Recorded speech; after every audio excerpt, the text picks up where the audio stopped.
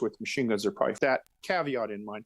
The big trend that's guiding it are fighter aircraft, missiles, missile defense systems and air defense systems, and then ships, and particularly ships in an anti-missile configuration.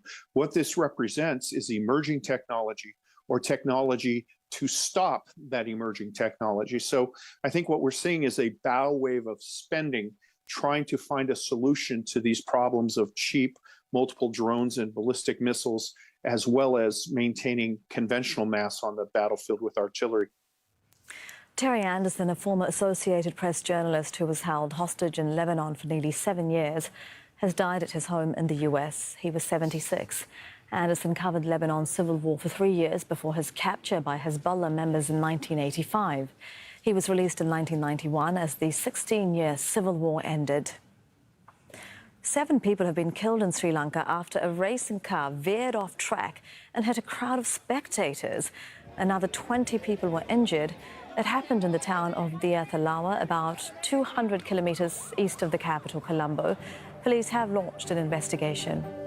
And that's it for me, Elizabeth Puranam, for this half hour of news. Generation Change is coming up next. Thank you for watching.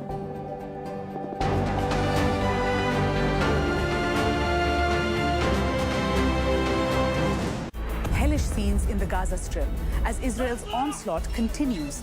There's a deliberate omission of Palestinian humanity in Western media, and it needs to be questioned. Sustained coverage that actively humanizes Israelis and actively dehumanizes Palestinians. This is not the time for journalists to turn away. Tracking those stories, examining the journalism and the effect that news coverage can have on democracies everywhere, here at The Listening Post.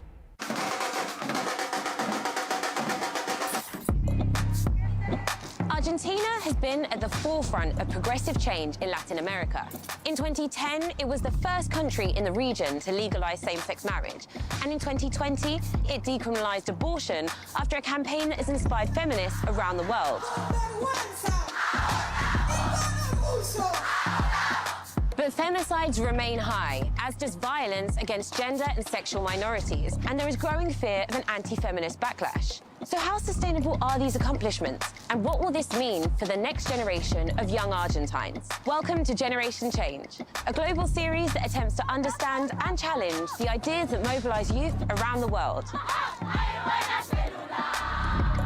My name is Iman Amrani, and I've come to Buenos Aires to meet 2 young women who have taken different routes to establish greater freedom and equality for themselves, Argentine women more generally, and the LGBTQ+ community. In order to focus on their voices, these interviews will be in Spanish with English subtitles.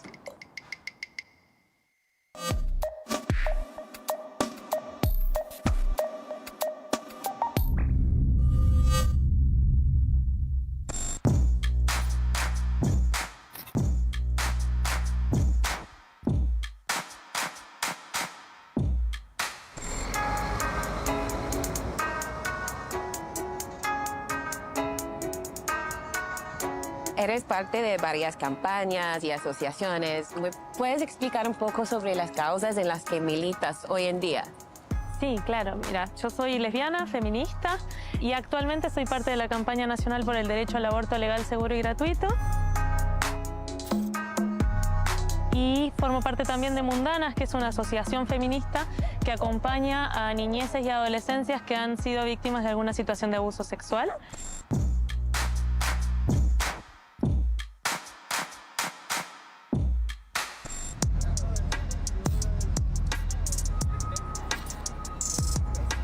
Estamos en la Plaza del Congreso en Buenos Aires y aquí fue donde se mantuvieron las más grandes vigilias y marchas durante la campaña por el derecho al aborto legal.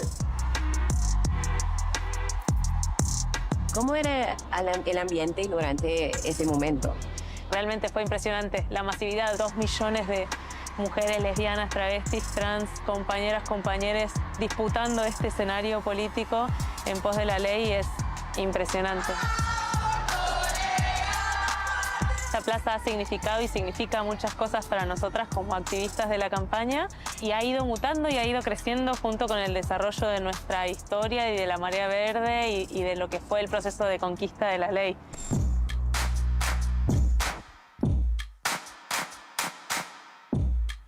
El símbolo de la campaña por el derecho al aborto legal es el pañuelo verde, ¿cierto? Sí, es este pañuelo. Y es una referencia a los pañuelos blancos que usan las madres y abuelas de las personas desaparecidas durante la última dictadura militar. ¿En qué se han inspirado de su lucha? Son muchos los factores desde los cuales nos inspiran y nos siguen inspirando y nos siguen acompañando porque son parte también de esta lucha, las abuelas y las madres de Plaza de Mayo. Son compañeras que han sabido construir una metodología de lucha que realmente marcó una diferencia en el hacer, ¿no? Una constancia, una forma de militar desde la no violencia, pero desde lo constante, desde el amor, desde la búsqueda. Creo que hay algo de la gestualidad de adoptar el pañuelo como un gesto intergeneracional y de validación de la lucha también y de perpetuidad. Y creo que es también una manera de volver a resignificar ese pañuelo y de volver a seguir llenándolo de contenido.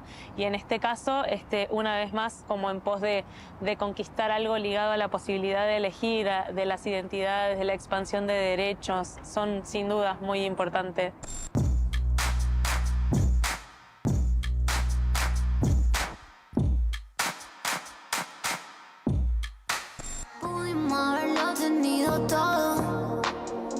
Tienes 28 años, pero tu vida no es como la de la mayoría de la gente de esa edad. No. Eres rapera con mucho éxito, también tienes 2 hijas y quiero saber cuáles son los temas que más te importan hoy en día. Los temas con los que más involucrada me siento son con los sociales. Argentina es un país donde hay muchas desigualdades sociales, es decir, está la terminal de viajes al lado de la villa. Es como un impacto social fuerte. Como mujer argentina, ¿hay causas en las que militas? Me importa mucho todo lo que es la igualdad. Me vi muy afectada por el machismo.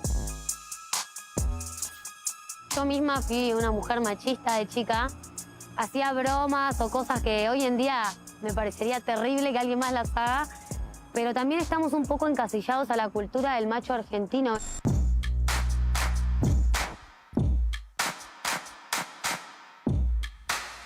También igual el machismo no es algo que afecta solo a las mujeres. Yo siempre fui una chica en grupo de varones y también los hombres están muy expuestos a esto, a mostrarse siempre como que todo está bien y no poder exponer sus emociones. Es sinónimo de debilidad para ellos. La desconstrucción es un proceso que lleva quiebres, rupturas, evoluciones. Todos pensamos de una manera machista alguna vez, todos nos estamos desconstruyendo. Entonces, si uno elige acompañar esa desconstrucción, esa causa y ese proyecto, hay que también saber acompañar los tiempos de las personas que crecieron creyendo que otras maneras de ser estaban bien.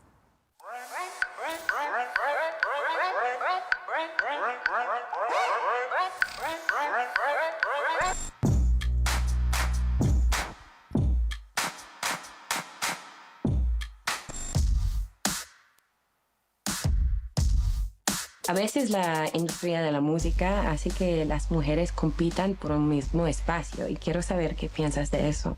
Cuando empecé sobre todo en el ambiente del freestyle, te ves involuntariamente expuesta a sacarte los ojos porque hay un lugar. Sube una chica, 5 chicos. Y es lo que hace que las mujeres compitan entre ellas y se maten entre ellas porque saben que solo hay un lugar. Hoy en día no me manifiesto así, no me prendo en esas. De hecho, tengo un featuring con 2 chicas nuevas que estaban saliendo de la escena de la cumbia. Una se llama Mai y la otra se llama Kenzie.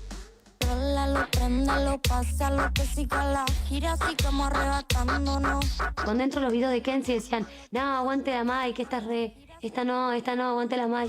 Se me pone loco, yo me siento criminal. Cuando entro el video de la Mai decían, aguante la Kenzie. Digo, mira cómo es, que han salido como 5 artistas nuevos en la industria de la cumbia, varones, y ahora que hay 2 chicas saliendo al mismo tiempo, van a dejar subir solo a una. No cambiaron tanto las cosas. Yo las invité a las 2 a hacer una colaboración. Me gusta romper cosas, generar quiebres en lugares donde todavía nosotras no estamos. Zorro, atrevido zorro. Sos el verdadero, los otros que le son remón.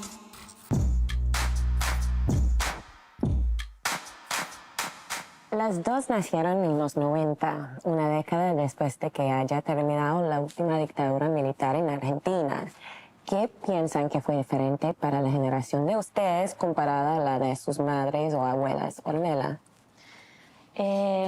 Creo que lo diferente fue la sensación de volver a poder hablar, ¿no? Como de las familias volviendo a debatir, las familias volviendo a hablar. Veníamos de una época de mucho silencio, de el algo habrán hecho, del miedo, de la angustia, y de repente por ahí nosotras ya somos de una generación que empieza a poder hablar de las cosas desde más pequeñas también, o a escuchar incluso a nuestras madres y a nuestras abuelas volver a hablar, ¿no? Yo siento que hay una diferencia crucial en ser una generación que puede hablar de todo y que siente que se vuelve a habitar la escena pública, la calle, la vida, a las generaciones de nuestras mamás o nuestras abuelas que por distintos momentos históricos y distintos motivos no han podido hablar de algunas cosas. Creo que para mí esa es una diferencia.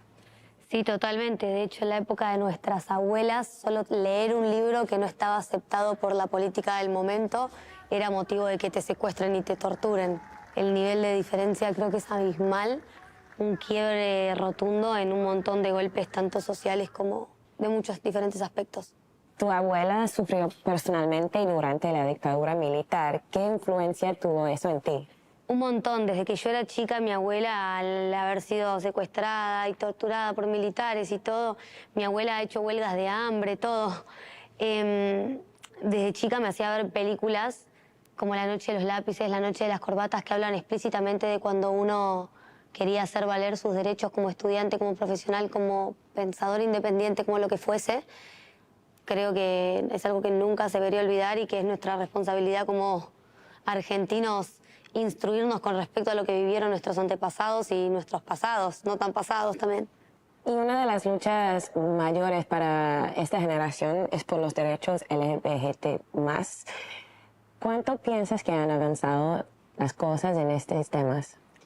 Y en una comparación también intergeneracional, por ejemplo, en mi caso yo soy lesbiana y mi proceso de visibilidad y mi proceso de vivencia de mi orientación sexual y del descubrimiento de mi orientación sexual fue abismalmente distinto al de generaciones más grandes. Creo que algo de el impacto concreto del marco de los derechos y de la avanzada de derechos que logramos con la lucha en el territorio argentino ha impactado en mi vida cotidiana. Yo soy una lesbiana visible y si bien hay un montón de cosas que se me complican y de situaciones de violencia particulares que seguimos viviendo las personas lesbianas, tener un marco de leyes como el que tenemos a mí me permite vivir mi sexualidad libremente y no terminar en cana por eso, presa por eso, siendo violentada, o si lo soy, no sé, poder reclamar algo que antes no sucedía. Y pienso que va un poco sujeto a la pregunta anterior que hiciste con las épocas de dictadura y demás. Creo que ahí también era la época del macho argentino total. Ejemplo, te doy un ejemplo claro que yo veo así de desconstrucción en estos últimos años. Mi primo tiene 18 años, juega en un equipo de fútbol. Uno de sus mejores amigos es un chico gay. En mi época, cuando yo iba al secundario, eso no hubiera pasado. Si hacías ciertos deportes o ciertas cosas, es como que nunca se hubieran relacionado entre sí. Tanto la persona gay porque era discriminada, como los otros chicos que tal vez hasta muchos terminaron siendo homosexuales y estaban reprimidos porque era un momento en el que era algo que no se podía aceptar. Como también exteriorizarse. Muchos hombres no saben exteriorizarse porque crecieron bajo, ay, vos vas a llorar, ¿qué sos, maricón? Era un término, si te pegas porque gusta de vos. Hay un montón de estigmas de los 90 que crearon monstruos que también tal vez ni siquiera son así, pero creces bajo esa norma de sostener esa coraza de hombre, de masculinidad frágil, y son igual de víctimas que nosotras por tener que tolerarlo o vivirlo, y ellos como no poder salir de eso. Y tú te consideras feminista, pero ¿qué significa para ti ser una feminista en Argentina hoy en día? Es una pregunta difícil, pero linda. Para mí ser una feminista hoy en Argentina es ser parte de una lucha colectiva y ser sujeta política de un proceso revolucionario, cotidiano, que para mí lo más potente que tiene es que lo único que hace falta para ser feminista es querer deconstruir el mundo en el que vivís y querer vivir en una sociedad más libre donde tengas equidad y donde tengas la posibilidad de existir igual que la persona que tenés al lado. Entonces, para mí es eso, hay tantas feministas como feminismos, hay tantos feminismos como feministas quizás, como no existe una única manera de ser feminista y creo que eso es lo más potente que tiene esta revolución, que cada una a su manera y desde su lugar. Y tú eres, antes que nada, una artista, pero también como mujer has roto barreras en un mundo dominado por los varones. ¿Qué dirías a la gente que te llama feminista? Diría que a veces como que no quisiera ponerme ese rótulo porque siento que no soy partícipe en un montón de situaciones muy importantes que han habido con respecto a la militancia feminista, entonces me siento como que me estoy apropiando de esfuerzos a los que no aporté. Trato de aportar siempre desde mi lugar. Estoy totalmente a favor de la lucha feminista, creo que es crucial, creo que a mí me benefició en el mundo en el que me muevo, me dio oportunidades de que me abran puertas que tenía totalmente cerradas. Y creo que el feminismo es como ese lugar al que, viste, cuando no sabes a dónde salir corriendo, vos vas ahí y está bien, no importa si es tu culpa, si no, hay alguien en el mundo que se siente igual que vos. En el 2020 se legalizó el aborto en Argentina, pero en el 2022 los Estados Unidos parecen estar tomando el camino contrario. Y hemos visto que las feministas allá están utilizando los pañuelos verdes en sus protestas. ¿Qué piensas sobre eso? Para mí, para nosotras, para nosotros, creo que es algo maravilloso. No sé si tenemos la dimensión de política hoy por hoy de comprender el impacto que tiene algo así, ¿no? Como la posibilidad de haber construido una herramienta política concreta que está atravesando fronteras, clases sociales, realidades, digamos, somos las sudacas y el feminismo del sur ofreciendo respuestas políticas y estrategias políticas concretas. Es fabuloso, o sea, es algo que no está sucediendo, se nos viene el planeta a la... Estamos como el culo en todos lados, estamos teniendo retrasos de 20 años, de 50 años, y quienes estamos ofreciendo una alternativa de resistencia organizada somos las feministas del sur. Y eso me parece sumamente valioso en la historia del mundo, ¿no? Como siempre viene de arriba para abajo la cosa, ¿no? Nosotras en la escuela aprendemos lo que les pasa a ellos, aprendemos lo que les pasa al norte todo el tiempo. Y ahora parece que se invierte, ¿no? Que hay algo de las propuestas que tenemos que sirven. Tú trabajas con musicoterapia. ¿Me puedes explicar un poco sobre eso? La musicoterapia es pensar a la música como una herramienta, no solo como un fin en sí mismo, sino como una herramienta, una posibilidad de acompañar terapéuticamente a otras personas, ¿no? Y en mi caso es una herramienta que utilizo para trabajar con mujeres lesbianas, travestis y trans en situación de violencia, en situación de prostitución, explotación sexual y trata de personas. El proceso que yo llevé adelante con esas compañeras fue valiosísimo porque la música pasó a ser una herramienta de poder poner voz a donde no había voz. Y para las compañeras que hablar es algo que nunca pasó porque estaban en situación de prostitución y explotación sexual desde los 14 años, el nivel de promedio de ingreso al sistema prostituyente, nunca nadie les preguntó qué pensás, qué te pasa, qué querés. Entonces de repente salís de esa situación y tenés que empezar a responder, ¿no? Todo el mundo te pregunta, ¿y cómo, y qué te pasó? ¿Y por qué te sentiste así? ¿Qué querés? ¿Y vos qué querés de tu vida? Y de repente es muy difícil habitar la palabra si nunca tuviste esa posibilidad, ¿no? De repente pasar a construir música colectivamente implicó romper todas las formas de vincularse que tenían.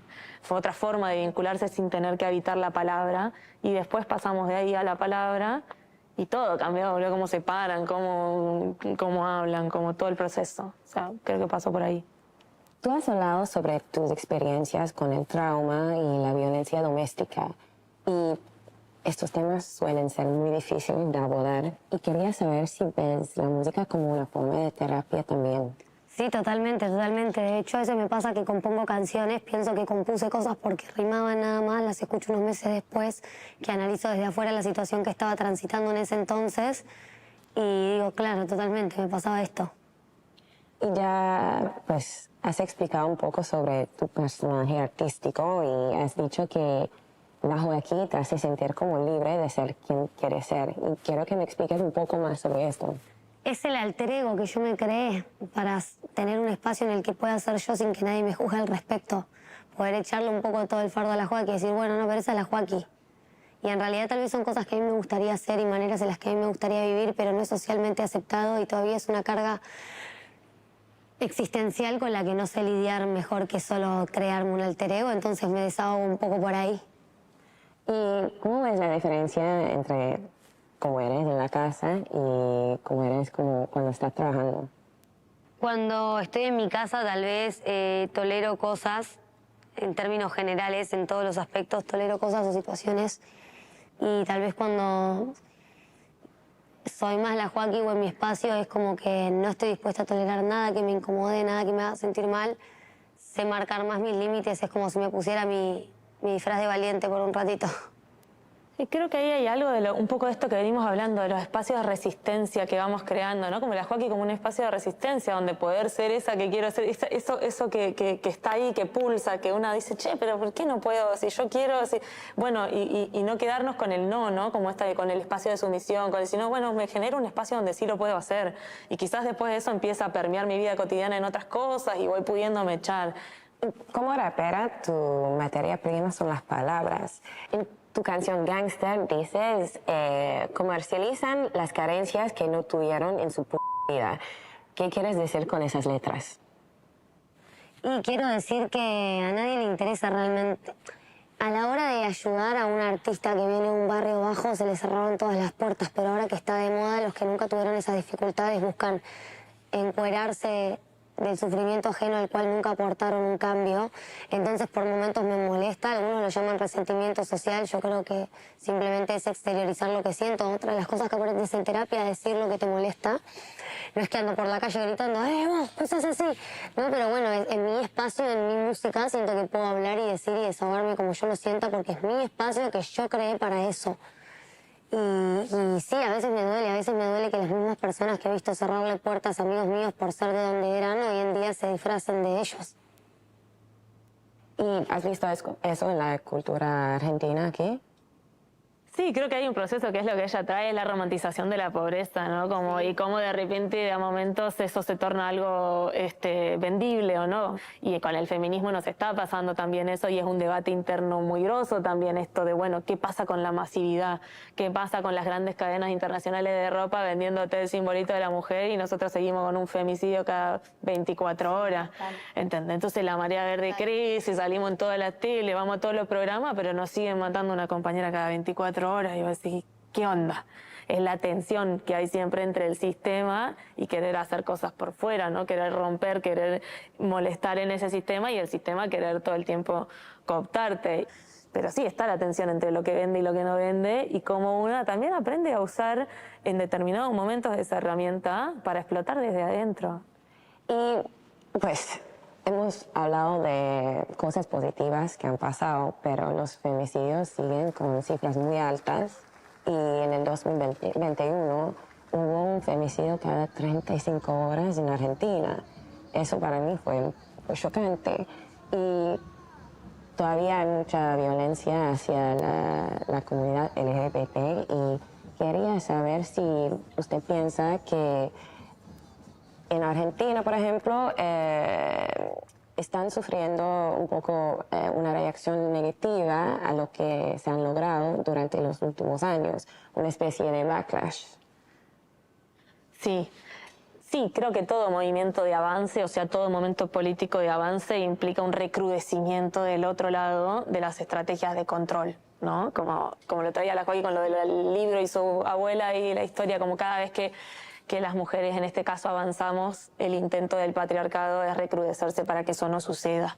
Entonces, como eso me parece que es importante saber que cuando uno avanza, esto genera represalias. Ser la primera mujer que se planta en una batalla de gallo y la pone toda no es sin costo. Esto es lo mismo, nosotras sabemos que nos estamos organizando políticamente para destruir algo que es el epicentro del poder. Obvio eso va a tener costos, tiene consecuencias, pero a la vez tiene como grandes consecuencias positivas, ¿no? Como en nuestros cuerpos y en nuestra realidad. ¿Y qué piensas tú? ¿Cómo ves que las cosas están avanzando para las mujeres en particular? Y en absolutamente todo. Ya decir que es obligatorio que haya un 30% de cupo femenino en un festival quiere decir que hay un avance notorio. No el suficiente, debería de ser sin que estén obligados porque te das cuenta Es 30% exacto, ni más ni menos, pero están estos espacios que antes no existían. Son derechos de piso que uno paga sabiendo que el próximo que venga no los va a tener que pagar, y está un poco bueno saber que el poquito que vos aguantaste y que te tocó transitar fue para que 5 personas más y tus hijos y tus nietos y tus sobrinos y quien sea que venga después no tenga que vivirlo. Y trabajas con niños y jóvenes y quiero saber si eres optimista para la próxima generación en Argentina. Sí, por supuesto. Por supuesto, sí. Sí, yo en las pibitas y en los pibites y en los pibitos deposito todo. Me parece que hay algo que está sucediendo, que estamos pudiendo verlo, que estamos pudiendo vivirlo, que estamos pudiendo acompañarlo. Hay algo del poder de habilitar espacios desde el feminismo en las infancias, en las adolescencias, de pensarles como sujetes políticos, como realmente sujetas y sujetos de su palabra y de su derecho, que para mí no tiene vuelta atrás, es un camino de ida. ¿Qué lecciones quieres pasar a la generación de tus hijas para que puedan aprender de tus experiencias? Y yo creo que lo más importante es enseñarle a cada uno a ser quien quiere ser sin miedo a lo que el resto le vaya a decir. Creo que fue lo que yo más sufrí, lo que todavía no sé trabajar bien, es aceptar lo que el resto opine de mí, cuando en realidad lo que el resto opine es cosa del resto. Vivir la vida libremente, ser lo que quieras ser, no lo que te es rentable, disfrutar, sentirte libre de que te guste lo que te guste está bien. Poder elegir quién ser y cómo ser, creo que eso es lo más importante y que creo que es lo que más me gustaría dejarles. Orne, bajo de aquí, muchísimas gracias. Gracias a ti. That's all for this episode of Generation Change here in Argentina.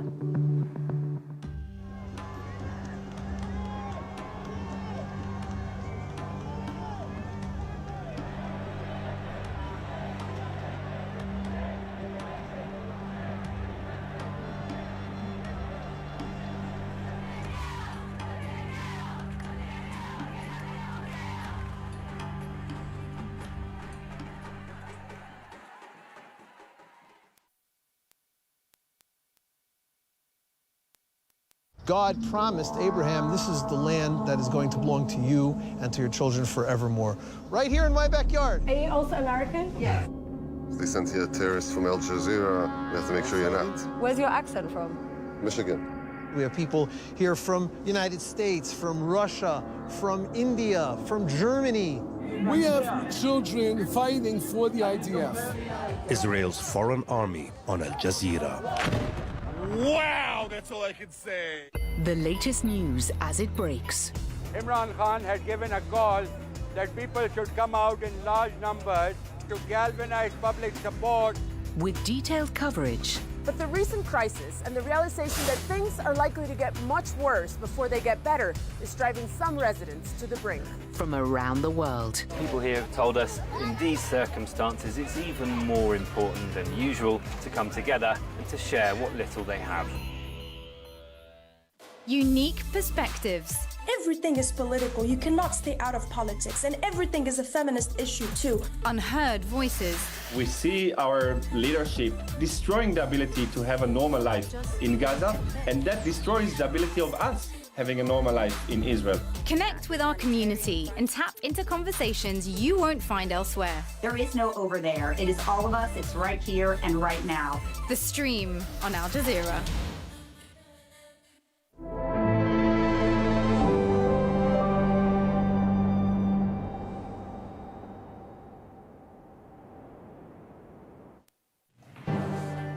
Israel continues to carry out attacks across the Gaza Strip.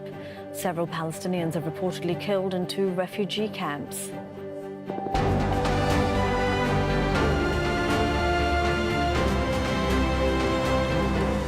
Hello, I'm Elizabeth Branham and this is Al Jazeera live from Doha. Also coming up, a mass grave is discovered in Khan Yunis in southern Gaza. At least 210 bodies have been recovered weeks after the Israeli army withdrew. Rescuers rush to save lives in southern China as authorities warn of once-in-a-century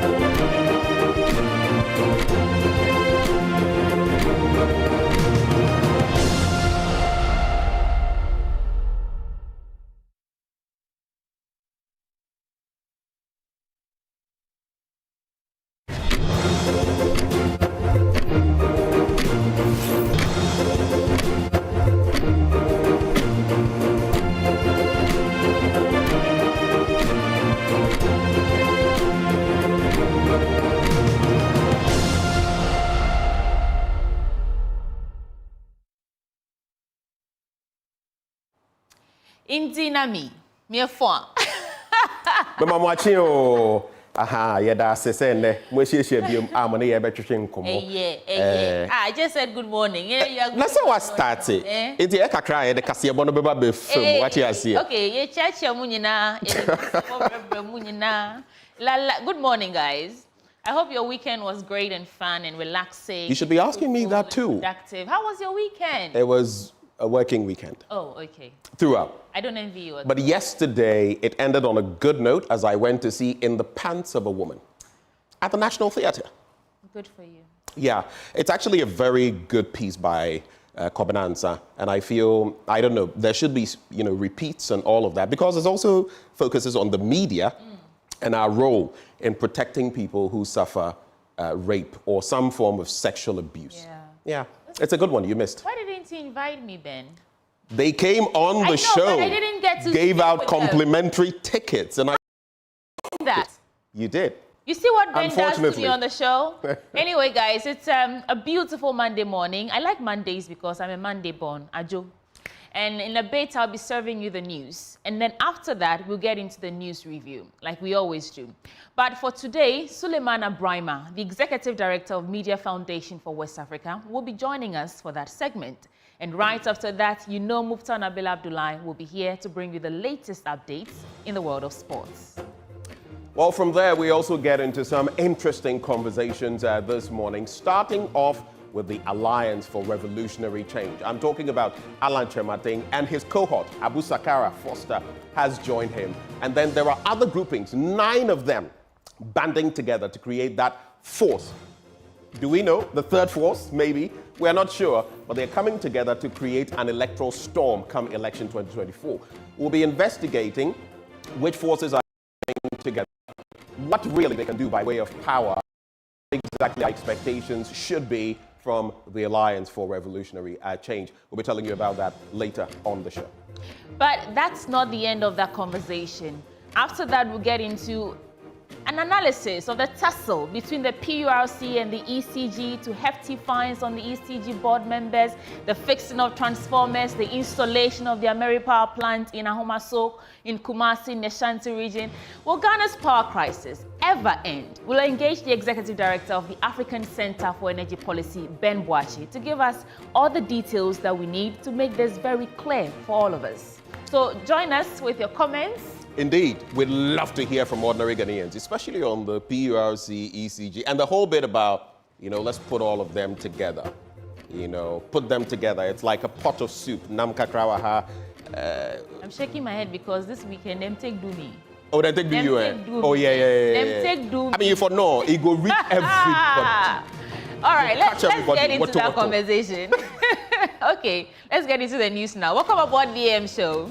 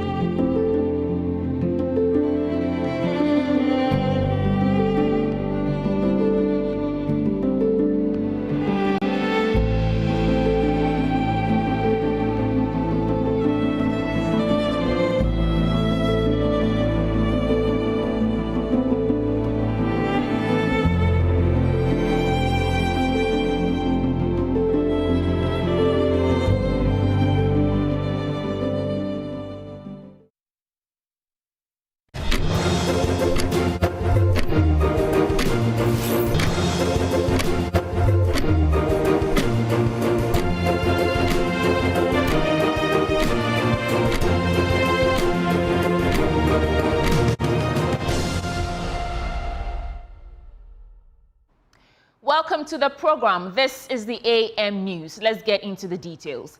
The National Peace Council is urging religious leaders to desist from using unsavory comments with the potential of inciting electoral violence as the country prepares for general elections in December. Chairman of the Council, Reverend Dr. Ernest Edujemfi, emphasized the charge bestowed on ministers of the church to protect the peace and stability of the country. Speaking at this year's Ministers' Conference of the Ghana Baptist Church, Reverend Dr. Edujemfi charged church leaders to harness their platforms to encourage cohesion among members of the Christian fraternity. There's more in this report. The 61st Annual Refresher Course, Retreat and Business of the Ghana Baptist Ministers' Conference was held on the theme Ministerial Ethics, Accountability and Responsibility in the 21st Century Church.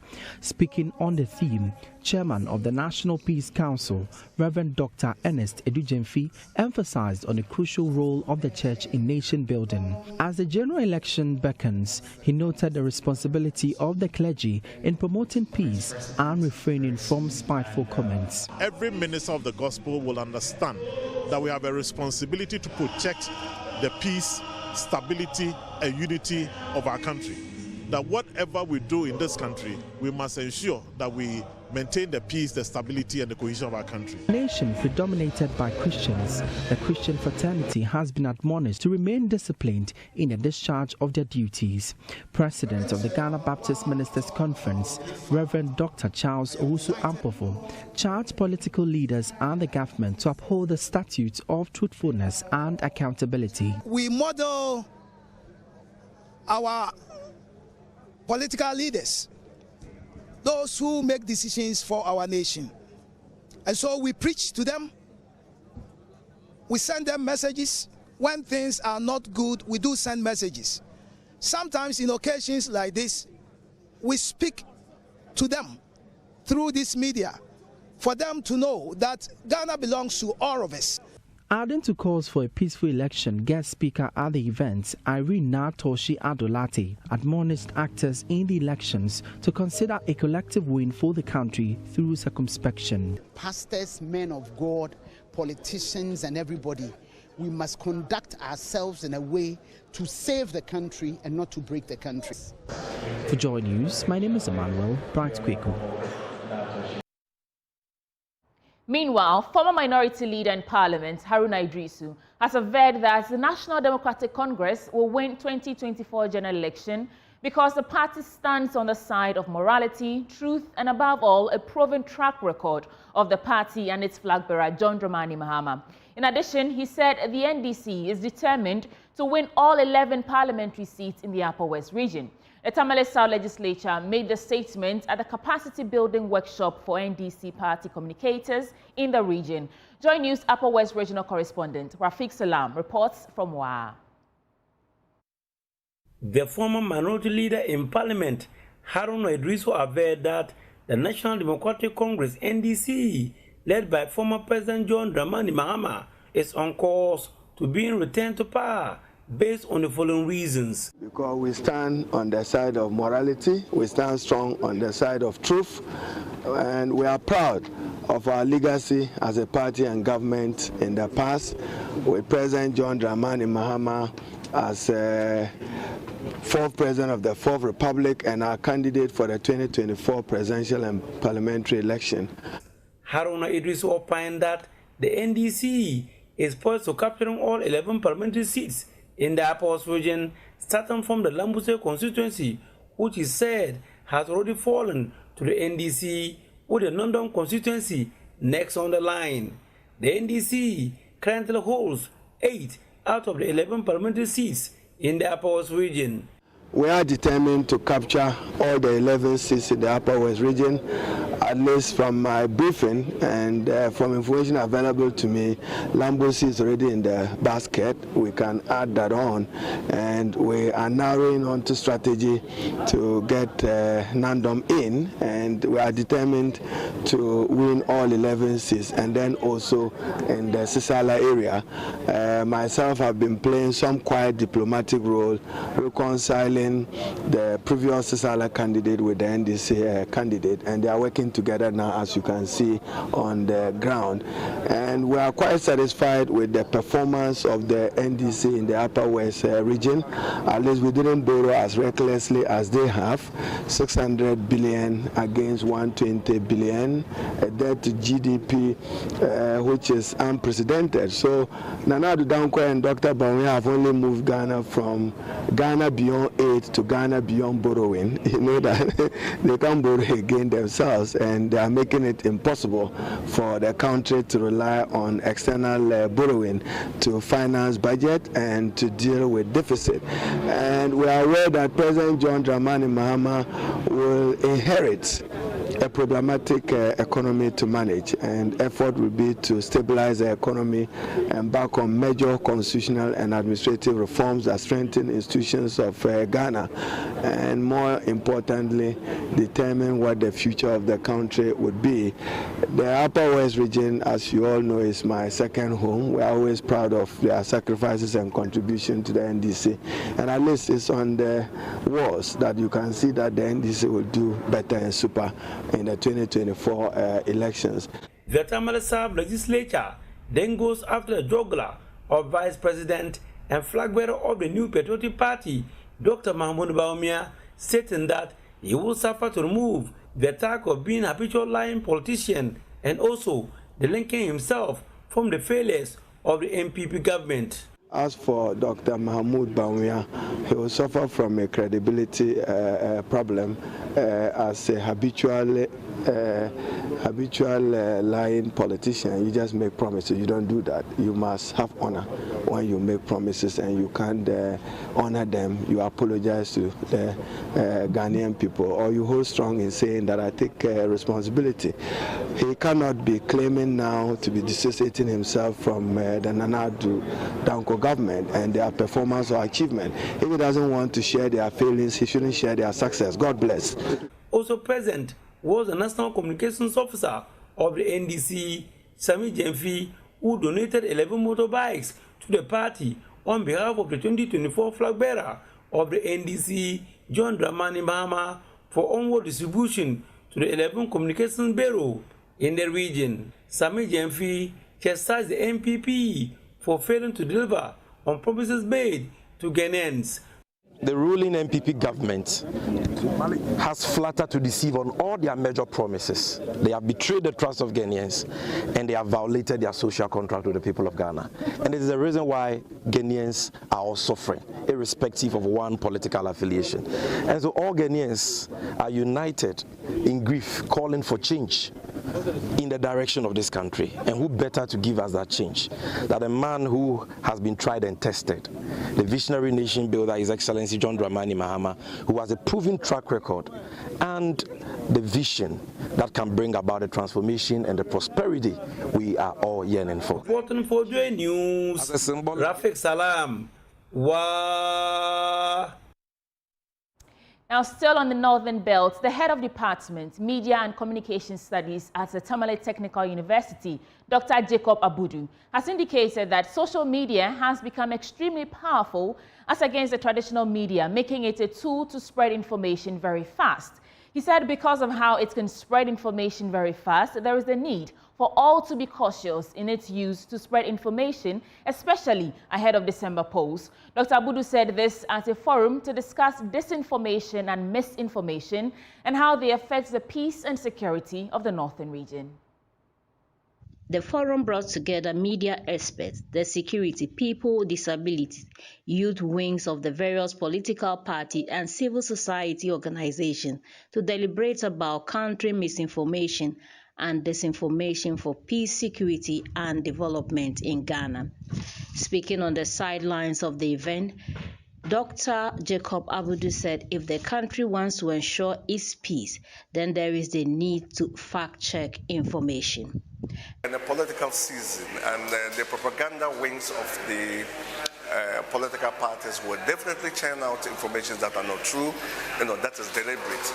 That is one. And secondly, we also have misinformation. Misinformation is also fake news, news that is not true, but the difference is that that is not deliberate. I've indicated that the social media platforms or digital media has become extremely powerful these days as against the traditional media, and information is quickly churned out on social media. So the point is that what role would the media play? And what role should individuals play relative to the misinformation and disinformation if we want to keep peace and security within our country? I am saying the first thing that we need to do is to fact check the information that's been channeled. Is it true? Is it not true? We need to check before we as it were, take it in. For those who use social media, they have to be pretty careful. It's not every information that comes that you have to, as it were, forward it to some other persons. Check, is it true? If it's not true, don't do it. If you do it, that is going to be very dangerous. Team lead of Kongita, Reverend Father Dr. Clement Ampenlongmeang, said when it comes to countering misinformation and disinformation, it is a shared responsibility. And we are saying that when it comes to countering misinformation and disinformation, it's a shared responsibility. We are all together in this. Today we have looked at the role of the media and the role of civil society, in countering misinformation and disinformation. And we are looking at how can we create education and awareness, how can we create systems, context-specific systems that allow us to fact-check this information. But above all, we are asking each one to make the effort. If you are not sure about information, don't pass it on. Because Executive Director of the Savannah Signatures, Dr. Stephen Agbenyo, said they are worried that technology is being used as a tool to propagate misinformation. We want to ensure that everyone in our society have access to tools that they can leverage on to be able to thrive in their various communities. And we believe that this is a crucial year, election year, and as an organization that is also primarily focused on leveraging on technology, we are worried that technology is also being used as a tool for propagating misinformation and disinformation. That is one. The second reason is that we are worried that the people that will work in, the environment that will work in, if misinformation and disinformation is not checked this year, it may impact on the lives and livelihoods of people. It's as a result of these tools, technology, and the fact that we need to create an enabling environment for our communities to thrive, that we are pumping resources into having a session such as this. Again, from the Northern Belt, 1 million livestock across 5 regions in the Northern region have been targeted for vaccination against anthrax disease. This project is being spearheaded by USAID in collaboration with Central Veterinary Laboratory in Pong, Tamale. These organizations say they are fighting the disease head-on after it caused the death of several animals and more than 10 people last year. Martina Bugri has more in the following report. The United States Agency for International Development and the Ghana government have launched the first mass anthrax vaccination campaign in the northern region. To help ensure the success of the campaign, the USAID donated 100,000 doses of the anthrax vaccines to support the campaign. Last year, Ghana experienced an outbreak of anthrax affecting 6 districts in the Upper East region, whilst a total of over 100 animals died as a result. About 13 human anthrax cases were also detected, including 1 death. Speaking at the launch of the campaign in Saviligu, the mission director of the USAID, Kimberly Rosin, urged government and other development partners to sustain the campaign to ensure its success.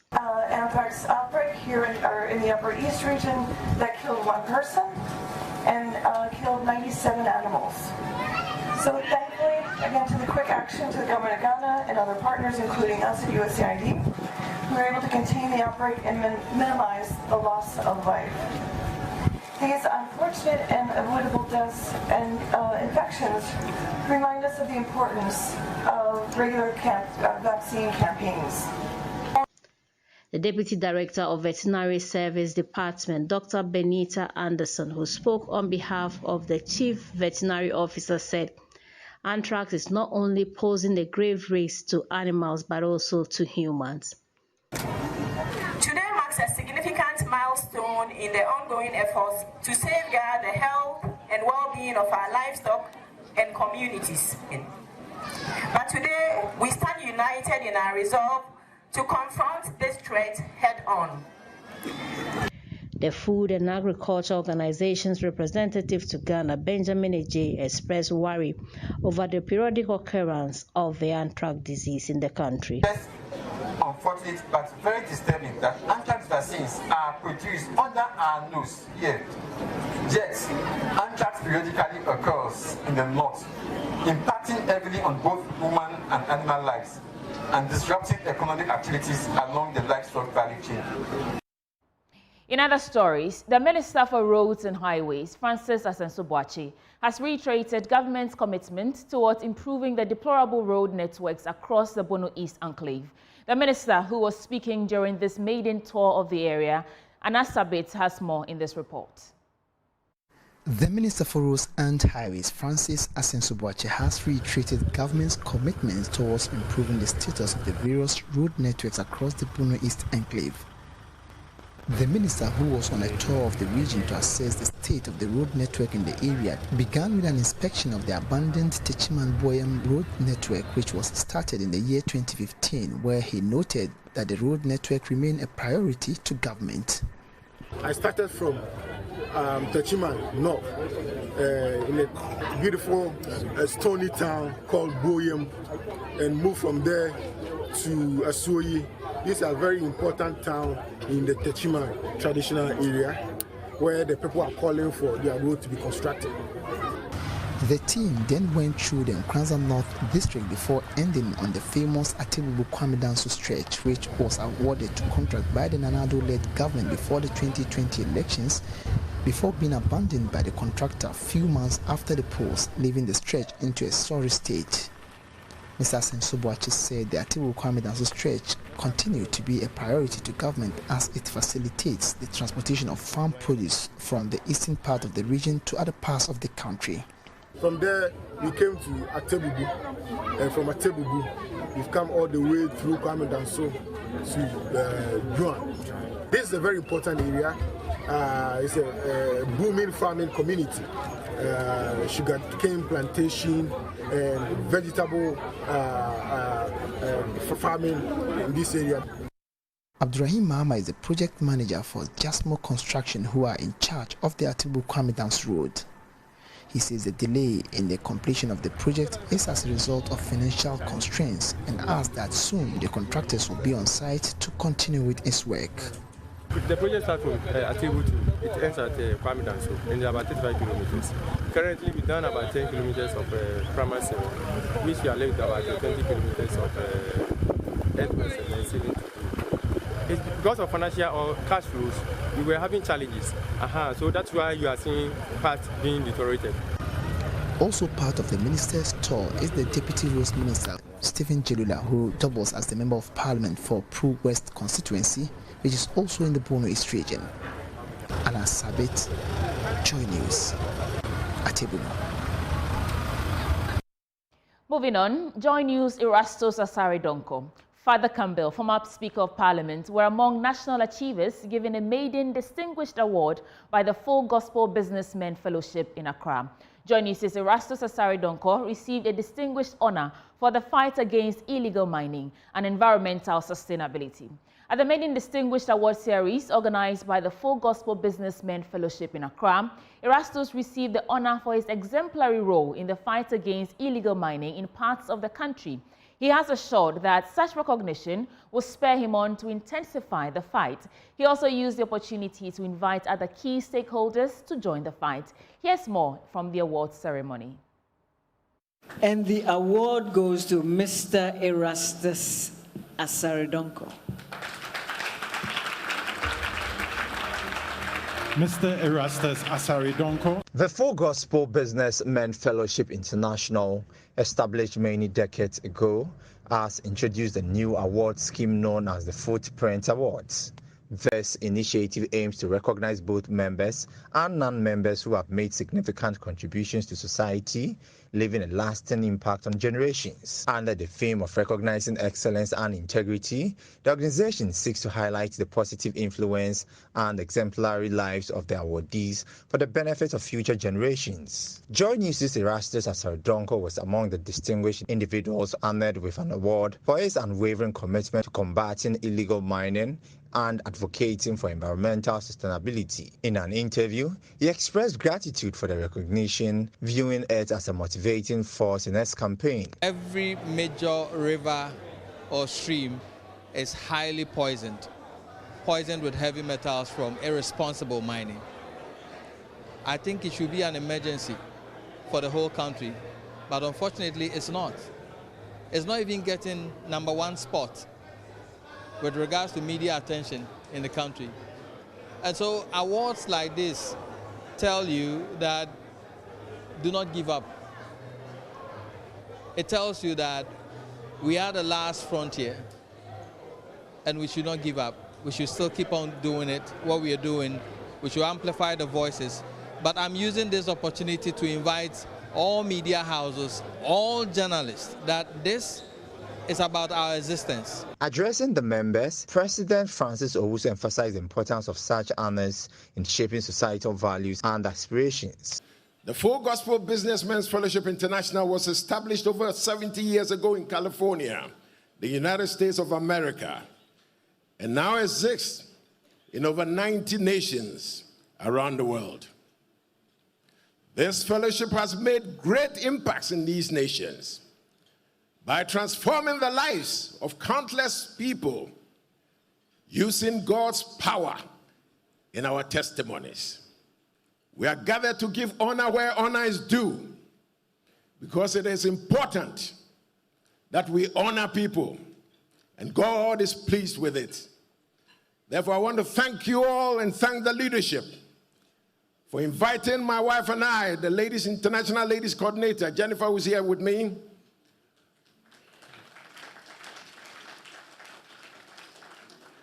to be part of this celebration. Among the other notable award recipients of the evening were Reverend Father Campbell, former Speaker of Parliament Professor Aaron Michael Quay, and the current Speaker of Parliament Alban Bagbin. And lastly, for this bulletin, the seat of government on Saturday moved to the Akan constituency in the Oti region to formally mourn the late Ghana's High Commissioner to Nigeria, Rashid Bawa. The president and his vice were in attendance to remember the late diplomat and console the family. Correspondent Peter Senu has more in the following report. The news of the passing of the diplomat reached the constituency on the 14th of March 2024. On the 15th of March, he was laid to rest at his residence at Kijebi, according to Islamic traditions and belief. Full government machinery moved to the constituency to officially mourn with the family on Saturday. This is what the vice president has to say to the family. We want to pray for our mother and ask that Allah gives her the patience and the strength to bear this loss. It's a big loss. We are all the children. We are all going to be there to support her. Yahaya Bawa is the eldest of the Bawers and spoke on behalf of the family. It is indeed a great honor to receive the guests that represents the government of the Republic of Ghana. The vice president later signed the book of condolence before moving to the funeral grounds. Former party chairman Freddie Blake eulogized the late ambassador and commissioner. We're very good friends. He was almost every day in my house, or I was in his house. Honestly, until he went to Nigeria, we were almost on a daily basis seeing each other. It's a pity is dead. Today, we are mourning him. To them, and very devastating. To say our family is devastated with the loss of Rashid is a complete understatement. We are shattered and depressed. Rashidi was notably brilliant, an uncommon scholar, and an intellectual. He was a mentor and still serves as a major inspirer to the youth in KJV and beyond. It is therefore not surprising that the youth continuously agitated for his comeback to lead the community once again in Parliament. For the children, he was such a fun daddy to be with, and with a high sense of discipline. We have come to acknowledge his painful exit from our lives. We have lost a leader, a father, a personal confidant, coach, and a best friend. The political jostling to replace him has heightened, with two party members declaring their intentions to replace him. We bring you more in subsequent bulletins. Peter Senu for JoyNews.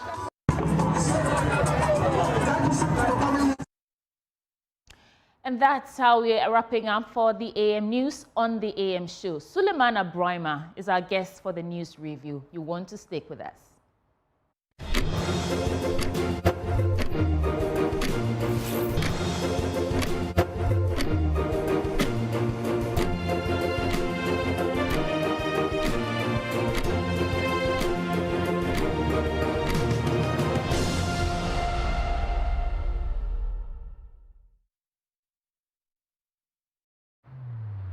Across Africa, a new era has begun, shifting our focus to a new horizon, connecting us with one purpose: to create and share opportunities to grow.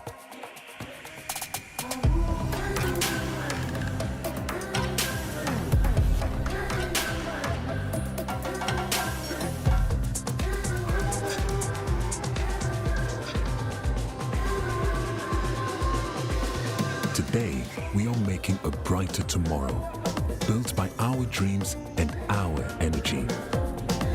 Across our continent, across the world, we are creating a better way to a better future. A Pan-African future, together. EcoBank, a better way, a better Africa.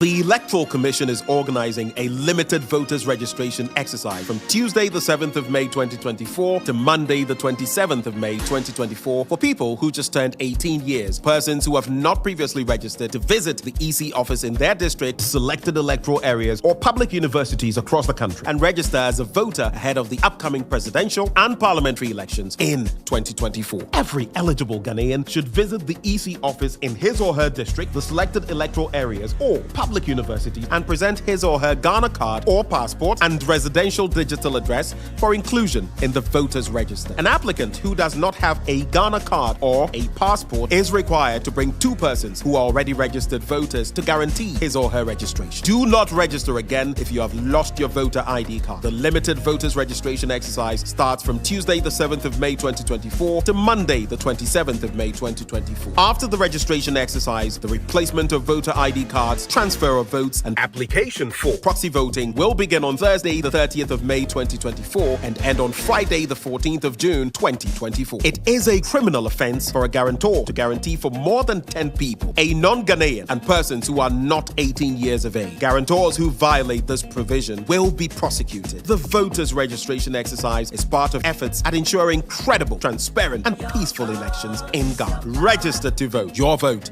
is your future.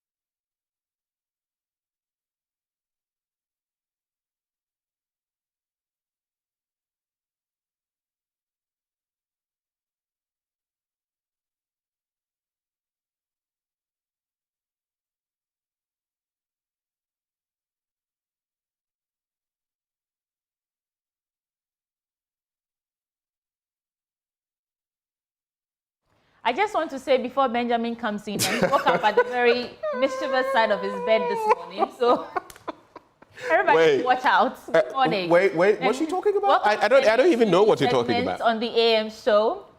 And my guest today is Benjamin Akakpo. And it's very good to be here. Joining us. It's very good to be here. Thank you for hosting me. This is a lovely studio. Yeah. You know, I enjoy this place. So Benjamin, before we get into the newspapers, right.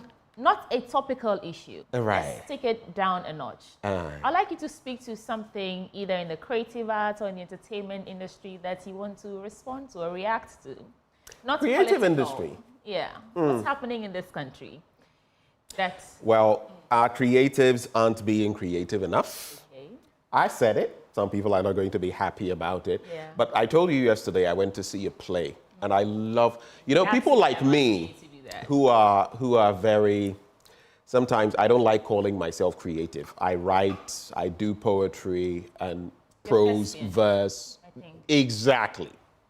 And I'm a polyglot as well, so I have a lot to play with. But I feel, creatives in society, when there are burning issues, creatives find ways of expressing those issues through their art. I'm talking of theater, I'm talking of prose, verse, stand-up comedy. Yeah. I mean, KSM has had the space and done back then, the saga of the returnee and all of that. What was the lady's name? I've forgotten. You finish. And nowadays, we don't have that. These stand-up comedians are making a lot of fun about... You remember General Ntatia's one from way back, and there's not enough of that. And you see, that serves a purpose in any... The French are very brutal with that, cynical.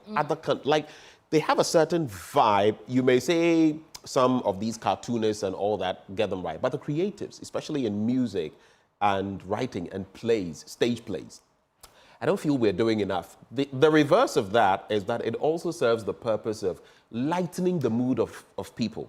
Especially in spite of the burdens. In this economy. You should be able to mirror the issues, critique it without making us feel that indeed this is all that we've got. You understand what I'm saying?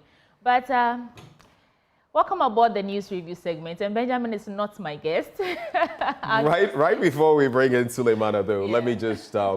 let you know that Endpoint Homeopathic Clinic, as always, is helping us bring you this segment. They're offering you, if you're a man, prostate screening for free.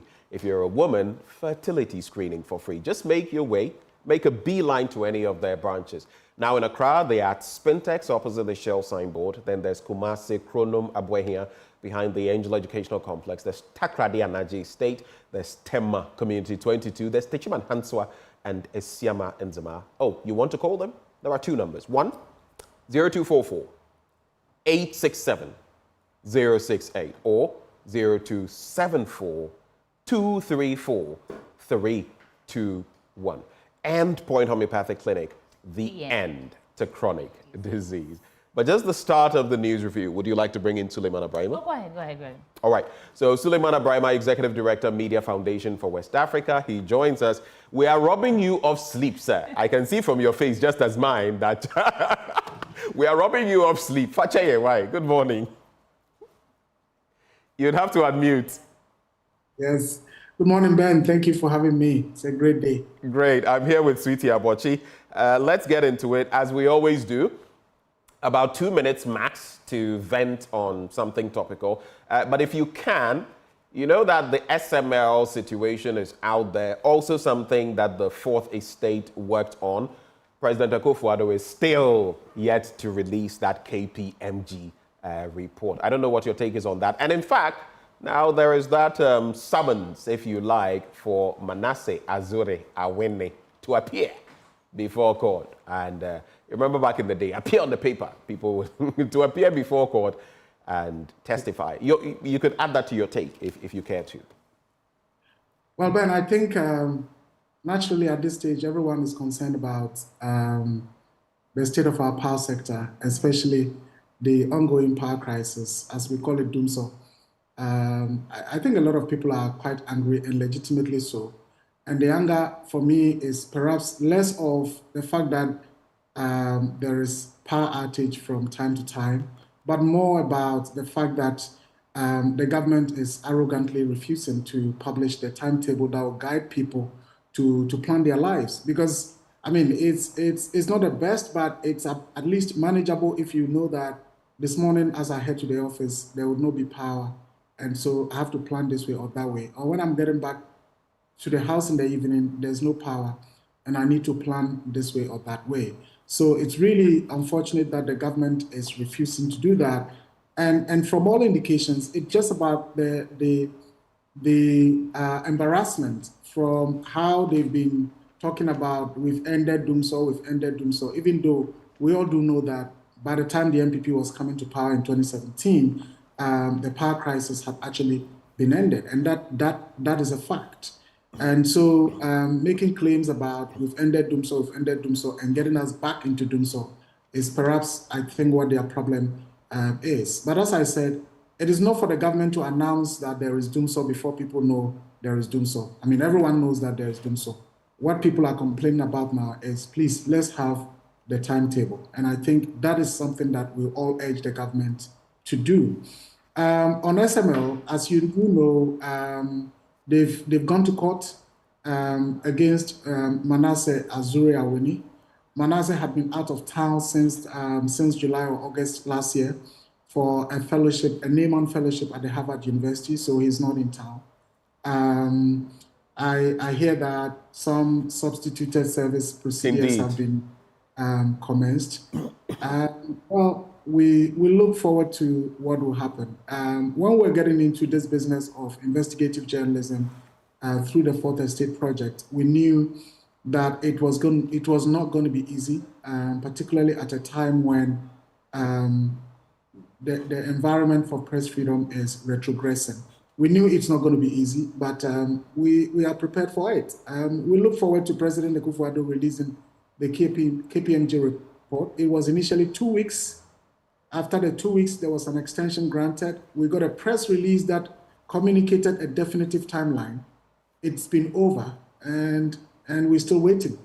So, well, all we can say is that we are waiting for the president to let us know what the findings are. But are you concerned that this long after, and that's my final bit to you so we get into the paper, Sweetie will do that. Are you concerned that this long after a report like this, because Ghanaians were waiting with bated breath just to get the report, then the report comes through and it's taking this long? Are you concerned? And what are your, what is your thought process on the delay?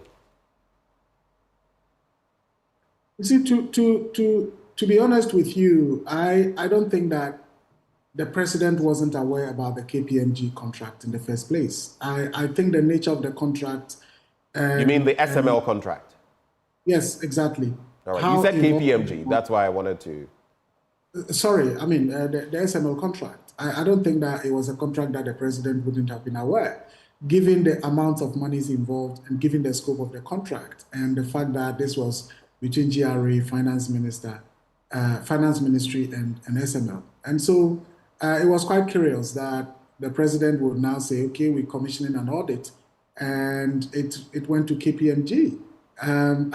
Right from the beginning, people said, okay, we look up to KPMG to do the needful, given instances where KPMG has been fined in relation to government audits of this nature around the world. And so it's quite curious that we are told that the report has been submitted and it is taking this long for the president to let us know what's in the report.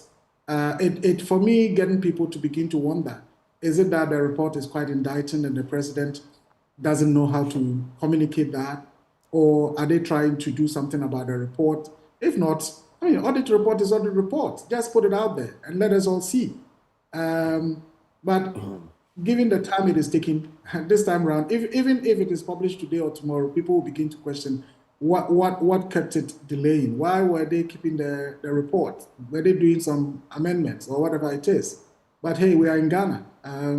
Nowadays, anything goes. So let's be patient and look forward to what the president would eventually do about the reports. Right. So we have limited time. We're going to make the most of it, about 25 minutes. We have to rush through it. So what I'll do is I'll read the headlines on the front page, do some quick stories, and then I'll come back to you for your reactions before we move on to the next paper. Starting from the Daily Guide newspaper. On the front page, ECG board fights PULC over 5.8 million Ghana cedi fine. 3 killed in gas explosion. TUC descends on Professor Adai. Interesting. NPP youth wing shakes Ashanti. Leave Baumia alone. Veep chasers told. Let's start with this story, obviously, because it's the biggest story in the country right now. It's on all the major pages of all the newspapers. ECG board fights PULC over the 5.8 million Ghana cedi fine. Members of the Board of Electricity Company of Ghana have rejected the 5.8 million fine imposed on them by the Public Utilities Regulatory Commission over a failure to provide strategic direction for the running of the company.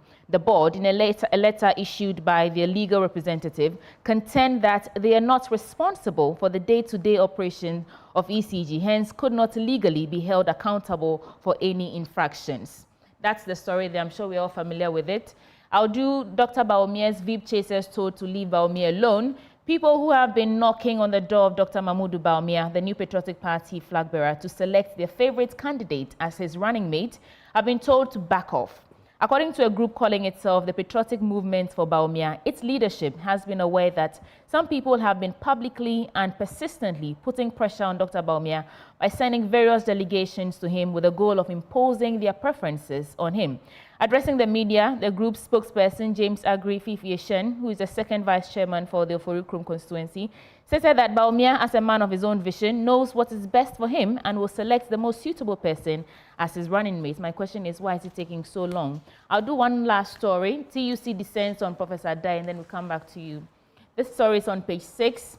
It says the Trades Union Congress has lashed out at Professor Stephen Adai following the latter's scathing remarks about Ghanaian workers. The TUC, in what appeared like rapid blows on the image of Professor, told him that it comes as no surprise that the president had been swift in sacking you out of the state institutions he appointed you. That's his words. Continuing, the TUC told the prof that TUC and organized labor will no longer sit down for you to continue the unwarranted attacks on the Ghanaian. So for context, Professor Stephen Adai was saying that Togolese workers are more productive than Ghanaians, that Ghanaian workers don't work hard enough. But these 3 quick stories, your reactions? You know, he's actually shared something with me like that before. He talks about the artisans. Yeah. You know, plumbers, bricklayers, and others who come into the system, and that technically they do better, they are more committed, they are more honest, and they charge less. Now, I can understand why the TUC is taking him on, but do you know what's interesting? What? It's not just Professor Adai who thinks this way. A lot of people do. So while you cannot say that, oh, Ghanaian artisans are not good, no, that's not a fair comment to make. But at the same time, some of them are not so honest. Others are honest. But you should also look at the other side. While some may bash him, what is the reality on the ground? I know places where you will go and they will tell you, we prefer the artisans from Togo. So how about that? It's a middle ground game. My thoughts. Benjamin, all the major issues we have in this country can be fixed if Ghanaians, or the moral compass of Ghanaians, are facing right. People are just not honest about whether it's ethical or morality. I mean, talk of education, corruption, power. If people can just be honest and discharge their duties diligently, most of our issues will be fixed. So I don't know. Well, let's go to Suleiman Abrahima for his reactions, and then we'll move on. Well, let me start with an endorsement of your concluding statements in terms of the morality, the values, the ethics, and all of that. I think that we are at a point where we have to accept the facts as they are. I don't think that as a nation, our future, if we go the way we are going, I don't think that we are building a future that will be more prosperous than we have had now or we have had in the past. Because, look, increasingly, everyone wants shortcuts. Everyone wants money quickly. Either people are venturing into politics because that is where, if you are lucky and your party comes to power and you get some position, or even if you don't get some position, through influence peddling, you can make it quite quickly. People are getting into religion, whether in Christianity or Islam. It's where places where people feel we can make money quickly. you employ someone and the person feels like they want to play smart and make money. All they care about is making money, not about delivering the work or helping to build whatever institution or business that they have been employed in. That, for me, is the reality. I mean, the TUC, yes, I agree, they can disagree, they can rant, they can accuse, they can blame, but perhaps it goes back to what President Kufuor said some time ago, that people are pretending to work and government is pretending to pay. The truth of the matter also is that salaries in this country is nothing to write home about. And for that matter, people would do all manner of things to try and make ends meet. But that doesn't serve as a legitimate excuse. The point about the Togolese artisans versus the Ghanaian artisans, well, we all do share those sentiments, but sometimes I believe if the Ghanaian travels to Togo or Benin, knowing that I'm here to try to make money back home, their attitude and everything can be quite different. And so that's what I would say on that. ECG versus PURC. I think that it's good to see a state regulator decide to take on a state institution. The legalese, I've heard people talk about the legal arguments, whether the board could be fined, whether the PURC has the mandate to be able to impose a fine as they have done. Well, as a non-lawyer, I wouldn't want to go into that. But for me, it's quite heartwarming to see a state regulator trying to ensure that the rules of the game are enforced. Whether or not they can impose that sanction legally or that fine legally, at least it sends a certain message. And again, back to the whole issue about why is ECG and the players in that sector refusing to treat Ghanaians fairly, refusing to treat Ghanaians respectfully. For me, that is the point. I think that the whole thing started with PURC demanding that ECG must publish a doomsday timetable, and ECG recalcitrantly decided not to oblige. And then it followed up with all this imposition of fine on the board and so on and so forth. I think ECG should just do the needful. Let Ghanaians know when they have power and when they don't have power. And that will be the end of it. But I would commend the PURC, at least for trying to do what they were set up to do as a regulator. Right. On running mate business, yeah, I think that the flag bearer of the MPP knows what's right for him and the party. I'm sure that at the right time he would announce who the running mate is. It is also, for me, not out of place to see people lobbying, to see people pushing for their preferred candidates. I think that is normal, that is politics. And I don't agree with the notion that, it's taking too long and all of that. At the end of the day, I think he knows what's best for him and what's best for the party for the upcoming elections. Right. And it's better for him to take his time to settle on the right person than to rush in the name of just meeting the expectations of people and then ending up telling himself along the line that, if I knew, I would have gone for this person or that person. All right, so some more quick headlines and then we move to the New Finder newspaper. Tewu gets first female national chairperson. Nudge Hajj visa applicants to sign undertaking. NAPO defends free SHS. Reverend Wegam addresses Baptist Convention Conference. Crusaders Against Corruption deny alliance. All these in the Daily Guide newspaper. Now, the New Finder, on the front page, of course, there's ECG's double jeopardy. World Bank, IMF affirm Ghana's economic recovery, according to Dr. Adam. Again, there's a 5.8 million PURC fine, unlawful, says ECG boss. And continue your good works at Housing Ministry, Asantehene tells Kojo Opong and Kroma.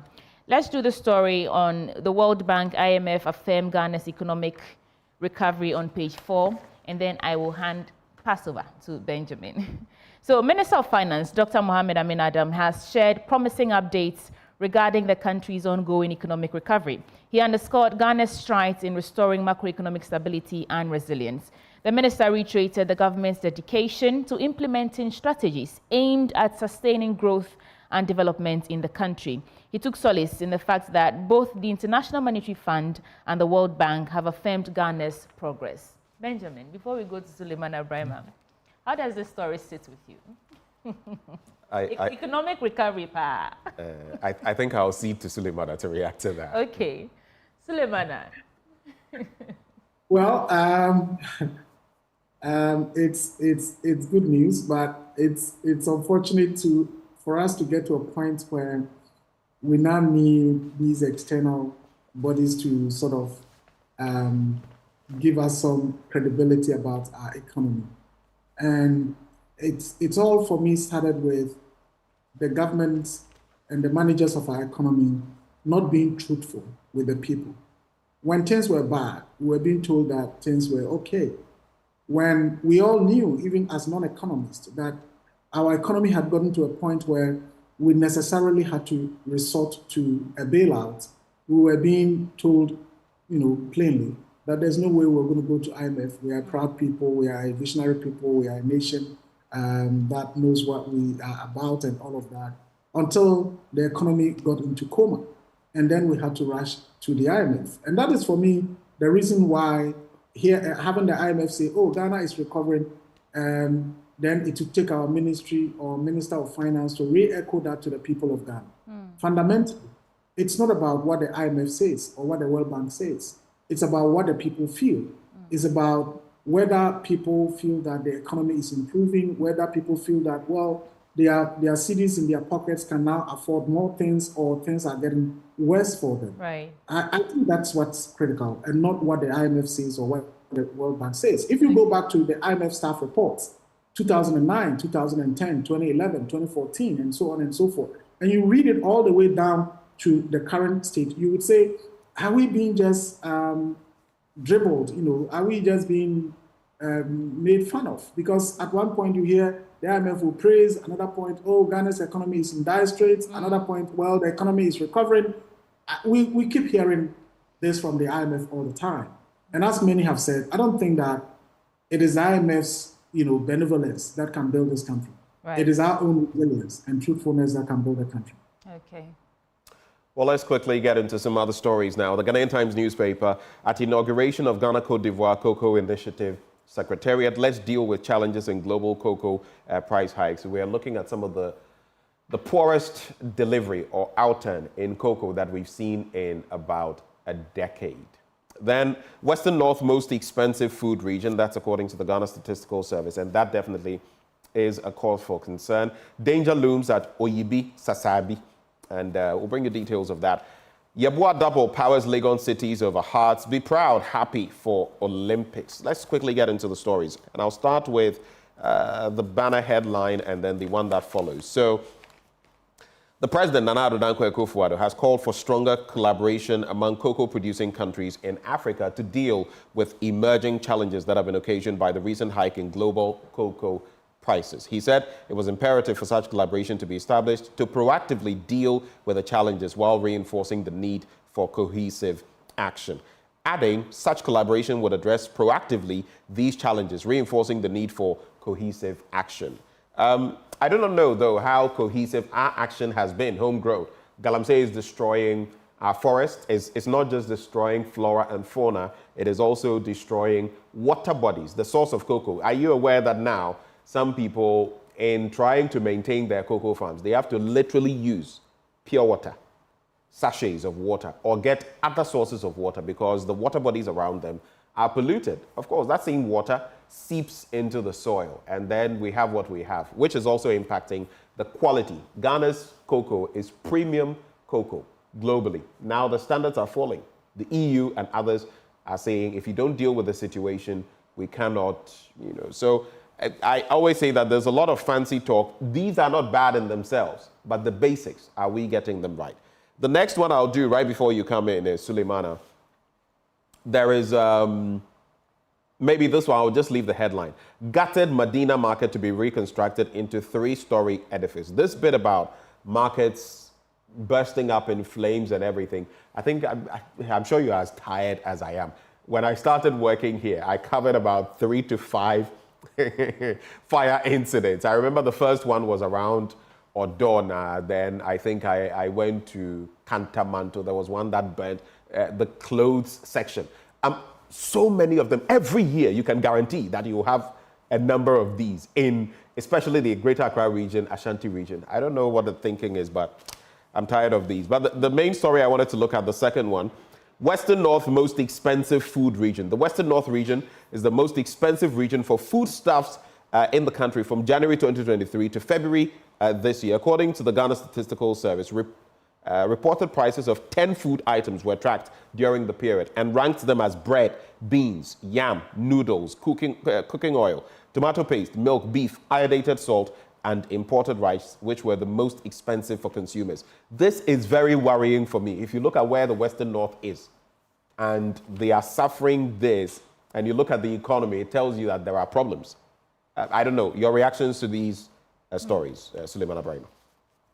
Well, Ben, thanks. I think, yes, the story from the Western North is quite worrying. And also because not too long ago, Western North happened to be one of, the places where Ghana produced a lot of its food.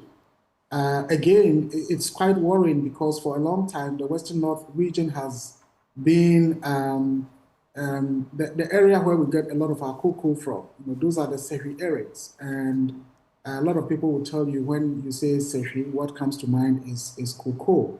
So it's a worrying development, but not surprising because over time, it has also become one of the regions with a lot of galamsey activities. A lot of districts in the Western North region has been under galamsey for quite some time now. And we all know how devastating the effects of galamsey can be. And I believe that if we were to trace this food situation quite carefully, we would have some correlation with the galamsey activities in that area. So it's really a worrying development. And that certainly ties in with the cocoa sector stories. I'm someone who is very passionate when it comes to cocoa issues because I grew up living in cocoa farms.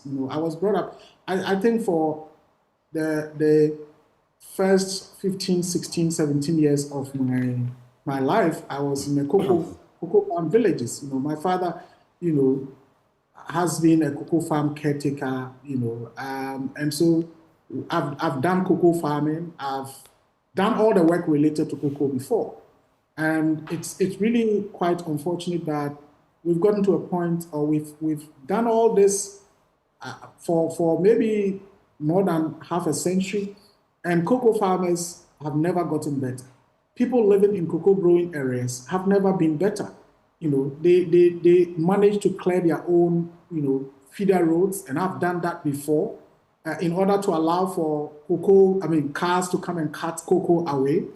Not too long ago, we heard about the suspension of the development of cocoa roads, and areas where cocoa is grown, you would have some of the worst roads in there.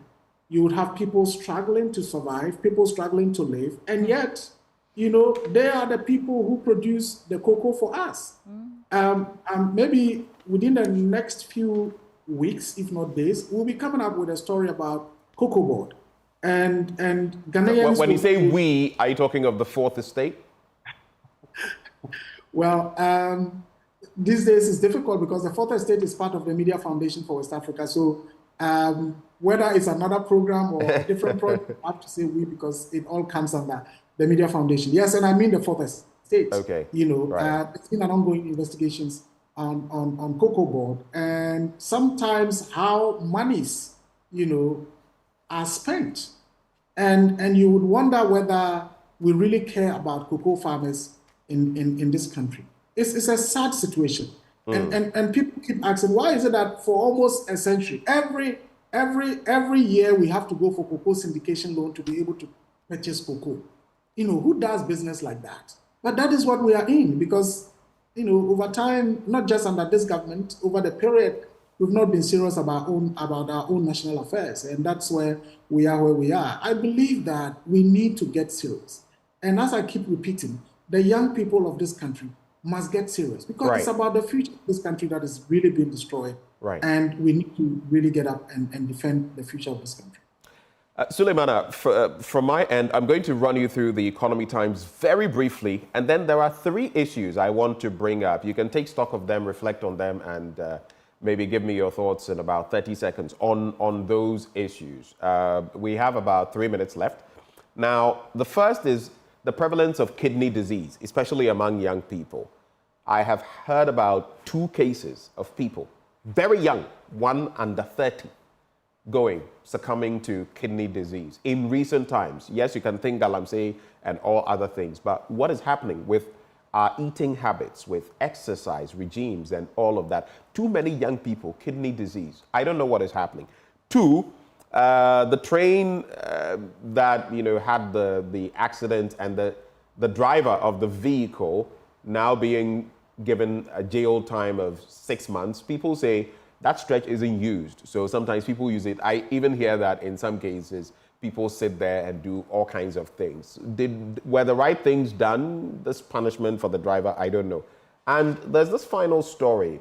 A walk with Jesus, it was discussed. I just want to run it by you, if I can find it. So some churches are nothing more than begging baskets. They don't preach the gospel. It reminds me of, I saw a story about a Nigerian pastor who had asked his congregation to contribute anywhere between $200 and $300 or so he could get a Range Rover. But what will he give them in return? Spiritual. It's spiritual. They get the physical and they give the spiritual back. That was said by Dr. Samuel Tenge. So those are my 3 issues. You can decide which one you want to react to. But in the Economy Times, job availability up by 3.7%. In the country for the first 2 months of 2024 has inched up marginally, according to figures from the Bank of Ghana. That's what they say. Banks tighten credit stances for businesses. Banks have continued to tighten their credit stances to the private sector balance sheet constraints. Weaker capital on the back of private sector balance sheet constraints, weaker capital buffer, and the impact of the domestic debt exchange program. And then Ghana economy to grow 4.4% by end of 2025, IMF says. Those story in the Economy Times. Grab a copy, get the details. That's it for me, Suleimana. Your thoughts, and maybe Sweetie will wrap up. Well, I think what for me is really critical is this whole issue about kidney disease, as you alluded to. And it's a major problem. I think it comes down to, yes, you talked about our eating habits, our exercising regime and all of that. But increasingly, I think we are losing it. We are losing the regulatory capacity of the food in our system. And then suddenly, over the last maybe 1 decade, we are seeing this gin, that bitters, that this, that capsule, and so on and so forth. And it appears that it's anything goes. Not too long ago, if you recall, we did just a little story about how these herbal products are promoted, even in the media. And it's like a free-for-all thing. It's not, the regulations are not working.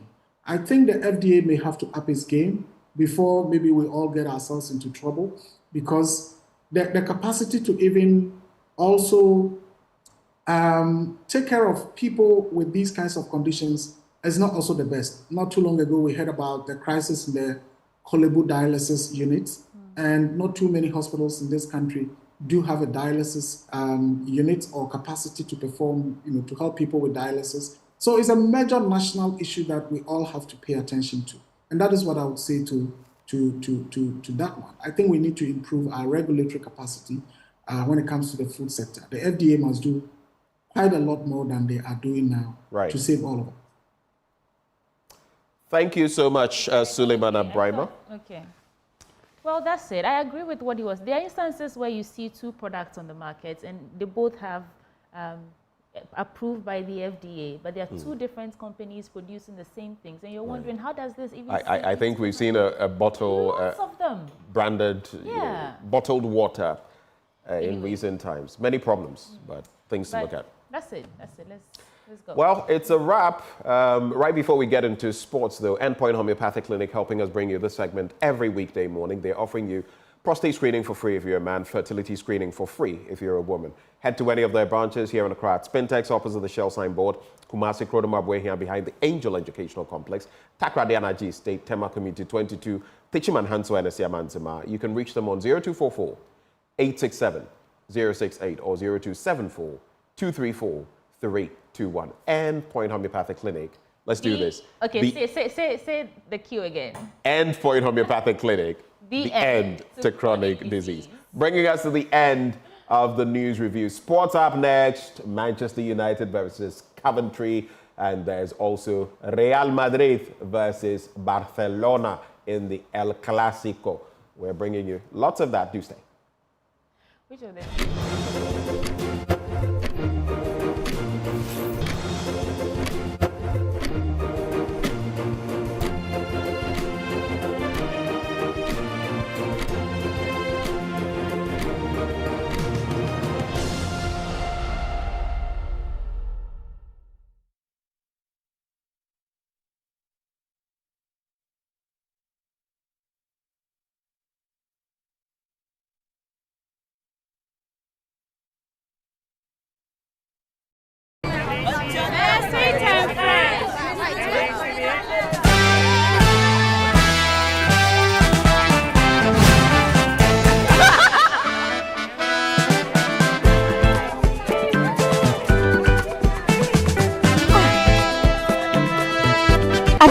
Fritor has sachets and in different sizes too. You didn't know? These Fritor sachets that we all use to fry our meat and fishes, to prepare our favorite meals, and to refill our empty original Fritor bottles. Hey! Are you sure you are a fellow Ghanaian? Get your trusted Fritor sachets today for affordability, convenience, and for the refilling of your original Fritor bottle. Fritor, you deserve a life of goodness. This advert is FDA. Daddy, this tank is big. Yes, that's true. It can store a lot of water. That's so true. Wow, it has a working tortoise on it. That's so true. I can see SINTEX. Syntax. That is so true, my daughter. When it falls down, it will spoil. That's not true. But why? Hey! Syntex was the first to introduce double-layer tanks in Ghana. Syntex again was the first to introduce white inner layers in Ghana. Syntex gives you the biggest warranty, 7 years. No matter your water needs, Syntex is the answer. Syntex tank. Are you strong? Are you tough?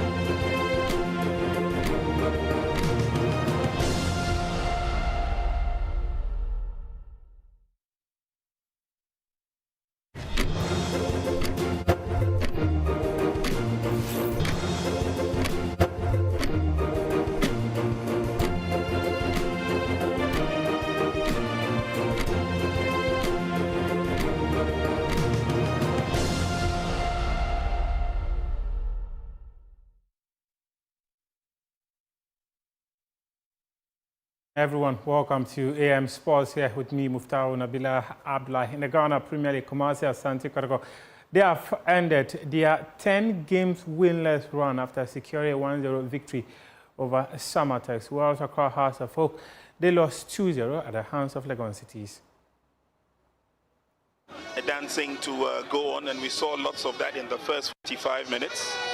The travelling fans of Accra Hearts of Oak. There you see Atta fuming with the men in front of him. What? Because the last touch came off Asari. Headed on, here's Kashala. His first shot. End up walking away with all 3 points.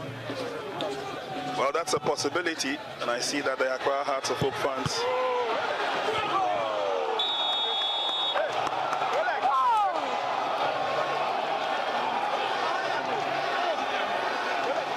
have secured the break that they wanted.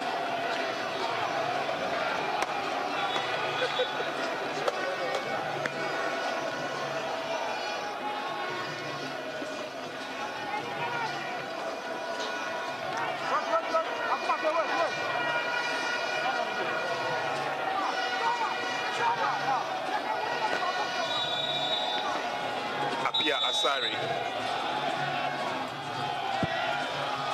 This time he goes over the top. Not a bad effort, Legon Cities. Two-man wall formed by Accra Hearts of Oak is trailed in. Attack goes up and then eventually is booted away. To find some grip when he was at the left-hand side, I think it was a good decision to swap places. Corner kick effected. High and that's goal! Number 2 for Legon Cities.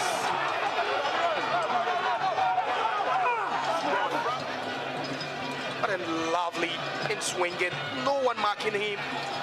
And Friday, who was closest to him, but then what a lovely whip into the box. And just look at that Hearts of Oak defense. And Baba Musa is a good boy, and Baba Musa is not losing guard. Here comes Baba Musa racing deep into Kotoko territory.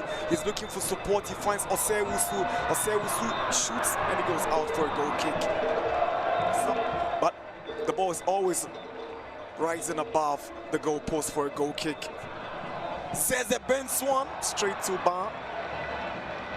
To Intimenu. Kote makes the round down the right side. Here comes Imano Kote for Kotoko. Looks for Aqua. It is a poor ball from Kote. Goal kick. Down. Kote. He sends the ball in. Can this be the first goal? Aqua goes down. Penalty. Asante Kotoko have a penalty. That's Kote. He made the run. Good control from Kote. Decides to go through the middle. Aqua. There was contact. And he went down in the box. It was the central defender, Jabin, who made contact with Aqua after this pass from Imano Kote. Samatex will protest because they think it's a soft call by the referee. Forward. Here goes Morrison. And Morrison scores. It's Kotoko 1, Samatex 0. The Porcupines in the lead, and that's the way Morrison and his boys want to celebrate the goal.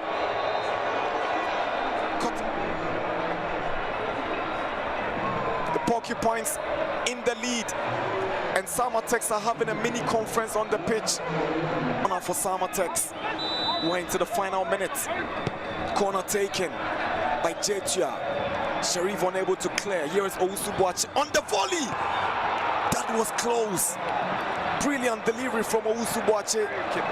Controlled it and took it on the volley. Brilliant stuff. But in continental football, Dreams FC continue to tell incredible story. Their maiden participation in the CAF Confederation Cup as they held Zamalek to a 0-0 stalemate in Cairo. A defensive effort. One of the visitors this time, at least for the time being. Matluti just headed back across. And was that a barge in the back? And Jaziri thinks it was. It's the shot from Shikabala that was almost redirected in by Njai. Suwaitu loses out. Jaziri with the shot. It's an awkward bounce in front of Agbasi. And clip back towards Shikabala. Headed away though. Chava with the shot, and well, it's an excellent first touch. Could this be a chance for Dreams here? It looks to square it for that ball. Squared. The header. It's from Njai, flashes wide of the far. Kamula.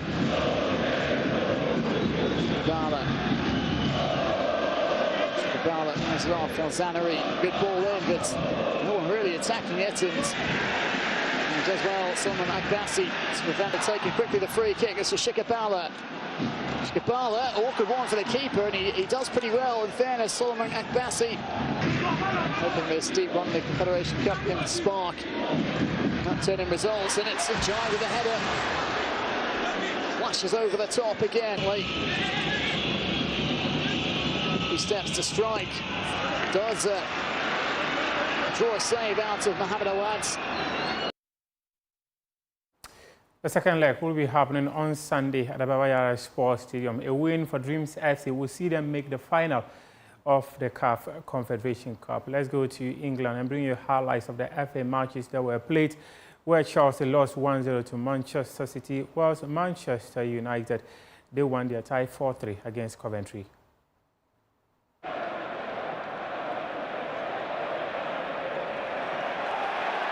That's cracking industry shown by Gallagher, and the ball is through for a chance to shoot. De Bruyne took that one, and he's on hand here for Alvarez, who's now going to deliver. It's gone to the back. I think it was kept in by Rodri, but it's easy enough for Petrovic. Nicely collected by Alvarez. Up against Malo Gusto. He's nibbling away at him, but he finds a way to De Bruyne. And De Bruyne has threaded it through. It's Phil Foden! Headed up by Kukurea. Grealish. Akanji. And he sold Grealish short. It's going to go out for a Manchester City corner. Phil Foden to see where Ortega is standing. And he does have a go. And Ortega was getting across. Chelsea claim a deflection. I must admit, I thought I'd detected one, if not totally seen one, but Michael Oliver didn't. And he tried to beat Ortega at the near post. Doku. Played in for Alvarez, he couldn't turn. De Bruyne! It's okay. Doku. Through to De Bruyne. De Bruyne across. It's Bernardo Silva!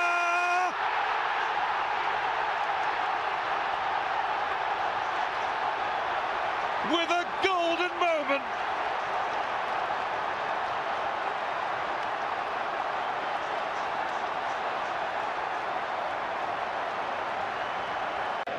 McTominay.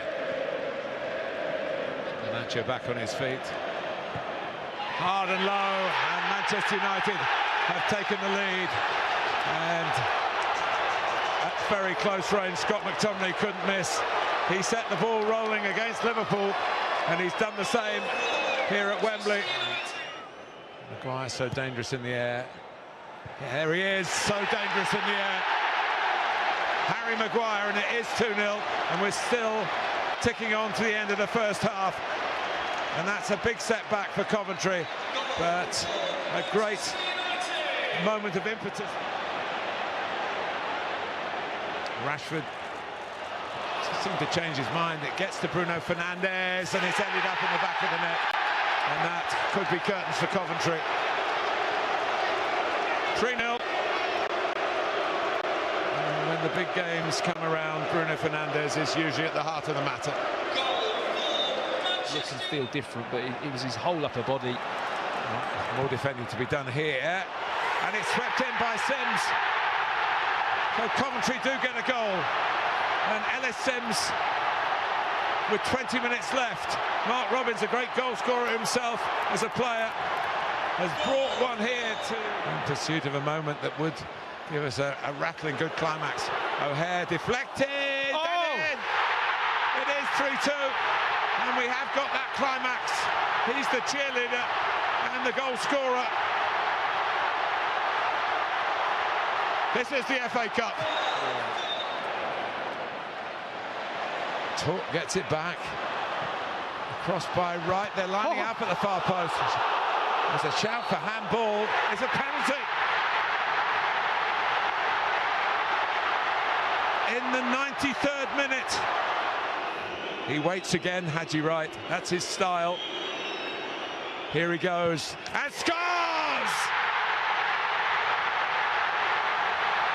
3-3. One of the great semi-final recoveries the spirit, if you like, of 1987. But this is Mark Robins' team now. And they are heroes to those fans, and rightly so. So, if you like, Champions League against Championship. And he's missed it, a save.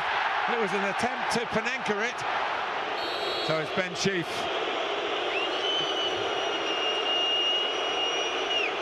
Oh, he's missed it. Sorry for him. United have to score the last one, or maybe the last one they have.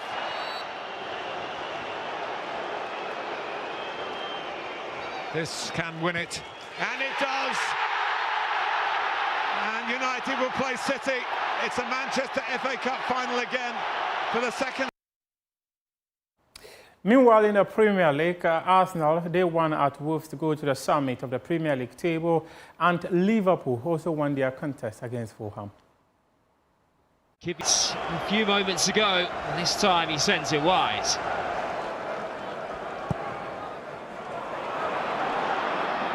Searching ball as well, looking for Kwang. And Gomez has managed to pick Kivior's ball.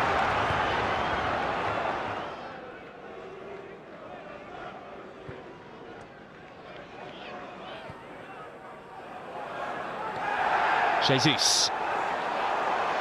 Battling with a few players, and it's Trossard who's found the top corner. A goal, and it's the Gunners. And so often it's been that final pass that's just been missing. But a moment of magic from Leandro Trossard gives them the lead. It's Wolves 0, Arsenal 1. Saliba, Rice, plenty of space for him to maraud into. And he's got Havertz there, and Erdegaard.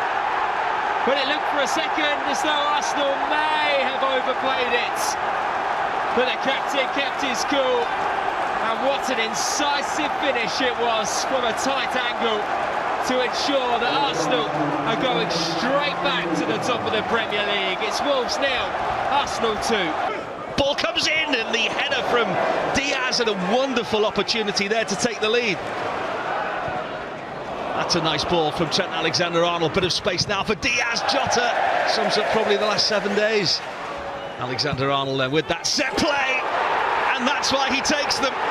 His last one against Fulham in December. Is he back just in the nick of time? Nwobi, they have 4 forward here, Fulham. Paulinho, the cross in. Muniz on the turn, and it's a good hand from Alice. Stagner, then he doesn't pass up. Gakpo's on his bike again. Drags it wide. Bassey can't clear it properly. Elliott with another chance. Gravenberch shot on goal! Wonderful! Just when Liverpool needed it. It's his first Premier League goal. Liverpool back in front.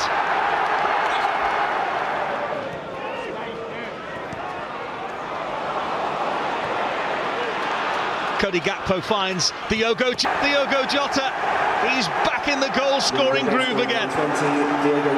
It's close, but Jota finishes yet again sublimely. Across the goalkeeper, Leno can't get enough hand on it. The green line. Touch was slightly heavy from McAllister. Could let Fulham in here. Danger. Good save from Alisson. Did enough with the follow-up as well. And that is.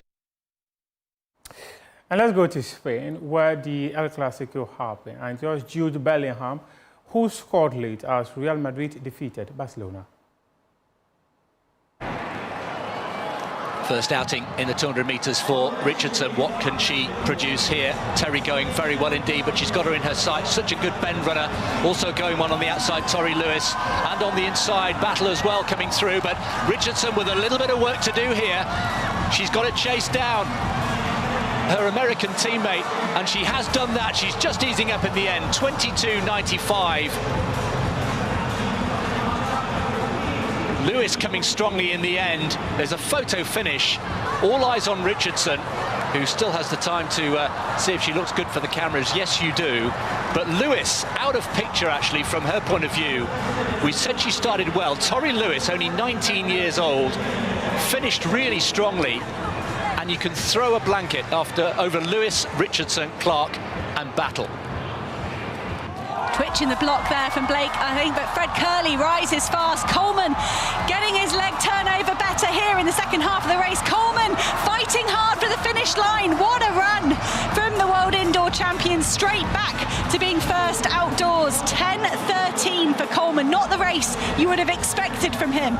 A sluggish start, but he fought. His acceleration, his drive phase was brilliant, got him back on contention with Curley.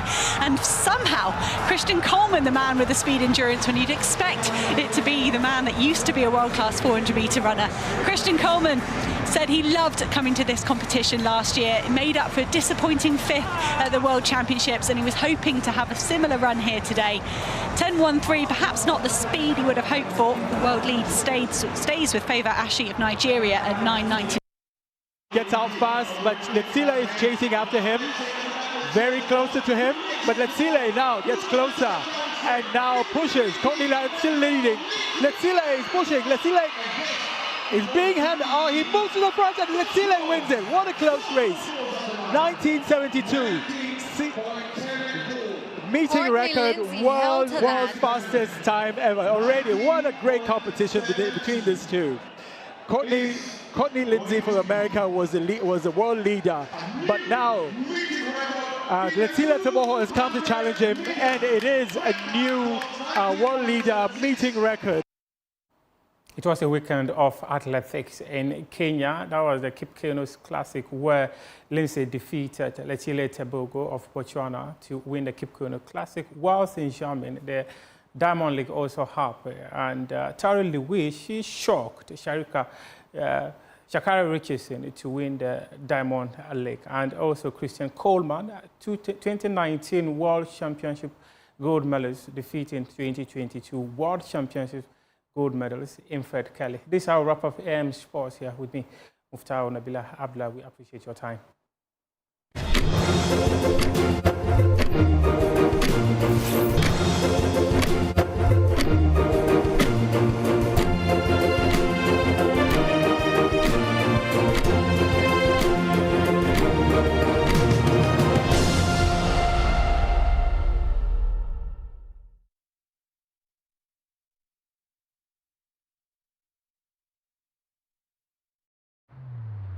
Across Africa, a new era has begun, shifting our focus to a new horizon, connecting us with one purpose: to create and share opportunities to grow.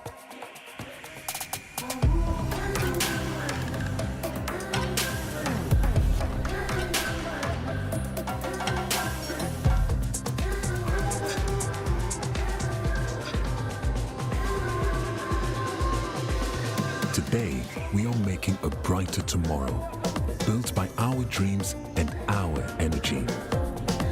Across our continent, across the world, we are creating a better way to a better future. A Pan-African future. Together. EcoBank. A better way, a better Africa.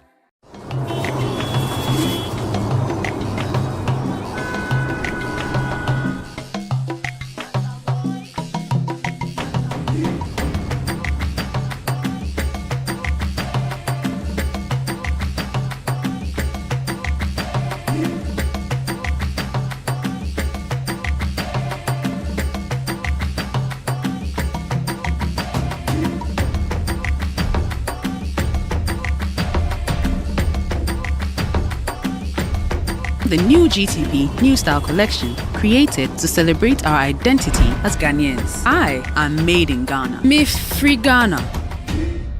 GTP. Life, style.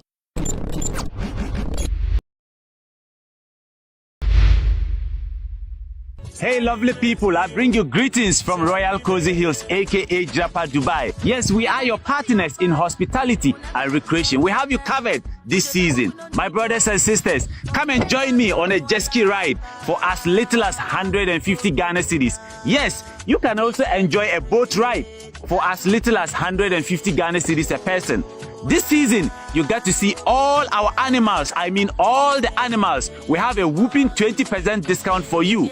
My brothers and sisters, pay as little as 30 Ghana cedis and you get to do a walking tour of our safari. See animals like the lions, civet cats, jackals, baboons, ostriches, hippos, among others. I mean it, yes, as little as 30 Ghana cedis.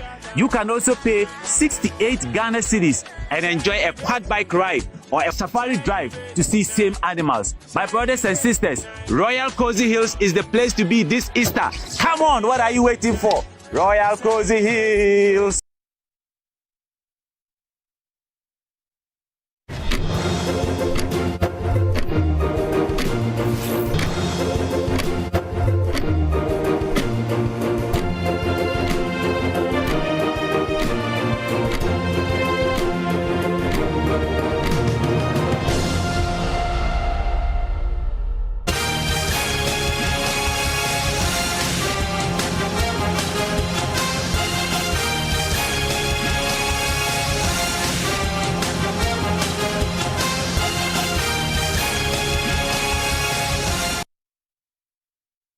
Accountable, transparent, action-oriented, results-driven, and compassionate.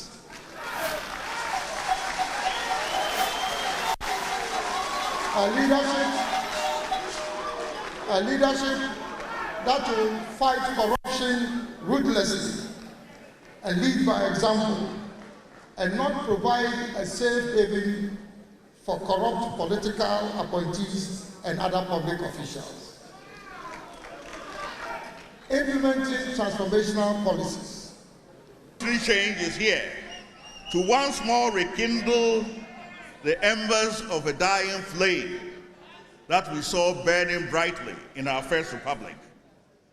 The wings of the butterfly are to breathe air into that the embers of that flame and rekindle it to burn more brightly and show us a new way.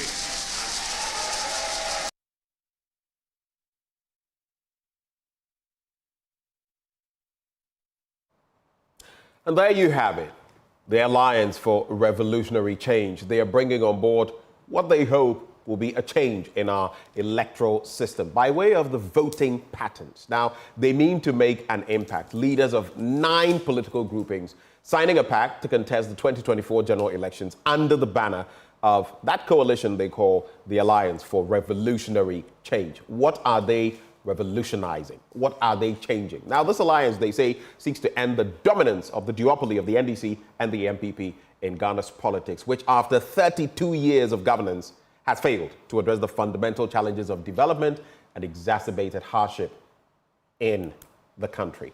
Well, this morning we have a member of that alliance. I am talking about none other than Dr. Abu Sakara Foster of the National Interest Movement, who is now also a member of this alliance. Doc, this is the second time in about 2 weeks, a fortnight, that you have joined me here. Yes. I love your batakari, by the way. Thank you, thank you. So let's go straight for the jugular without mincing words. Yes. This happened. The pact has been signed. The last time you came here, you spoke about, maybe another person, another group coming on board. Now we have 9. Yes. How did you manage that? And there's more to come. I think, first of all, we have found common ground. This is the first time, I think, we have done or put together an alliance based on conviction, not just convenience. It's not just a political convenience. It's a conviction of the framework within which we're working, which has ensured that the interests of all the groups and the things that they are pushing for are all within that framework. And basically, they're all looking for a change. They all want to see fundamental change. They all want to see impediments removed so that we can get better returns for our investment. And more importantly, they want to give hope to the youth of Ghana that something different can happen with the Alliance for Revolutionary Change. So, in addition to that, we have offered a great transformation plan, which will for once look at the integration of the various components that comprise the economy in a way that will build synergy and in a way that will be cost effective. And our approach towards the economy and the management of the economy will be entirely different. We will be borrowing to And you keep saying that your approach towards managing the economy will be fundamentally different. Yes, We've heard these things. Well, we've heard these things from the MPP and the NDC. The big talk. Our politicians have not walked that talk. That is why we've... And mind you, if I may, I know I'm heckling you, but Alan Chemating, you see, especially from where he comes, Alan Chemating has been a member of not just one, but two administrations. Yes. He served under Kufuor. He is serving under Kufuor. He has served under Kufuor as a crucial minister, within cabinet. So some people are saying, is this not just another bit about talk, someone who is disgruntled, who wants to find his way back into the political limelight? I don't think so. I think because, you see, we have to take certain things into consideration. Your capacity can only be optimized within the system that you work. If you do not have the chance to change the system within which you work, you will perform only up to a certain level. And what he has had now is a chance to sit around with other people and change the approach and the system entirely. And when you look into the great transformation plan that has been put up, it is clear that this is going to be different. One, because we're putting a tripod and linking finance, infrastructure, and production areas of growth, particularly led by agriculture, so that we spend in those areas proportionally to what we spend in services. What you have had are two competing governments that have been spending on the services in order to win votes, but not spending as much as they should have in areas to generate income and growth. Secondly, they have not spent proportionally to what they have generated. They have spent disproportionately to what they have generated, and hence the continuing trajectory of the debt profile. So we have to come up with fundamental reforms that ensure that our hands are tied, and we don't do those things. That is how it's going to be different. But if you come with a free-for-all approach, where you say, it is me, I've won, it is my manifesto, I'm going to do it my way, you will end up in the same ditch. But you see, for example, recently I was speaking to Professor Raymond Atukuba. Yes, there are some issues. Our constitution is very good, but when you look at the Constitutional Review Commission's work, there are things we could tweak. Until that happens, and Prof himself alludes to the fact that because of the political elite, etc., it probably won't happen until maybe the next 50 to 100 years, right? So you talk about these developments, but the reality too is that your hands being tied will continue to be tied constitutionally. Not much is going to change. No. Hold on. How are you going to bring these to bear, the tightening of the system and all of that, with the system still the way it is? Is that not, a pipe dream? No. I think, first of all, the way we are approaching this is that before even getting into government, a great transformation plan has been put together. And if you look at the elements of that, it reflects most of the principles and the fundamental reforms that we should make in order to get us out of where we are. And whilst in government, we will then institute the constitutional changes and policy changes. But that has already been done. No. The 2010 Constitutional Review Commission. No, you haven't done it. You have not yet. You mean the implementation? You have Is that what you're not talking yet made about? it mandatory for people to follow a national development plan. No, I just want to get the point. Yes. So you are going to give effect to them. Is that what you're saying? What is in the Commission's report? We will ensure that we have a constitutional reform that permits or allows a mandatory national development plan. In other words, you can make your manifesto, but only within the framework of the national development plan and the milestones for that segment of of your tenure of government. So if the national development plan is set out in 5-year phases, there will be clear mileposts that says a developing country like Ghana, where you are now, don't try to jump to the top, talking about going to space. Are you with me? get your fundamentals right first. Let's have a pervasive reduction in transaction costs by doing our waterway system. This is something every sensible nation that has a waterway system has done, even before it did rail, before it did roads. But we insist on doing roads, to the extent where even you're spending most of your money on just maintaining the roads. Whilst if you invested properly and did the waterway system, if we had a deep sea port between Ada and Keita, and we use barges with locks at Pong and Akosombo, we would have a waterway system more than 450 kilometers. All these things you're saying, they are not new. A lot of them have been proposed. Not done it. But the point I'm trying to make is you keep talking about so that it's mandatory and every 5 years we must achieve this and all of that. Yes. Assuming your alliance comes to power, you're not going to be in power forever. Now, you know how our situation has been. You are not the first person talking about we should have the NDPCs. The NDPC is in the Constitution. It's mandatory. The NDPC is in the Constitution. Yes. The Constitution has stipulations on how the NDPC works. It doesn't talk about a mandatory system where all of this will be done. In other words, what you're saying is that if you're going to implement this mandatory bit, you are going to tweak the Constitution to reflect that. Of course, this is what I have said.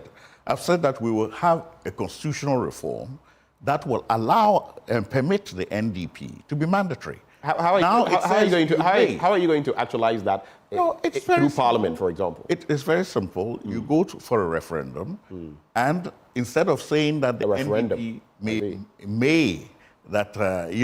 a president may implement the NDP, it will say he shall implement it. And the manifestos of political parties, even before they qualify to contest in an election, should reflect the NDP in terms of the stages for that period.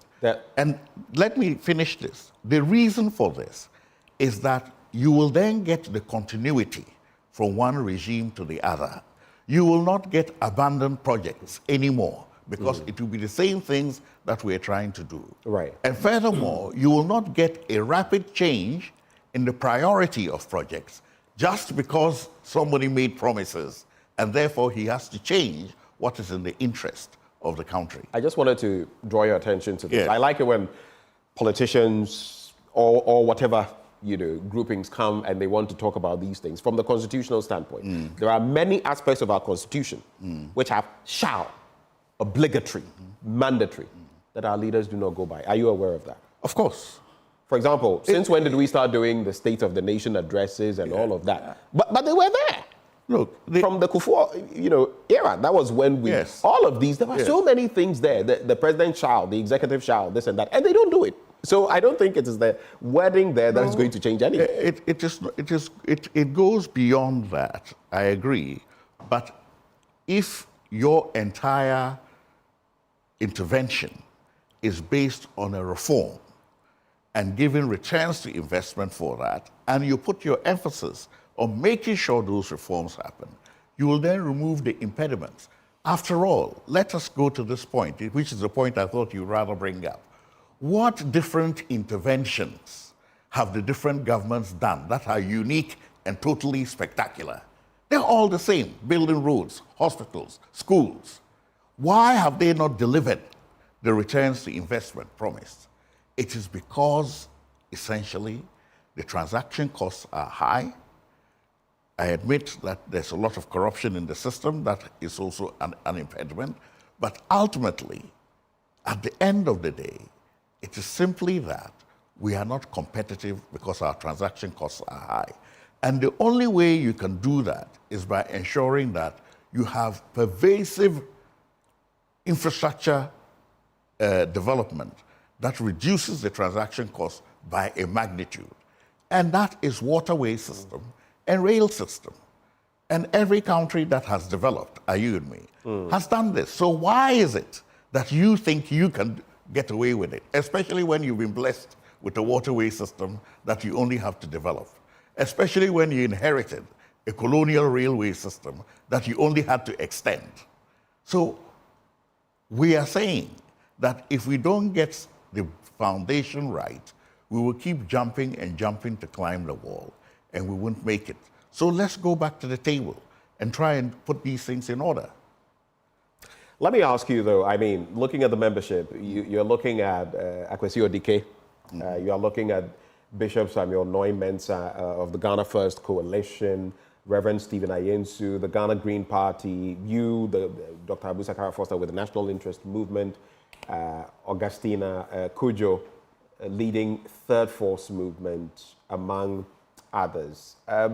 And what I found curious in there was the extension of an invitation to the MPP for the launch of the very party he led. But let's talk about the different parties coming together, and the pen will flip sometimes. The different parties coming together, or the different groupings.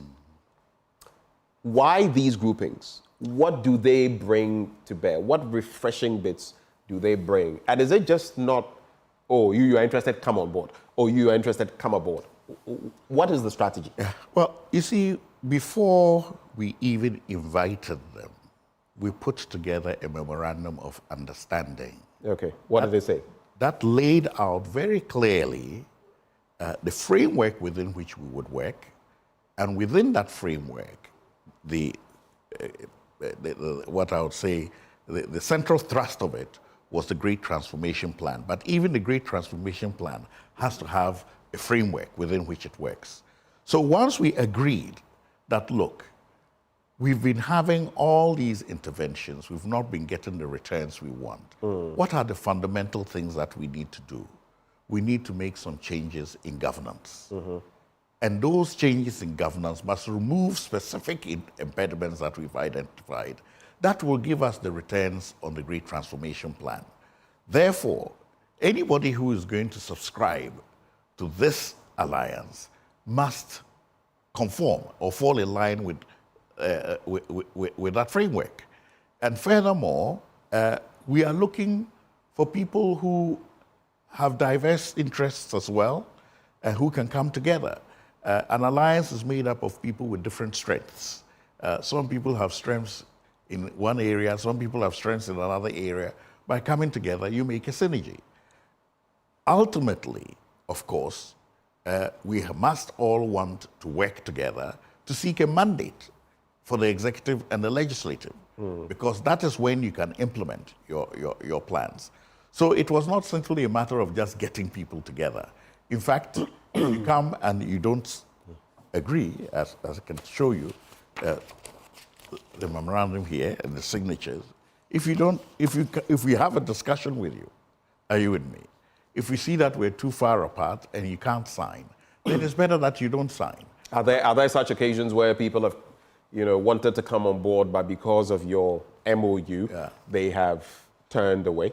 I don't think some people have come and gone with intention to come again, but it was not because of the MOU. Right. You know as well as I do that people may have their ambitions, and they want to see whether their ambitions will be fulfilled within this or not.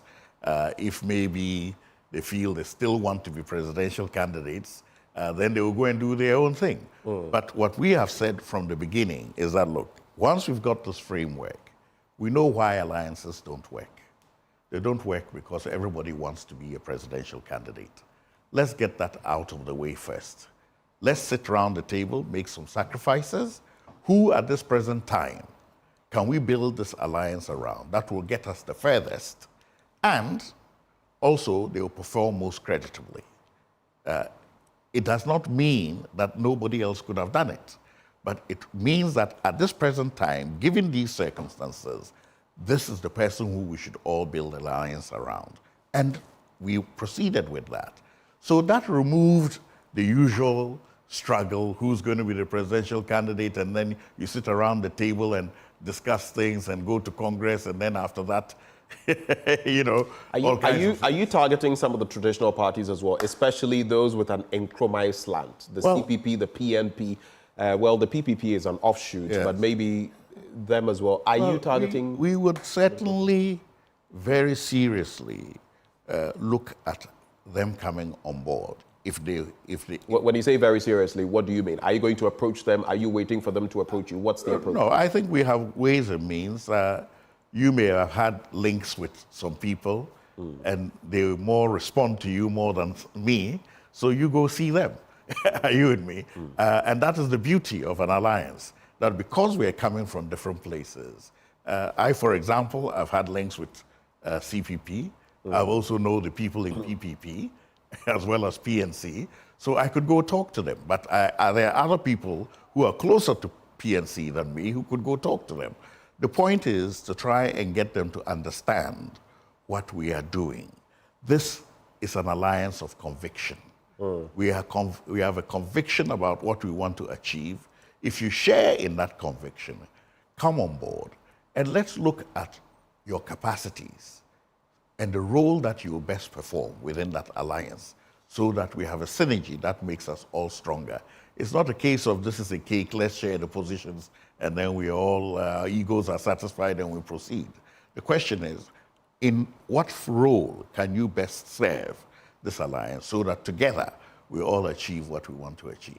Where do you stand in all of this? Are you number 2 in the alliance, second only to Alan Chebating? At whatever point in election 2024, you're going to have to come up with a presidential candidate and a running mate. Are you going to be the running mate? Well, we don't want to put the cart before the horse. First of all, we've launched. We've let everybody know who our presidential candidate is, because usually when you have a new organization, somebody wants to know who is behind it. Now we've also lined up and shown the people, all the people that are involved so far. I believe more will come on board. The next step is to form or to unpack the structure of the alliance, which will have a national steering committee made up of all the leaders that are there, and then an executive secretariat that will facilitate and coordinate its decisions. And that will feed into a campaign, a national campaign structure, because we are not a political party. So it goes straight into a national campaign structure of the various units of specialization within a campaign, media, policy, operations, you name it, and then fall directly into volunteers at the electoral level. Again, because we are not a political party and we are a movement, we're not going to have regional chairman and the constituency chairman. You may avoid those structures, which technically, and I was going to ask you whether you'd be ready before election 2020. Oh, yes. You may not be a political party, you may not need to have those district offices and all of that. The EC, some even fear that with this alliance you're putting together, you could be disqualified by the Electoral Commission. But you say you're not running as a party. What does the Constitution say? Well, we are supporting an independent candidate. I see. And you, as long as you're 40 years old, you meet all the requirements, you're entitled to stand as an independent candidate. Right. And you can have anybody in Ghana supporting you. Actually, our Constitution doesn't say independent. I mean, presidential candidate. Yeah, independent presidential candidate. To stand as a presidential candidate. Independent presidential candidate. So the key word there is independent. And if you're independent, you're not standing on a party ticket. Right. Even if we say Alliance for Revolutionary Change, it's not going to appear on the ballot box. It's just going to be Alan Kodo and his symbol. Right. Yeah. So but there are still technical angles to be met as far as the Electoral Commission is concerned. Of course, you have to go through the processes of registration, expressing your interest, and all of that. But you see, there must still be systems on the ground to roll the agenda. Yeah. You may not need to have those offices and all of that, but on the ground, you need to be present. The question is, do you have what it takes, the ARC, to get this, tank moving? I'm glad you asked that question. That is why when you look at the people involved, they have not just come together from nowhere to start a movement. People have been where they are. They have their people on the ground.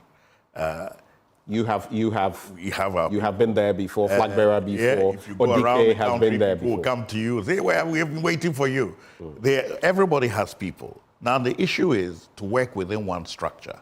I know that the Movement for Change already have recruited thousands of people, volunteers, that will work at the electoral area level and polling station level. So our people will join in and link with those people so that we all become one and we work within that framework. And that is what gives us the synergy that maybe individually we could not have. And that is why I keep encouraging all those people who want to stand as independent presidential candidates and haven't got this kind of structure, are you and me, to come on board. Because how long will it take you to do it? It will take you time. And it's like, having a head without legs, So let's get together and pursue this. At any one time, somebody will have to lead. Somebody will have to make sacrifices so we achieve the objective. Who knows? Tomorrow it may be you. Let's talk about being realistic. Alliances have been formed before in this country. Let's stick to the Fourth Republic, not go outside of it. They have usually collapsed on election day, not led to much. Guzitano, maybe the Grand Coalition was a bit, the MPP and everything in there. But alliances have amounted to nothing on our political terrain. Why do you think this time is going to be any different, especially considering how crucial the election is? Some people feel a lot of angst towards the system currently. And realistically, when they look at options, the duopoly of the NDC MPP comes to mind. Why do you think people would leave considering either the MPP, which is in government, or the NDC, which is supposed to be the option, to look at an alliance like yours? No track record, nothing. Well, I think the first point is this. If we say that politics proceeds along the linear line, then the current parties would not have been here, would they? Something happened for them to also come. Right. And democracy, by its nature, usually delivers two political parties, a duopoly. But those duopolies, those parties have kept changing. When Britain started, was the Labour Party and the Conservatives the dominant parties? No, it was the Liberal Party. What has happened? That they are now the third party. Several years, not so much long ago, the Greens, what were they doing? Just on the high seas, disturbing people in votes. Are you with me? Yeah. Now, they have the majority in Parliament. Are you with me? Several. It goes on and on and on. And what I'm telling Ghanaian analysts is that don't be so myopic in looking at your little pond in your little village. That's not how it works. If you look around, by the nature of democracy and the stagnation in duopoly, the democracy becomes less responsive to what the people want. So here's my take. As that frustration builds up, you get a fracture, are you with me, in one or two of the dominant parties, and there's a reconfiguration around. So what has happened? Where is Alan from? Right. And I was just about to ask you that. So is that the strategy? Alan, you can call his emergence an offshoot of the NPP. Politically speaking, if you're a watcher of our political landscape, you realize that it's going to cost the NPP more than it's going to maybe cost the NDC. Of course. So is that the strategy? Break down the MPP, whittle away votes, and that is how you create this third force? The point here is that in any duopoly, when any of the two dominant groups reaches its natural point of fractures, because it is no longer either adhering to its founding principles or it has got internal frictions that cause a lack of cohesion, that is usually the point, the tipping point, at which there is a reconfiguration and another group emerges. Has the MPP got to that point? I think that what has happened now is an indication that they've begun on that path. Because Alan has left the MPP before. This is his second time of departing from the MPP. So I'm asking, do you think at this point, under Nana Addo Dankwa Akufo-Addo's regime, the MPP, and having selected Dr. Bawumia, the MPP has actually got to that point? You and I know that I'm not here to discuss MPP anyway. I'm here to discuss Alliance for Revolution, but it's only in the context of the fact that, you know, along our political evolution, some fraction or some fracture has occurred. And that has created a circumstance in which the people who are non-aligned, are you with me, can pick up pieces of that, galvanize themselves around it, and continue. If another fracture occurs in NDC later on, we pick that one as well, and we go. And eventually, you'll see the evolution of a new political group. Rome was not built in a day. But by the same token, I'm telling you that our belief that because these two parties are there, they're going to be there forever and ever, that is obviously a falsehood. It's not the case. Because if you look around the world, that is not what happens. And also, you and I know that many, many people have been frustrated with our democracy and feel it is not delivering. That's because the extreme partisanship has created a situation where people feel, well, they don't have anybody to vote for anyway, they will vote for us. Now, if you used to go and buy a nice shirt in a shop and you kept telling the guy, look, these sizes don't fit, and you have only two shops to buy from, then eventually one small shop opens up and provides you the type of shirt you want. Are you going to say because you've always bought from those two, you won't buy from it? And once you start going there, your friends will start going there. So it is not a static situation. That is the point I'm trying to make. When people look at the political evolution, they see it only at a point in time because the changes take long periods. But maybe we are at the end of that long period. Maybe we're getting to the end. Maybe we are at the end. Okay, maybe we are at the end. Just on a lighter note, though, because of your constant use of fracture, I was thinking maybe National Fracture Party. Oh no, but that's just on a National Revolutionary Party. That's a National Revolutionary Party. Two quick things I want you to address. Yes. How is the Alliance for Revolutionary Change going to address the hydra-headed problems of the country? But there are two areas I want us to look at. One, doomsday, and two, corruption. I thought you were going to say Galamsey, but anyway, it's all right. Galamsey is, if we start the Galamsey conversation, we'll probably not end. We have limited time, so you see, doomsday and corruption. I think the first point is that corruption is a systemic problem. In other words, it's within the system and the fabric of governance itself. So if you are going to solve it, you are going to have to take a very different approach to the one we have taken now. I believe that we have to have lifestyle audits, particularly of public officials, and so that we can determine the point at which you acquired all these things from, and you don't pass it through other people and just keep it. So that is going to be something that when we already have somebody who has offered themselves to do those audits for us very nicely. I don't want to mention his name, but if you hear his name, I'm sure you will know that he's quite capable of doing that. Secondly, I think that the information system of learning about corruption has to come from ordinary people. You see, yes, you can have the Office of the Special Prosecutor, but it is only with information from ordinary people who are the implementing end that you get to know the real details and you can prosecute. Other than that, your prosecutions fail more than they succeed. So we have to have a desk that is linked not only to our Ministry of Information, but it's also linked to our National Intelligence System, where anybody in this studio can call and say, oh, Dr. Abu Sakara just left. He has taken 2 of your bottles from Joy FM. Somebody should investigate it and verify it. And if you have that kind of system where information can be given and acted upon, before it is then built in a dossier to give to people who will do the prosecution, I think we'll have more success. And there should not be conflict of interest.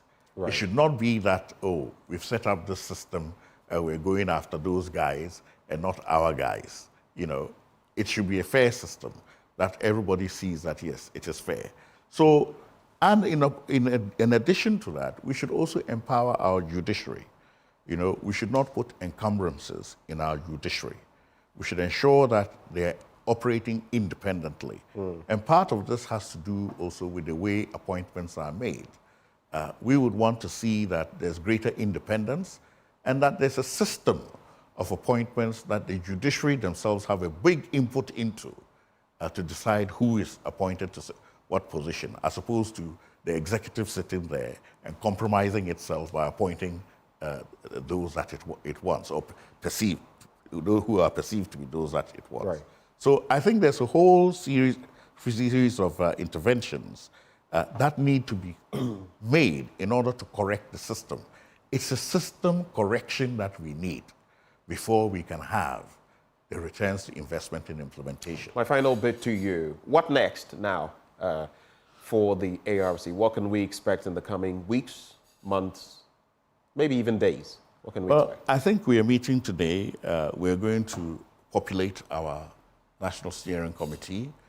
After that, we'll constitute our campaign team, integrate all the people that we now have, and then go down to the grassroots level to also integrate those people at the grassroots level so that we have an army on the ground ready for the election. Of course, we'll be doing the usual campaign things of going around to stakeholders, telling them what our message is, etc., and what they should anticipate. So we'll be campaigning vigorously. I think even in this by-election, we will have a candidate in Ejisu. So, you will? The ARC will have a candidate in Ejisu? Well, not for the by-election? As an independent candidate. Right. Yes. Right. We're an independent candidate in Ejisu that we will support. So I think that you'll be hearing more of us. I see. Well, we hope to do exactly that. Yes. And we want to see more of your solutions on nation building, yes, including on the NDPC and how you're going to yes, conduct this referendum and everything yes, in between. But we're grateful for your time. Any final words? Well, I want to tell the youth of Ghana in particular that this Alliance for Revolutionary Change is the gift from my generation to them. Okay. We've come together to put this together as a vehicle that will give voice to them, as a vehicle that will give hope to them. And therefore, they should think very clearly about this, look very carefully at it, and consider it as the only option that they have of building an alternative to the future that faces them now. So we will work together. It's going to be a transition. We'll pass the torch over the same way that our founding father passed the torch to us, to provide us guidance along the way. Thank you very much, Dr. Abusakara Foster. Joining me, he is with the National Interest Movement and, of course, now a member of the Alliance for Revolutionary Change. They're promising many interesting things. We'll see in the coming days, weeks, and months what exactly they have on offer. But stay with us. Coming up next, we're going to talk energy matters. Yes, there is that tussle between the PRC and the ECG. Yes, there's the issue to do with transformers. Yes, there's the issue to do with the fines. Yes, there's the new Ameri relocated plant to Kumasi, Kumasi 1 thermal plant, among others. All of these we're going to be contemplating with the Executive Director, ASEP. I'm talking about Benjamin Boakye. That and more coming your way on the AM show. You want to stay for that.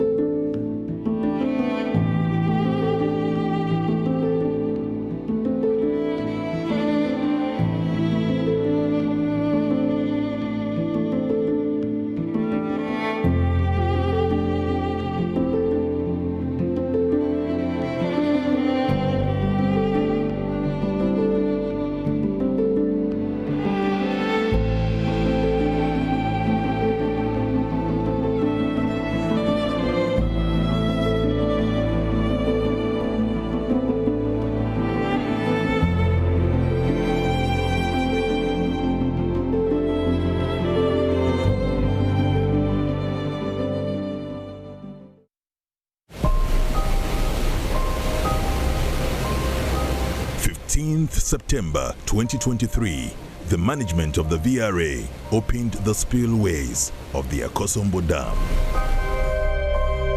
Millions of gallons of water rushed out, destroying everything on its path.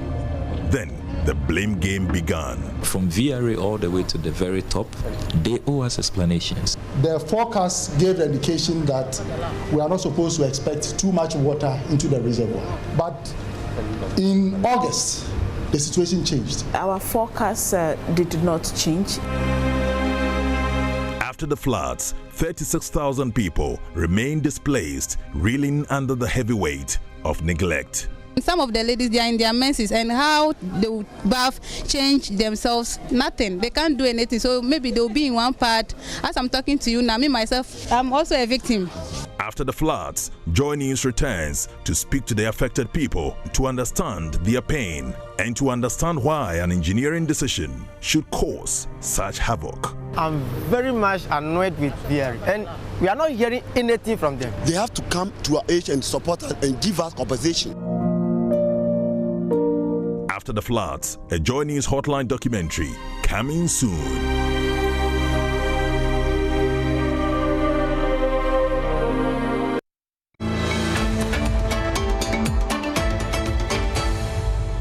Thanks for joining us on Focus on Africa. I'm Waihiga Mwaura. This is a covert operation on the hunt to catch a criminal. We've been here for nearly a week, and this camp seems to grow every day. The nightmare of hyperinflation has haunted Zimbabwe for over 20 years now. Why is racism seemingly such a hard nut to crack for La Liga? I think they are the first to say that they have not done enough. Now to a new bill that could change the lives of African students in the United Kingdom, but not for the better. Well, joining me now in studio is Anita Nkonge, the BBC's youth reporter. I imagine there have been quite some reactions to that announcement by the UK government? Yes, a whole bunch of mixed reactions. For months, I've been investigating a form of blackmail that has become so prevalent in Nigeria that it's got its own name: keto. How widespread would you say this blackmail phenomenon known as keto is in Nigeria? Every week they get about 20 to 30 reports of cases of people saying that they either were close to be blackmailed. The BBC's Umaru Fofana is in Freetown. Hardly would anybody have predicted that in our lifetime we would see it lying down like this. Climate change is here, and it's telling us it is here. We have to change our ways, or it is going to teach us a lot of lessons. The Obituary Living Water Expedition is a research expedition and also a swim to draw attention to the influx of textiles to Ghana, specifically second-hand clothing waste. What can the citizens themselves do to protect themselves? So look at how you can empower the health sector, education and agriculture and the water sector. It is not that Spain is a racist country, but that they acknowledge that there is a problem of education that must be dealt with. The BBC's Nyasha Michelle has been talking to the British actress and finding out more about the show.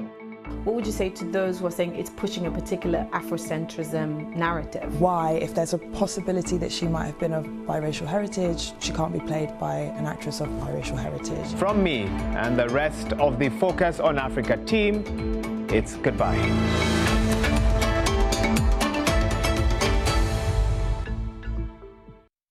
By the end of the 4 years of my term in office as president, Accra will be the cleanest city in Africa. Our rivers are choked. Our streets are hoarding it. Our landfills bursting. Our trash bags overflowing. And even the air we breathe carries it. Filth, it is everywhere. Normally, there is a container here where they put the boiler inside. But right now, they haven't brought the container back. The Filth Exhibition, a JoyNews series, presents the alarming state of waste management, sanitation, and refuse left in our communities, presenting a compelling and urgent need for action.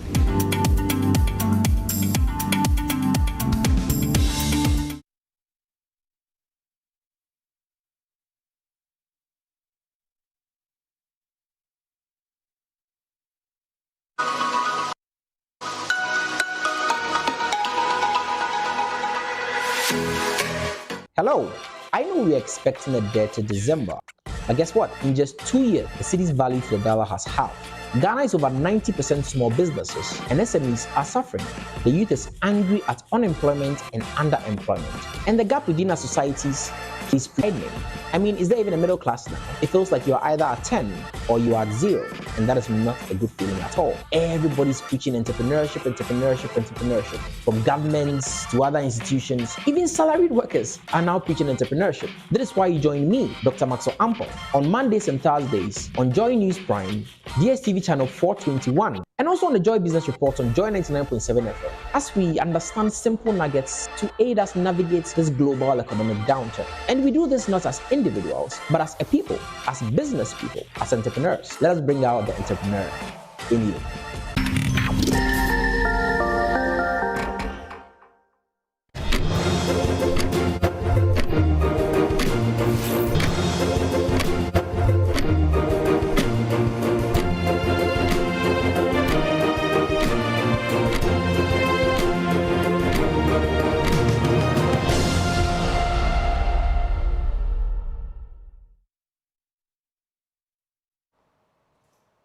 Welcome back on the AM show.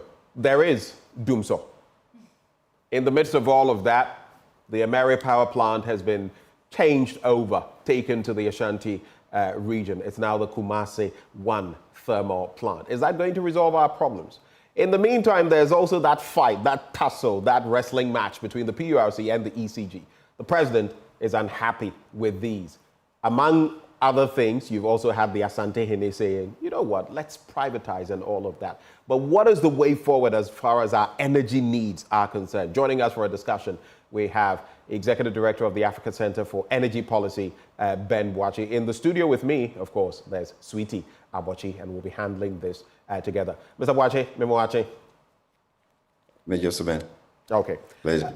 There's been a lot to talk about in the energy space. I'm going to give you about a minute and a half. So far, what have your readings been on our power situation? Is it Dumso, by the way? Well, certainly, yes. Once you have a deficit that you have to shed load, I mean, there is no other way to describe it than to say there is Dumso. So, the summary of all this is that we don't have enough generation at all times to be able to meet the needs of the consumer or the consuming public. So therefore, we have to shed some load to be able to keep the grid sustainable. And that's what has been happening for some time now. Mm. And so where we are, when you look at the promise that was made us, in fact, the president has touted, even at the last State of the Nation address, that his government had ended Dumso, dealt with the power situation. He says they have managed to keep the lights on for 7 years. I know this is like sounding like a broken record, but really, how did we end here? Just briefly, before we get to substantive issues. How did we end here? How surprised are you that we're here again? I think the work we do is always to go beyond the speeches and the promises and look at the challenges in the sector. And we have been sounding the alarm bell for years on how not to manage the power sector, so that we can make it sustainable and ignore the recurrent interjections and political statements about how the power sector is doing well or not. But look at the data. And always when we looked at the data, we saw that there was no promise of a sustainable grid. You had debt being accumulated. You had government, subsidizing the sector with billions of dollars year on year. And you ask yourself, how would government sustain this kind of inefficiency into the long haul? And we didn't see a sustainable path for the power sector. And we've written copiously about poor judgment, poor decisions, poor management of the sector. And we were anticipating that if things never change, we'll get to a point where to crystallize in these challenges that we have. We have had periods where we decided to even borrow to sustain the grid, and borrow to be able to keep the light on if not pretend to keep the light on. And it's gotten to the point where we don't even have the money to be able to continue that path, and therefore the reality has set in, and we have to shed load. Let's start now by looking at, even before we get to the Ameri or Kumasi 1 thermal plant, the tussle between the PURC and the ECG. It has led to quite a situation in the media where everyone is talking about whether they are loggerheads and what is happening. But you look at the fining of about 5.8 million Ghana cedis in reference to the board members and the head of the ECG, and then the ECG's responses over time. In this release, for example, dated the 19th of April 2024, they talk about a breach of rules of natural justice. For example, they feel they were not given a fair hearing. They talk about the cash waterfall mechanism, among others. Then there's even more, because the lawyers of the ECG also come in with some additional responses, PURC regulatory order, and then they go on to talk about the allocation of tariff revenues, among others. I'm sure you are well familiar with these. Where do you sit as far as that divide is concerned? Did the ECG get it right? Did the PURC get it right? Or is it that both of them are to blame for where we are currently? I think there is no divide as far as we are concerned. There is the need, which I think the PURC is picking up, to improve transparency, accountability around the issues at play, and let the public know. It is the Public Utility Regulatory Commission. It's not a private commission. Whatever they do is supposed to be public. In the past, the focus has been more on letting us know how much they're going to charge us for electricity, and not even how much it costs us in real terms to be able to generate electricity, how much shortfall do we have, what is the real challenges in the sector. That has eluded us for so long. So it's good to see the PURC pick that up. And picking that up doesn't mean that they are loggerheads with anybody. We need to know, the public needs to know, the money that we pay in, what is the result of that money? And even in today's times where people are paying prepaid, you give your money to ECG expecting power. You're not expecting the light to be off because you are prepaid, all right? And that prepayment is a contract. They have to deliver service to you. And yet, having given them that money, you still have to go find another money to look for fuel to be able to run your genset. That is an extra burden on the consumer, and that requires a regulator to be functional and effective in protecting the consumer who is being battered into today's reality. So I don't see any confusion there. I see the need to be transparent. They need to be accountable. And also for the people to know how poorly we are managing the energy sector, which we've been sounding this alarm for so long, and the regulator hasn't picked that up. And now it's become urgent for them to intervene. And I think that is the right thing to do. We know that there is a shortfall. ECG has consistently denied that there is no shortfall. And that for me is extremely disrespectful to the consuming public, to the over 32 million Ghanaians who are expecting power from the utilities, to be treated this way, where the simple fact of the matter is that we are not generating enough. Why is anybody so reckless to think that they can hide that fact and not tell the Ghanaian people that there is a deficit, for which reason we need to shed load? But the ECG has explained itself, talking about the problem with the transformers, talking about the problem with getting feedback from Gridco, for example, in advance, in order to be able to give proper timelines ahead of time. When you have a window of between 1.5 and 3 hours, it becomes pretty difficult coming out with any timetable, among others. They have made all of these points clear. Is that to say that you feel the PURC is wholly correct and the ECG is wholly wrong? I think that point is not technically sound. It is the height of, if you like, the disrespect that ECG has for everybody. To say that they don't know that there is, there's going to be a shortfall, it's just not telling us the truth. What we do know, everybody in the sector gets information from Gridco on the scenarios every week. I'm sure you would have seen, the system planner every week telling you that we don't have enough fuel. We have X plant under maintenance, and therefore this is the amount of power that will be generated in the week. So it's a simple mathematics.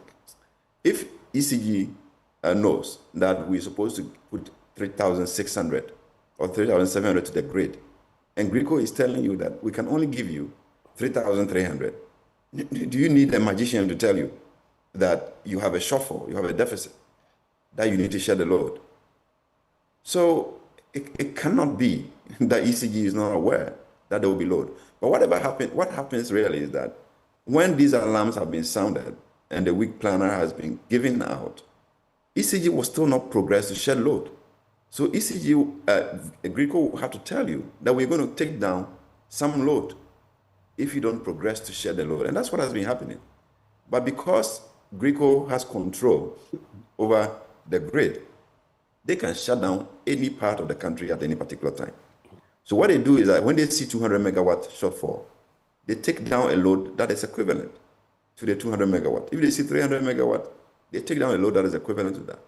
The severity of that kind of approach is that you are not then able to isolate specific installations from the Gridco system, because they do it from the feeders, they do it from the mains or the transmission line, such that if they take down an area, everywhere else in that community goes off. But ECG has the control to isolate specific installation. For example, if Kolebu area has to go down, ECG can take down everywhere else and leave the hospital alone. Gridco cannot do that. They will take down the entire area. So the responsible thing for ECG to do, even if you have 30 minutes alert, is to say that I'm isolating Kolebu and shut down everywhere else around Kolebu. They can do that, but Gridco cannot. So it is not about time. It's about being responsive and responsible to be able to manage the loads like that. It doesn't affect critical installations and everybody alike. Right, Benjamin. So then, does it also mean that, one, there's a lack of proper communication between the entities, including the VRA among others? But for now, let's focus on the ECG and Gridco. And should Gridco, two questions. Should Gridco not also be bearing... There is no Ben, let me complete the question. Should Gridco not also be bearing the brunt of part of what we are facing? Because some have said that the PURC has gone soft on Gridco and is bashing ECG, but Gridco also has its questions to answer. I don't know what questions they want Gridco to answer. Gridco is a system manager. They don't generate power, right? They only transmit whatever power is available. So if the power is not available, it's not available. What can Gridco do? They only have to tell you that there's no power available. If the generators are able to raise the needed financing to put enough power on the grid, Gridco will transmit. They will not say that there is power we are not transmitting. The bottom line is that there isn't enough generation. And how does a lack of generation or inadequate generation arise? It arises because ECG is not collecting enough revenue. It arises because ECG's collection is abused, it's not transparently utilized, and therefore we don't get enough money to buy fuel. That is the bottom line. We shouldn't run away from those fundamental issues of lack of liquidity, which is occasioned by ECG's inefficiency, to be able to raise enough revenue to give to the generators, to buy fuel and run the generators. That is the basic problem we have. So I don't think there is any confusion anywhere beyond getting enough money to be able to buy fuel to run the system. That's what we have. The transmission lines are there. Once there is power generated, it will be transmitted to ECG, and ECG will distribute. So to have ECG say, we don't know, Gridco is undermining us, Gridco is not giving us the power. Gridco doesn't generate power. They only transmit power. If we give them power to transmit, and they don't transmit, then we can have that conversation. Ben, are you saying that Gridco is completely blameless? Other issues we've seen, especially in hospitals losing electricity unannounced and people losing lives, among others. It means that advertently, Gridco shuts down a certain installation to prevent the grid from tripping. But if we are trying to regulate and see a way forward, Gridco should take some of the blame Why is the PURC not questioning them at all and saying that because they've given that weekly schedule or announced, giving them provided that there will be a load shedding situation and that they've issued a directive to ECG, why should they not take any blame at all? Because some of the problem is coming from them. They shut down the installation without announcing. So if ECG is failing to announce to consumers that we will be taking off certain parts of, some parts of the network to avoid the grid from tripping, should Gridco not be able to inform consumers to avoid some of the situations that we've seen? Gridco doesn't have a contract with the consumer. They don't interface with the consumer. Gridco is a transmission company. What they do is that when companies have generated power, they transmit that power to the distributors. So whatever power they have available is what they can transmit. But they are shutting off some of the installations. You see, the problem is that ECG is confusing everybody on how this thing happened. If Gridco doesn't shut down the some part of the country, when it becomes critical, the entire infrastructure goes down. So there will be a complete shutdown. The systems will respond. So for them not to lose the entire country, they have to pick the feeders. They have to take down anywhere that they think the load will be able, because they know the load from every community, every feeder. So when they take down the load, then it reduces the pressure on the system to keep the system afloat. So ahead of the week, that's what I keep saying, ahead of the week, ECG knows how much power is available. It is not secret in the industry. They have been trying hard to keep that as a secret to the extent that now even Gridco of workers are politically being manipulated not to put out the data.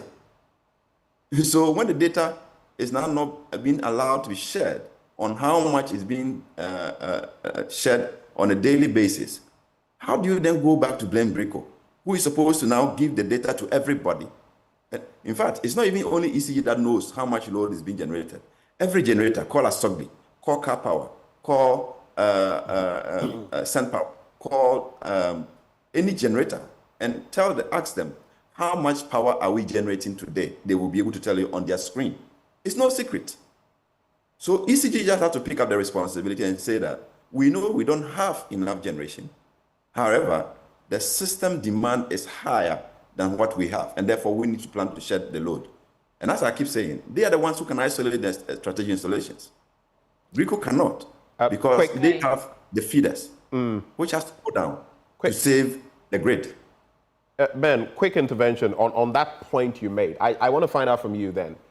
So are you, on these 2 points, do you think the ECG is intentionally not being honest?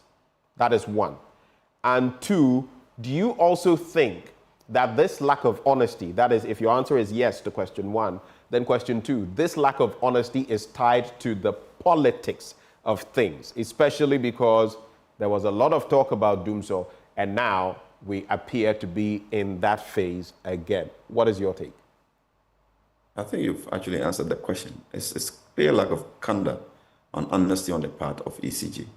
ECG cannot at any particular time pretend that they don't know how much load there is to shed.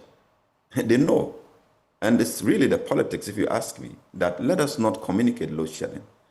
Even if you know that consistently, recurrently, you don't know how much is going to be shared, but every evening you know that you have to take down, or Gridco will tell you that 300 megawatts will go off. You have to plan for it. You know the plans that are on the grid.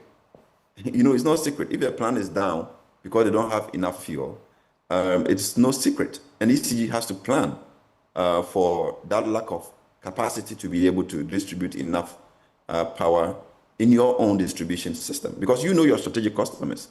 For example, there will be a factory that you don't want to go down because they are the ones paying you. You don't want Gridco to have that responsibility of shutting down some of the areas when you can then control which industry should be on from the grid, from your distribution system, to be able to save, a feeder going off or going down. So it is just ECG refusing or negligently deciding not to communicate, the load shedding to the populace. And if you look at the release of PRC has told all of us that the claim that transmissions were down is false. the transmission the distribution infrastructure that were down were less than 10% of what ECG claimed were being fixed all over the place. And even that, when they insisted that they should provide us with the location of all those transformers so that all of us can track. For example, if you know where your transformer is and your light goes off and ECG says the transformer is the one that has a problem, you can just simply walk there to see if you have ECG workers working on that transformer or not.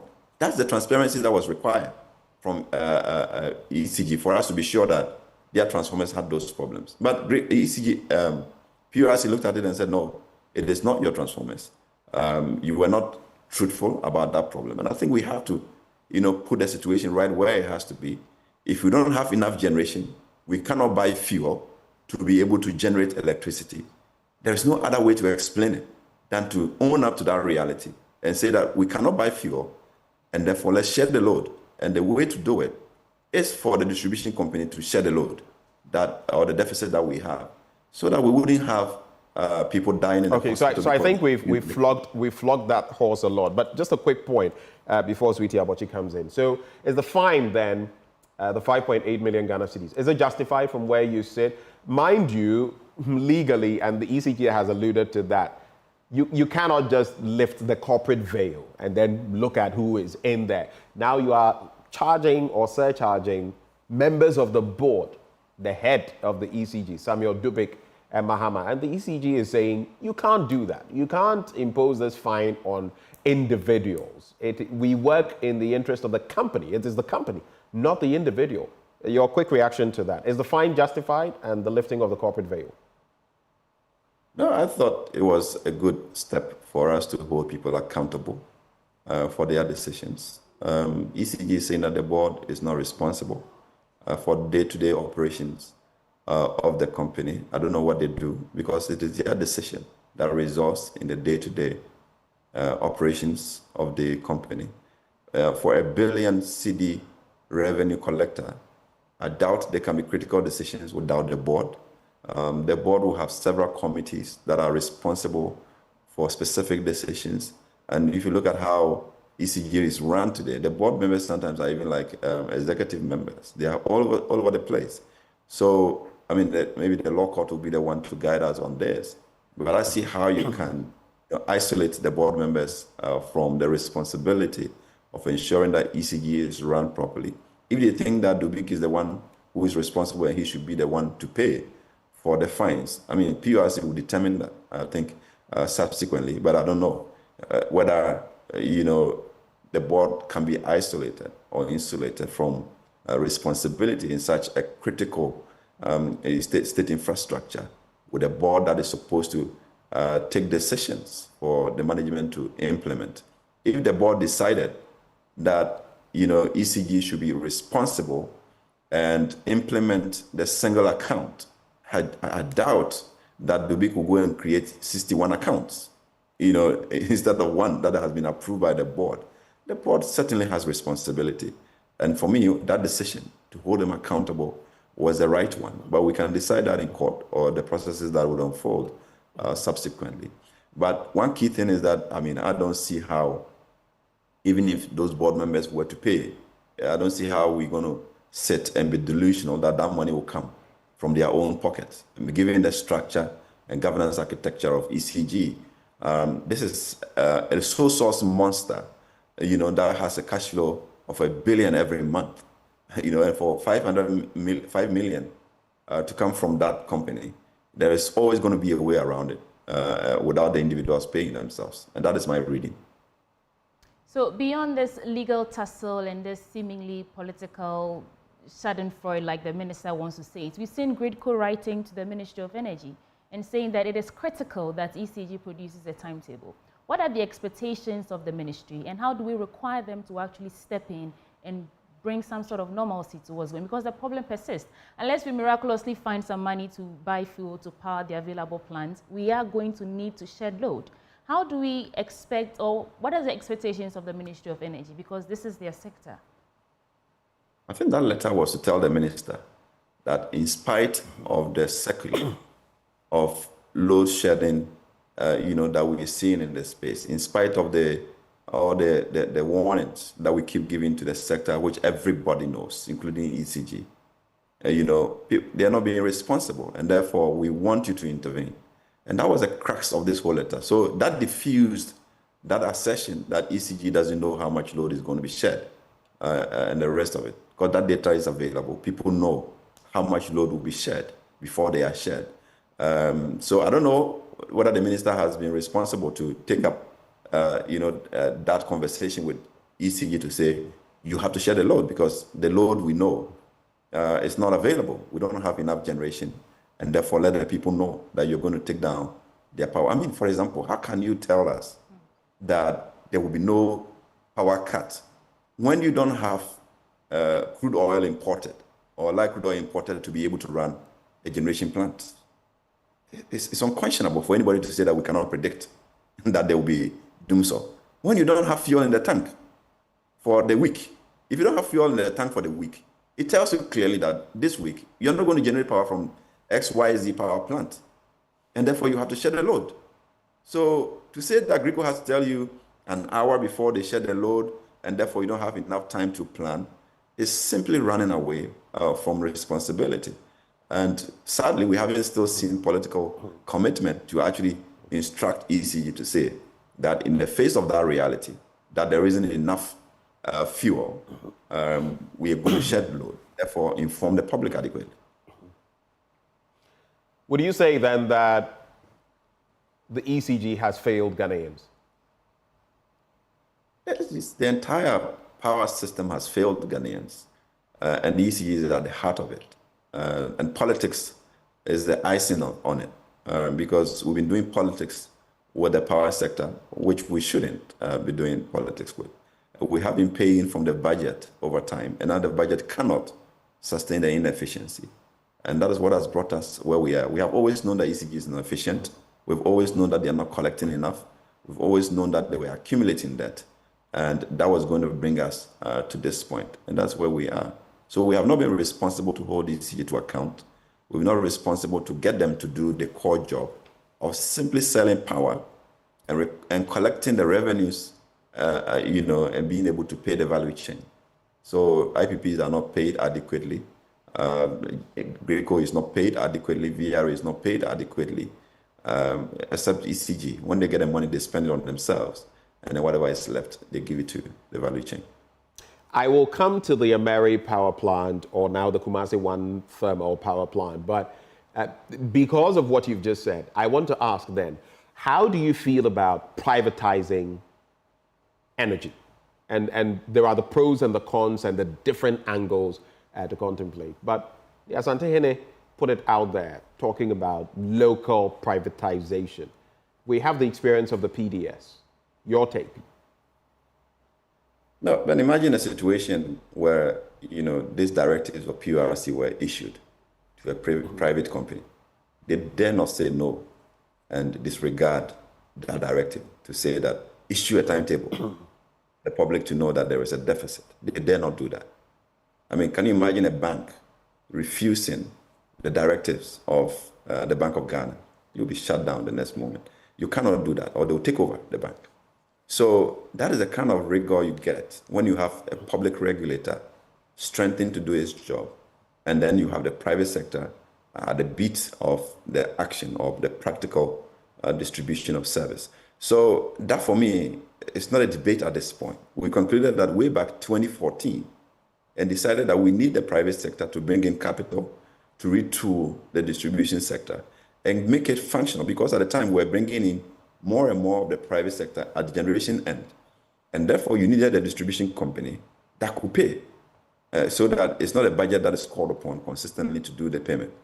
And unfortunately, that process got curtailed because of the political management of the procurement process for that private company to take up ECG. And the same politics derailed the process, which we had with the PDS situation. The problem was not the private sector participation. The process was that the politicians wanted to take up ECG themselves and pretend to create a private sector vehicle to take up the distribution of power.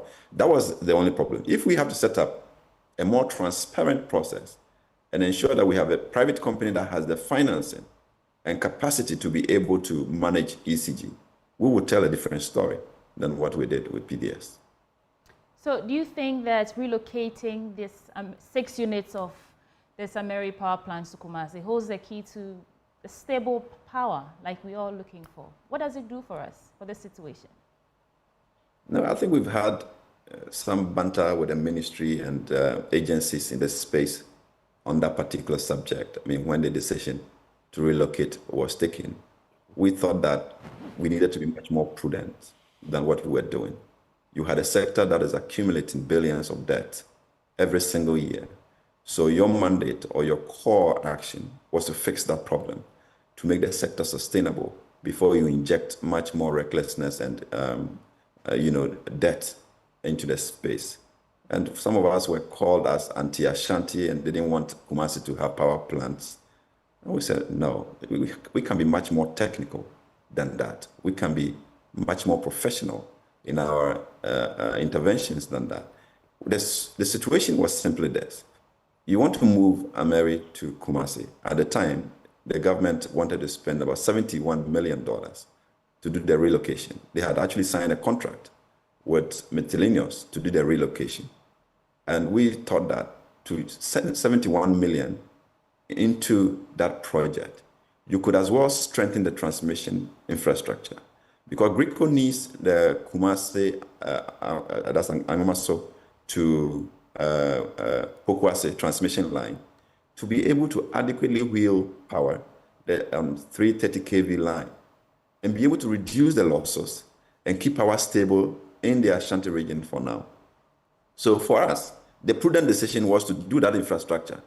We need to also build a new transmission line from the west to Kumasi, so that wherever power is located, you are able to wheel that power to Kumasi and the Middle Belt adequately to stabilize power in that enclave. By doing that, you are strengthening the transmission infrastructure. Because if you send the power plant to Kumasi and there is no gas flow, for example, to Kumasi, you will still not be able to power those power plants. Or if those power plants go down or have a problem, you still have not solved Kumasi's situation. So fix the urgent ones first. And later when you decide that you want to even move all the power plants to Kumasi, you can do that and generate from the Middle Belt. But the situation that we're in require that we take the most sensitive decisions first. And then you will hear that, GRICO determined in 2014 that we needed some generation in the Middle Belt to be able to stabilize Kumasi. And we say, hey, that is not technically the solution we need at this point. If you put the fiscals and the technical together, you have to be able to balance your decisions. And in fact, every decision that has gone wrong in the energy sector, you can have a report or a document, and use sometimes a law backing it. So the fact that GRICO recommended some time that we may need a generation in the Middle Belt doesn't mean that we have to do it without considering any other factor that could be much more reasonable or cheaper for us to do. So we even recommended that instead of running Bui, which is also in the Middle Belt, and we have the 330 kV line constructed from Bui to Kumasi, which can also bring on power. What we recommended was that instead of using Bui as a peaking plant, use Bui as a base load. And what that simply means is that you are generating 300, 400 megawatts at peak. That's between 5 and 11 p.m. Use that as a base load and perhaps generate just about 100 megawatts throughout the day so that you were able to stabilize the grid or wheel power more to Kumasi to stabilize the grid from all the other generation centers in the country, and not immediately think of building a power hub, which is also coming at a cost. And if I were to break down that for you, we have constructed a pipeline that GNPC is required to pay over $2 billion for. And that $2 billion has to come through the tariff. And this is the tariff that ECG is not even able to collect at this point. They don't have the systems to be able to collect enough revenue to be able to do that. So you have $2 billion, and now we don't even know how much it has cost us to relocate the power plants to Kumasi. If you add that up to it, you're probably going over $2 billion plus for that project of relocating 6 units of Ameri to Kumasi. That is not enough to be able to pay for $2 billion. All right? Are you saying it wasn't worth it? I mean, you could have built a nuclear plant with that $2 billion. If you had $2 billion to build power plant in Kumasi. Yes, but answer the question for me. Are you saying then that the relocation was not worth it? The relocation was not the most sensible decision at the point that we're in, when all that Kumasi wanted was a stable power and not necessarily bringing power plant. Because even as the power plants are there today, you cannot guarantee a stable power supply within that enclave because you don't have enough gas. So now in the short term, what we are seeing is that they are trying to now divert the gas, transmit it to Kumasi so that we can artificially sustain some conversation that, oh, we have brought stable power. But then other power plants are being denied the gas from the coast to be able to do the same thing. So you haven't actually solved any problem. And remind you also that Ameri power plant is a single cycle plant. So if you deny, say, Asogli, that is a combined cycle, and then give the gas to Ameri, you are not being prudent in your allocation of resources.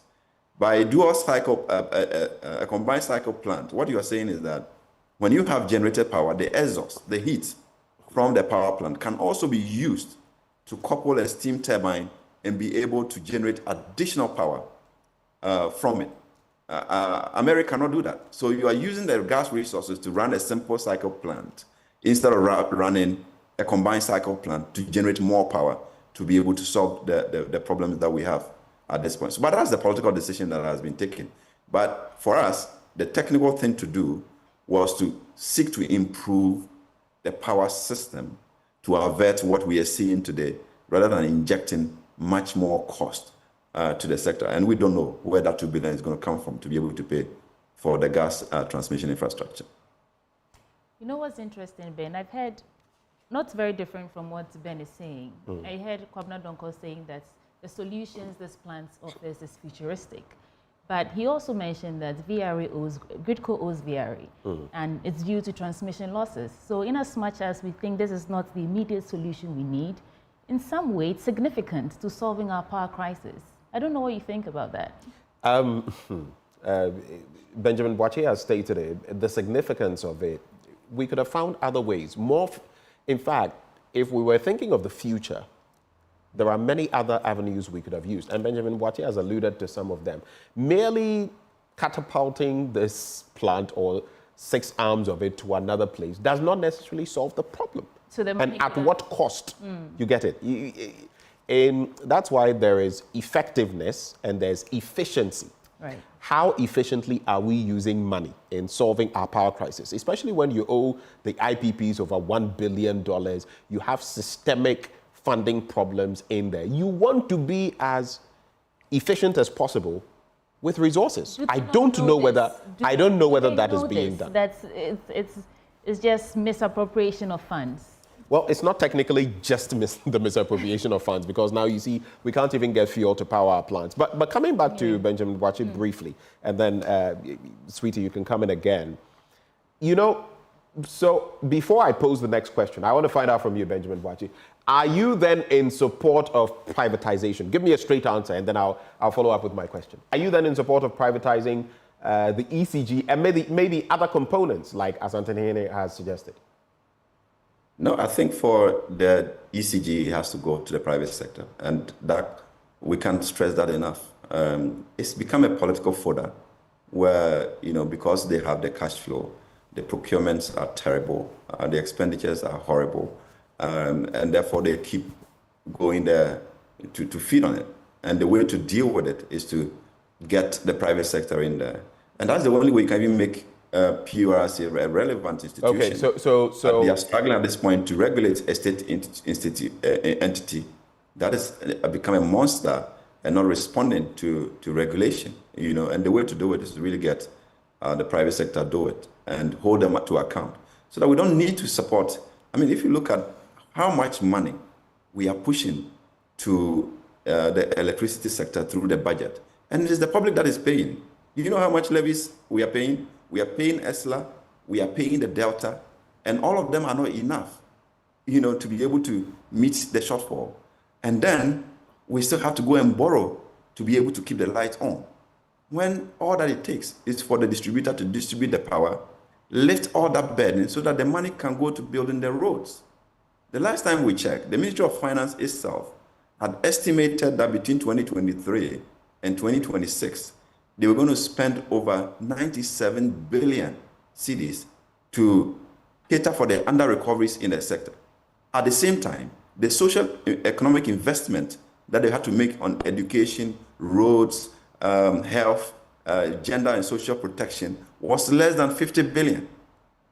So you are spending far more for under-recoveries of the power sector than what you want to do to improve development in your country. Right. And that, for me, is a travesty. We need to fix that. The Asante-Hene focused more on local privatization. What do you think? Local privatization, foreign privatization, or maybe even some sort of joint venture between the public and the private sectors, aka government and maybe some private entity, to ensure that there's balance in ownership? Quick on that. And then to add to that, since you've already spoken about privatization, my problem then is that any privatization of this nature is often laced with corruption.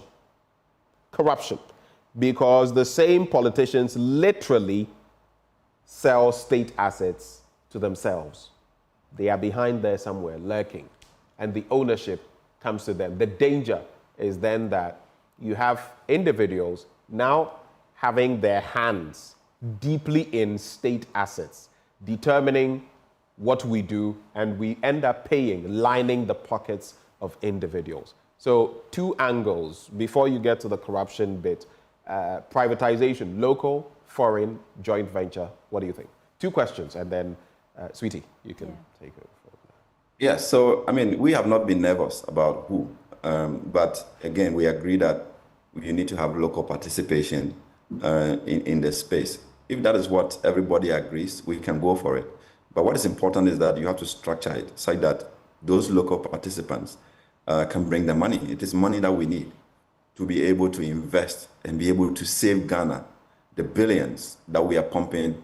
Let's not kid ourselves, think that, even in the private sector, the local private sector cannot do it and keep the burden on the state. We should just hand it to them and continue to sacrifice development and give it to a local company. We need to be able to find out, do we have the local people who have the financing capacity to be able to invest?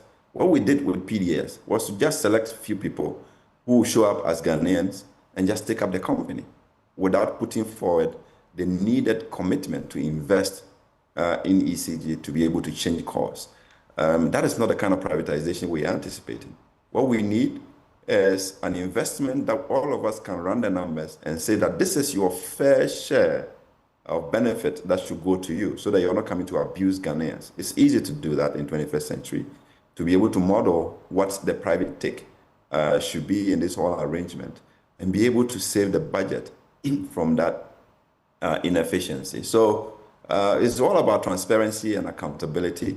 And of course, as you say, avoiding the corruption in that process. If we're able to do that, I mean, we had recommended that in the past, even to the Ministry of Finance when the PDS transaction did not go through. And we had indicated that even the pension funds could take up the distribution of electricity and invest that money that they are sometimes using for other reckless investments to pick up ECG, bring in some private Ghanaians, set up a consortium that could put forward that investment and be able to take up the utility and manage it well.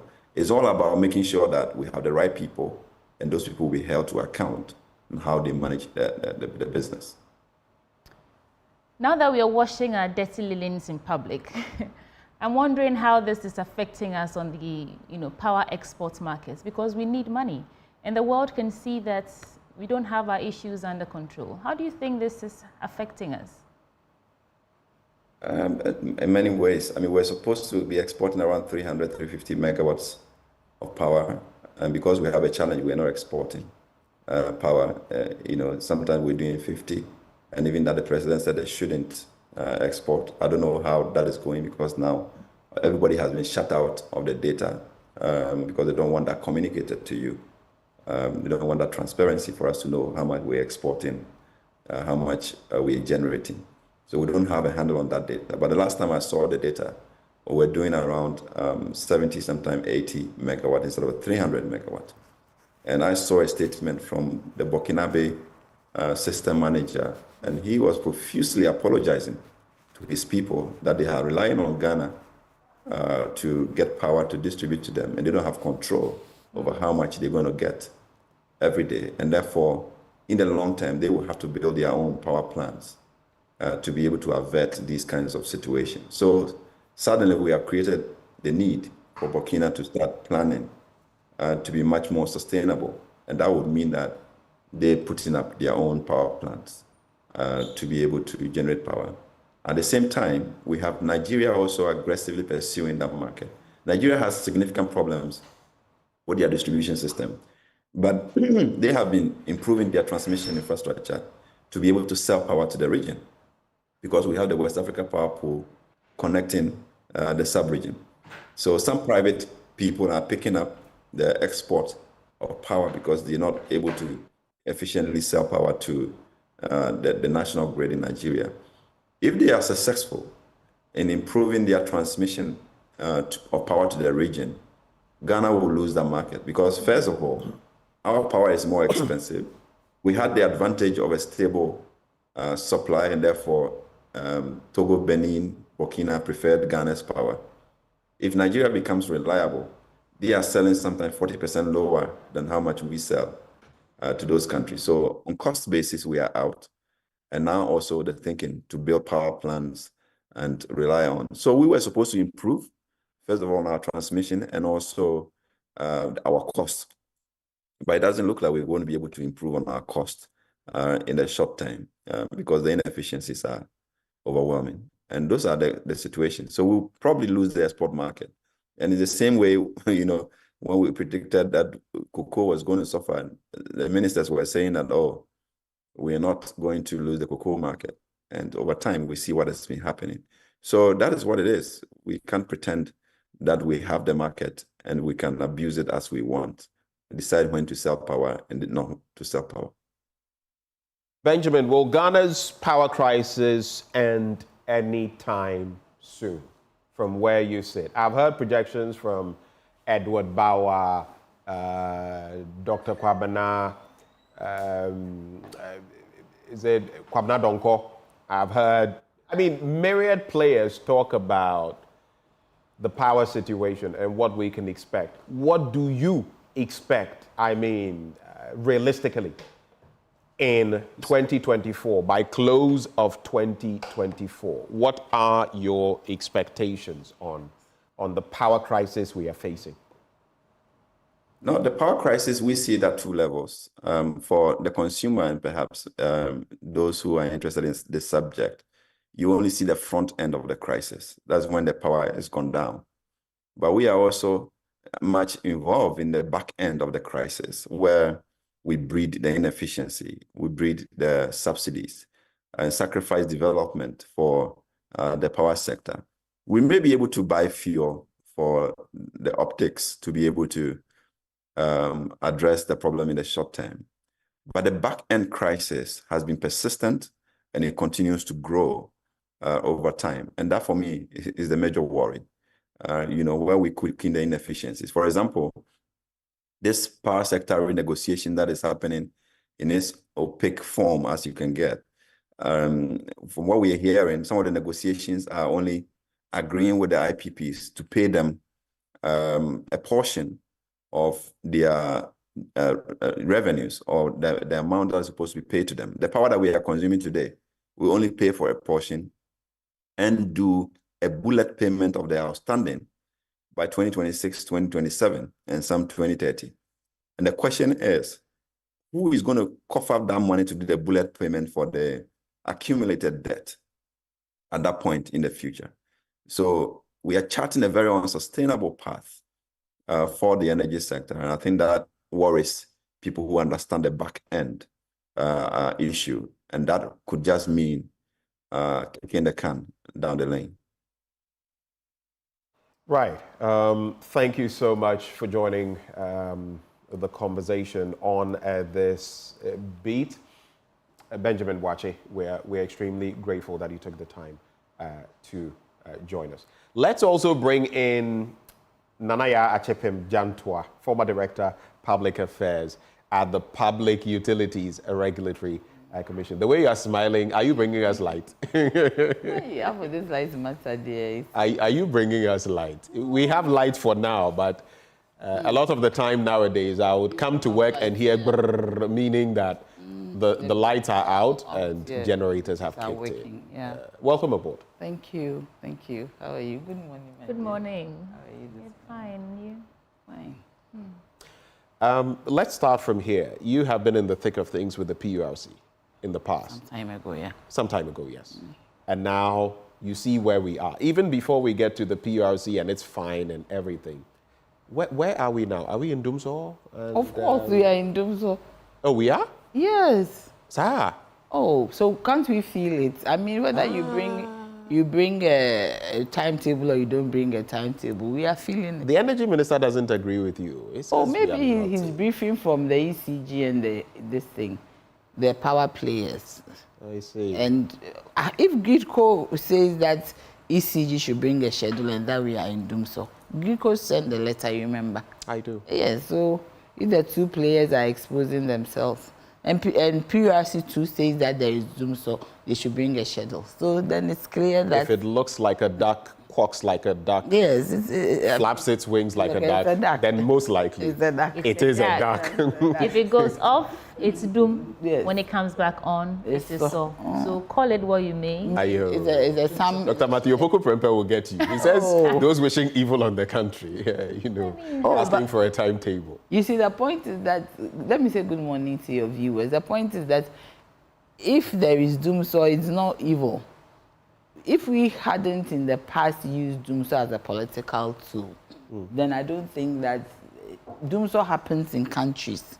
In Africa, even in America, when there is some force majeure or there is a storm. Yes, there is lights out. People. And then people know it's a one-off. Yes, it's a one-off. But I mean, whatever it is, doomsday is doomsday, and I think that we should start working towards making sure that it doesn't work. With this, what we have now is more of a capacity problem. It's more of a financial problem than a capacity problem.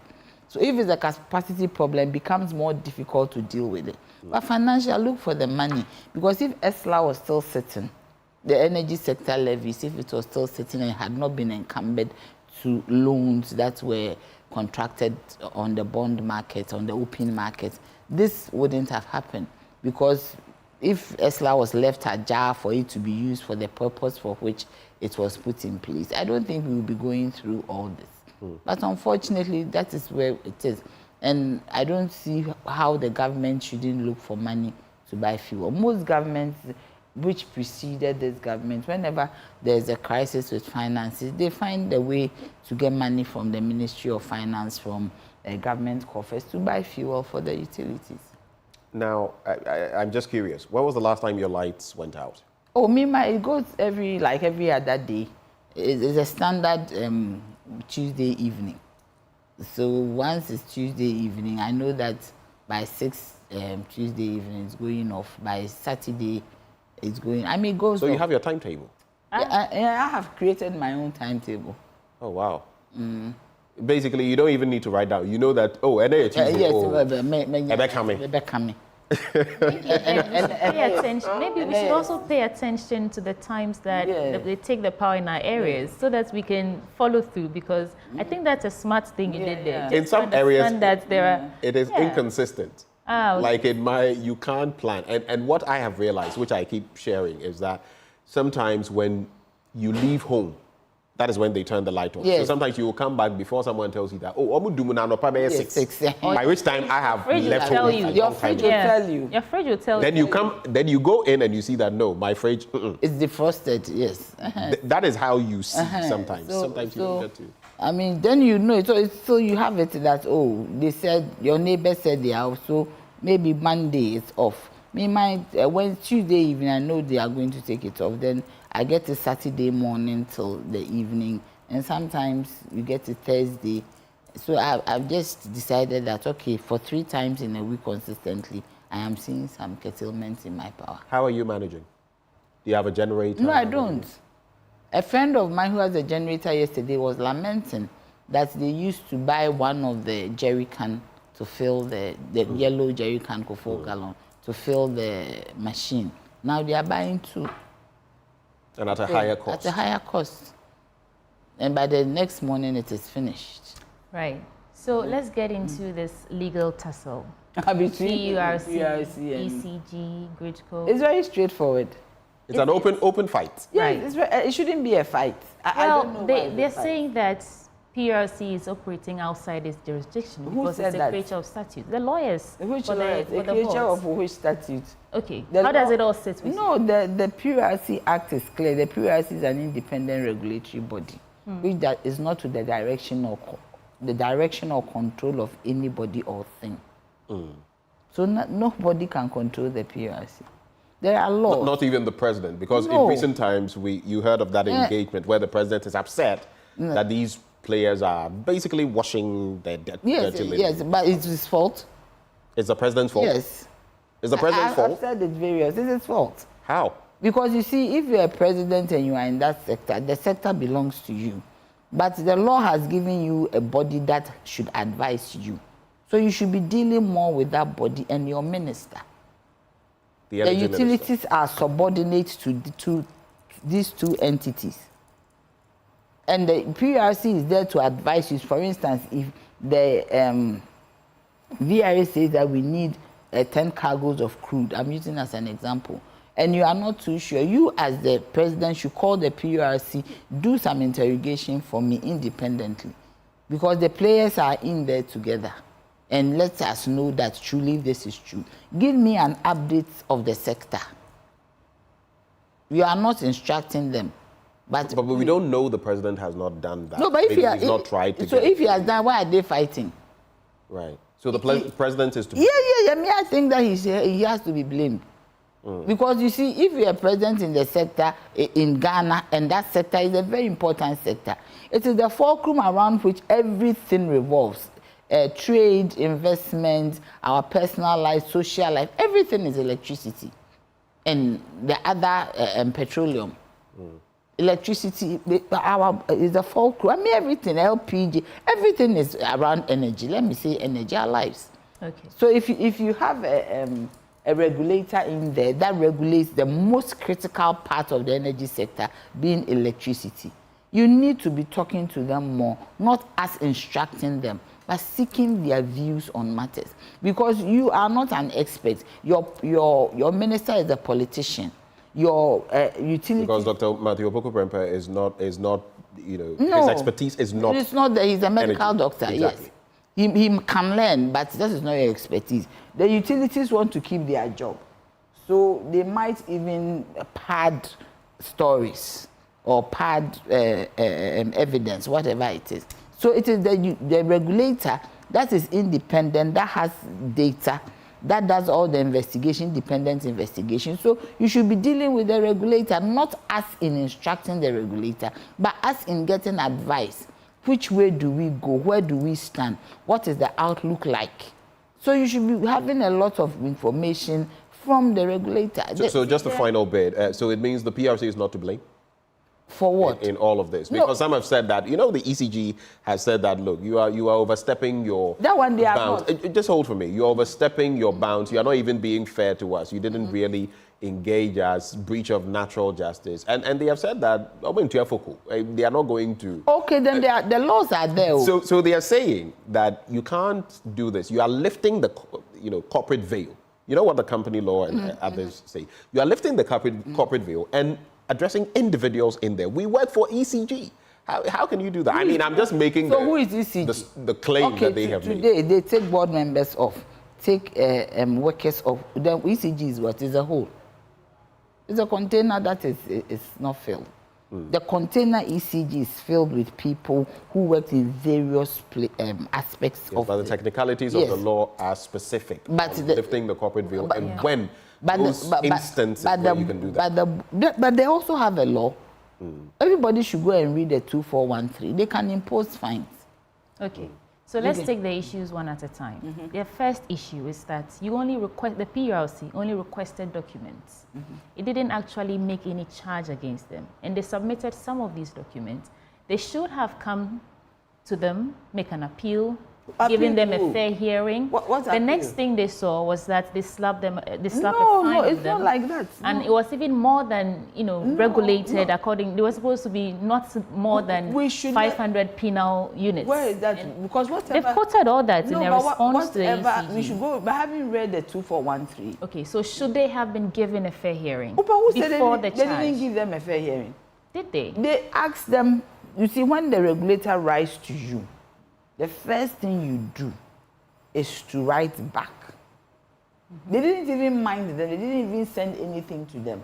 They sent some documents. Which documents? Like the 31 bank account out of the 61, the 36 out of 61. The documents for, cash water mechanism. You see, that is cash. Payments to that. They also submitted the directives from government for the purchase of fuel. So there are some of these those things were not very key. They said, one, give me the location of the transformers that you say is causing load shedding. We noticed that you have not given announcements. 65% of your planned maintenance, you didn't announce it. It is a prerequisite that you announce it in the media, in the area. You announce it on radio, TV, newspaper. Then you also, and that is planned. If they have noticed that we need a load shedding schedule according to ABC, did they respond to those things? They didn't. And besides, they were in the media, talking to media, when the regulator was waiting for them to come and respond to them. When these things happen, you just go to the regulator and have a meeting and tell the regulator your challenge. But if you don't tell the regulator your challenge, they will use the law. I don't think that PURC is outside the law. Should all this be, doing it in public like this? Is this the way to, the approach of the PURC has come to question. Who questioned it? I've heard some energy. Yesterday I was listening to Newsfile and it said, as an arbiter, they could have done all this behind closed doors and then come out with a solution. People are just misusing words and changing the role of the PURC. The PURC is a policeman. It's a policeman? Yes, they are not an arbiter. Okay. Nobody should say the PURC, they are in the same sector. PURC also regulates water. Okay. PURC is not an arbiter. What is an arbiter? The only way PURC becomes an arbiter is when there's an issue between the consumer and the utility service provider. Is that not what we're seeing? No, but this one, it is, you are flouting regulatory sanctions. Right. Regulatory orders. You are flouting it. What's the way forward?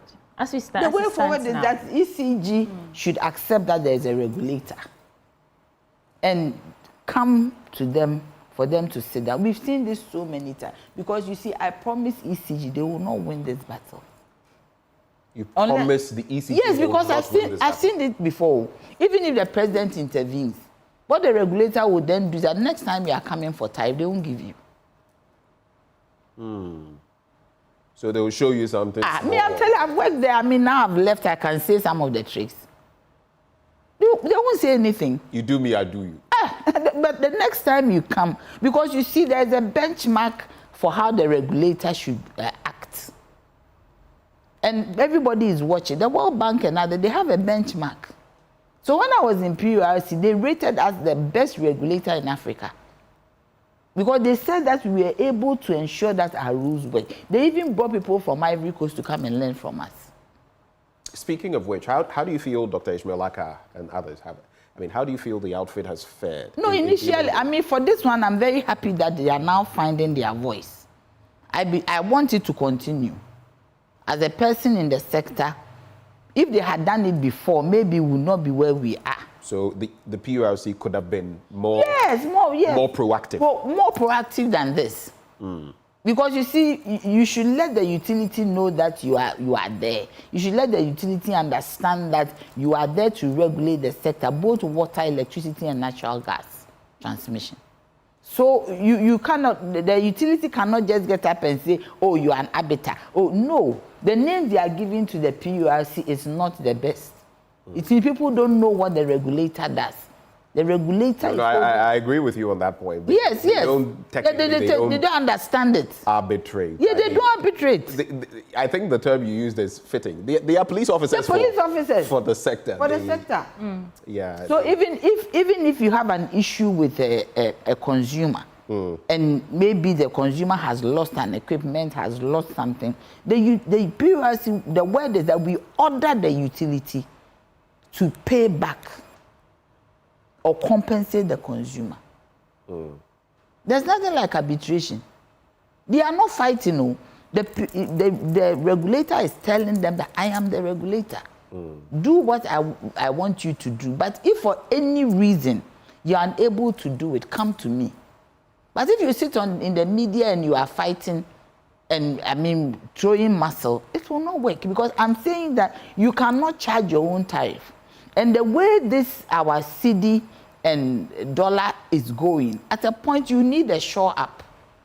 Which we have needed. Yes. Which the finance ministry has failed to take. I am even surprised that there's 200 million of the cash, waterfall mechanism is with the Ministry of Finance.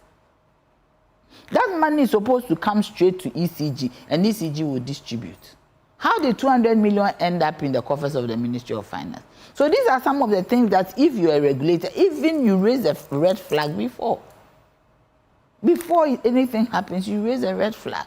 And Sweetie, it also goes back to some of the debts. You know, the power sector is a convoluted mess. Yeah. Because sometimes you say, oh, this entity owes that entity, but government owes this entity, and so in the case, costs, yes. DRA, grid code. It's a complex mess. Where do we start solving that problem? The ESLA was supposed to solve that problem. ESLA. And there was also, I think, a 1% grid stabilization tariff or something like in the tariff, which 1%, which was used for gridco to stabilize the system so that they don't, because it's new, gridco was unbundled from VRA, so they need to change certain things. And that one was used to reduce the tariff, 20%. IMF program, if I'm right. What does the subsidy go to? You can only spend what you generate. So the government, that's why they also remove the price stabilization on fuel and all that. So they cannot help. Why are we living in the IMF? They have mismanaged the economy. Right. Yes, I wanted to read out the regulations as stated, so that not that one specifically. One? The Consumer Regulations 2020, the LI 2413. 2413. Okay, right. Because you were saying that it is a police officer. Yeah. The PURC is a police officer. But just for clarity, it doesn't and then we can wrap it up. It doesn't state that it's a police officer. No, I want to speak to finding the directors instead of ECG. And saying that ECG. ECG is a company. Please, limited. Please, I beg you. At the core of decision making is the board. The MD takes instructions from the board. There's no way the MD. For me, the MD should not even be brought into this thing.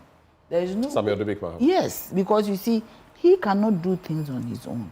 He works under instructions from the minister and from the board. Largely, his link is to the board. So when they go for board meetings, they say, let's do A, B, C, D. The lawyers were saying that the ECG board do strategic things. Okay. What kind of strategy do they do apart from strategy around power? Strategy around electricity. And what we are talking about is around electricity. So they are able to tell the MD, go and do A, B, C, D, E. Then he will, with his management team, will say that when we went to the board meeting, this is what the board said we should do. So if the board says that no load shedding schedule, Dubi cannot come on his own to say that there should be a load shedding schedule.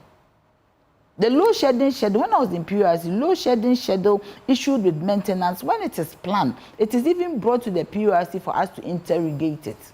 And it is the board that decides. So you think that ACA doesn't know what he's doing? They know, they've looked at everything and see that, and we don't even know what information is there that cannot come out. Because for them to say that they are charging the board directly, you don't know what is there. We cannot speculate. But I'm saying that who is responsible for the day-to-day, the decision-making process? So if the board is not responsible for decision-making processes, then they should let them go and leave it to work. My final question to you, how far does this fight go? Because now it looks like PLC is fighting on behalf of consumers to get electricity, and they're also fighting back. How far does this go? Then it means that ECG does not love consumers. The consumers that have a contract and an arrangement with them to provide power, they don't love us. They don't regard us. Do you get me? PURC right now wants to is protecting the interests of the consumer as indicated in Act 538. That is the law. But if they are fighting back, it means they don't love us, because they don't know how uncomfortable it is for us to go through doomsaw. The only thing is that MPP used this doomsaw for politics from 2014 to 2016. That was their key political message. So now they are even afraid to come and admit that there is doomsaw. So they say it is doomsaw and all that. That is what the problem is. Because seriously, I don't see anything wrong with a nation going through this kind of crisis. There is nothing wrong. You can go through this kind of crisis, my brother. There is nothing wrong. You just come out and say that ABC, this is what is going on. Let's see how we can resolve the matter. All right. Thank you so much for joining us for this conversation. But do you have any final words before we go? I saw you writing a Mary. That's fine. I was going to go there, but we've run out of time. Unless you want to, in less than a minute, take a look at that. But Mary, what is wrong with Mary being in Ashanti region? There's nothing wrong with the renaming because it has been decommissioned. It's now in the hands of VRA. And I mean, you know, there's a plant at Tema, which was for the Norwegians. They renamed it to KTPP1 or something like that. Boom. There's also the TICO, Intercradi. They renamed that one. Because now it is a BOT, Build, Operate and Transfer. I mean, they decommissioned in 2020 because, I mean, they owed America 57 million and VRA couldn't pay because ECG hadn't collected enough. Now they have paid, they have decided that this is it. If it's in Kumasi and Ashanti region, it's good. Because when there's a system collapse, immediately Ashanti goes off. Because Ashanti has the AFLS, the automatic frequency load shedding mechanism. It's placed in Ashanti region. So whenever there's a system disturbance on the lines, Ashanti is the first place that goes off. Right. That's a conversation we're going to expand on. And Nanaya Achepim Jantua, we are very grateful for your time. In the past, she has spoken for the PRC and she's laid bare a number of issues. We're so grateful that you took the time to join us this morning. We'll be right back after the break talking about Ghana's finances, where we find ourselves, bilateral creditors and all moving forward. Our very own George Riafe is out and about, outside of the country, of course, with some of these engagements. We'll be getting him on the line to break down what is happening as far as the IMF, among others, are concerned. Stay.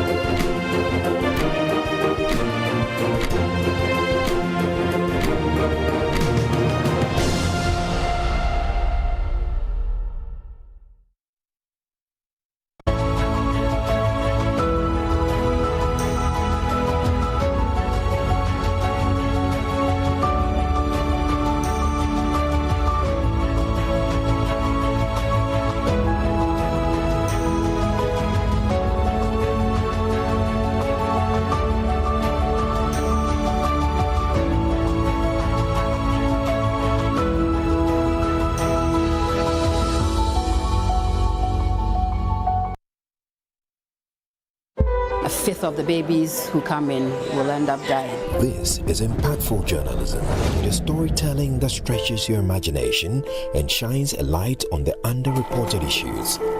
Normally, if you talk, that will change people. Let them see it. This is impactful journalism.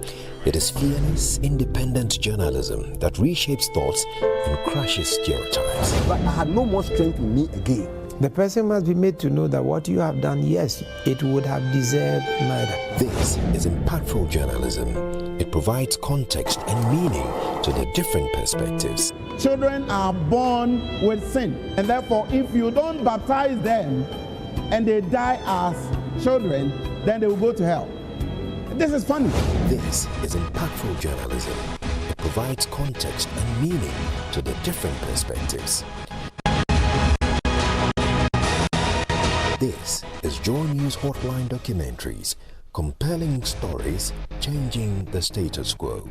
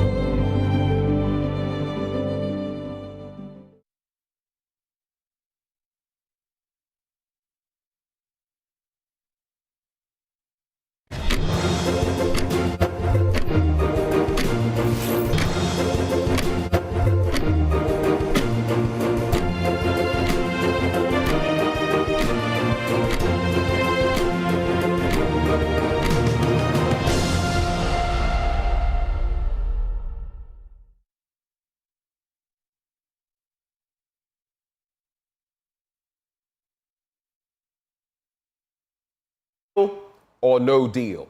Well, that is the case for Ghana as far as the bilateral creditors are concerned. And more, now the third tranche of release from the IMF is facing some obstacles because there are roadmaps, there are milestones we have to attain before getting that.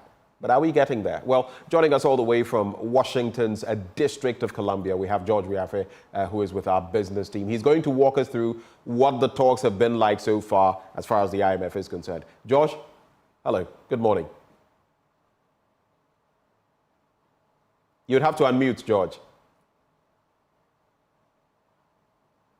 Is it better now? It is better. I can hear you.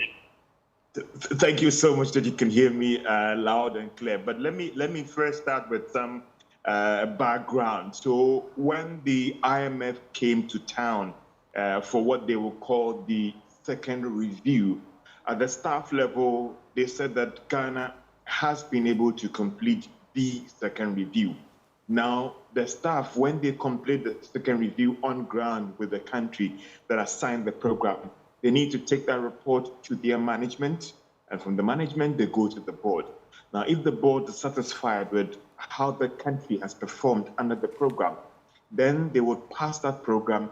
And since Ghana's program comes with financial support, they will go ahead and then extend that second tranche of funds to Ghana. It's around $360 million.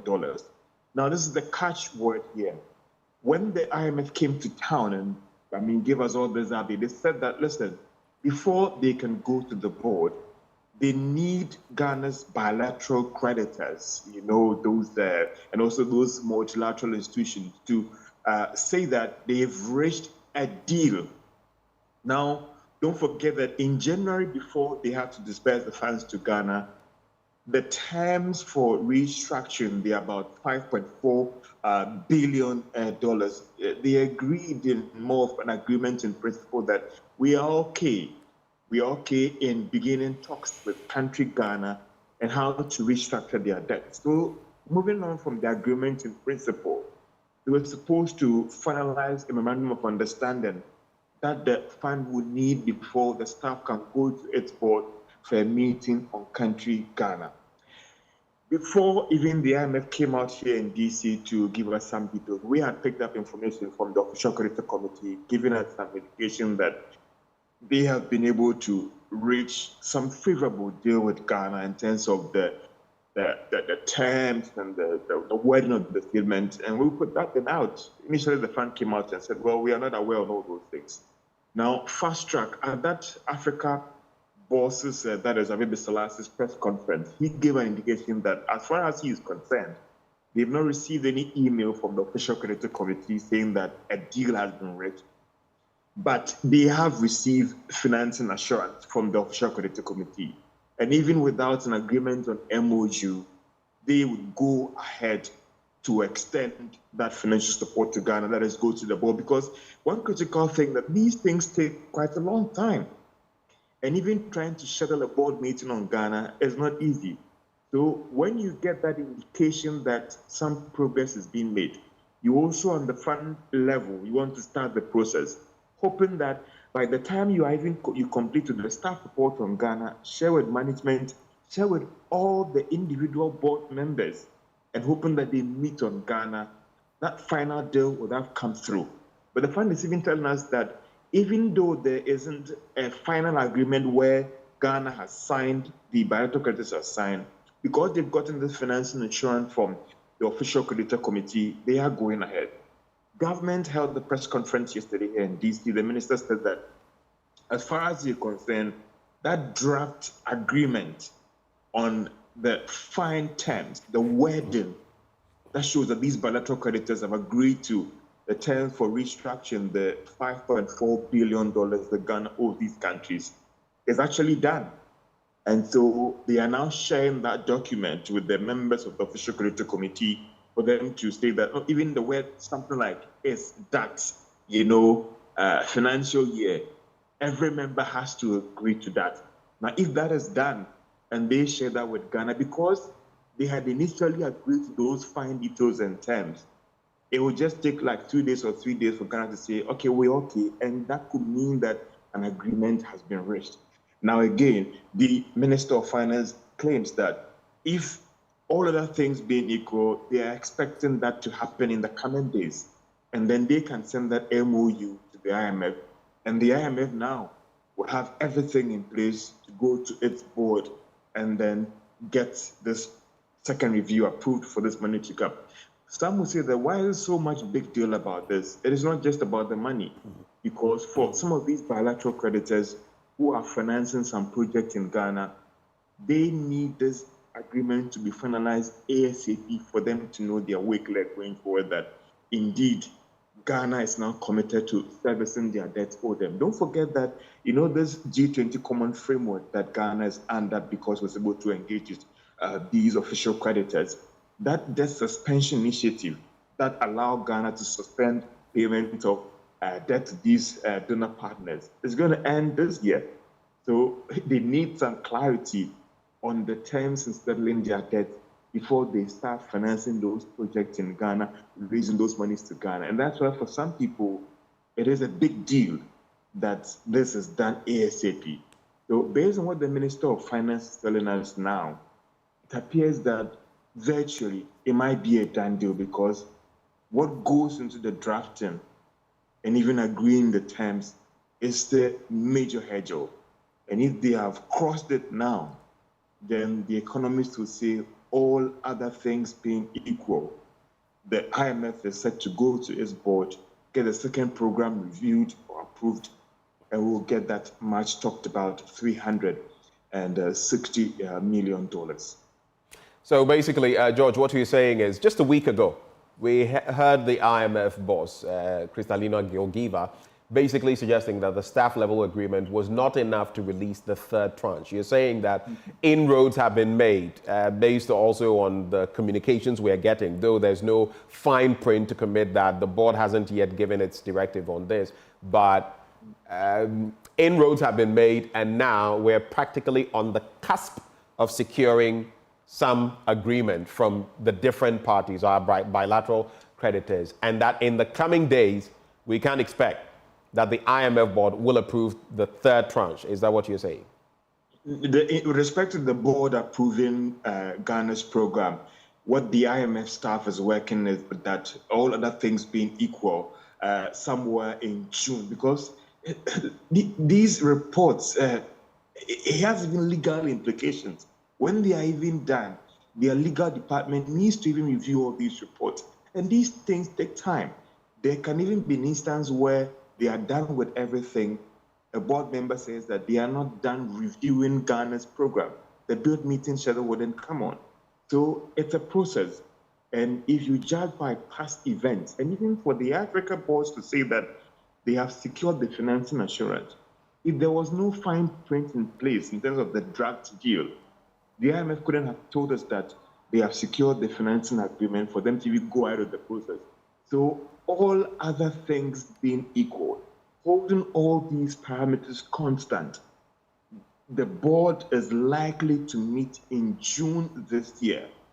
And judging from what the finance minister had said, it means that we are likely to get our second review passed by the IMF board and get the next tranche coming in, because even the fund is saying that even though as at now, there hasn't been an official communication to them with respect to the final MOU, the fine print, the wording being agreed, because they have secured that financing assurance from the official creditor committee, they are kicking start that work of finalizing Ghana's report, which sometimes can take weeks. The management group can take weeks. And therefore, if we hold all these things constant, possibly in June, the board can meet on Ghana to pass our second review. George Rafe, thank you very much, and we'll stay with you as and when you have more information. We're hoping to get the scoop from you. That is George Rafe. He's an editor with Joy Business. So that is the situation. That is where we are currently. How will things pan out? Only time will tell. But stay with us just a little bit more. We're going to give you our photo of the day and then draw the curtains on the show. We'll be right back.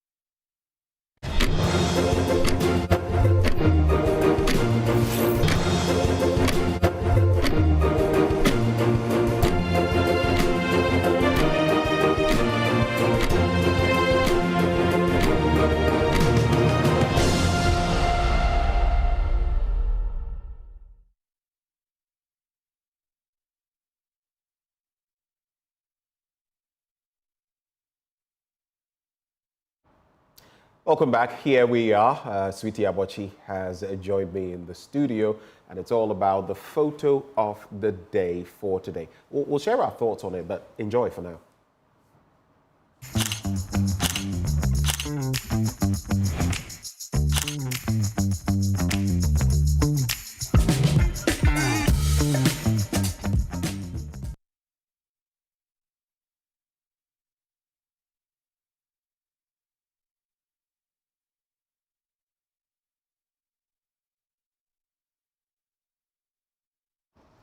What do you think is happening there?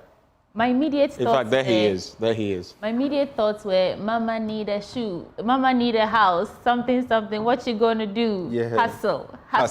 Hustle hard. That's it. Chale? Chale. So that's his, the bag he's wielding. The bag has become his pillow.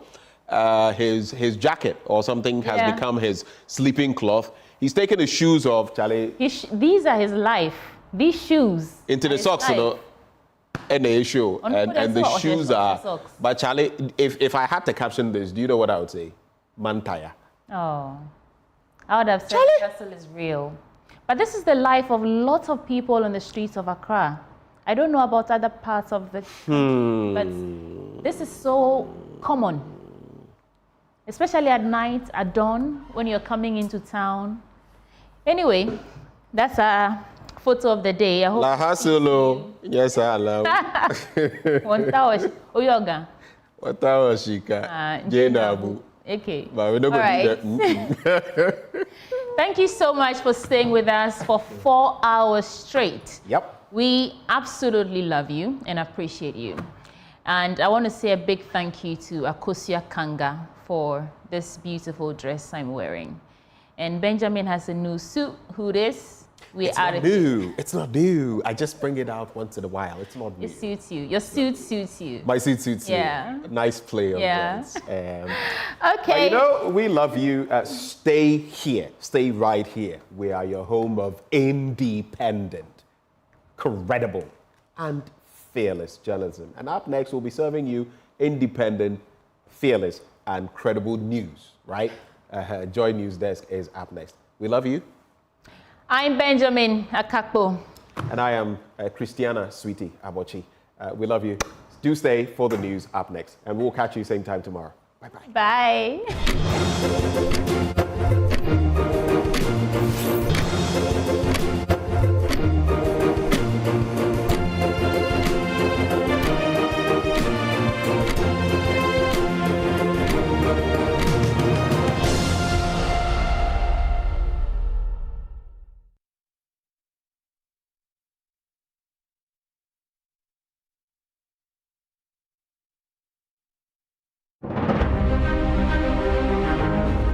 Good morning. Welcome to Joy News Desk. My name is Aisha Ibrahim. Let me tell you, this is not a small job at all. What can you report from the Fana community? We are still sounding the alarm for people who are hiding to know that help has come. The board is supposed to be meeting this morning to deliberate on this nominee. Yes, this problem has been recurring over time. The people have invested the fruits of their excellence, and you want to throw it away because you think you can. No, it's not lawful for him to do it, period. What's the basis that these financial assurances will be giving latest today? If you follow what had transpired over the week, we got the information when the president addressed the May Day celebration, indicating that China is going to come on board.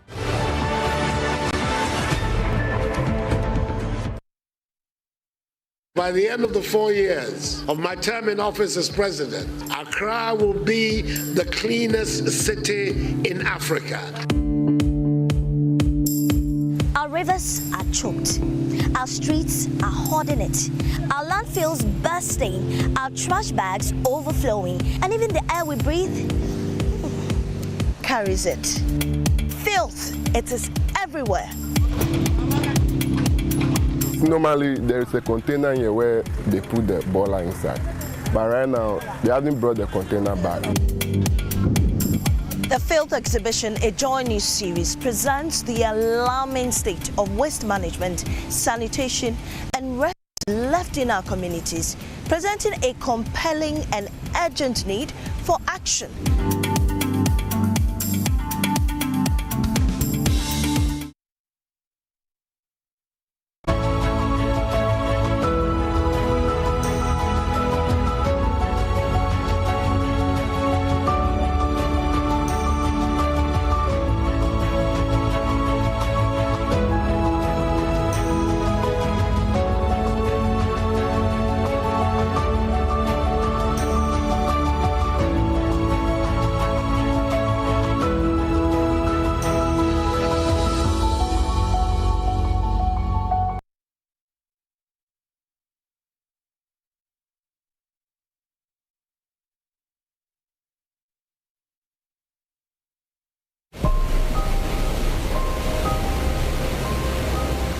18th September 2023, the management of the VRA opened the spillways of the Akosombo Dam. Millions of gallons of water rushed out, destroying everything on its path. Then the blame game began. From VRA all the way to the very top, they owe us explanations. The forecast gave the indication that we are not supposed to expect too much water into the reservoir. But in August, the situation changed. Our forecast did not change. After the floods, 36,000 people remain displaced, reeling under the heavy weight of neglect. Some of the ladies, they are in their menses, and how they will bath, change themselves, nothing. They can't do anything, so maybe they'll be in one part. As I'm talking to you now, me myself, I'm also a victim. After the floods, JoyNews returns to speak to the affected people to understand their pain and to understand why an engineering decision should cause such havoc. I'm very much annoyed with VRA, and we are not hearing anything from them. They have to come to our age and support us and give us compensation. After the floods, a JoyNews hotline documentary coming soon.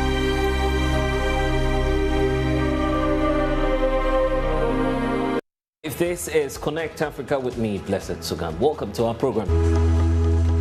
We have updates on the elections taking place in Sierra Leone. There had been some attack around the opposition's office, and this was because they prematurely announced results, which both parties technically did. And what is the cost of political unrest in the West Africa sub-region? The preponderance of illicit activities resulting from easy access to small arms is causing a lot of havoc across the region. 5 countries. How are you going to work with them? It is one of the few cases where we have the countries themselves agreeing to do it and calling on ECOWAS to act on their behalf. There is a DNA testing, the process of DNA of 17 students who were banned beyond recognition. So at the moment, there is some uncertainty. Some of the parents think, hey, is my kid part of those that were banned beyond recognition, the 17? Every human being has the right to a livable world. And to secure that livable world, all the rich nations and all the international financial organizations must transform the standard of doing business.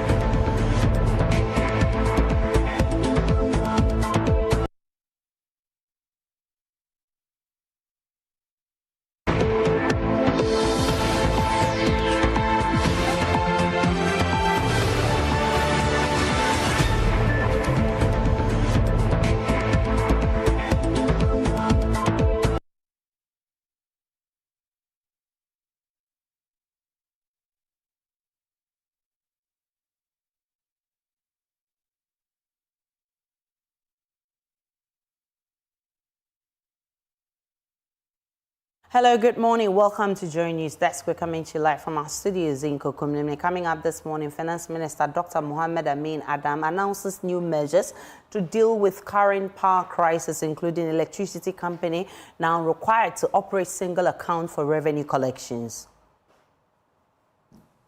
And so, under the leadership of His Excellency the President, we have agreed to a number of measures that we have started implementing. And in due course, very, very soon, the people of Ghana will see the result. We have more, plus our Doomsor diaries coming up this morning. Also, former Maslock CEO's jail term runs in her absence. We'll hear from a lawyer who explains that provisions in the law do not allow her sentence to be postponed.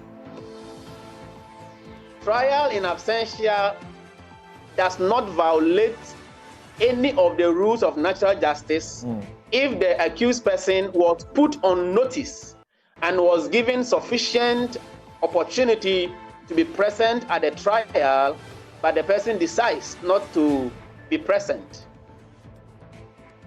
And many mourn late gospel musician Koda in his hometown, Takra. They would hear from some of them on the gospel musician.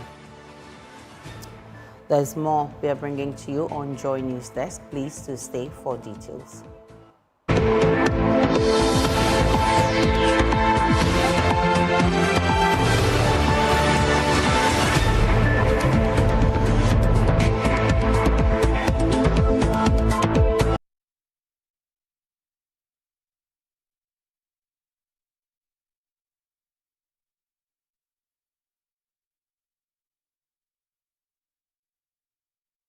The intermittent power outages continue to have a devastating effect on businesses across the country.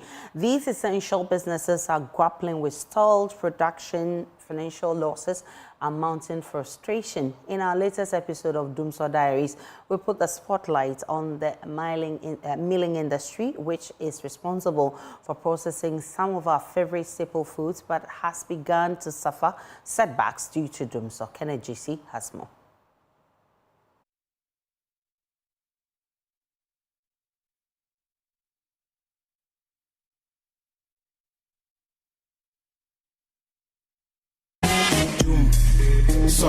Seated alone in his milling shop, Samson waits on ECG to restore the light that was taken several hours ago. This has become a regular occurrence at Asufa, near Ofanko barrier in the Greater Accra region and other parts of the country. Lights go off at unexpected times, with no one knowing when it will be restored. Samson mills corn, tomatoes, and kenke. His customers come to his shop as early as 4 a.m., and that's usually the period the lights go off the most. Because it's a money thing, they have to come and grind and then go and make sure that they prepare for their children for school. So that's why they come early. So when they come and then the light is off, it's worried them.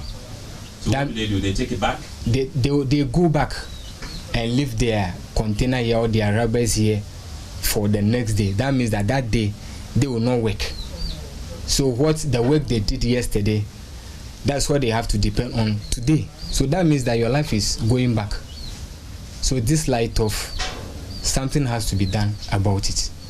The location of Samson's shop means he does not attract as many customers as he would have wished. He tells me that majority of the milling shops are located at market centers and people prefer sending the items there to bringing it where he is. That, coupled with Dumso, is taking a toll on his business.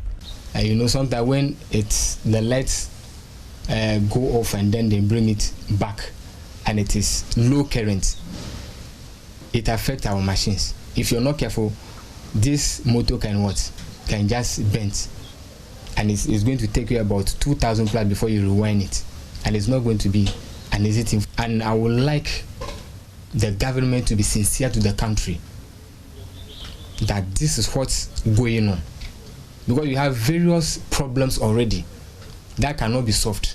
We are just there, like we are not in our country. So we would like them to be sincere. Tell us what is going on, what they want to do with our life, because this is our life. Without work, what are you living for?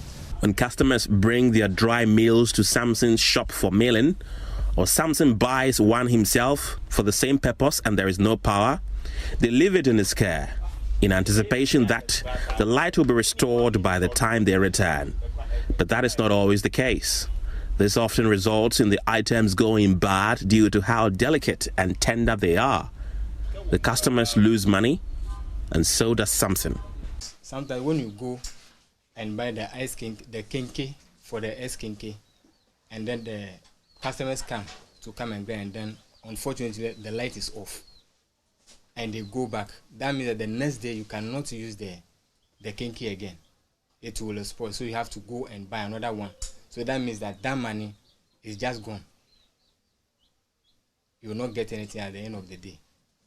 So, and then the maize too, the corn too, when you soak it, let's say 3 days, and then unfortunately the light is off, you realize that though you can grind it and then get it, but you cannot get the quantity that you want because it will reduce. It is too much soaked, so it will reduce the quantity that you are expecting. So that means that whatever you're supposed to get out of it, or let's assume that maybe if you sell it, you get like 200 Ghana cedis, it may reduce to 100 Ghana cedis or 150. Asofar and its surrounding communities are known for experiencing erratic power outages, popularly known as Dumso. This was evident when the news team arrived in the community at around 2 in the afternoon. The lights were off and had been so since the dawn of that day. Their plea for a Dumso timetable seems to have fallen on deaf ears. For JoyNews, Kenneth Jesse. Well, Finance Minister Dr. Mohammed Amin Adam has announced new measures to deal with the current power supply challenges as well as the financial issues of the sector players. Key among them is Electricity Company of Ghana now required to operate a single account for revenue collection. The Finance Minister has been given more details at a press conference in Washington, D.C. on the sidelines of the IMF World Bank spring meetings in Washington, D.C. The energy sector continues to be our Achilles heels, and the current outages is quite disturbing. We are not happy about it ourselves, but the problems in the energy sector have accumulated for years. We have addressed some of these challenges, but some of them are also emerging that needs immediate attention. And so under the leadership of His Excellency the President, we have agreed to a number of measures that we have started implementing. And in due course, very, very soon, the people of Ghana will see the results of these interventions. Particularly the cash waterfall mechanism, which faced some challenges, is being repositioned to deliver and to achieve its objective. The revenue collection by ECG really has improved, but we haven't gotten to where we want to get to. We want ECG to collect, to populate the cash waterfall mechanism to the levels that can provide cash flow to all the other SOEs in the value chain, and that can also pay for fuel, and that can pay for the power IPPs are providing. We are almost there, and very soon the people of Ghana will see the results. To bring accountability and transparency to bear on the cash waterfall mechanism, we have started auditing the cash waterfall, and we are also required to publish the findings from the audit. We've already done one audit and we've published the findings. We are going to continue to do that so that we can bring transparency and accountability so that all revenues meant for the cash waterfall goes to the cash waterfall for the purpose for which it was created. We've also established a single collection account. Therefore, ECG will not collect revenue through the many accounts that they operate. Everything will come through a single collection account, so it is easier for all of us to track. There will be more on this for you on the news desk, but the IMF has also revealed that it has secured the required financing assurance from bilateral creditors that will aid the disbursement of some $360 million to Ghana. It follows reports that delays in getting a deal from the Eurobond holders and bilateral creditors will affect fresh disbursement to Ghana. And let's hear the Finance Minister once more on this. This remarkable performance resulted in the successful discussions that we had with the IMF mission when they came to Ghana, leading to us securing a staff-level agreement. And by securing a staff-level agreement, it means that we are ready to go through the second review of the fund. And I'm very confident that with the performance we have shown so far the board, when it meets somewhere in June, will approve Ghana's second review, paving way for disbursement of 360 million US dollars. And that would have brought total disbursement to 1.5 billion United States dollars. This is remarkable, because many people thought that with the kind of difficulties that we faced in our economy because of the external shocks, but also because of domestic vulnerabilities, we were not going to be successful with the implementation of the policies that we negotiated with the fund. But I can tell you that the fund is pretty happy. They are very positive about our performance, and we will continue to do the best we can under the leadership of our President Nana Addo Dankwa Akufo-Addo, to give good account of ourselves in the management of the economy. We're currently going through a program called DPO series, the Development Policy Operation, under which the World Bank is committed to provide financial support to Ghana. The first tranche of this support has already been received by us, 300 million United States dollars. And that is what we call DPO1. We are discussing the second DPO2, and hopefully we will also be successful at that, which will see another disbursement of additional 300 million United States dollars before the end of this year. And so both on the side of the fund and the bank, Ghana is well positioned. We've demonstrated beyond all reasonable doubt that their support to us is bearing fruits. Their support to us is helping uplift the standard of living of our people. I've been joined by an associate professor of finance at the University of Ghana Business School, Professor Lord Mensah, for more. Prof, I'm grateful for your time this morning. First, this move must be refreshing for economic watchers like yourself. I really don't know if ordinary Ghanaians must also jubilate over this. Hello, Prof. Kindly unmute for me, Professor Mensah. Yeah, hello? Yes, I can hear you now. Okay, can you repeat your question for me, please? I'm saying that this news should be coming to you, yourself and other economic watchers, as good news. But what I do not know is whether the ordinary Ghanaian should also jubilate over this. Yes, we have to appreciate that news, be it positive or negative, has impacts on economic dynamics, and we will not dispute that. But then we also have to appreciate that the expectations of the people also matters. And so once it's a news that is giving us that kind of assurance from IMF, of course, it improves on expectations.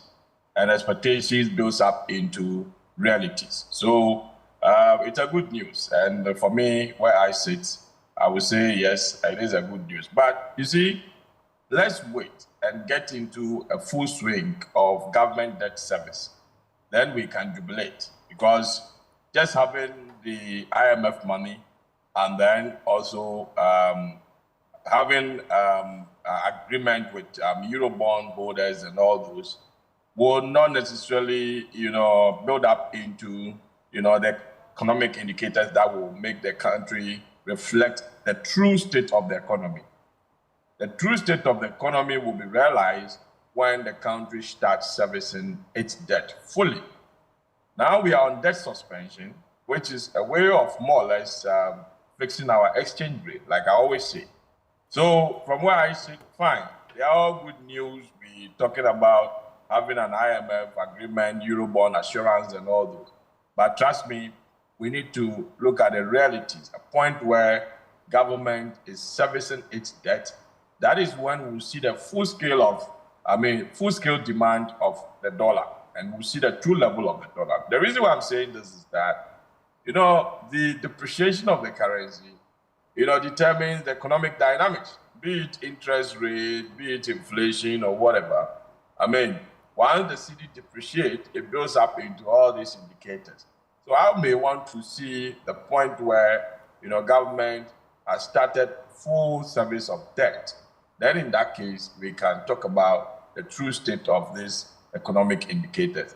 We should be happy because it's a good signal, but then we need a signal to reflect in realities. And that is what, I will be expecting. All right, so you talk about the impact, whether negative or positive. Let's look at what impact this brings on our economy. Does it bring any relief? Yes, it does. If you are securing, even if your balance of payment has dipped, the point where your import cover can only be 1.7 months, receiving, such amount will improve it, but it won't turn around the economy as expected because the economy needs more dollars than what we are getting from IMF. Right. So again and again, we are venturing into an election year. And with all the warnings coming from the IMF, do you foresee it will deter us from spending extravagantly? Yeah, we may spend, but being under IMF program, we may be within, the dictates of the parameters that is required of us. And so we're going to spend all right, but it's not going to be the usual, election year without IMF. Remember, we've had this situation before to a point where, some government had to lose elections because they couldn't spend the way they want. And so we're going to see a repetition of that, this year because at the end of the day, when you are within the IMF and you are restricted to read a budget that will have a deficit of, closer to 5%, then obviously it limits your spending because you've not opened up, unless you want to throw out the budget that you've read, through the media budget review that is about to come. But apart from that, I can tell you that it's not going to be the usual election year overspending under an IMF. Now, you spoke about how we are going to be feeling it the more when we start servicing the debts. Paint a picture for me. How's it going to look like? Yeah, so for now, it's like the dollar, the pressure on the exchange rate is on the demand by businesses, the demand by individuals, and some way, somehow, partially demand from government. But you see, when you talk about the agencies the economic agents that are demanding the dollar in the economy, the government is the biggest demander of the dollar. And the point where we have to pay coupons, point where we have to pay, mature debt in external currency, obviously that will increase the demand. And so the levels of exchange rate that we find ourselves in is not going to be the same level. Because once demand goes up, of course, price will go up. And the price is the exchange rate level that we see. I'm grateful for your time, Professor Lord Mensah. He's an associate professor of finance at the University of Ghana Business School. Let's get on to the energy issues because I've been joined by the executive director of the Institute of Energy Security, Nana Amoisi, the 7th. Grateful for your time, Nana. How does the announcement of measures to deal with our power challenges, especially with ECG now having to have one account for revenue collection, come across to you? I share to your viewers as well. It does suggest that the ECG has multiple accounts. I'm sure that will be difficult in tracking not just the inflow, but the outflows of all these, the outflows. And so if the minister or government is asking that the ECG holds one account, I'm sure this is consistent with the cash waterfall mechanism, and so as to ensure that we can easily track and transparently, as well as equitably distribute to the utilities what their contribution has been. And so it's a good call. Does this look like what we need to resolve the power issue? Isn't this more of a long-term plan than an interim measure to actually get the lights back on? Definitely. It's not It's not something that will take us out of our problem at the moment. The problem we have today is financial constraints in the sector, which is impacting negatively on the maintenance of plants, generating plants, as well as the flow of natural gas or fuel to this plant. If we're able to address the illiquidity, then of course we are good to go. We need money to buy fuel as we speak today.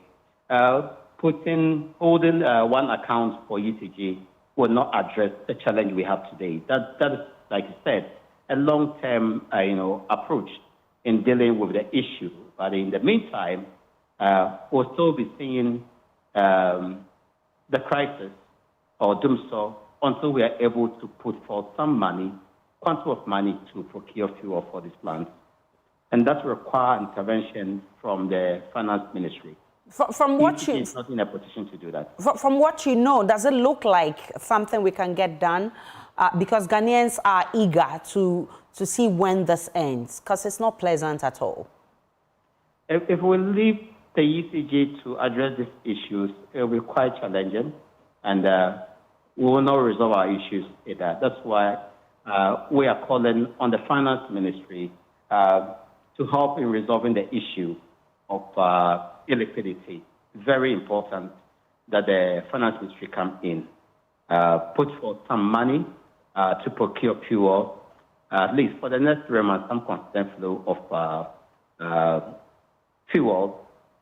That is something that can take us out of the challenge we have today. Then we can look at the common or the single account to address the other issues which also exist, including transmission and distribution challenges. Right, I'm grateful for your time. Nana Moisi VII, he is the Executive Director of the Institute of Energy Security. Let's get on to other stories. Former Minority Leader Haruna Idrissa is optimistic the National Democratic Congress will win the 2024 general elections. He believes the party's proven track record and its flag bearer, John Mahama, will inure to their benefit. Mr. Idrissa has been speaking at a capacity building workshop for the NDC party communicators. Rafiq Salam has more. The former minority leader in parliament, Haruna Idrissa, averred that the National Democratic Congress, NDC, led by former President John Dramani Mahama, is on course to being returned to power based on the following reasons. Because we stand on the side of morality, we stand strong on the side of truth, and we are proud of our legacy as a party and government in the past, with President John Dramani Mahama as fourth president of the Fourth Republic and our candidate for the 2024 presidential and parliamentary election. Haruna Idrissa opined that the NDC is poised to capture all 11 parliamentary seats in the Upper West region, starting from the Lambuse constituency, which he said has already fallen to the NDC, with the London constituency next on the line. The NDC currently holds 8 out of the 11 parliamentary seats in the Upper West region. We are determined to capture all the 11 seats in the Upper West region. At least from my briefing and from information available to me, Lambose is already in the basket. We can add that on, and we are narrowing on to strategy to get Nandom in, and we are determined to win all 11 seats, and then also in the Sisala area. Myself have been playing some quiet diplomatic role, reconciling the previous Sisala candidate with the NDC candidate, and they are working together now, as you can see on the ground. And we are quite satisfied with the performance of the NDC in the Upper West region. At least we didn't borrow as recklessly as they have, 600 billion against 120 billion, a debt to GDP which is unprecedented. So Nana Addo Dankwa and Dr. Bawa have only moved Ghana from Ghana beyond aid to Ghana beyond borrowing. You know that they can't borrow again themselves, and they are making it impossible for the country to rely on external borrowing to finance budget and to deal with deficit. And we are aware that President John Dramani Mahama will inherit a problematic economy to manage, and effort will be to stabilize the economy and back on major constitutional and administrative reforms that strengthen institutions of Ghana, and more importantly, determine what the future of the country would be. The Upper West region, as you all know, is my second home. We are always proud of their sacrifices and contribution to the NDC, and at least it's on the walls that you can see that the NDC will do better and super in the 2024 elections. The Tamale Sab legislature then goes after the juggler of Vice President and flag bearer of the new Patriotic Party, Dr. Mahmoud Bawumia, stating that he will suffer to remove the attack of being a habitual lying politician and also the linking himself from the failures of the MPP government. As for Dr. Mahmoud Bawumia, he will suffer from a credibility problem as a habitual lying politician. You just make promises. You don't do that. You must have honor when you make promises, and you can't honor them. You apologize to the Ghanaian people, or you hold strong in saying that I take responsibility. He cannot be claiming now to be dissociating himself from the Nana Danko government and their performance or achievement. If he doesn't want to share their failings, he shouldn't share their success. God bless. Also present was the National Communications Officer of the NDC, Sami Jemfi, who donated 11 motorbikes to the party on behalf of the 2024 flag bearer of the NDC, John Dramani Mahama, for onward distribution to the 11 communications bureau in the region. Sami Jemfi chastised the MPP for failing to deliver on promises made to Ghanaians. The ruling MPP government has flattered to deceive on all their major promises. They have betrayed the trust of Ghanaians, and they have violated their social contract with the people of Ghana. And it is the reason why Ghanaians are all suffering, irrespective of one political affiliation. And so all Ghanaians are united in grief, calling for change in the direction of this country. And who better to give us that change than a man who has been tried and tested, the visionary nation builder, His Excellency John Dramani Mahama, who has a proven track record and the vision that can bring about the transformation and the prosperity we are all yearning for. Reporting for JoyNews, Rafik Salam.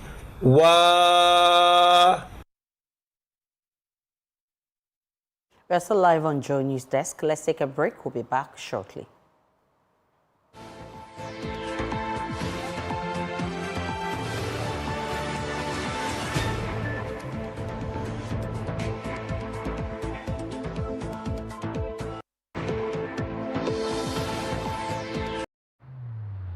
Across Africa, a new era has begun, shifting our focus to a new horizon, connecting us with one purpose: to create and share opportunities to grow.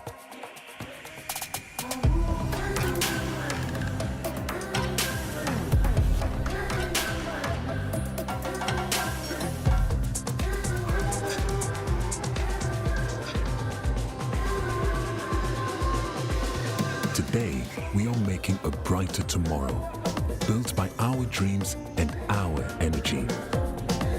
Across our continent, across the world, we are creating a better way to a better future.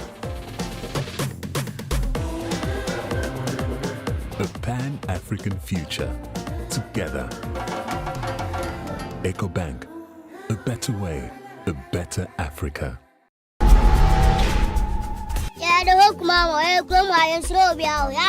It's the most wonderful news of the year. Are you ready? Aquaba Magic, Ghana's most loved storyteller, is now available on DSTV Access and GoTV Plus. Isn't that exciting? Now you can catch all the drama from the best local content offerings. Aya de Brutal. Watch the brand new second season of the legendary Inspector Bediako, captivating second season of Madame, brilliant play-by-ear, and so much more on DSTV channel 150 and GoTV channel 102. Aquaba Magic, dear, it's enjoyment overload. Stay connected to your GoTV Plus and DSTV Access at only 80 Ghana cedis. Aquaba Magic, Ghana's most loved storyteller.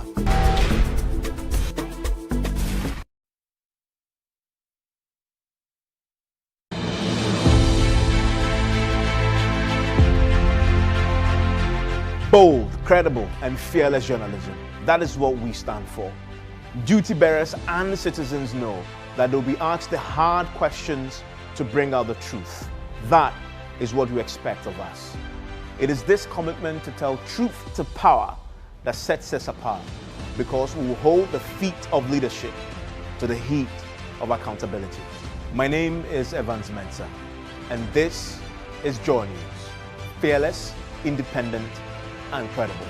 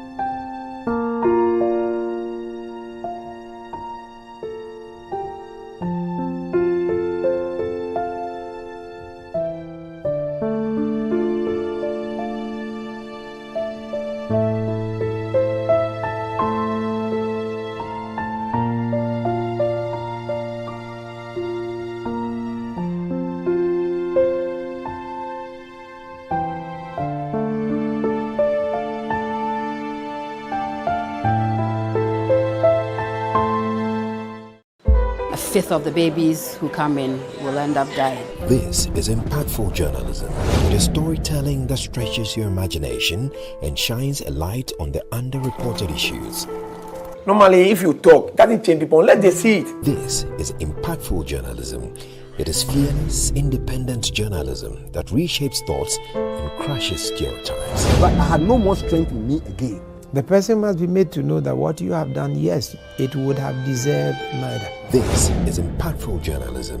It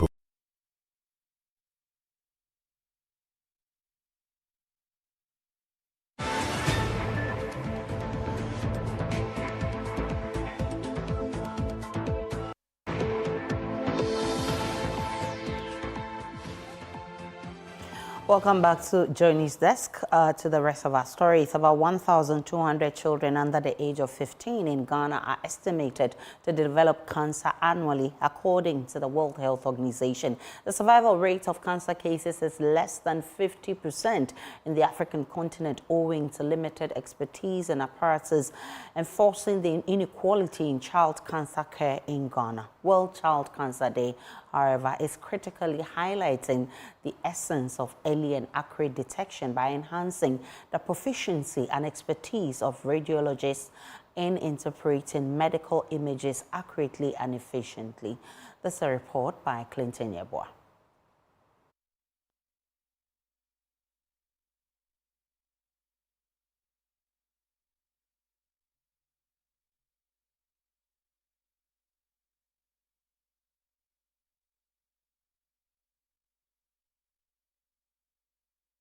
Apologies for that break. Let's take a break once more. We'll be back with more.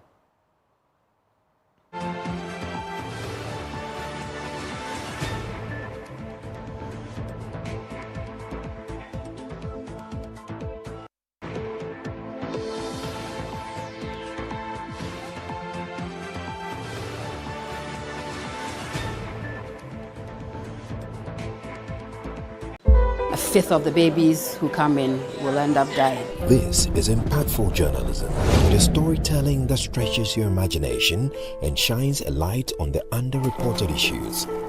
Normally, if you talk, that will change people. Let them see it. This is impactful journalism. It is fearless, independent journalism that reshapes thoughts and crushes stereotypes. But I had no more strength in me again. The person must be made to know that what you have done, yes, it would have deserved murder. This is impactful journalism. It provides context and meaning to the different perspectives. Children are born with sin, and therefore if you don't baptize them and they die as children, then they will go to hell. This is funny. This is impactful journalism.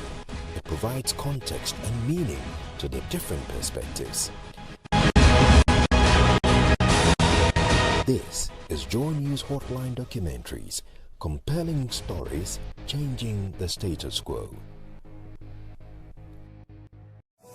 I am in Athalia Kwanzaa in Takrady, and this is JoyNews. Independent, fearless, credible.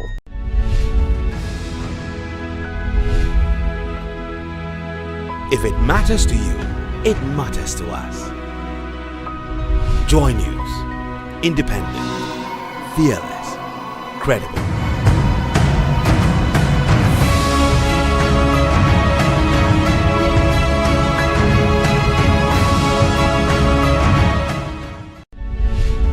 People before power.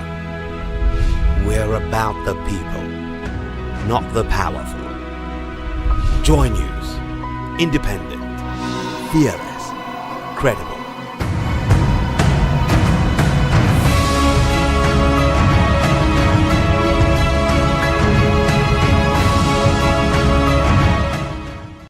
Succeeding in business requires certain fundamentals and know-hows at every turn.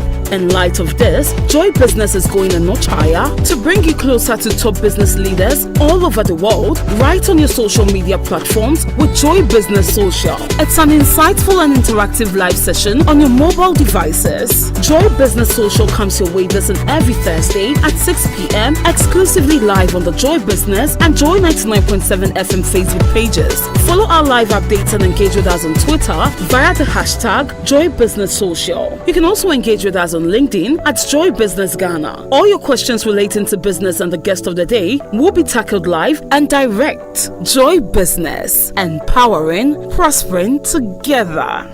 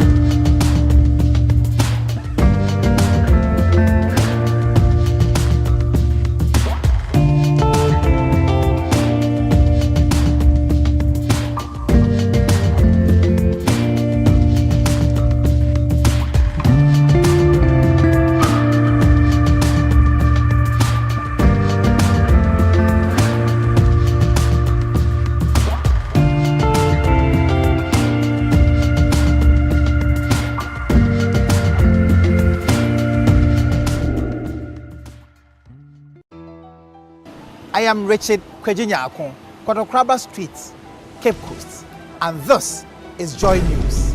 Independent, fearless, credible.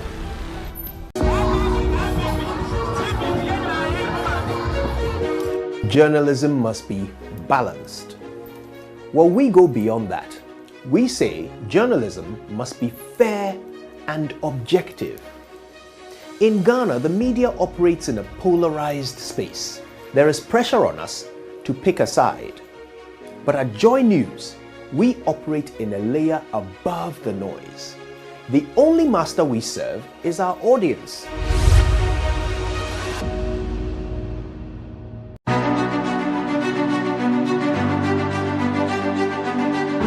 News should not be something that is presented to you. Those days are over. These days, News is interactive. It is conversational. Our audience is no longer passive, but part of our storytelling. We tell stories that are rooted in the hearts of those who are affected. Hello there. My name is Mama View Swamwaji.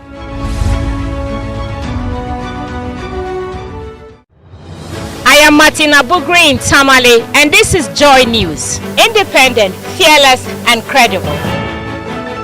Your favorite on-air business development program on radio, Joy Business Masterclass, is now showing on Joy News. It's absolutely important for you to put a structure to your business. It's interesting. Please continue, Rich. Masterclass will come your way with the very best of facilitators who will guide you through specific areas of business, finance, economy.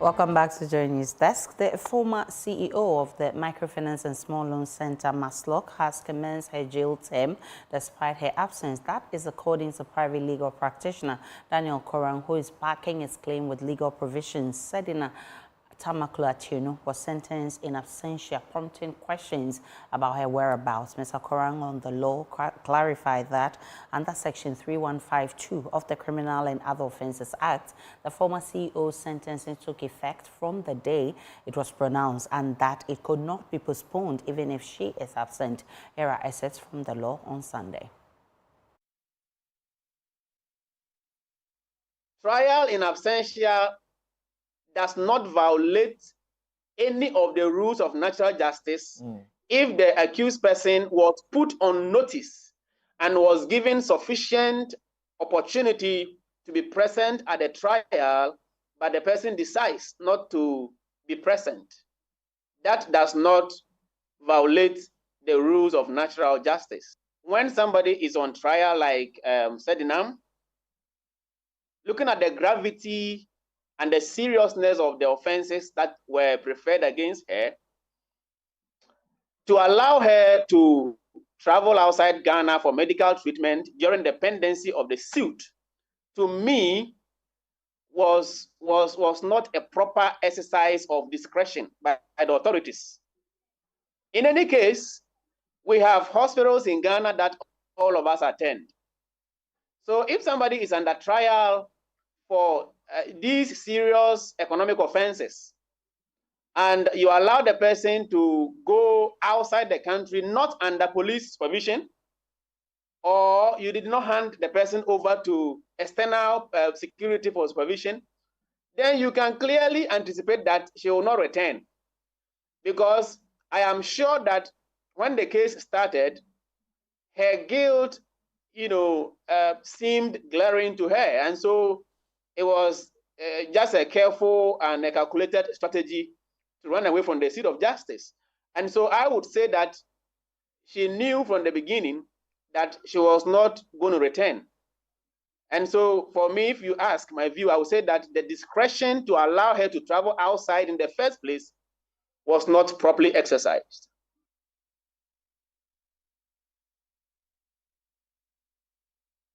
Meanwhile, the Deputy Attorney General, Alfred Choyebo, says processes are underway to extradite her into the country to serve a sentence. But what is refreshing is that she should be brought down to face the sentence. No problem at all. Has the process begun already, or you're not going to? We've started the process, and with this judgment, that's going to speed up the process. And Ghana, we have various laws. You can choose to stay away. But so far as you have laws relating to how you can extradite from one country to Ghana, in case there's a judgment against like this one, rest assured that should be brought down to face justice.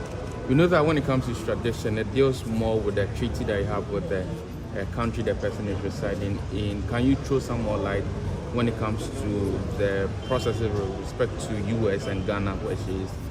I may not throw us so much for you, but we have the MLA, Mutual Legal Assistance, US, we have that treaty with them.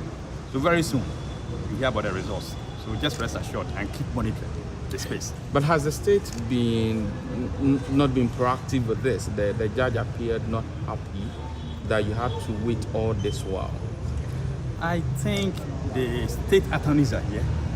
In the course of the trial, they made it known to the court that the issue of extradition may be tackled, but the preoccupation was to make sure the matter proceeded to finality. And today, we've come to that stage. And so we're going to take that next step. When it comes to extradition, sometimes you start and have some kind of problems, blocks. The person may choose to appeal all manner of things, but this is the situation where we have final judgment. It's not as if you are being brought here to be tried, or you can raise all the defense out there that maybe they're persecuting or whatever, but it's a judgment. And so that's why I said, you hold on. Very soon should be brought down to Ghana to face justice. What we say to those who say Mr. Azim has been treated unfairly? I mean, from the traces of money, it's just 20,000 cedis that he received, and that was even a gift. It matters not. It can be 1 cedi. Was it properly received? This one is a form of advice and caution to all public office holders that when it comes to monetary matters, you must be very, very careful. You may want to say you receive only 20,000 Ghana cedis as a gift. Were you supposed to receive that money? What was that money meant for? Were you the one who issued the vouchers, as the court said? So this judgment, I recommend that those of us in public office must procure copies and then read so that we know our responsibilities. Because today, you may think that you've not been caught.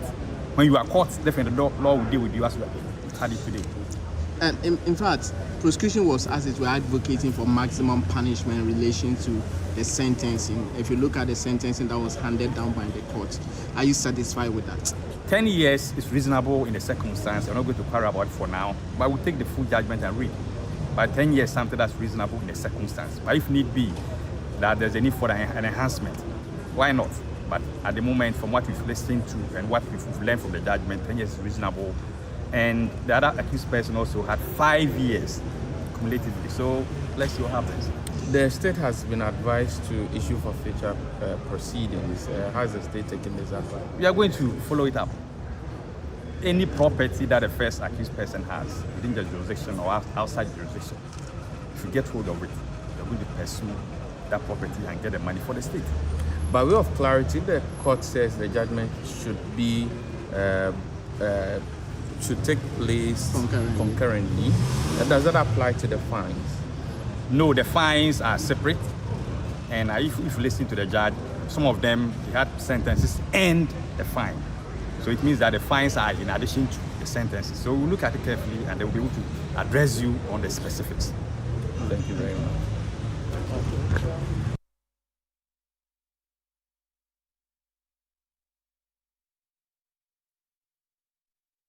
There is shock and disbelief in Sekondi Takoradi with news of the passing of popular gospel musician Kofi Ousudua-Anto, also known as Koda. His family, though confirming his death, has declined to speak to the media, but JoyNews has captured some reactions from residents who wish the news was false. They say they wish the Yesuyen Kwabodo singer could be seen doing his music the fancy way again. It's difficult for all of us to believe. In fact, I still can't accept that he's gone because nobody expected this to happen to him at this very, very young age. Not just a producer or a musician or a friend, but part of me is gone because I have known no other producer than him. It was Kofi who discovered me. It was Kofi who discovered me. I met Kofi at Tech. Kofi was my mate. And there was a prophecy in the church where he fellowships. I wasn't there. But the prophecy was given about me, about my music ministry. He was the music director of the church, heard the prophecy, and came looking for me. Told me he's a sound engineer. This was a prophecy given about me. He wanted to make sure that God's word comes to pass. So Kofi started recording with me in Pastor Joe's house, and this is me today. So for people like me, Kofi lives in me. We wish that God will cause him to sleep well and have a good sleep. We love him. He's my father. He has impacted my life in so many ways. And I want to thank God for his life. And wherever he is, he knows we love him. Rest in peace, sir.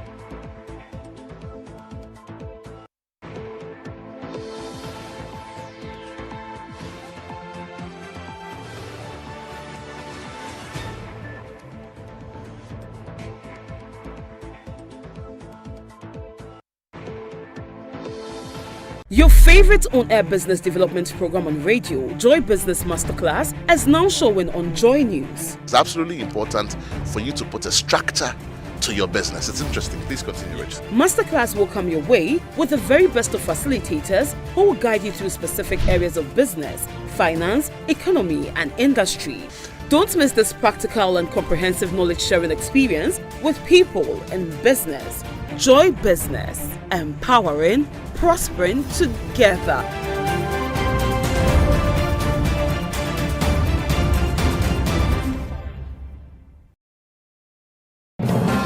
My name is Mohammed Nuruddin in Kumasi, and this is Joy News. Independent, fearless, and credible. No, we're having a conversation. No, it's a conversation. I know, but I'm saying conversation. Thank you very much. Politically correct. Aren't you tired of the overly refined political?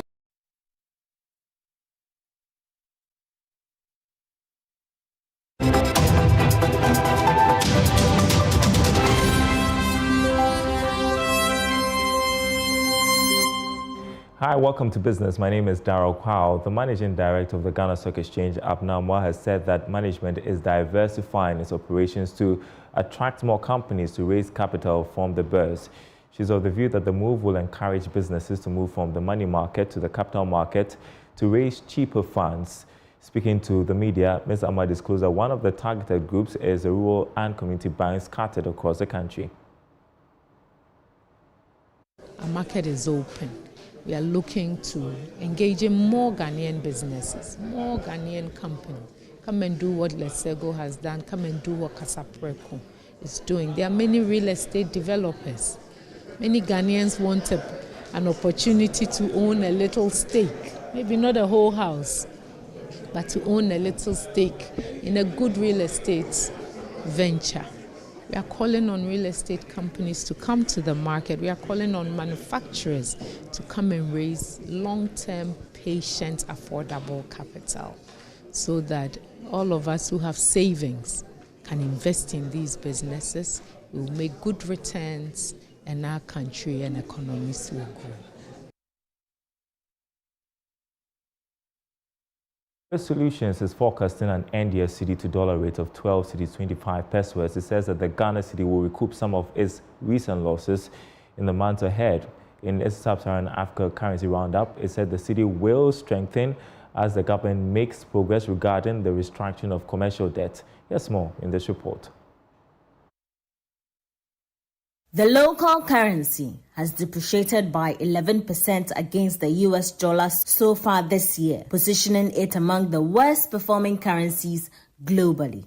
Indeed, the cedi has been on a rapid depreciatory trend since February 2024, caused by investor concerns over Ghana's progress of restructuring its commercial debt, as well as the sustained strength of the US dollar. Moreover, Ghana's international reserves remain low, covering just 2.7 months of imports in February, which restricts the Bank of Ghana's capacity to effectively intervene in the foreign exchange market.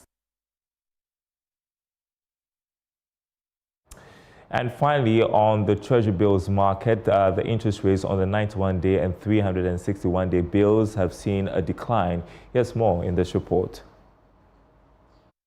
Whilst the yield on the 91-day bill fell by 20 basis points to 25.64%, that of the 364-day bill declined to 28.49%.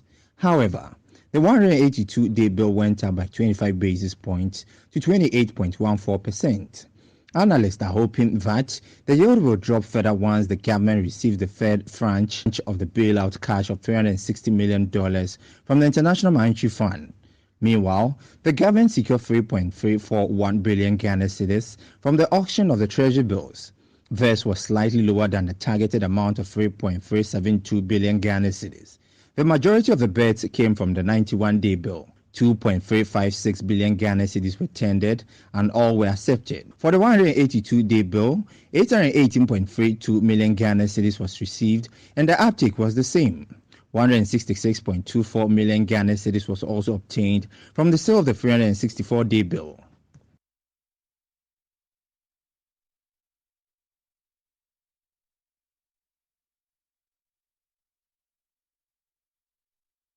And that's it for business. Over to you, Aisha.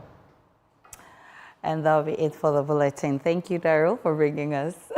I don't want to read it again. Business. My rice. It will come, Daryl. That's how we wrap up the bulletin. My name is Aisha Brian. Log on to myjoyonline.com for more of the news and updates of all the developing stories. See you again at 12.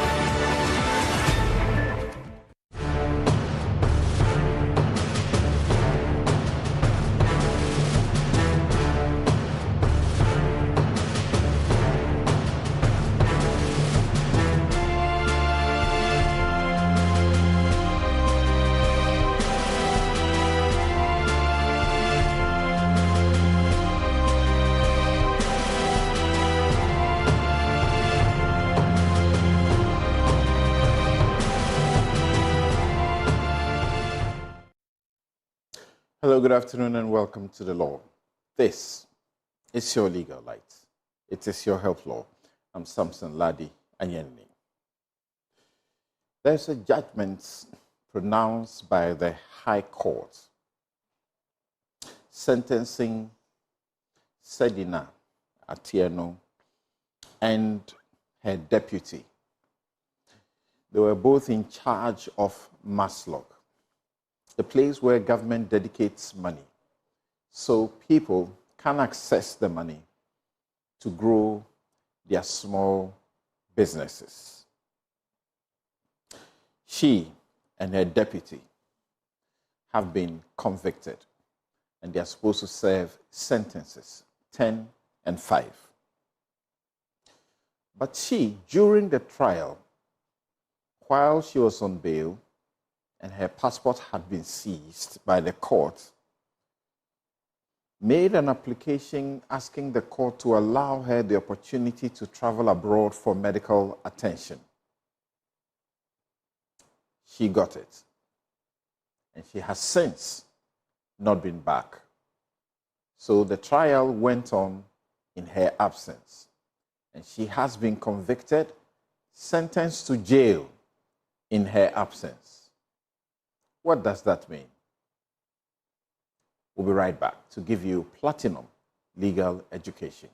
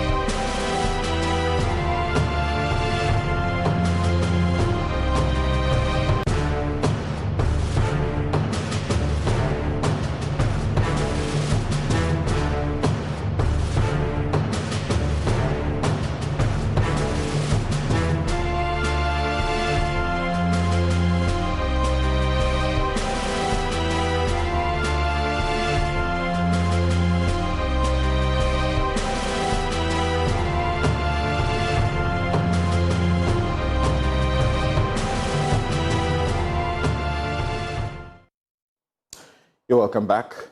This is the law. It's your legal light. It is your health law. And this afternoon, as we have announced to you already, we shall give you the opportunity in due course to join us with your views on the matters that we are discussing.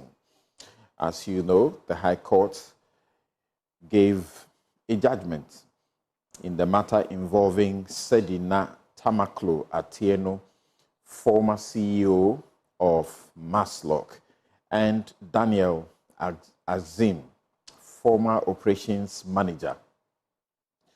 She had 10 years and he got 5 years. The two were found to have stolen 3.19 million Ghana cedis while at Livestock, and they willfully caused financial loss to the state to the tune of 1.97 million. They made unauthorized commitments resulting in financial obligations to the government to the tune of 61.74 million Ghana cedis.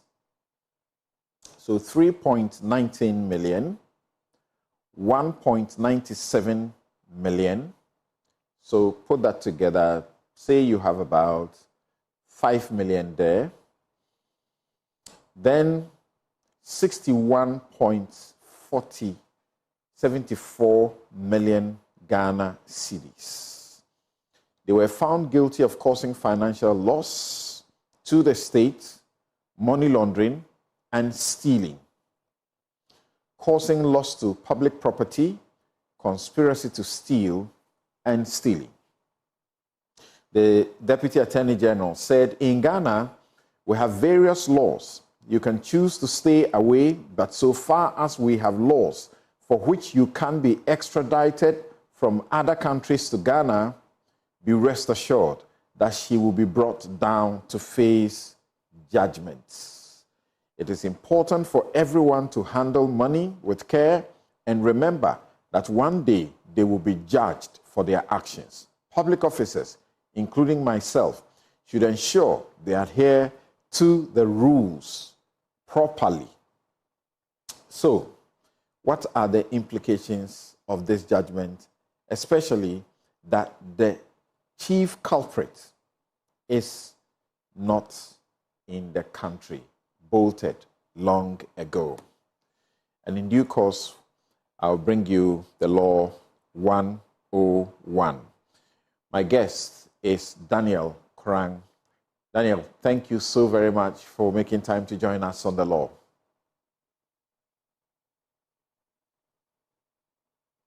Daniel, please unmute your mic.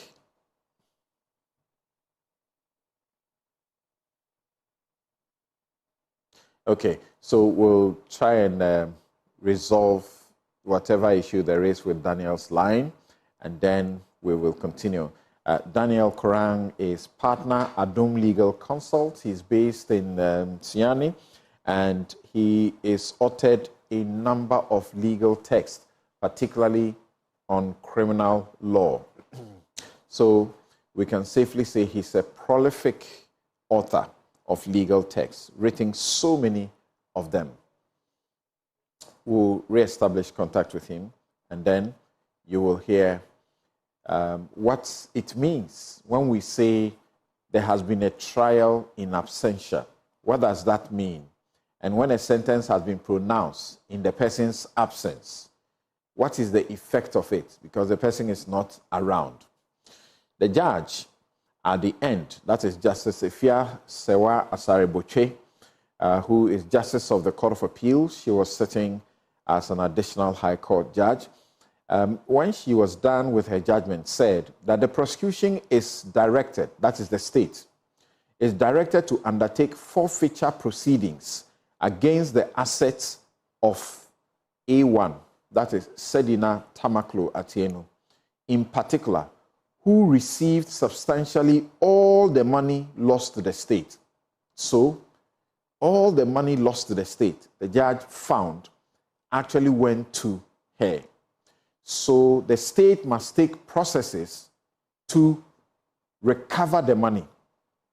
And the proper processes of forfeiture, they will look for her properties, if she has bank accounts sitting somewhere, if she has homes, she has land, property, whatever they are, the state will go after them and recover the money to the republic.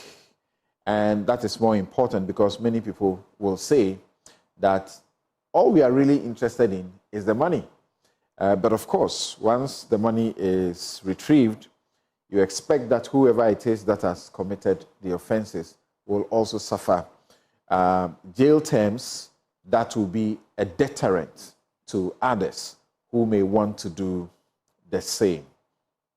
Now, let me attempt to do this for you. So, we've heard some very interesting stories about how the Sedina Christine Tamaklo Atieno, who has been at large during the trial. We've heard stories about how she took Maslock money and intended to invest in, a banking or microfinance institution and sent the money to the institution. And the institution now got back to find out how much interest Maslock intended to take from the money. So that's an investment. And when she told them how much interest they wanted on the money, they told her that the interest was too much and they wouldn't make any profit if they were supposed to use that money and to trade at that interest. So they asked her, how do we get the money back to you? She said, bring it in fiscal cash. So they gathered the millions of money, put it in Ghana Must Go, and drove it in a van to Bachona, where she went and picked the money, fiscal cash. So that money didn't go back to Maslock. The first time I reviewed the documents personally, when the copies were made for us to have a look at it by the Attorney General and to have a conference to discuss the details, I actually cringed. I couldn't believe it. The facts were like they were concocted, to be very honest with you. The facts were like they were concocted. Because this was not just stealing, but as to borrow a word from Dog, naked thievery. You know, in one of the charges, Samson, do you know what happened? The boss of Maslock decided to give a loan to a rural bank. And they did not even reach any agreement. Yet the money was transferred to the rural bank. When the money got to the account of the rural bank, the people then asked, okay, so what is the interest rate of the money you have sent to us? Imagine, something that you should have done earlier was not even done. Then the interest rate was then quoted by Sedina. When the interest rate was quoted, the rural bank management said, look, the interest rate you have quoted, if we pick this money, we cannot make any money out of it, so we want to return it to you. What do? Good corporate practice. You write to them and give your account, Maslock account. Then they pay the money directly into the account and produce receipt for accountability purposes. You know what she said? She directed them to cash the money and bring it to Accra. And then they cashed the money in a Ghana Must Go, carried it to Accra. They met at Bachona filling station, Total filling station, and the money was packed into her boot and she drove away. And that ended it. She's been convicted of that particular charge. Yeah. So then the second one. Yes. I'm giving you, I'm just itemizing them because I have the facts. I don't need to even read anything. Yeah. The second one, they were supposed to do some nationwide sensitization workshops for some category of persons with respect to matters like this. The money was about 2 million Ghana cedis. Less than 5% was used for the intended purpose. The rest was shared. As if it was ground nuts. Look, there was a fire disaster in one of the markets. Some money was allocated to help the victims. Just a little percentage of it was used. The rest, they shared it. There were some phones they had to buy. One on the market, 100 cedis, the prices they quoted 400 each. Clearly, some vehicles were procured. In fact, those vehicles even delayed the trial because we had finished all the charges and then we bumped on a report which indicated that vehicles had been bought, some of them at thrice the market price. Some at thrice the market price. Some at twice the market price. We had to amend our charges to include all these. And remember that they were found guilty of over 70 charges. All of them. 78. Yes. In fact, it is one of the most nauseating cases I have come across in legal prosecution. Because the act of impunity, naked thievery and robbery perpetuated by them was frightening. And you see, when the judgment was read, I posted something on my social media handle. I indicated that it was not a moment for anybody to celebrate. It was not a moment for anybody to be joyous, but for us all to have a sober reflection. It goes on and on and on and on, and there were a total of 78 charges. That's what we call 78 counts. Each count involved a specific conduct, and in this situation, mostly stealing. And so you have the cumulative amount of 3,019,000 Ghana cedis, 19,000 Ghana cedis. And then you have the financial loss in 1.97 million Ghana cedis. And the unauthorized commitment resulting in financial obligations to the government was to the tune of 61.74 million. That's a load of money, right? Daniel Crank's connection is still not the best, but he joins us on phone to give us some education. Thank you very much. So let's begin. When we say there is a trial in absentia, what does that mean? Thank you very much, Samson. It's unfortunate the connection is not the best we can have. Now, when we say trial in absentia in criminal law, let's start this way. If you have committed a criminal offense, who is being tried in his presence. That is a general proposition of the law. What it means is that from the time the person is arraigned before the court until he is either acquitted or convicted, the trial must take place in the presence of the person. That is a mandatory requirement by the Constitution in Article 19.3, correct? Yes. Article 19.3 of the Constitution provides that any criminal proceeding must take place in the presence of the accused person. Great. But that same provision makes two important exceptions. And the exceptions are that the trial can proceed when the person fails to attend the trial or fails to appear after he has had notice of the tendency of the trial against him.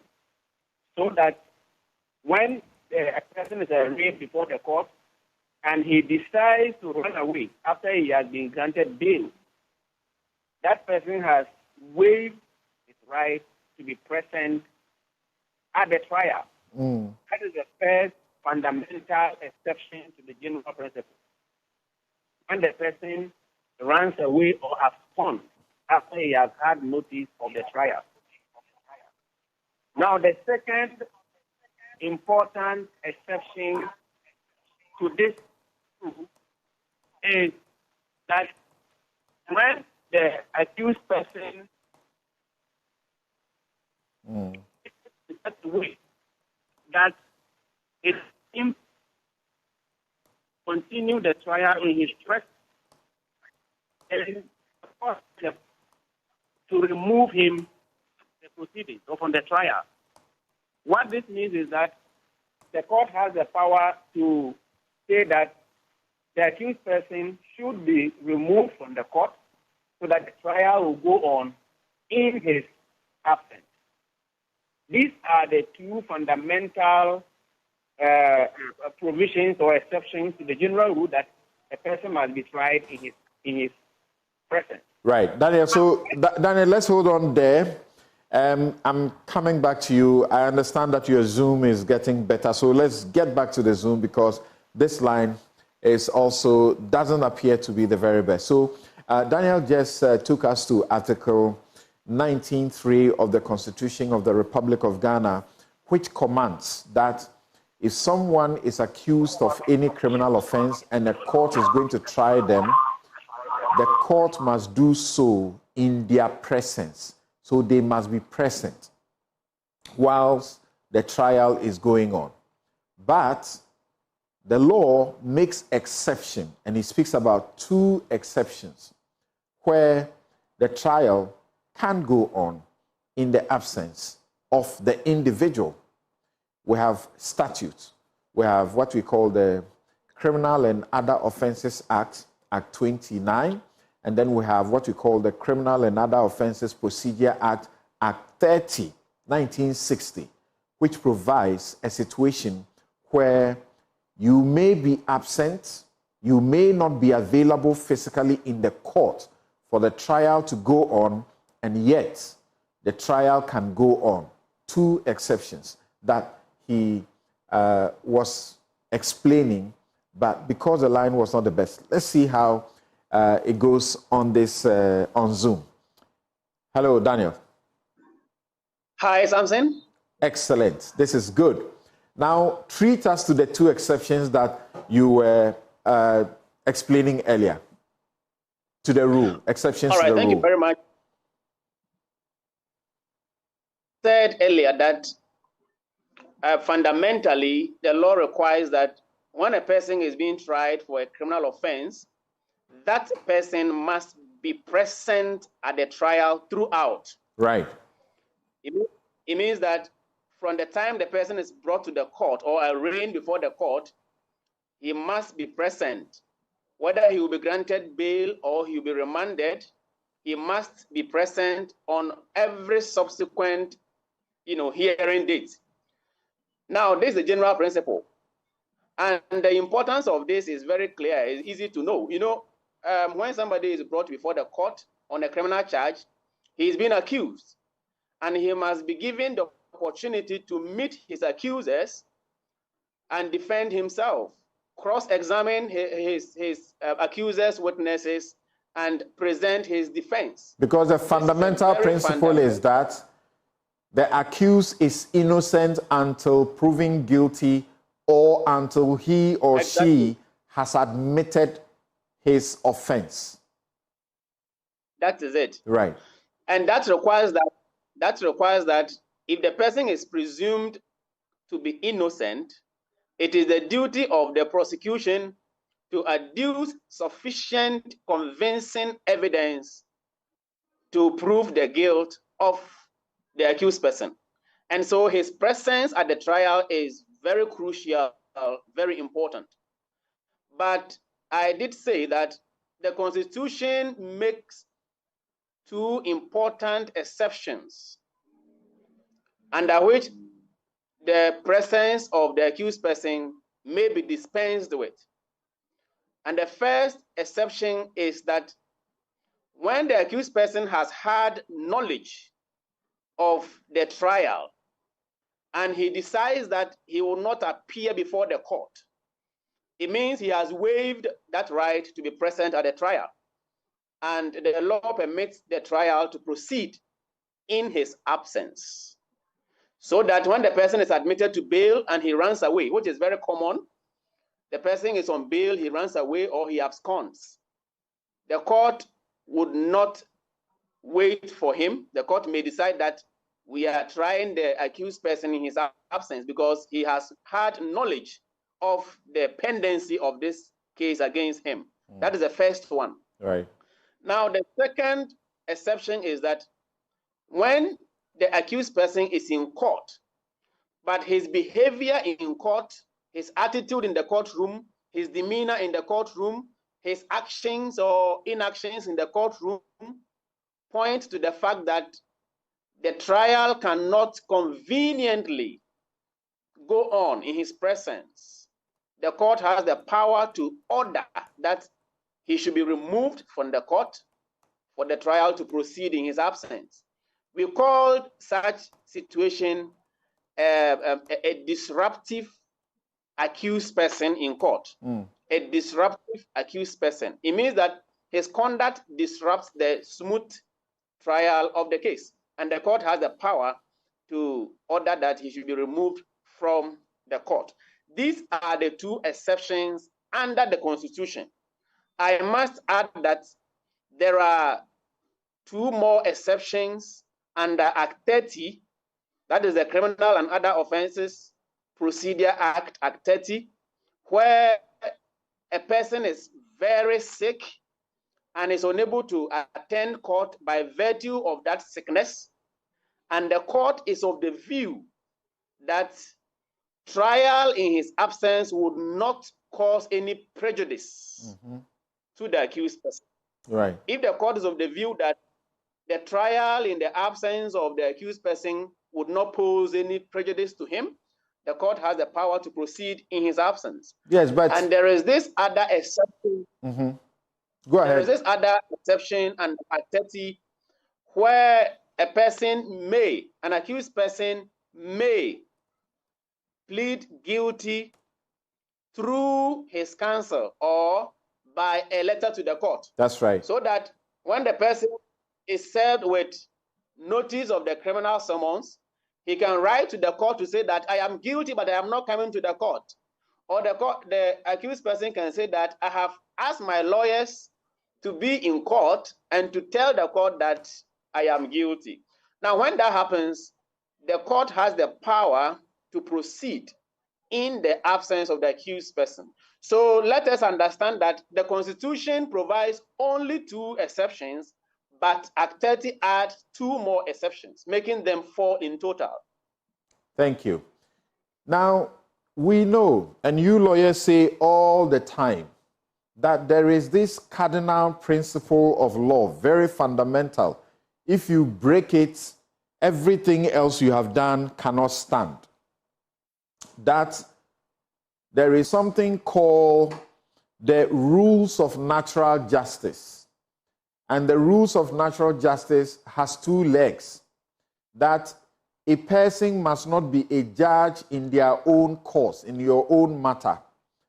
But the second leg says that a person must not be must not be condemned without a hearing, meaning you must give them an opportunity to be heard before you can condemn them or pass a sentence or judgment on them. How do you marry this with the circumstance where the person is not around and yet the trial has gone on and there is judgment against them? Thank you very much, Samson. Let me begin by saying that when a person is being alleged to have committed a criminal offense, the law adopts a coercive approach in dealing with the person. What it means is that you cannot decide how you should be treated as an accused person. The law has provided mechanism for treating you, and you must submit yourself to that mechanism. Now, when we say the rules of natural justice, it is a requirement of fairness to treat an accused person with fairness so that our conscience will not be scandalized by any injustice that may happen to the accused person.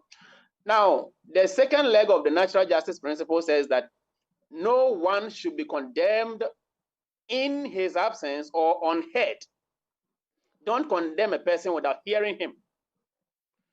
Now, when the person is given ample opportunity to be heard, and the person says that I don't want to be heard, the criminal law and criminal justice would not, say that because the person has said he doesn't want to appear to be heard, the process should be halted or should be held in abeyance forever. No, it will not augur well for any, criminal justice system if you do that. So now what happens is that when the accused person has had notice of the trial and he decides to run away from the seat of justice, it means he has effectively waived that right.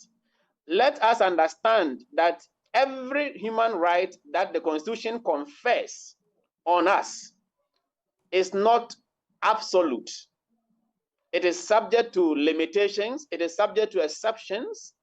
It must be exercised within the confines and the boundaries set by law. So anyone who has been given the opportunity to be heard has the right to either present himself to be heard or decide to waive that right by either running away or behaving in such a way that hearing him would make the whole process a mess, would make it not convenient. And so I want to say that trial in absentia does not violate any of the rules of natural justice if the accused person was put on notice and was given sufficient opportunity to be present at the trial, but the person decides not to be present. That does not violate the rules of natural justice. So it is only now let's come home. Yes, Samson, please come. Let's come home. In the situation where, in this case, the trial was ongoing, Sedina Ateno was on bail, and then she sought permission to be allowed to travel for medical care. And she was given the opportunity to go. Her passport, I think, had been seized and it was given to her so she could go and take care of herself. Since then, she has not returned. You will say that is a fugitive from justice? Samson, I think that when somebody is on trial like Sedinam, looking at the gravity and the seriousness of the offenses that were preferred against her, to allow her to travel outside Ghana for medical treatment during the pendency of the suit, to me, was not a proper exercise of discretion by the authorities. In any case, we have hospitals in Ghana that all of us attend. So if somebody is under trial for these serious economic offenses, and you allow the person to go outside the country, not under police supervision, or you did not hand the person over to external security for supervision, then you can clearly anticipate that she will not return. Because I am sure that when the case started, her guilt, seemed glaring to her. And so it was just a careful and a calculated strategy to run away from the seat of justice. And so I would say that she knew from the beginning that she was not going to return. And so for me, if you ask my view, I would say that the discretion to allow her to travel outside in the first place was not properly exercised. Oh, but the person would have been sick. In this situation, the judge, and the judge involved here is very strict in the way she does her thing. So it would have taken, you remember that there were publications over and over about her seeking the opportunity and she being denied and so on and so forth. So the court would have considered whatever critical situation she was in then, right? Yes, Samson, I think that that would mean to say that the court was under pressure, from probably the social media to have allowed her to go. But we cannot criticize the court or the authorities for allowing her to go. But my view personally is that looking at the gravity of the offenses, it was not proper that she was allowed to fly outside Ghana because it was anticipated by all reasonable Ghanaians that she would not return for the trial to go on in her absence. That's an interesting point there. So now let's move on to this. Before we get to, I think we can deal with her bail matter, but let's now go to the fact that she has been convicted, she has been sentenced, she's not in Ghana. What does that mean? Is there any issue on our Law 101, the Law 101? Normally what we do to start the show, we call it the Law 101, Section 315, subsection 2 of the Criminal and Other Offences Procedure Act, 1960, Act 30, says a sentence of imprisonment shall commence on and include the whole of the day on which it is pronounced. This would mean that on the 16th of April, when the judge convicted her and sentenced her, despite her being absent, the sentence begins to run from that day. Is that correct? Thank you very much, Samson. Before I answer, let me say that criminal law is a creature of statute. A criminal offense is a creature of statute. A criminal sentence or criminal punishment is a creature of statute. What it means is that in criminal law, nothing can be a crime unless that crime has been defined in a statute and the punishment is prescribed in that statute. The same way, a criminal punishment can never be imposed or meted out to anybody unless a statute makes provision for that. Now, the law that you just read is very clear. It says that a sentence of imprisonment, we must be careful here because there are many kinds of punishment in our criminal law. We have fines, we have probation, we have supervision, by the police and all that. Then we have imprisonment. Mm-hmm. The law that you just read relates only to imprisonment. It says that a sentence of imprisonment shall commence. In fact, let me say something that this is the law that regulates the effect of a sentence of imprisonment. It says that it takes effect or it commences on the day it is imposed. That day is included. If you want to calculate when it takes effect. So the meaning is that when the court imposes a sentence of imprisonment and it is 10 years, the 10 years begin to run on the day the court, not on the day the person enters the prison. The day the court pronounces it. I must also make it clear that in Ghana, it is the court that imposes criminal punishment, not the prison authorities. And so when the court has imposed a certain term of imprisonment, we should calculate it from the day the court imposed it, and not when the prison officers admitted the person into prison custody. So the state says it is going to commence extradition proceedings. Well, first of all, it means the state must locate her where she is before the state can commence extradition proceedings and ask whichever country she is found to extradite her back to Ghana. Is it not the case, rather, does it not make practical sense that if she is found and Ghana goes to that particular country, say in the US, and says, bring her to Ghana, and she is brought to Ghana, the sentence should begin to run from the day she enters the prison room? Shouldn't that be the case? Something, this issue is subject to multiple interpretations and views. But as far as criminal law and the administration of criminal justice is concerned, every view that one expresses must have a statutory backing or footing. The criminal law does not admit of any guesswork or personal opinion. Now, let me take you to Nigeria.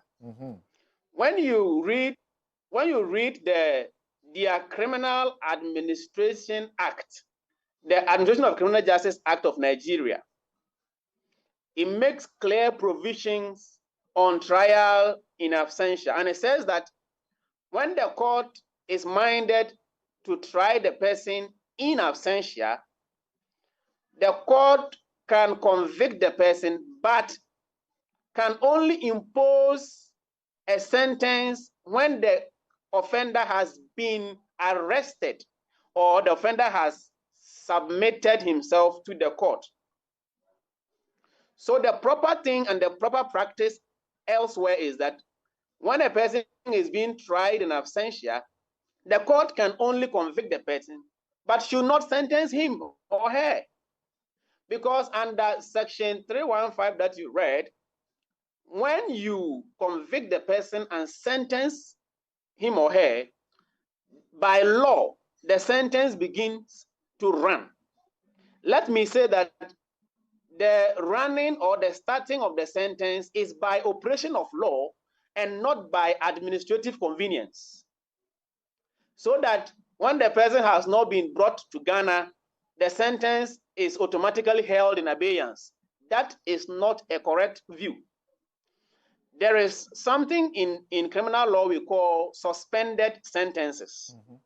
When we say suspended sentences, that is where the court imposes a sentence and suspends the operation or the enforcement of the sentence until a future date.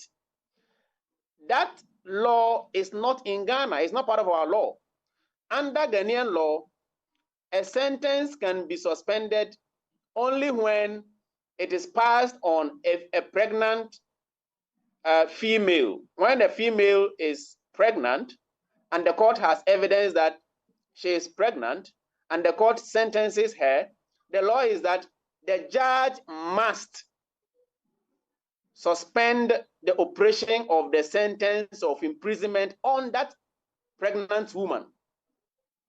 What is the effect of this? It means that until a sentence of imprisonment is suspended by an order of a court, it keeps running and it will run until it elapses, even in the absence of the accused person or of the offender. Are you suggesting by this that if Sedina Christine Tamaklo Atenu is not found and extradited to Ghana until maybe after 10 years, the sentence would have elapsed and there will not be a sentence for her to serve?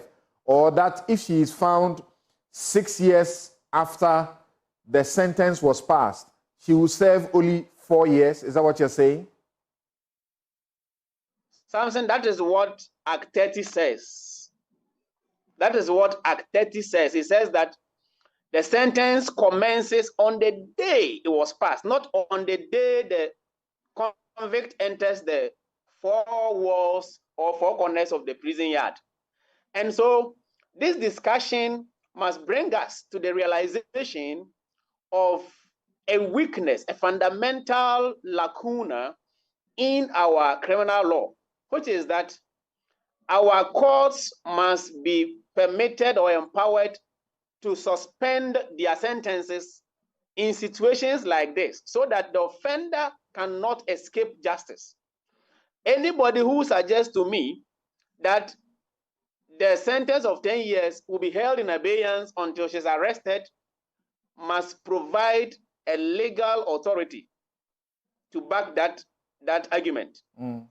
My authority for saying that the sentence has started running is the provision you read on your screen. And it is clear, very clear. Can we know that the law is developed by case law? Can you point us to some case law that confirm this position?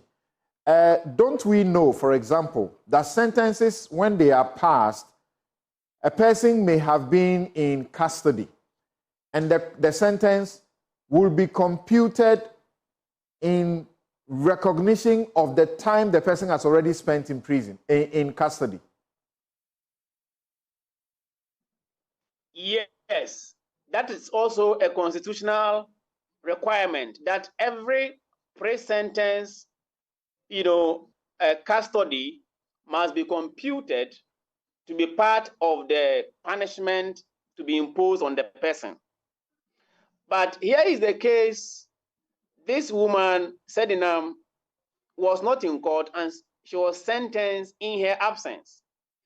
Now, in the face of this clear provision of the law, 315, which says that her sentence, in fact, her sentence commences on the day it was imposed.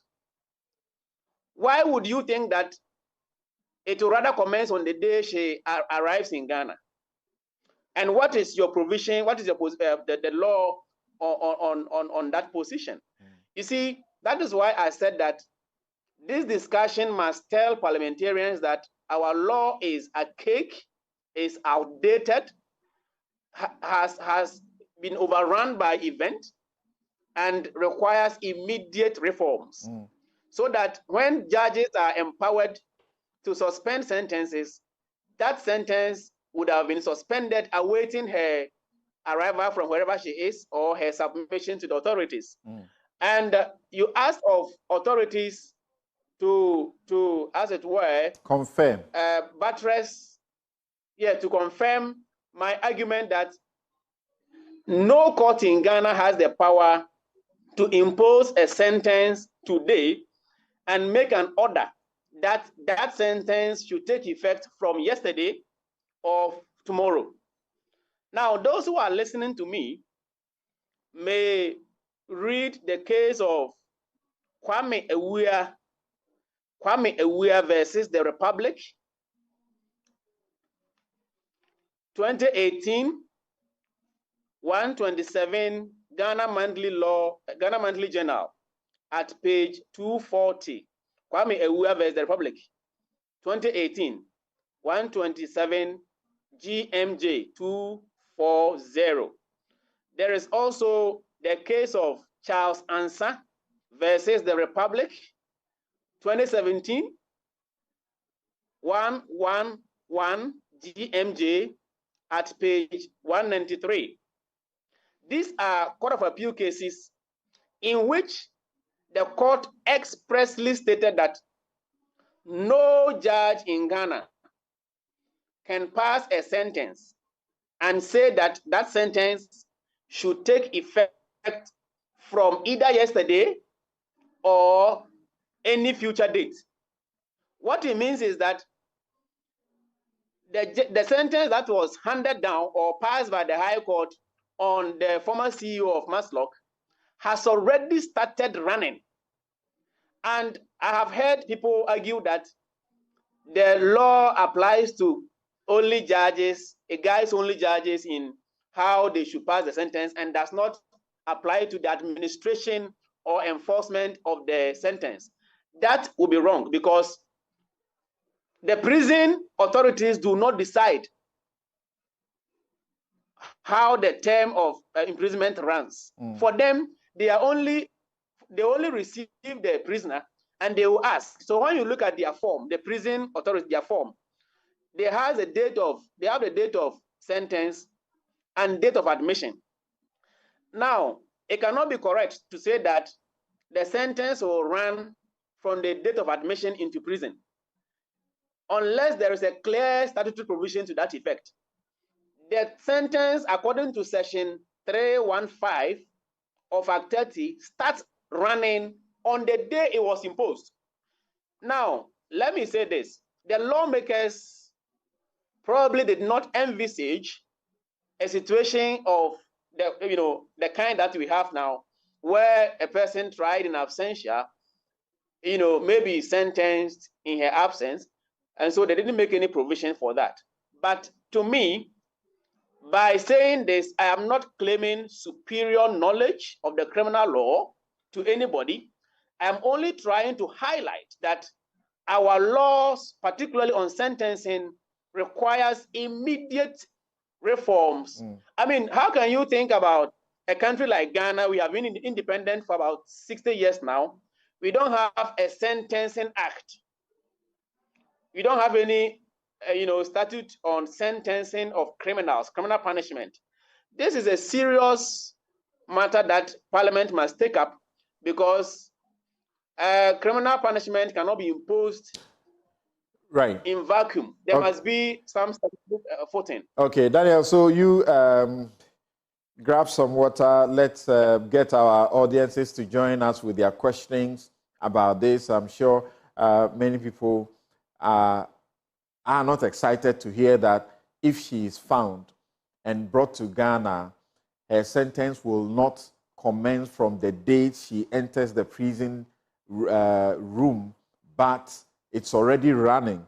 And if it does happen that she's found 10 years after, then it means the sentence has elapsed. There's no prison terms for her to, as it were, serve. And the judge, when she was passing the sentence, has said that I have also noted that the Republic has done nothing to the knowledge of this court.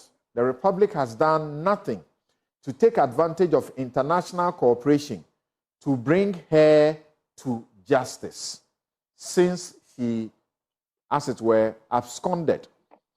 This is when she was passing the sentence on the two of them.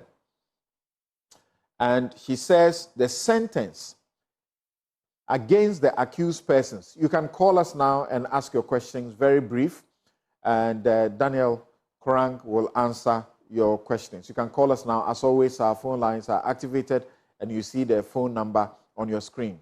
He says the sentence against the accused persons also takes cognizance of the quantum of funds lost, the deliberation and enterprise with which the offenses were committed, and the fact that this type of white-collar crime is, in the experience of this court, one too many. The court had come to a point where it had done a number of cases and has seen that there are many people in suits and using pen to steal. It says the court will therefore, to curtail crimes of this nature, hand down a deterrent sentence to deter would-be professional criminals from copying the actions of the accused. And then it passed the sentence on them, 10 years to her. So you can call us quickly and let's have your view or your comments or your questioning quickly. And as I said, I was trying to get former Deputy Attorney General Joseph Dindio Penka. He was on Newsfile yesterday and was telling how bizarre the stories were, because he started this case when he was in government. And when she particularly gave that money to the microfinance company and they couldn't agree on the interest, and the microfinance company issued a check to cover the money to her. She says, I don't want a check, bring me cash. And they carried the cash and brought it to Bachuna fuel filling station, and she went and took that money. In Ghana must go back. Hello, what's your name? Where are you calling from? I'm Jima, calling from Tuna. Hi, let's hear you. Yeah, I'm Samson. I'm grateful for this program. I just want to make I want to appreciate what Lawyer Crank said. I think that without this in place, someone will take opportunity of the circumstance and run out of the country after feeling such huge amount and moving away. So I think that having a statute to back this is encouraging, and we shouldn't be thinking about other explanations or whatsoever for this particular thing, but it has to start from the day she committed the offense. It has to start from the day she enters the prison. No. It has to start from the ones we don't have. In as much as we wanted to face justice, we also have to rely on the law as specified Yeah. So it has to start from the day the sentence is pronounced. But that is what he talks about, the disadvantages and the lacuna in the law. So we should make provision where it will start from the day the person is arrested and then put into the prison room. Yes, please. So until then, this is what we have. So Parliament has to take this up seriously. So thank you very much. Let's go to Ima, is it? You're calling us from Kaswa. What's your question to Daniel Cran or contribution? Yes, Mr. Sampson, thank you for giving me this audience. I am concerned about the permission given to her to go to or to go abroad for what? Treatment. Was it documented here by a doctor that truly she needed what? Further treatment abroad? Definitely. That's my first question. Definitely. And number two, was that will always be required by the court. Okay. Thank you. Thank you for your questions. Well, Daniel Cran has made his view on that already. How about this aspect that when she was on bail, there was a surety, Alex Mold, and she absconded. She's gone. What would typically happen? Daniel? All right. Thank you very much, Samson. Yeah. Under the law, the state has power to hold an accused person in custody awaiting his or her trial. Now, the essence of bail is for somebody to appear to the court and tell the court that I appreciate the power of the state to hold this person in custody.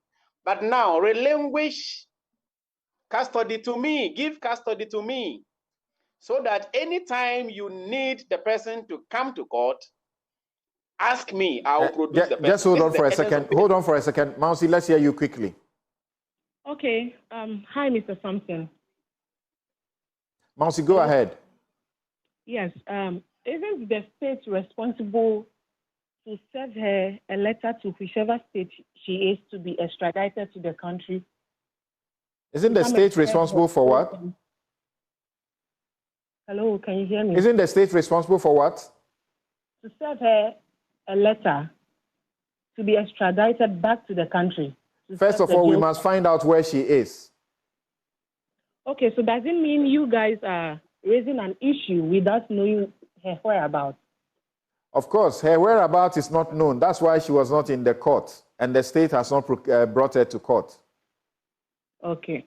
All right, thank you. Bye-bye. Yes, Daniel, so quickly on that one, our time is almost up. So the sureties who came to court to sign the bail bond for her are liable to produce the offender, but they are liable only in property or in cash. You know, when somebody signs a bail bond and the person fails to come, you lose the property that you probably use as, So previously, you, the surety, will also be arrested. But since Martin Kwebu went to the court to argue that this should not be the case, you will only be required to pay the bail sum, correct? The bail sum. And now, because of the removal of the imprisonment, bail has become easy for those who have money. Let's look at the quantum of money involved in this case. It's a matter of paying off the bail sum and you are free.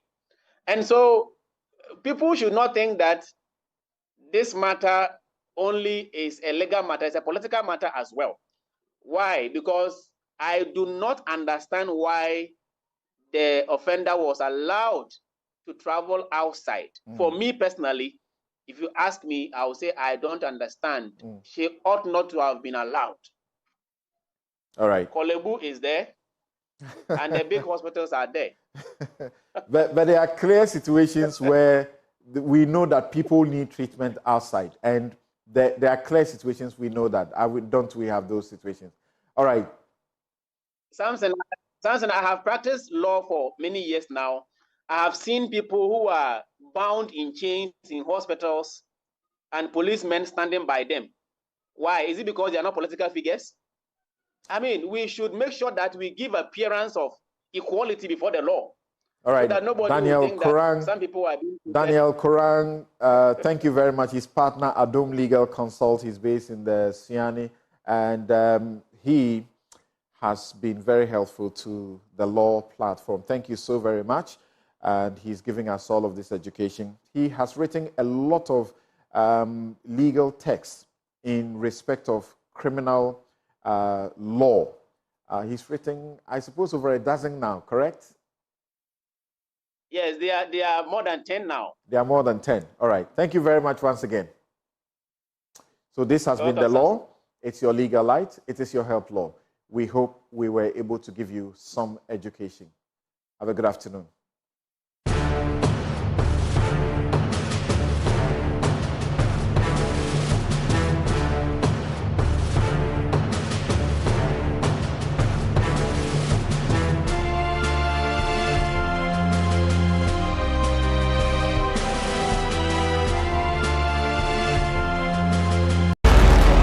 I am Anas Sabit on the principal streets of Tichiman, and this is Joy News. Independent, fearless, and credible.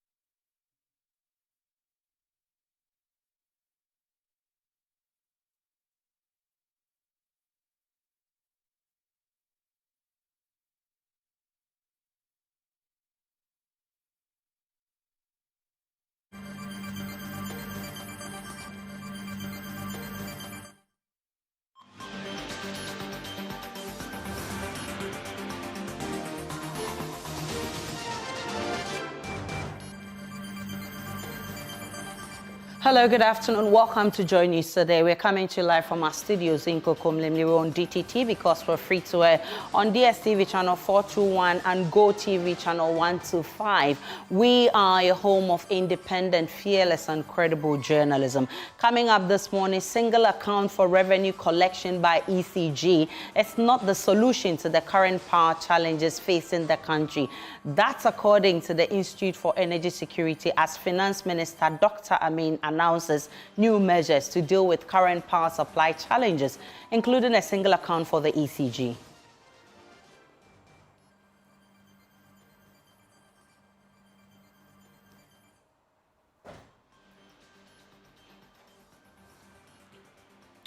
Also this afternoon, campaign gathers momentum as a Jisuba election draws closer. More as former MP posts threat to NPP after seceding from the party. Plus, this afternoon, NDC flag bearer John Mahama to reintroduce free sanitary pad initiative if successful in staging a comeback to office. We have details of his meeting with the teacher unions as part of his campaign. We're also live on Facebook, YouTube, Instagram, and X Spaces at JoyNews on TV. My personal handle is @Denana Aisha. Please do stay for details.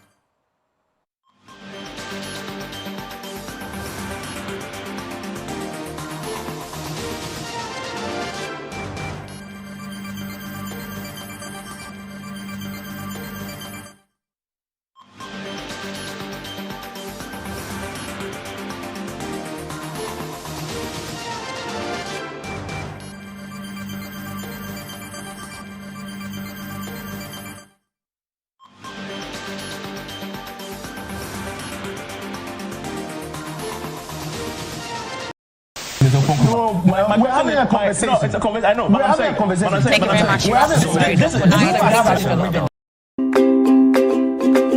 When I was young, I asked my mother the secret of hair vitality and health. She said, the right food, the right exercise, the right amount of sleep, and the right blood tonic. Nescafe Blood Tonic is effective for the treatment of anemia, lack of appetite, and stressful conditions in both adults and children. Nescafe Blood Tonic, the right family blood tonic. Another quality product from Ernest Chemists. This advertisement has been vetted and approved by...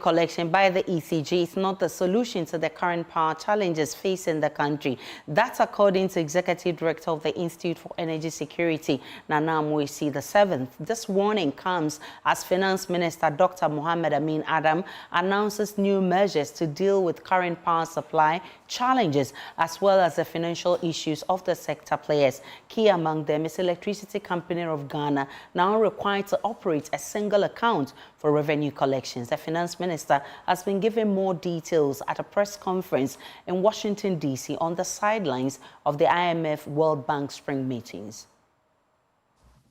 The energy sector continues to be our Achilles heels, and the current outages is quite disturbing. We are not happy about it ourselves. But the problems in the energy sector have accumulated for years. We have addressed some of these challenges, but some of them are also emerging that needs immediate attention. And so under the leadership of His Excellency the President, we have agreed to a number of measures that we have started implementing. And in due course, very, very soon, the people of Ghana will see the results of these interventions. Particularly the cash waterfall mechanism, which faced some challenges, is being repositioned to deliver and to achieve its objective. The revenue collection by ECG really has improved, but we haven't gotten to where we want to get to. We want ECG to collect, to populate the cash waterfall mechanism to the levels that can provide cash flow to all the other SOEs in the value chain, and that can also pay for fuel, and that can pay for the power IPPs are providing. We are almost there. And very soon, the people of Ghana will see the results. To bring accountability and transparency to bear on the cash waterfall mechanism, we have started auditing the cash waterfall. And we are also required to publish the findings from the audit. We've already done one audit and we've published the findings. We are going to continue to do that so that we can bring transparency and accountability so that all revenues meant for the cash waterfall goes to the cash waterfall for the purpose for which it was created. We've also established a single collection account.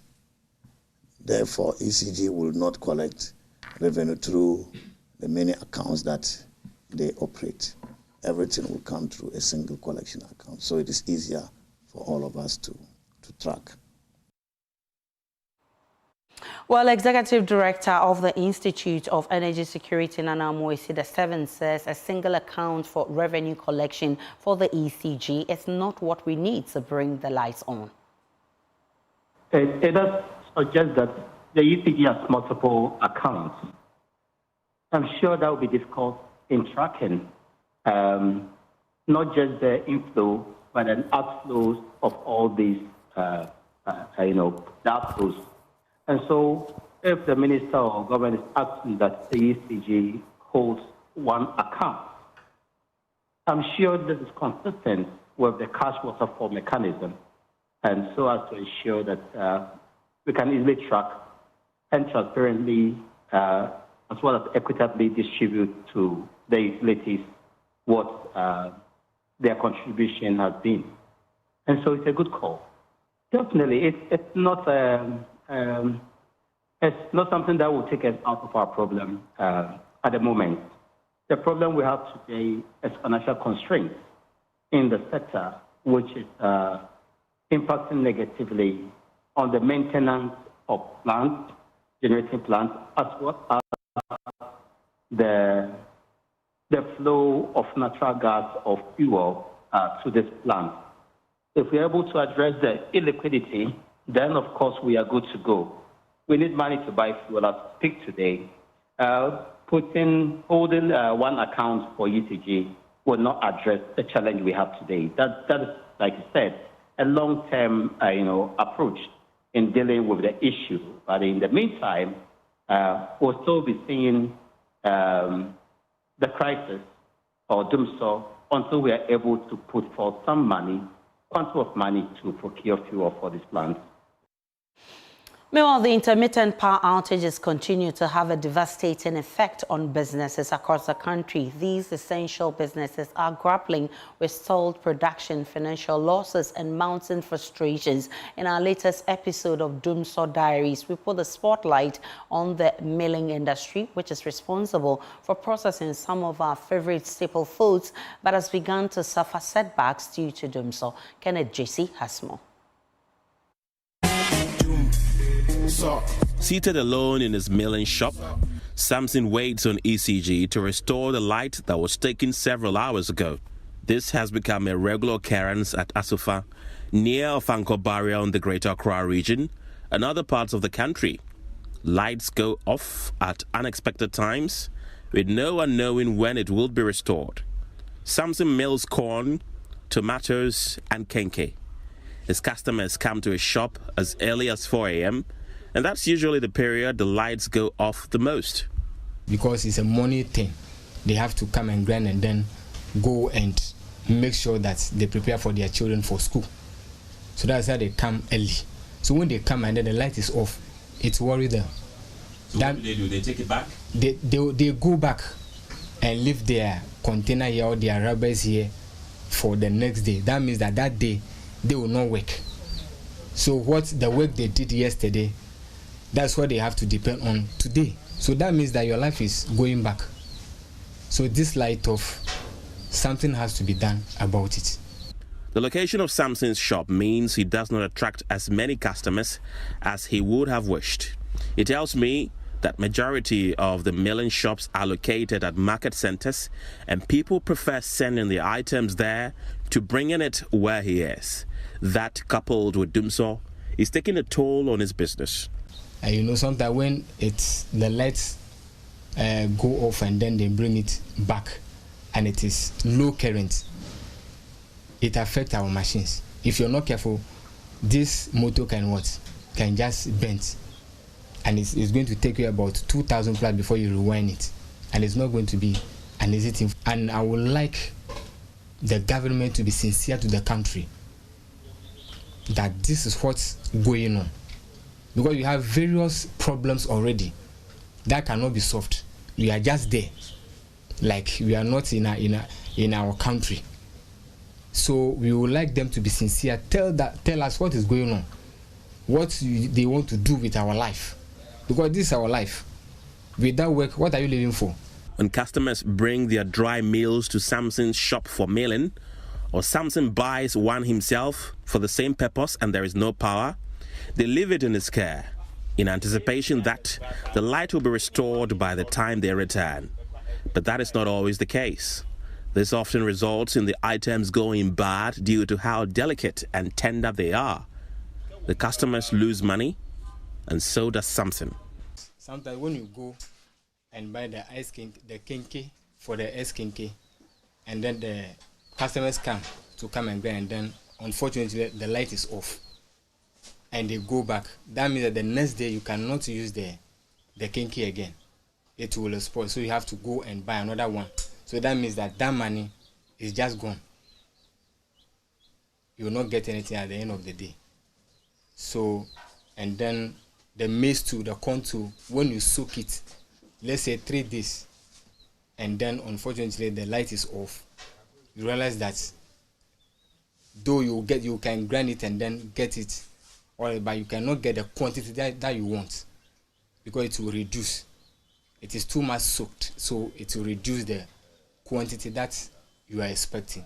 So that means that whatever you're supposed to get out of it, or let's assume that maybe if you sell it, you get like 200 Ghana cedis, it may reduce to 100 Ghana cedis or 150. Asofar and its surrounding communities are known for experiencing erratic power outages, popularly known as Dumso. This was evident when the news team arrived in the community at around 2 in the afternoon. The lights were off and had been so since the dawn of that day. Their plea for a Dumso timetable seems to have fallen on deaf ears. For Joy News, Kenneth Jesse. Still on the IMF, a professor of finance says a $360 million disbursement to Ghana will definitely make an impact on the economy, but the country will feel the impact when it starts the servicing of the debt. This comes after the Bretton Woods institution revealed that it has secured the required financing assurance from bilateral creditors that will aid the disbursement of some $360 million to Ghana. It follows reports that delays in getting a deal from the Eurobond holders and bilateral creditors will affect fresh disbursement to Ghana. Listen to Finance Minister Dr. Amin Adams on this. This remarkable performance resulted in the successful discussions that we had with the IMF mission when they came to Ghana, leading to us securing a staff-level agreement. And by securing a staff-level agreement, it means that we are ready to go through the second review of the fund. And I'm very confident that with the performance we have shown so far, the board, when it meets somewhere in June, will approve Ghana's second review, paving way for disbursement of $360 million US dollars, and that would have brought total disbursement to 1.5 billion United States dollars. This is remarkable, because many people thought that with the kind of difficulties that we faced in our economy, because of the external shocks, but also because of domestic vulnerabilities, we were not going to be successful with the implementation of the policies that we negotiated with the fund. But I can tell you that the fund is pretty happy. They are very positive about our performance, and we will continue to do the best we can under the leadership of our president, President Nana Addo Dankwa Akufo-Addo, to give good account of ourselves in the management of the. Well, Associate Professor of Finance at the University of Ghana Business School, Professor Lord Mensah, says the disbursement has both positive and negative impact. We have to appreciate that news, be it positive or negative, has impacts on economic dynamics, and we will not dispute that. But then we also have to appreciate that the expectations of the people also matters. And so once it's a news that is giving us that kind of assurance from IMF, of course, it improves on expectations. And expectations builds up into realities. So it's a good news. And for me, where I sit, I would say, yes, it is a good news. But you see, let's wait and get into a full swing of government debt service. Then we can jubilate, because just having the IMF money and then also having agreement with Eurobond holders and all those will not necessarily, build up into, the economic indicators that will make the country reflect the true state of the economy. The true state of the economy will be realized when the country starts servicing its debt fully. Now we are on debt suspension, which is a way of more or less fixing our exchange rate, like I always say. So from where I sit, fine. They are all good news. We're talking about having an IMF agreement, Eurobond assurance, and all those. But trust me, we need to look at the realities, a point where government is servicing its debt. That is when we'll see the full scale demand of the dollar, and we'll see the true level of the dollar. The reason why I'm saying this is that, the depreciation of the currency, determines the economic dynamics, be it interest rate, be it inflation or whatever. Once the cedi depreciates, it builds up into all these indicators. So I may want to see the point where, government has started full service of debt. Then in that case, we can talk about the true state of these economic indicators. We should be happy because it's a good signal, but then we need a signal to reflect in realities. And that is what, I will be expecting.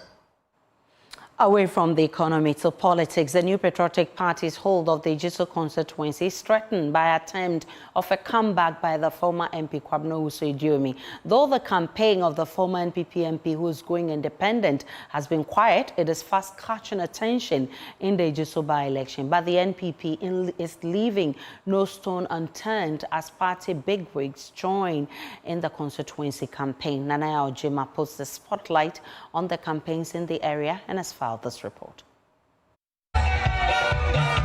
Aside from the former MP, Kwabena Uso-Idiomi, the NPP's Kwabena Boateng has to beat 4 others for the party to retain its seat. Estelle Say of the CPP, LPG's Beatrice Boache and Joseph Atakra as independent candidates. Ohineba Fredia Ajiman is another independent candidate seeking to break the NPP's monopoly. The People's Representative Bill, when you go to Parliament, the law over the government is People's Representative Bill. But nowadays, I've observed that it's becoming party representative. All those who are electing them into the Parliament go there with their party ideology and other thing, not the people. So I've observed all these problems and I decided to come out so that I'll go and represent my people, not any party. Former MP Kwabena Uso-Idiomi served 3 terms in office as a Jiso MP. In 2016, he won the seat with over 83% votes, setting a record in the constituency elections. Mr. Idiomi says the grounds are fertile for his return as MP. Na sani adodo no epese du mi ba no na e bia me ka se form ye e bi se mi no metin chen kwa na se mu kura nyama ye no ba bia me ko bia no de me manfo kan se du mi se wa ma ba kura yen tu bi da. Mr. Idiomi's campaign, though silent, is catching up with the grassroots. Ediomi started these road projects in Ejoso. They can construct the road to Yakwe. We will vote against them.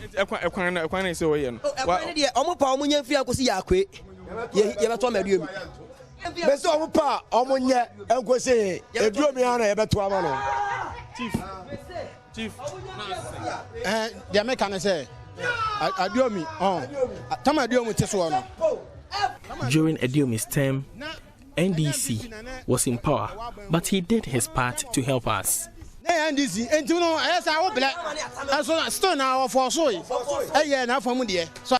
Big wigs in the NPP are leading the party's candidate in various towns for campaign.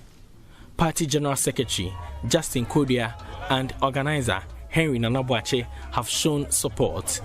Minister for Roads Francis Asenso-Boache has also been to the constituency.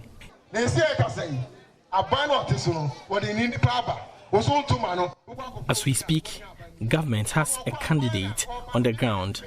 If you vote an independent candidate, how does he come to me to lobby for roads? That's another party, MP. Now, Parliament, lobby for roads. What to me? Ain't happening. The NPP candidate, Kwabena Boateng, is already making promises in his campaign.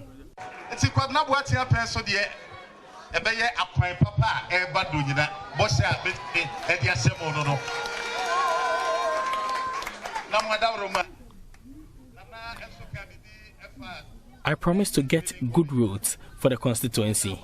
The chief spoke about nursing training college. It is among my priorities. Considering the size of Ejoso, I think we need one.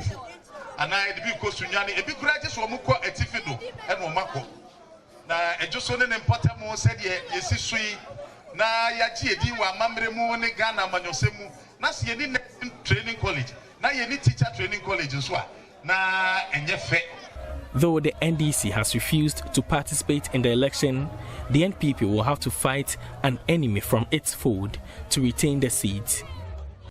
For JoyNews, Nanaya Ojima reporting. From the NPP to the NDC's camp, flag bearer of the NDC, John Dramani Mahama, says reintroduction of free sanitary pad initiative will be a priority if successful in staging a comeback to office. It is one of the demands made by teacher unions in a document presented to political parties for inclusion into the NDC's manifesto for the upcoming election. The policy that was intended in the previous John Mahama administration was largely criticized by opposition parties. In a meeting with the teacher unions, the former president revealed intentions to mainstream STEM and TVET education into secondary schools. Mr. Mahama made other pronouncements to overhaul education in the country. The provision of free sanitary pads for female learners in both basic and senior high schools was initiated under the SWAL NDC administration. If you remember, our opponents now in government mocked us and called it the pad loan. For you, the unions, to have raised this as an issue in the concerns that you have presented to us means that our policy on sanitary pads was well thought through and needs to be looked at again. The NDC policy of infrastructure development will again be pursued vigorously to decongest the large class sizes. Abandoned infrastructure in the basic and senior high schools and TVET schools, including the famous E-blocks, will receive priority attention under a new NDC administration. The need to review and improve upon the free SHS TVET policy is no longer debatable. And Angel just mentioned it. We are happy we're on the same wavelength with regards to that. It is a must that we look at the implementation of free SHS again through stakeholder engagements to address the numerous challenges and strengthen its positives. It is thus not surprising that you have incorporated it into the document that you have presented us, which I call the Teachers' Manifesto. We're going to mainstream TVET and STEM into all secondary schools. We don't believe that STEM and TVET should be standalone in special secondary schools. We must mainstream them through all the secondary schools. And so in this regard, we will revamp the science resource centers in order that clusters of schools can use those centers. Luckily for us, the E-blocks have 4 laboratories in every E-block, and those laboratories are going to be used for TVET and STEM education. The imperative of the Free SHS Secretariat being supervised by the Education Directorate is our considered view. The Education Service, which is an implementing agency, has the capacity to implement the Free SHS policy. So we do not agree on a standalone Free SHS Secretariat. We think that it must be integrated into the Education Service as an implementing agency. The NDC will therefore integrate the Free SH Secretariat into the Education Service Directorate and not have them exist as separate entities. I announced to the CHAS representatives last week that we would decentralize the school feeding program and return the responsibility for feeding the students to the school.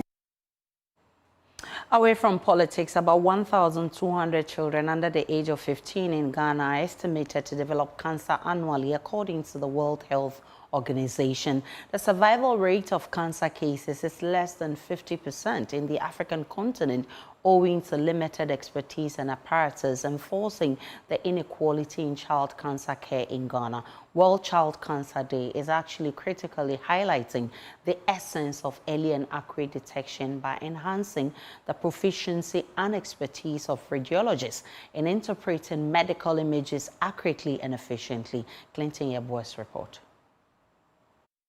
The survival rate of child cancer in developed continents is peaking at over 70%. This highlights the strides and positive investments in radiology expertise, medical imaging technologies, and early detection methods. Dr. Obed Kojo-Otu, a senior specialist radiologist at Komfanochi Teaching Hospital, observed the treatment of cancer, particularly child cancer, is hindered by insufficient equipment and expertise among radiographers and radiologists. This limits the information provided to clinicians for better detection and treatment. The fact that we should use MRI often for children with eye cancers, which is retinoblastoma. We don't have so many MRI machines in Ghana, so we resort to using CT, and that limits the information we can provide the clinicians so that they'll be able to treat these patients. Training, like we are doing, to improve on our skills, not only us, but those who also image, who are the radiographers, so that we'll get good images that we can interpret for better treatment for the children.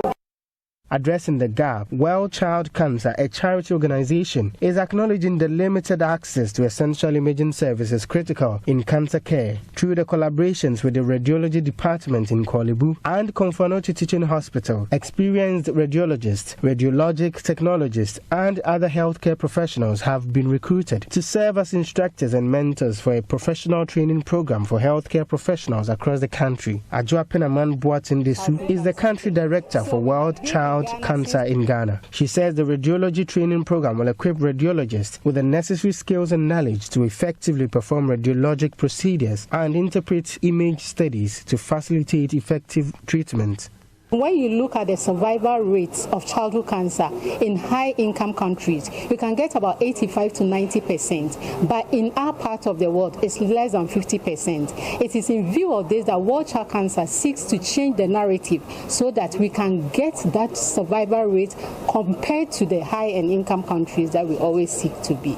Early diagnosis, early and accurate diagnosis is key in childhood cancer care and management. So we felt that no, it is very important that we involve radiologists in this aspect because they help us with the imaging and interpretation, among others. So if we should get the correct diagnosis, we are sure of the correct treatment. It will definitely improve treatment outcomes for children diagnosed in cancer. The training program will arrange for clinical rotations at major training centers to provide trainees with real-world experience in performing and interpreting radiologic examinations. Dr. Obedotu says the training will help interpret radiological findings accurately and effectively communicate them to the healthcare team. Participants recount the tips acquired will help them include essential information in their reports, which they ordinarily omit.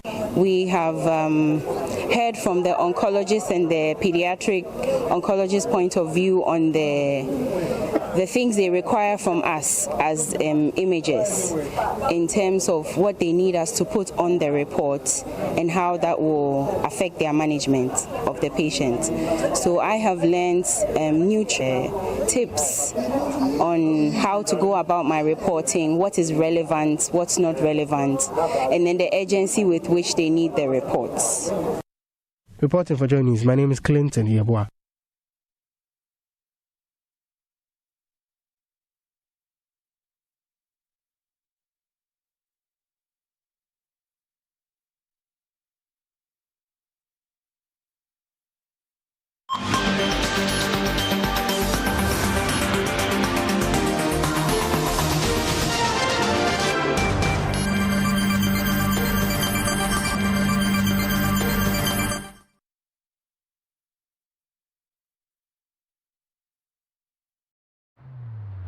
Across Africa, a new era has begun, shifting our focus.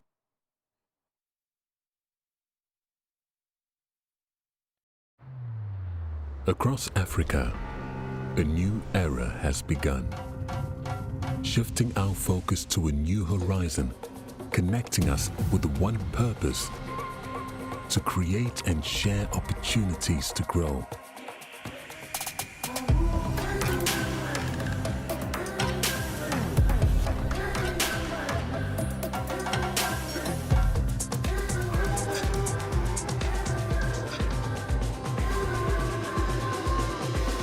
Today, we are making a brighter tomorrow, built by our dreams and our energy.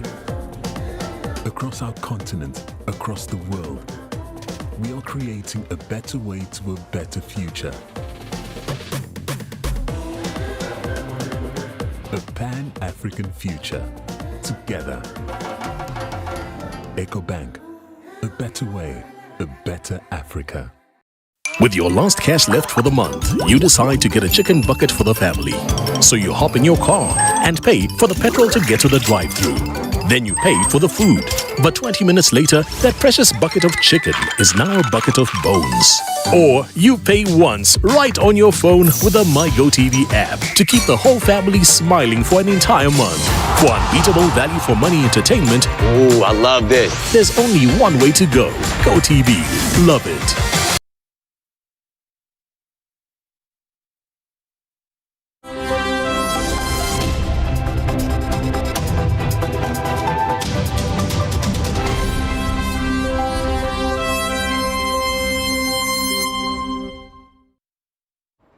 Good afternoon and welcome to the business segment on JoyNews today with me, Pius Kojo-Baka.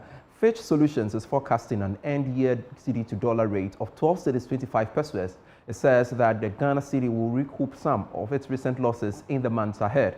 In its Sub-Saharan Africa currency roundup, it said the cedi will strengthen as the government makes progress regarding the restructuring of the commercial debt. Here's more. The local currency has depreciated by 11% against the US dollar so far this year.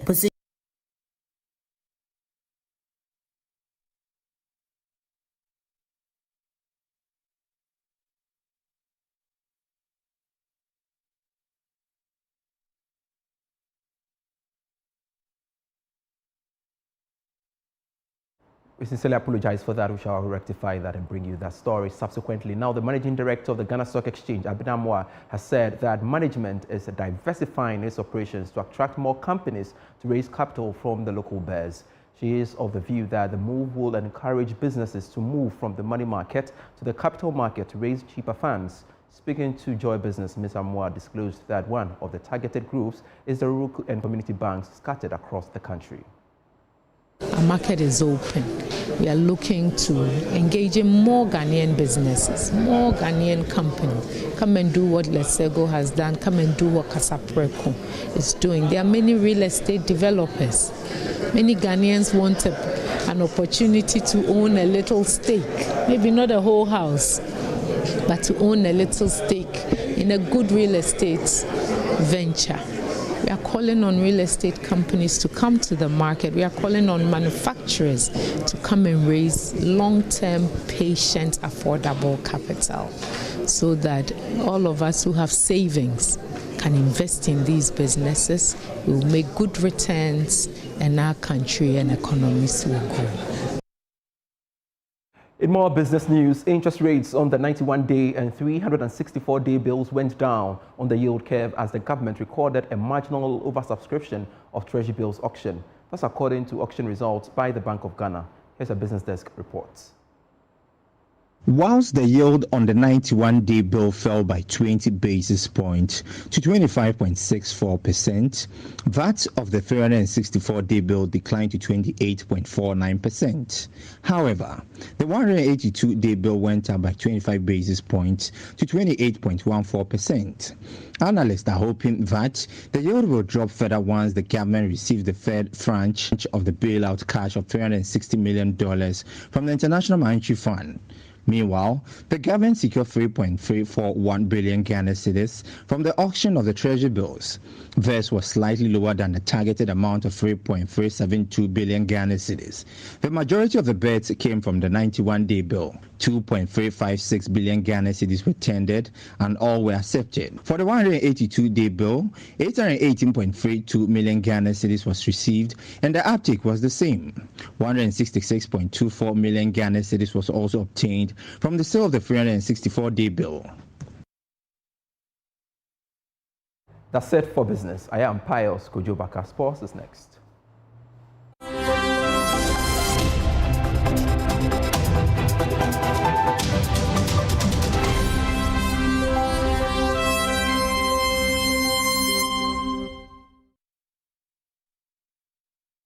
By the end of the 4 years of my term in office as president, Accra will be the cleanest city in Africa.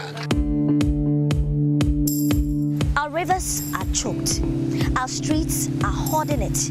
Our landfills bursting. Our trash bags overflowing. And even the air we breathe carries it.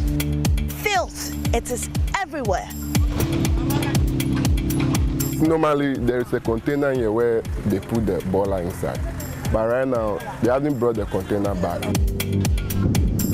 The Filth Exhibition, a JoyNews series, presents the alarming state of waste management, sanitation, and refuse left in our communities, presenting a compelling and urgent need for action.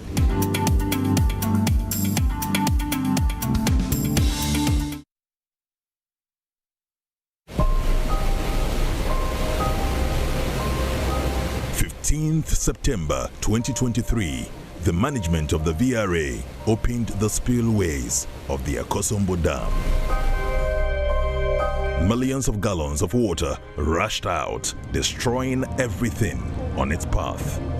Then the blame game began. From VRA all the way to the very top, they owe us explanations. The forecast gave the indication that we are not supposed to expect too much water into the reservoir.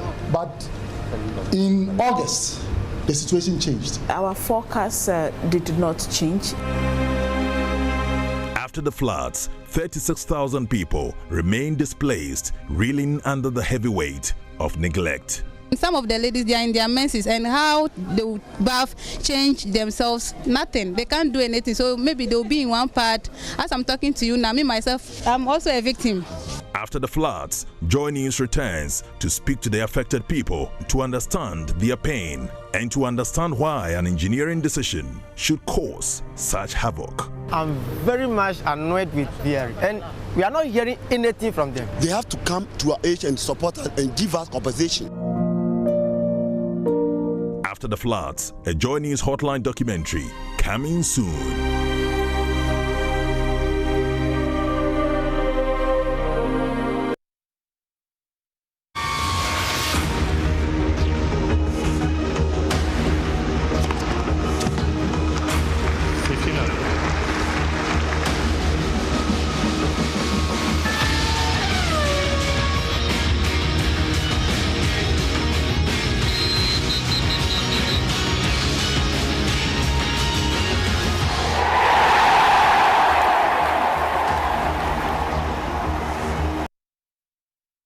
Let's do sports now on JN Today. My name is Haruna Mubarak. Now, yesterday, Asante Kotoko won a game for the first time in 51 days, albeit in a controversial fashion.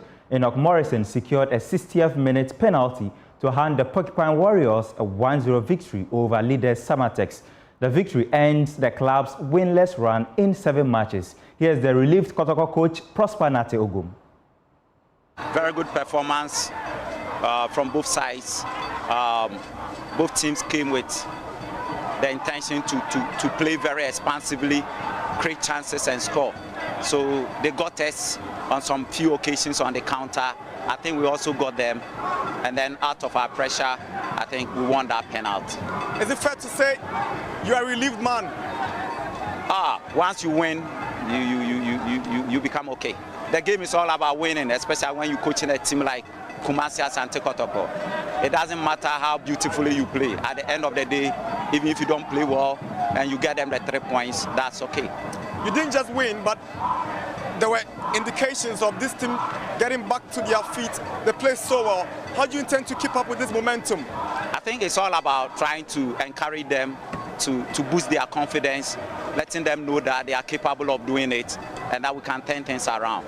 It's all about staying focused. So we have to get closer to the players and let them know that we are with them and we believe that they can do it. I'm actually impressed. I'm probably very impressed about how we played today. We look very compact in defense, very expansive in attack, and we look for the spaces behind their defense, which is an indication that the intention to defend is there and the intention to create and score is also there. So I'm okay. Now, another coach who was under pressure but felt relieved over the weekend is Manchester United's Erik ten Hag. The Red Devils, having failed to secure a win in their last 4 Premier League games, narrowly escaped embarrassment in the FA Cup. Despite taking a 3-0 lead, they had to rely on penalties to edge past Championship side Coventry City. United is set to face Manchester City in the final on the 25th of May, and Ten Hag is expressing confidence in his team's ability to clinch the trophy. Yes, I see that similar. So we can play on very high levels, but in the same match also we can go very in low levels in the same game. And that's not explainable, but it has to do with manage the game, of course, take responsibility, take each other in the responsibility, so keep organized and make the right decisions. And I have to teach my players, clear, and we have to do better in such occasions. But also I have to say, the most difficult we can do to put ourselves in a winning position. And the last thing is much easier, but we, on several occasions, we let each other down and we let the result slip away. But today, we got away with it.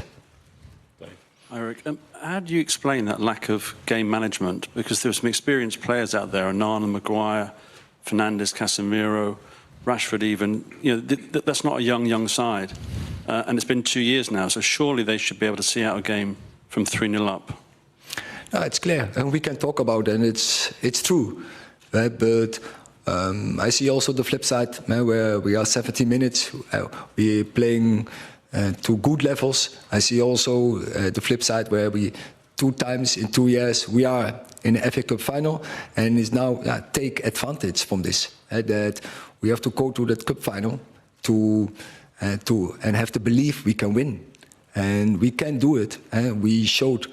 Lately in the Emirates, where we put ourselves also in a winning position, where we could have scored a second goal. We showed last season in this cup final that we had a really good opportunity to win this cup final. But we play against probably the best team in the world. So you have to play 90 minutes and extra time to your highest levels. Otherwise, you don't have a chance. And so we need a team, put a team out who taking that responsibility, and we have the players to do it, but they have to believe from the first whistle till the final whistle. And that's how we end the sports segment on JN Today. My name is Haruna Mubarak. Showbiz comes up right after this.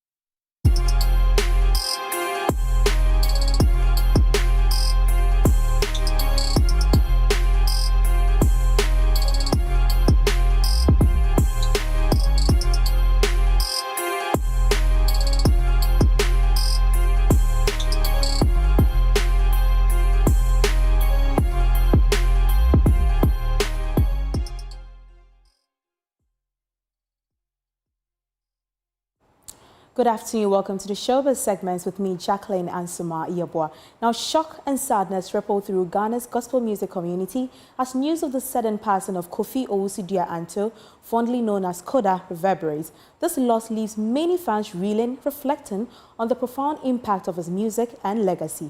Pastor Joe Bichem, Uncle Ato, and SK Frimpong have been narrating how instrumental Koda has been in their music career. We have more. Call me broken-hearted. Come to Jesus now. Kofi Owusu-Anto, widely recognized as Koda, was not just a Ghanaian gospel icon, but a pillar of inspiration for many. His untimely passing on Sunday, April 21st, has sent shockwaves across the nation. At the Holy Ghost concert, where gospel musicians like Pastor Joe Bichem, Uncle Ato, and SK Frimpong performed, tributes poured in, underscoring Koda's indelible mark on their musical journeys. It's difficult for all of us to believe. In fact, I still can't accept that he's gone because nobody expected this to happen to him at this very, very young age. Not just a producer or a musician or a friend, but part of me is gone because I have known no other producer than him. It was Kofi who discovered me. It was Kofi who discovered me. I met Kofi at TED. Kofi was my mate. And there was a prophecy in the church where he fellowships. I wasn't there, but the prophecy was given about me, about my music ministry. He was the music director of the church, heard the prophecy, and came looking for me. Told me he's a sound engineer. This was the prophecy given about me. He wanted to make sure that God's word comes to pass. So Kofi started recording with me in Pastor Joe's house, and this is me today. For people like me, Kofi lives in me. We wish that God will cause him to sleep well and have a good sleep. We love him. He's my father. He has impacted my life in so many ways. Meanwhile, the resident of Sekondi Takrade grapples with disbelief, hoping that the news is untrue. JoyNews captures some reactions from residents. 2 o'clock today, I went to Mrs. Newman to have a shoot with her, and she broke the news to me that have I heard that Koda has passed on. I said, why? What's wrong? So we were all so sad, even we couldn't have the shoot. It's so much to take in, like, we have questions, but as Christians, we can't question. There's so much to take in. We wish it didn't happen today. Yeah.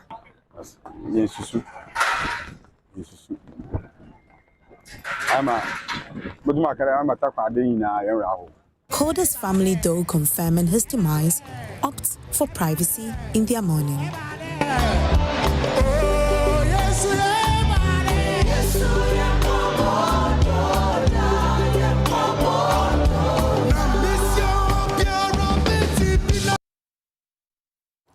Well, may his soul rest in peace. Now, episode 7 of Big Chef Season 3 yesterday saw all 10 contestants battle it out in the kitchen to woo the judges with their soup recipes and escape eviction.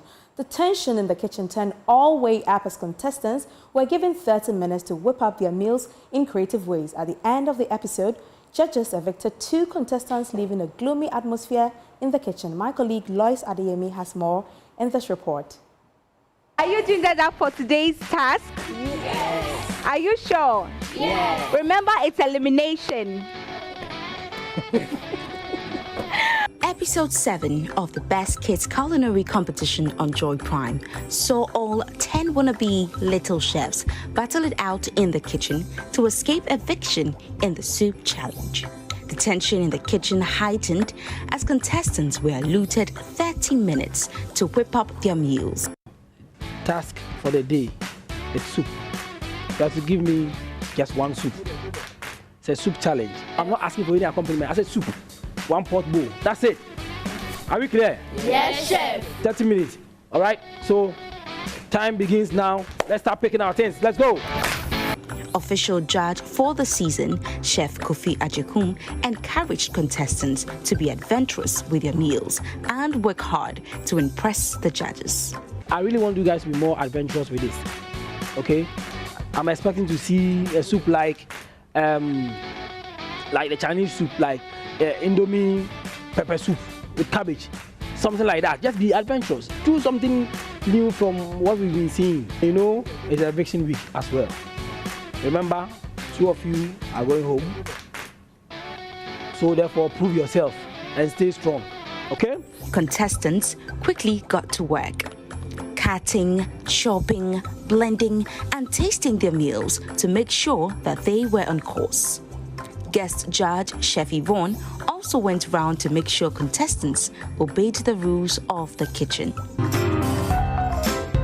What are we making? Chicken rice. There's no sauce, no much water. It's not enough. So I should add more. Shift your utensil well. Okay. That's okay. Time is going. Get it up. Pick it up. Then came the final countdown, halting all activities in the kitchen.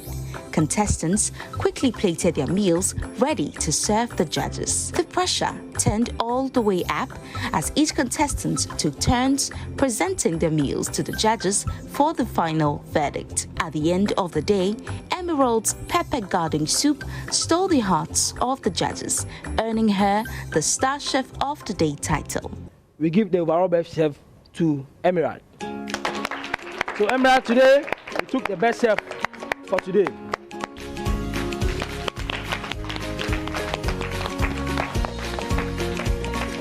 Unfortunately, fans' favorite, Jaden, and dancing chef Hafsatu sadly said their final goodbyes after they were evicted.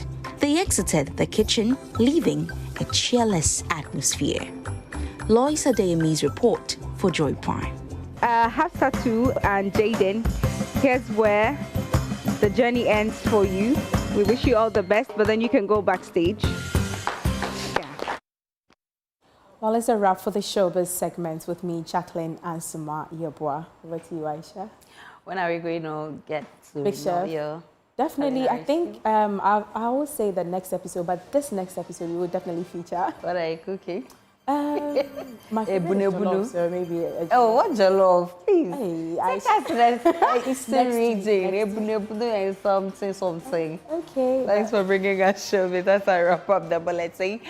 And my name is Aisha Ryan. Log on to myjoyonline.com. There's more of the news and updates of all the developing stories. So enjoy the rest of our programs.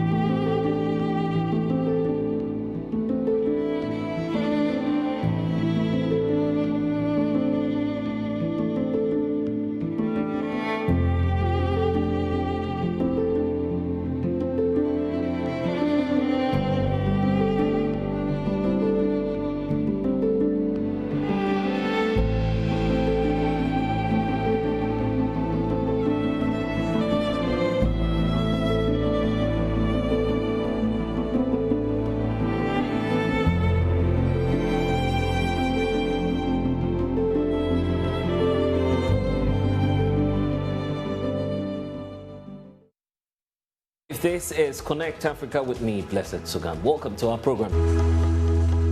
We have updates on the elections taking place in Sierra Leone. There had been some attack around the opposition's office, and this was because they prematurely announced results, which both parties technically did. And what is the cost of political unrest in the West Africa sub-region? The preponderance of, illicit activities resulting from easy access to small arms is causing a lot of havoc across the region.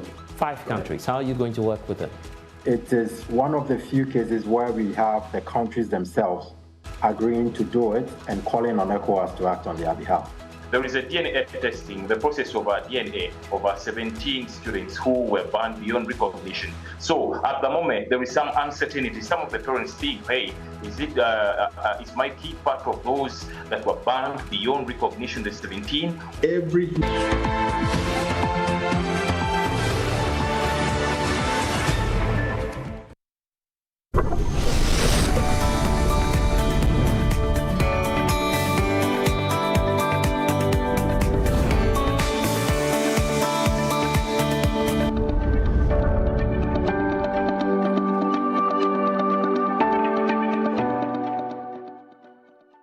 Hello everyone, welcome to The Marketplace. Coming up this afternoon, Ghana's bilateral creditors shared draft MOU with members as an agreement is set to be finalized in the coming days to pave way for release of $360 million of IMF cash.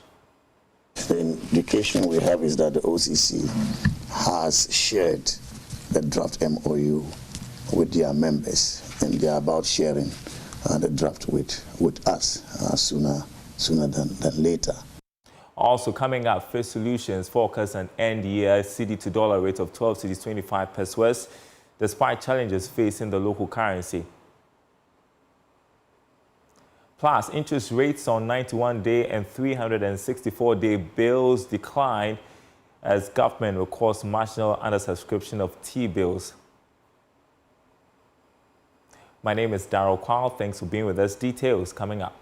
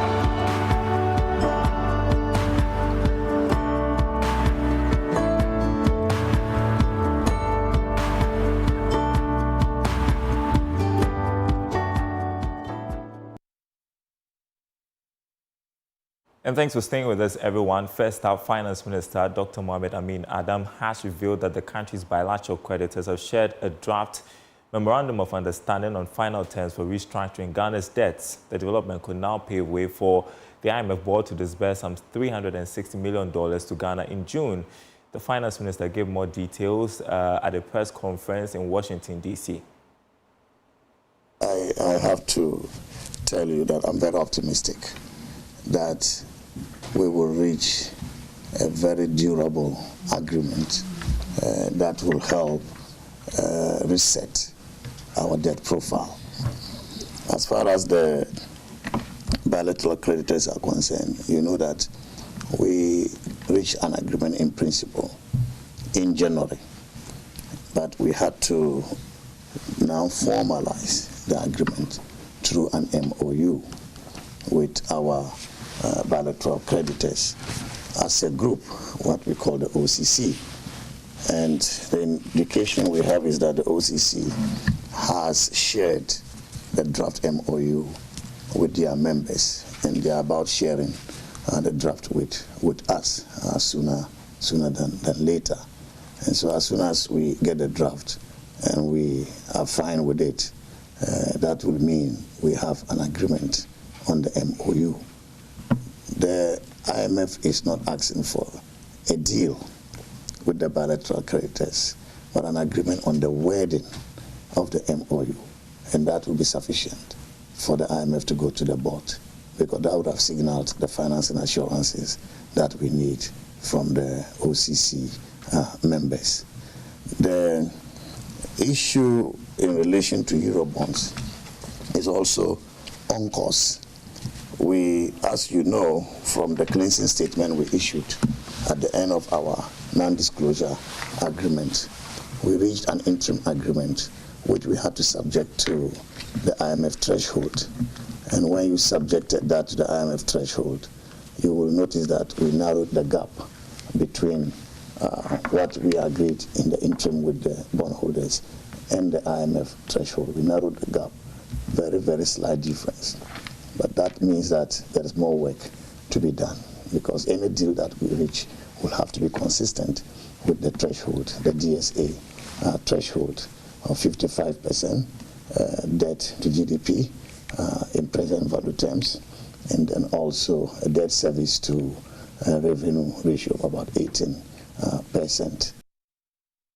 The finance minister addressing the press conference yesterday, the IMF Ghana mission chief, Stefan Hode, also was at the press conference where he expressed confidence that Ghana will, in the coming weeks, finalize an agreement with the bilateral creditors on restructuring of our debts. There are concerns that it cannot be done in time before Ghana's board meeting in June, but at that press conference, Dr. Hode was confident the agreement will be finalized in good time. I want to bring in Courage Buti, who is the lead at GCP Capital.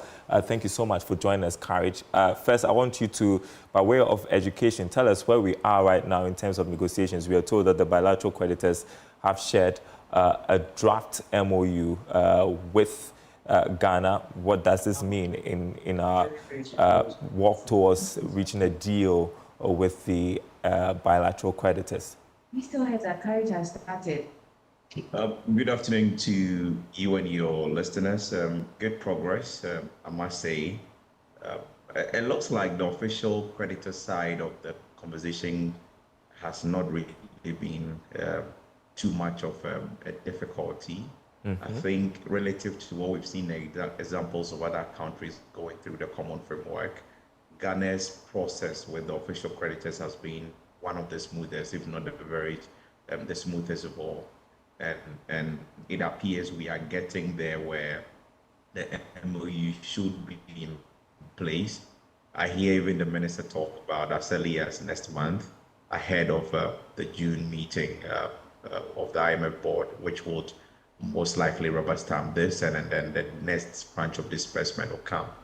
What it also means is that the program is on track, and it means that our performance, at least on the quantitative and structural reforms and all that, is broadly on track, and it's the reason that these creditors will be more or less trying to play ball with you, or maybe try to cooperate with you to get the restoration effort maybe done as soon as possible. I think the outstanding issue, which I've heard a quote attributed to, I think the IMF African Region Director, also someone like that, mentioning that it appears even the Eurobond holders is a matter of time, and that he doesn't think there is anything fundamentally holding back an agreement, and that it would have to depend on how much time government dedicates to those negotiations between now and maybe in the next few coming weeks to try to get a deal. So broadly, we're on track, and there is a target, 55% of 55% debt to GDP ratio in present value terms by 2028. And so whatever agreement we strike, whatever MOUs we sign, should broadly prove that we are on course towards achieving that.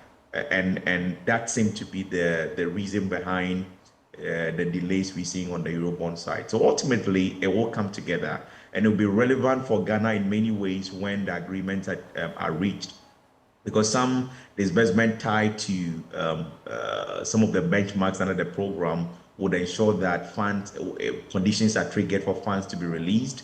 I think the commercial market for even the secondary bonds market in Ghana and all that will be taking a cue from what happens with this debt restructuring. If we are over and done with sentiment fairly balanced, and there are no immediate consents, and we see the half-year review also showed that fiscal projections are broadly on track, probably we could begin to see some activity on the secondary bonds market trickling, and that may be the beginning of a revival. And so good progress so far, and we can only hope that it's completed in good time for the next disbursement to come. And the important thing is not even the money, it's about the signal is sent to the market that the program is on track, and all the negative sentiments may be easing to a large extent, and that will set the pace for recovery to even be accelerated. All right, so there's this matter that has come up that I want to pick your thoughts on, concerns that the international framework for debt negotiations has not been favorable to Ghana. And so I want to quote something that Ben Boache of ASEP said. Says that there have been criticisms that the G20 common framework put forward by developed countries and the IMF or World Bank has not moved that fast to deal with the current debt crisis. Some arguing that the lack of commitment on the part of these countries has delayed efforts in securing a debt deal from creditors. Ben Boache doesn't agree with that. Your thoughts? Well, you see, these are people's money. They lent it to you with the expectation of getting it back. If you have to restructure it through negotiations, you don't expect they would yield immediately. They are not in business because they love Ghana, right? They're lending because of their interest expectations. Look at the domestic debt exchange, for instance. And I think that the government more or less hastened that process and in quotes, maybe force everybody to play. But even that, look at how long it took, right? The deal was, the restructuring was announced sometime in December. And the hope was to complete at what time, and look at when we eventually completed the first set and when eventually it was completed. It ran the course of over 7-8 months, and that was even when, in quote, we practically compelled everybody to participate. And so for these ones that go through proper negotiations and government doesn't have the leverage to force their way through that way, and they have to be proper consensus on the deal, it will definitely take time. But what are the examples? We've seen Zambia go through, and they've been doing this for almost 3 years now. They are yet to even decisively conclude debt restructuring, right? And there are a few other countries in that process. So if you look at where we are relative to what the others are, yes, one will admit the process hasn't been very smooth and there are delays, but these are people's money and they would have to agree what you do with them. And so if it will take time to negotiate properly and achieve a deal that works, that helps in restoring debt sustainability, and everybody is at peace, I think it's better than rushing it through and then not achieving the right result. So anyone would have wished it ended quicker than we are seeing, but it's better slow than not get a deal at all, in my view. Concerning a deal with our international bondholders, you say it's just a matter of time before a deal is reached? Well, I mean, that is what insiders to the story or the development are saying, and I have no reason to doubt that. Remember, we are not privy to the hardcore negotiations going on. What we've been told is what we know, and from the minister himself, the standoff is really just a matter of not meeting the requirements under the program, and they would have to have those goodwill conversations again. And it looks like there is that shared commitment to restore debt sustainability or help Ghana regain debt sustainability or restore debt sustainability, really. So have no reason to doubt that the progress is continuing. And we've seen independent, credible views on this, including the IMF trying to say that it's a matter of time. And the categorical statement he made was that it's more about Ghana dedicating time to it in the next few weeks or so, rather than something fundamental holding it back. So I get that general consensus around the table that they are happy to make a deal. And so we have to look at the next few weeks. Remember, the Eurobond is where the meat is 13 billion in total. This one that is getting to a close is about 5.4 billion. So the chunk of it is in the Eurobond, and it will take time. Investors, and these are commercial creditors who are profit-oriented, they would have to take time to reach a deal that first suits their investors as well and their stakeholders, and not just cede to something in the interest of Ghana, but it has to benefit all parties. And I think it will take a bit of time, but as there is that general commitment to see it through, we expect that in the coming days, there will be a positive announcement to that effect. Concerning the outlook for the economy, the IMF mission chief, Stefan Ode, is quoted as saying the worst is over for Ghana's economy. You agree? Well, I think so. You look at many of the indicators, where debt was, where inflation was, what the rate of depreciation of exchange rate was in 2022, 2023, the precarious nature of reserve. I mean, in fact, under 1 month of import cover at some point, and where they are now, these are sharp corrections we've seen over the period. I do admit that there are vulnerabilities. These are fragile recovery underway. Growth is still 2.9% in 2023, way below trend. And the expectation is not to get back to trend or above trend even in the next 1 or 2 years, really. So there are still a lot of work to be done. And that effort needs to be sustained. The fiscal side of the account, last year alone, 4% of GDP in fiscal adjustment, which is commendable. Are we able to sustain that trend through 2024 and into 2025, 2026, and even that program? Those are the bigger questions. And it is when we do those things that we can entrench the gains we're making, in addition to the structural reforms we're doing, and then get macro stability back to a sound footing. So I do admit that there is progress, and I think looking at just the numbers alone, the worst seem to be behind us, but it will require a lot more effort to entrench these gains. In fact, first of all, bring it to the levels we want and then entrench it. All right. I want us to quickly talk about the cedi because Fitch Solutions is projecting as an end-of-year rate, cedi to dollar of 12 cedis 25 pesos.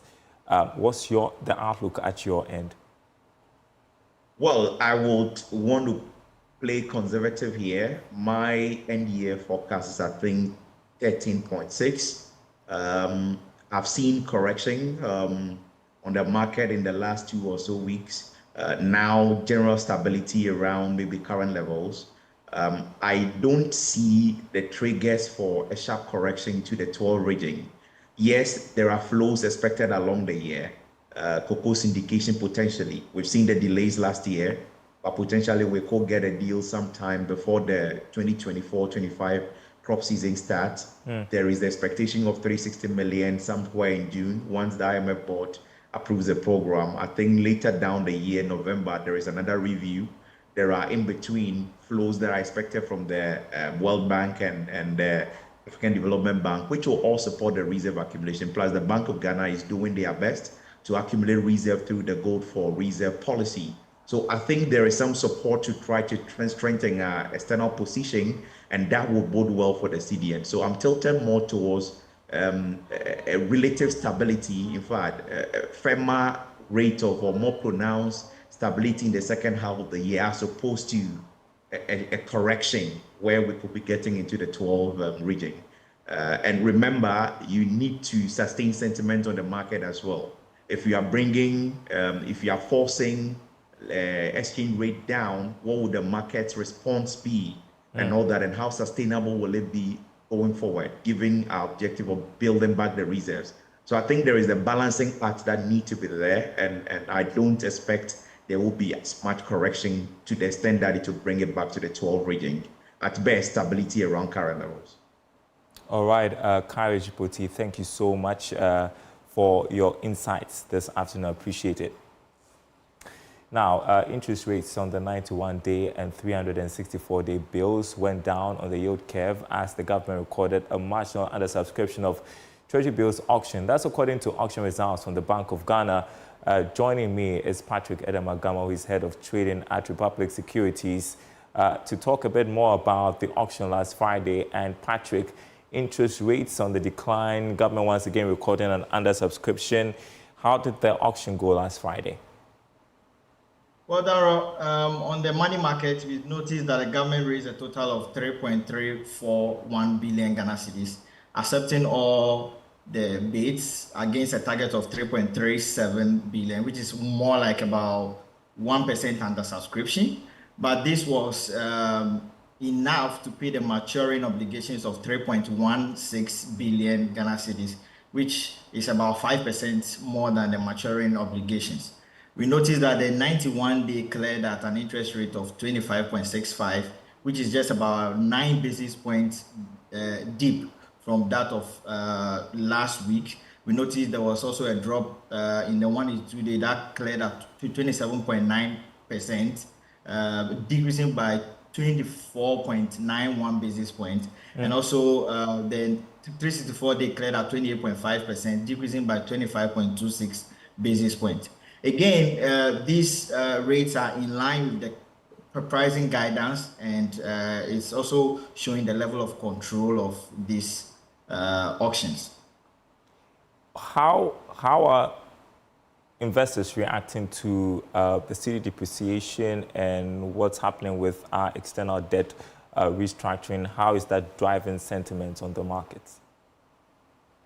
Well, for now, we are still seeing a lot of confidence in the treasury bill and on the money market. We still see a lot of confidence coming. Even if you look at the secondary market trades, we are still seeing the numbers in some of these securities. So I would say there's still confidence, although we know the ripple effect of the cash reserve ratio that happened with the banks. We are still feeling that ripple effect, but there's still a lot of confidence on the retail market. On the stock market, we are expecting MTN Ghana's shares to go up, the price of the shares to go up. Apparently, there's some huge demand. What's going on there? Well, on the stock market, we noticed last week we saw MTN dominated both trade volumes and values by 99.6% and 98.6% respectively.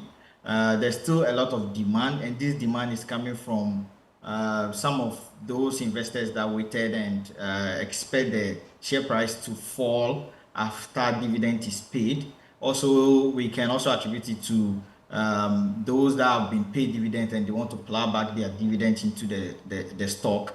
We know that's actually getting a lot of investors interested in MTN. There's also a possibility that MTN can pay interim dividend as they do every year. So that interest is still there from the investing public. We are also seeing equities like GCB and Unilever and also ETI seeing a lot of demand on the market. There's still a high demand for some of these equities on the market. At the flip side, we can see there's the supply of stocks like EGL and CarBank. You know, we are still in the final week of CarBank rights issue, but some investors are willing to sell at the current market price of 39 pesos. So yeah, we still see the offer side actually building up for some of these equities. What else are we watching on the market this week? On the money market, we expect government to target an amount of 3.478 billion to retire short-term maturities of about 3.27 billion. And we expect the same trend where it will be slightly a decrease from the one we saw this week. All right, Patrick Edem Agama, he is head of Trading Republic Securities. Good to see you, Patrick. We'll talk same time next week. You're watching the marketplace now. Rising energy costs have driven up business expenses, leading to operational difficulties for many companies. Despite this, President of the Institute of Certified Business Analysts and Consultants, Dr. Rashid Asase, remains confident that business analysts can devise effective strategies to help businesses stay afloat. He spoke with Joy Business at the Institute's induction ceremony for new and doctoral members in Accra.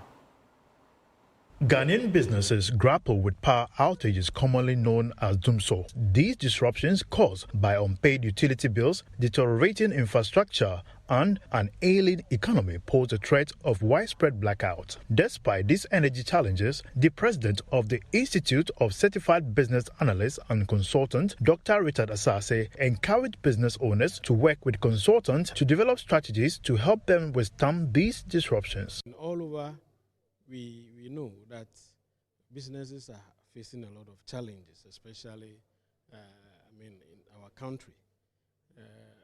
Even currently, you see that there are certain electricity issues that are also affecting the flow of business and also the supply chain. So, it is actually a challenge.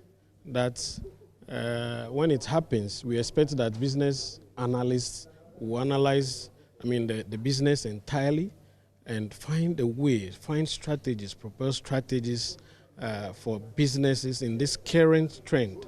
These current challenges that we are having as a country. Even though the challenges are there, they should be able to propose some strategies that the businesses can move on despite the challenges. At the recent ICBAC induction ceremony, Ernest Asamoah was recognized as the best graduating student, while Franklin Opon Amankwa received the award for Best Doctoral Fellow. Both shared their plans for the future with Joy Business.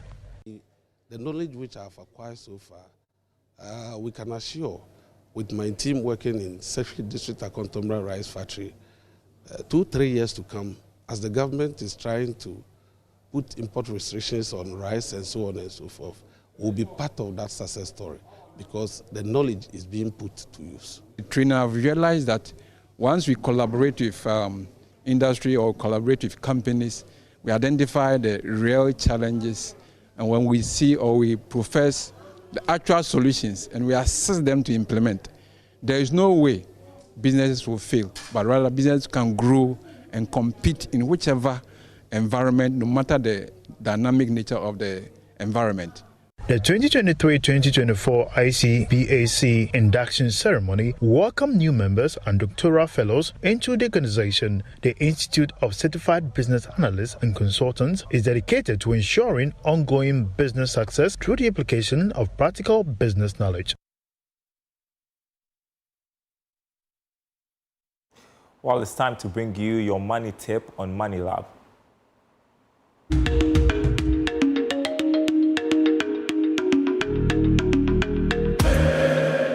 Hello there, welcome to Money Lab. My name is Rashid, Head of New Business Advisory at Enterprise Trustees. On our previous episode, we discussed retirement. Today, we'll be talking about retirement planning. Retirement planning is preparing today for your future life so that you continue to meet all your goals and dreams independently. Retirement planning is important because at retirement, you experience a reduction in your income and an increase in expenditure, i.e. health and basic needs. Your financial choices during your working years will greatly impact your income during your retirement. Here are some helpful tips to help you in your planning for a comfortable retirement. The best time to start is now. It's never too late or too early to start. Start by identifying your sources of income, such as your Tier 2 and your Tier 3 lump sum benefits. Implement a savings program that is to compare your income with your estimated expenditure. And then plan your investment and projected income to meet your expenses by investing more and implementing a lifestyle change to reduce costs. Till we come your way again on our next episode of Money Lab, please remember to plan well and retire well.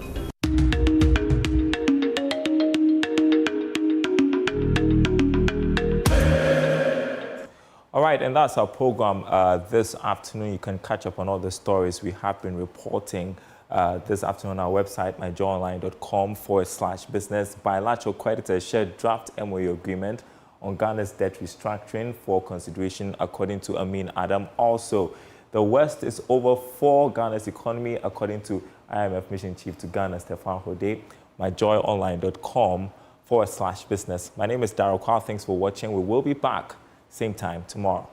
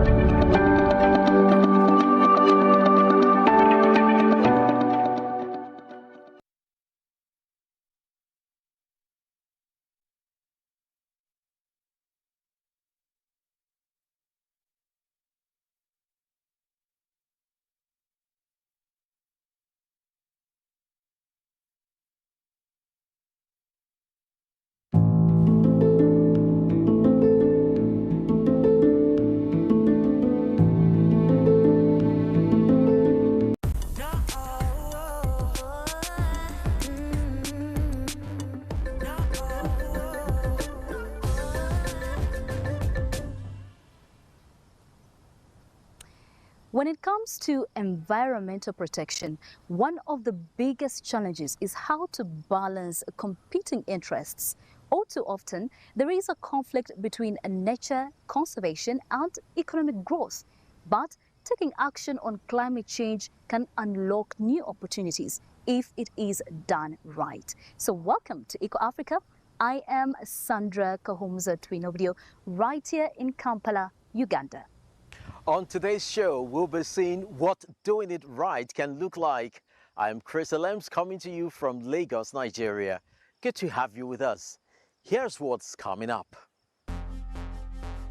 A Ugandan climate activist who takes tree hugging very seriously. Why mixed forests are healthy forest. And reducing the carbon footprint of international shipping. But we'll begin on South Africa's west coast, in a coastal community that plays a key role in the luxury seafood market because it is home to one of the world's most expensive shellfish. But that leaves local fisher people caught between the need to make a living and the need to protect marine life. In the waters of Doring Bay on South Africa's west coast, divers are on a mission to protect what they call white gold. The world's most highly priced shellfish feasts on kelp and could be mistaken for a mussel. But the perfectly camouflaged abalone is in fact a snail with grazing habits that help to keep the kelp ecosystem in balance. Its population is on the brink of extinction due to poaching and illegal trade with Asia, where it is a lucrative delicacy. In Doring Bay, people are trying to provide alternatives. And we're having 2 people off the farm currently in Gordons Bay at a diving school training to become commercial divers. And then we will take out another 2 people from the community to do diving for us. And that will also help us to curb the poaching process. Samuel van Rooyen is the CEO of the Doring Bay Abalone Farm. The company strives to provide a sustainable and legal alternative, growing the snails on land and in the ocean. An abalone snail takes up to 10 years to grow to size before being harvested and dried for export. So the customer loves if the abalone have a long shape, especially the thickness of the abalone is also playing a role. The farm is the main employer in the small fishing town, with a permanent workforce of 52 people breeding, growing and preparing the snails for market. The company is 35% community-owned through the Doring Bay Development Trust. The idea is to keep local residents on board with sustainable fishing. If you steal from your share, at the end of the day, when your share will be declared, will be smaller. And I think people start understanding their business role as a shareholder outside in the community. So they start protecting our sea life now. The fate of the abalone is closely linked to socio-economic inequalities in South Africa. Here in Hamburg and Cape Town, people have been living off the sea for generations. But the government reductions of quotas to protect the remaining stocks left small-scale fishers with close to nothing. Fishers like Warren and his colleagues continued going out to catch abalone regardless. It's dangerous, but what can we do? We risk our lives just to feed our families. A good day I can get maybe 2,000 rand, and the diver get maybe 40 or 50,000. Yeah, I have thought about quitting multiple times. I've considered. The only thing that's keeping me is that I don't have a solid income. Yeah, we don't break in, we don't hurt no one. We just take what we think is gonna sustain us. The poachers earn just a tiny share of the illegal trade. But over the past 17 years, the total value of illegally harvested abalone from South Africa was estimated to be $890 million. Regular law enforcement has not managed to stop a trade that's become increasingly violent and corrupt. Kimon de Greef is a journalist and researcher who says abalone poaching has reached an all-time high. That obviously has some ecological impacts. Generally, they aren't super well understood because the decline happened so rapidly and the ecological functioning of abalone wasn't something that had been sort of closely monitored before. marine biologists in South Africa would have been focusing on other fisheries or other ecosystem dynamics. Moreover, other factors such as climate change have impacted the kelp ecosystem, making it hard to pinpoint the effects of the declining abalone populations. Sustainable farming is one way out of the crisis, but so far it is not competing with the booming illegal market. Customers in Asia pay up to 2,000 Hong Kong dollars, more than 200 euros, for one single abalone. So you won't find many local restaurants here with abalone on the menu. Among the precious few is Fine in Cape Town. We get our abalone from Lambert's Bay, further up the west coast. Yeah, all their farming practices and everything are completely sustainable. We can get them in live in the shell. We can use the liver and the entrails and everything. So there's zero wastage. We're going to bake the abalone in kelp. The natural glutamates bring out the umami flavor from the abalone. There's a lot of negativeness attached to it, and I think it's our sort of job to educate the general public and our guests as to the more sustainable farming practices that we do have. How are you enjoying the abalone? Really delicious. Thank you. Expect that. Back on the Doring Bay abalone farm, we meet Ashley, who provides a glimpse into how important this sustainable solution can be. I have passion for my job. I love what I'm doing. It changed my life in a lot of ways. You have friends show you wrong things and so on. When I get this job, I start to separate myself from them, and now I'm a lone worker. I'm a family man. Take care of my family, take care of my kids. Hopes are high that the abalone farm will grow and reinvest in the community. If it can develop, I think it would help create jobs for more people in the community, and so we can live, we can go further. And the prospect of fishing communities having more secure livelihoods should also bring dividends for the abalone population. Have you ever hugged a tree? Research shows that it has many health benefits for us. It helps us relax, improves our mood, and lowers our heart rate and blood pressure. And most importantly, it connects us with nature. That is right, Chris. And this is why an activist right here in Uganda realized that it is a great way to raise awareness of how trees also contribute to the health of the environment. Patricia Ariokot had spent 15 hours hugging this tree when disaster struck. Hard. A lightning strike and power cut ended her world record attempt. But the Ugandan activist didn't give up. In January 2024, Patricia hugged this tree for more than 16 hours straight and is now officially registered in the Guinness Book of World Records.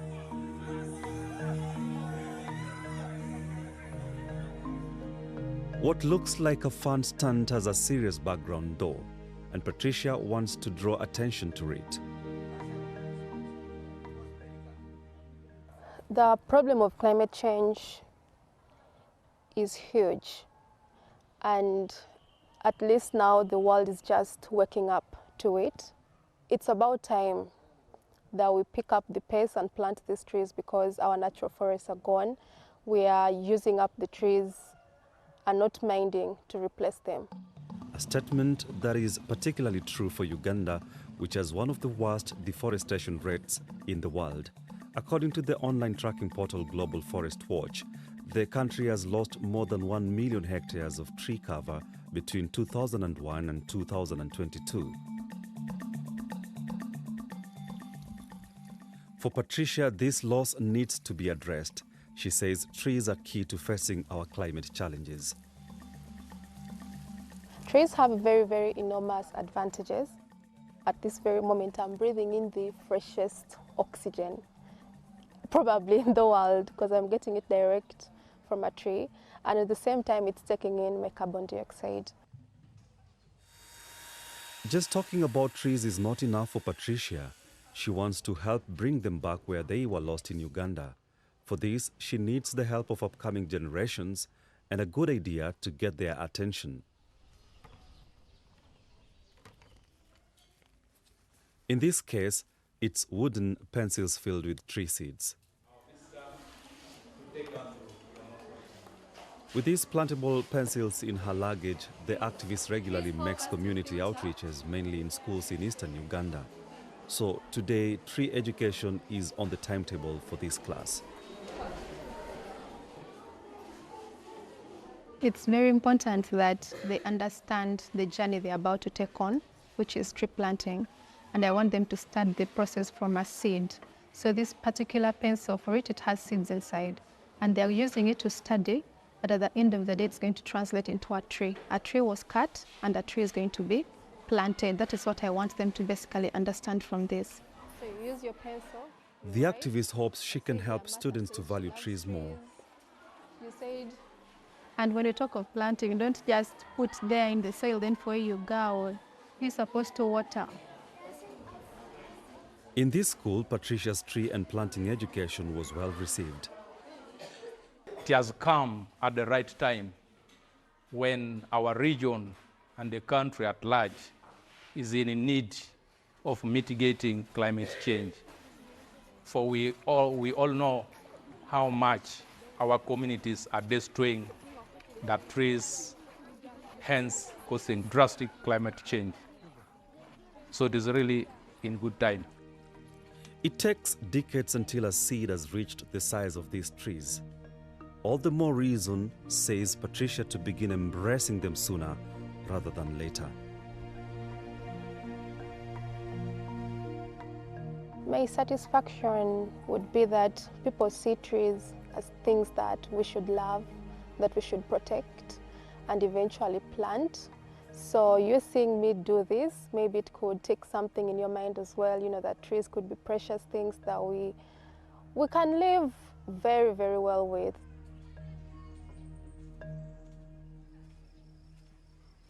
Trees are also the topic of our next report. The future of forests is a concern in France too. Higher temperatures and irregular rainfall are growing problems, and experts say they will only get worse in the coming decades. But the authorities think that they might have found a simple way to help build forest resilience. And here is how it works. The oak tree on the right has hardly any leaves left and will soon die, while the one on the left is doing well, for the time being. Not a good sign. Here in the Molière Massif, foresters are trying out a strategy to cope with the effects of climate change. This is what's called a mosaic forest, made up of all sorts of different trees, including birches, oaks, and Turkish pines.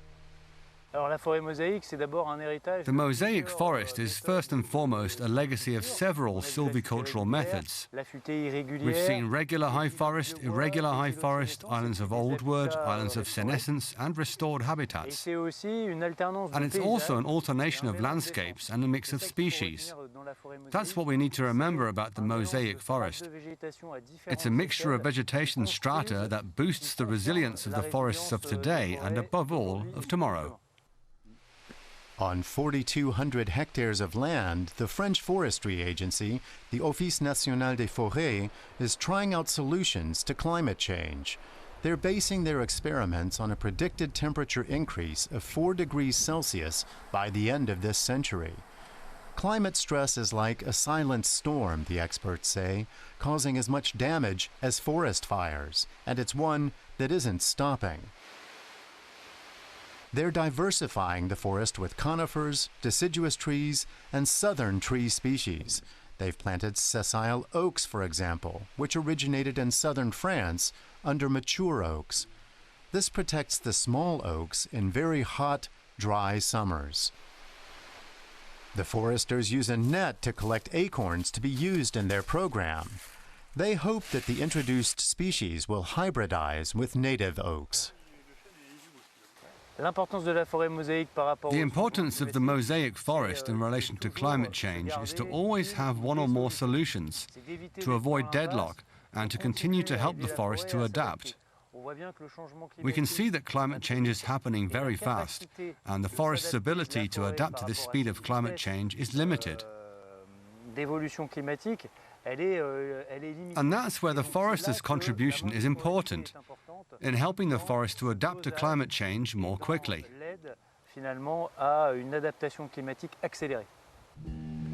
The French foresters are pinning their hopes on a mosaic of tree species instead of a monoculture. It's more difficult to manage, but it's also more resilient to intensifying climate change.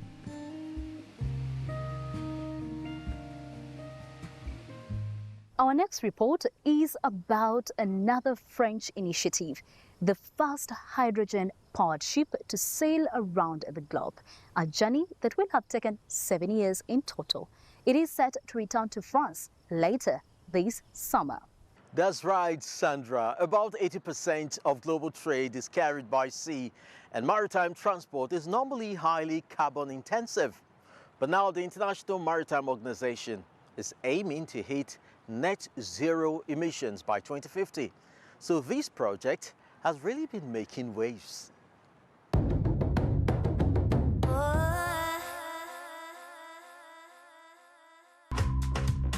This catamaran might look futuristic, but it's already sailing the seas today. The Energy Observer is on a mission to show that one day shipping could be environmentally friendly and emissions-free. You can see all the type of the solar panels. We have 200 square meters of solar panels on board. There's an urgent need for such a clean solution. From fishing vessels to cruise ships and cargo freighters, international shipping has a huge climate impact, accounting for around 3% of the world's greenhouse gas emissions. The industry has made some steps towards sustainability. The first container ship to also run on green methanol made from biogas set off in September 2023.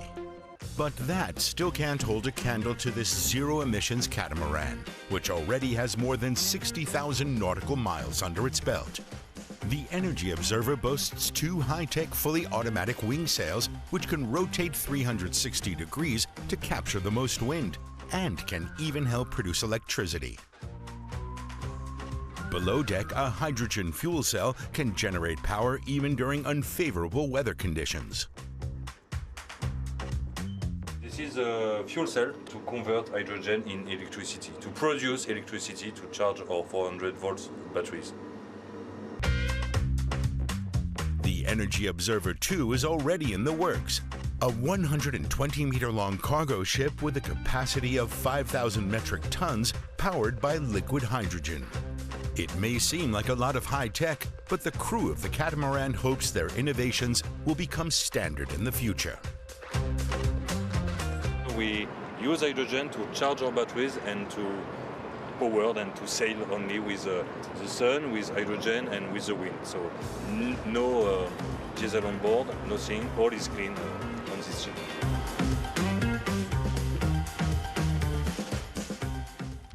Did you know more than 50% of people here are involved in agriculture in Africa? Most of them don't have giant fields to work with. They plant their crops in their gardens around their homes. But you need to know how to do it right. An initiative in Ghana teaches people how to cultivate their own tomatoes, onions, and peppers. A crowd of women is gathering to get some gardening tips. Growing fresh produce isn't hard, and the benefits are enormous. When they start coming out, Here in northern Ghana, Alberta Akosa and her team are showing local women how best to create a backyard vegetable garden. The small organization started out as a social media project and soon gathered momentum, attracting a growing number of female followers. we had seats at our office. We had some small garden tools. So we started advocating, putting on social media that if you want to a backyard garden, just contact us. And it was, honest, I don't know whether to use the word crazy. It was crazy, a crazy week for us. Within a week, 700 volunteers signed up for the One Household, One Garden program. Many of them were women who had gotten out of the habit of gardening or whose husbands didn't want them working in a garden. But during the pandemic, food prices rose dramatically, and many people decided to go back to growing their own vegetables. It has an impact on the entire community. Anytime we support women, we realize that there's a multiplication. We've, over the years, supported women farmers, women processors, women marketers, widows who are also into farming, pregnant women, and single mothers. And we realize that it's extended beyond their family to their communities, changing livelihoods and being an inspiration and serving as mentors even within their communities. Once they complete training, the women are awarded seeds and a pair of rubber boots. They'll be going home to plant tomatoes, onions, and peppers. If their vegetable patches flourish, they'll even have enough produce to sell. What I've learned here will benefit me a lot. I can make some money with what we've been trained to do. It will also help mothers feed their children after every harvest. This could be very good business for me. In recent years, food prices have doubled, even at local markets. The coronavirus crisis has caused ongoing supply chain problems. Alberta Acosa is keen to make agriculture a more stable sector. She believes that a lot more locally grown produce could be sold at local markets. Ghana is a fertile country that's rich in resources. It's quite expensive, and the fact that we are not even seeing anyone from Ghana, all is from Cote d'Ivoire. So, like, you are looking at transportation costs here and all that's going into it. Now 41, Alberta Acosa heads the organization. She originally wanted to be a journalist. Now she's an activist traveling across the country with her team. In the last 5 years, they've trained up to some 26,000 women. I was more into consultancy when I started my career. I ended up having a path which made me more fulfilled, and that is traveling across the country, dialoguing, dining with smallholder farmers, and seeing what I can do in my own small way to support. Agriculture in Ghana is a struggling sector. A growing number of farmers are giving up. The driving principle behind AgriHouse Foundation is that cultivating vegetables should be profitable. The project also promotes healthy eating. It has the support of local governments. And overall, it also raised the consciousness of people's awareness in seeking to make their environments cleaner by having those gardens. So it is a concept that, for me, is holistic in terms of getting the right nutrition, getting the environment clean, and more importantly, also generating people's interest in practicing agriculture at that level. Alberta Acosa follows up on her training courses, visiting participants years later to see how they're getting on. The idea is that they plant gardens that are sustainable. They have to last longer than just one season. The experts give tips on how to get the most out of a small space. I wish that I extend my garden to be able to feed some of my neighbors around, not only my family. Because if I have more, people around me can also benefit from it. So that's what I'm hoping for. The women learn new skills and hopefully start to earn an income too. But not everyone approves. That's bad.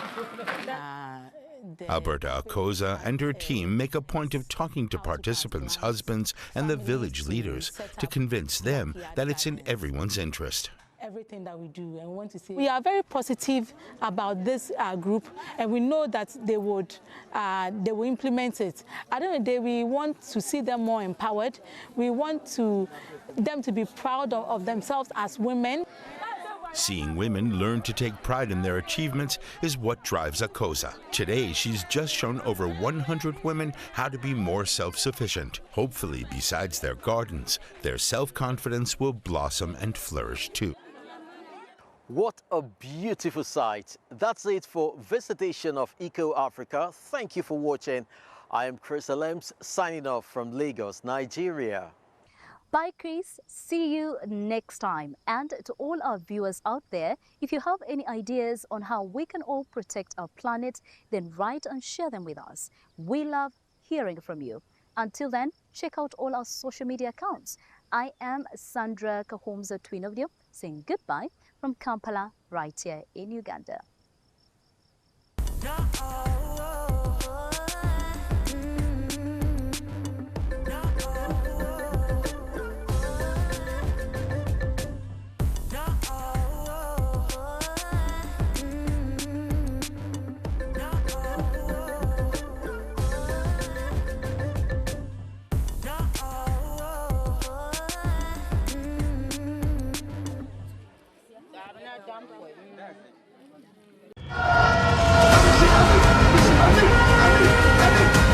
The race for the Jubilee House is beginning. Ghana is at a crossroads. It is time again for the people to choose, and the world is watching. We will do this because in a nation where every vote counts, where every voice matters, there's one name you can trust for election coverage. JoyNews, your election headquarters. Our team of seasoned journalists will bring you up-to-the-minute updates, unbiased analysis, and the stories behind the headlines. The election headquarters for an informed electorate. JoyNews, independent, fearless, credible.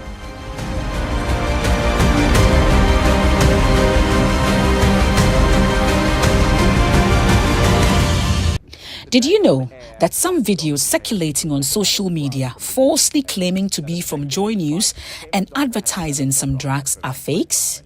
These fake videos advertise unapproved medicines using deep fakes of our presenters to endorse these medicines.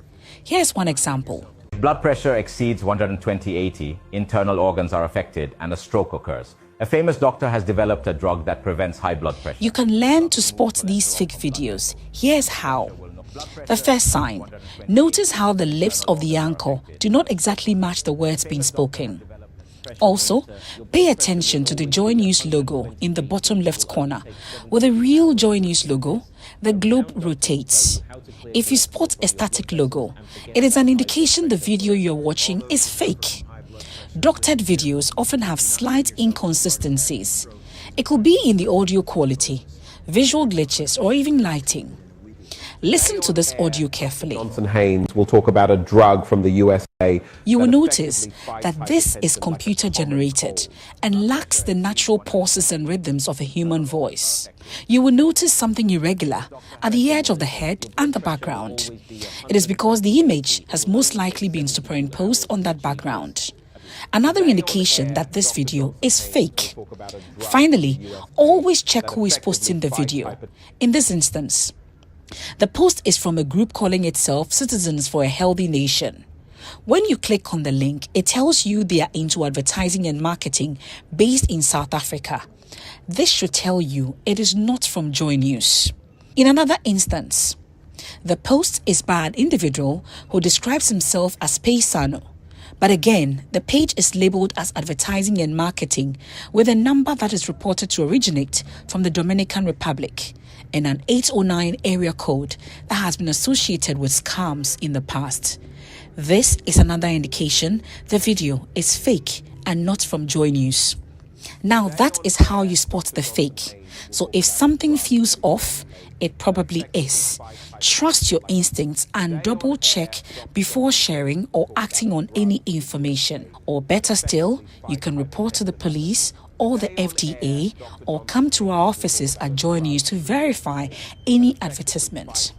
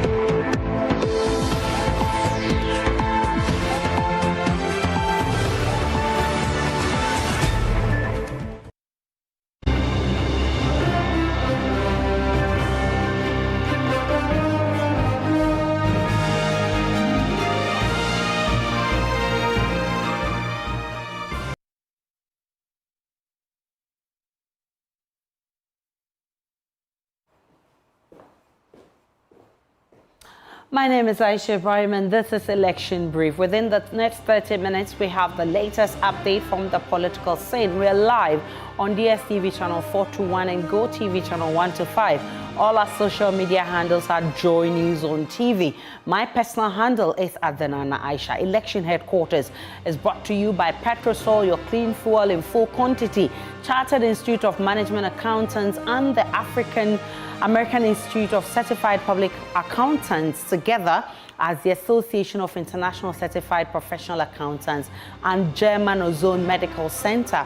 Alternative therapy, dental wellness and beauty, election headquarters for an informed electorate.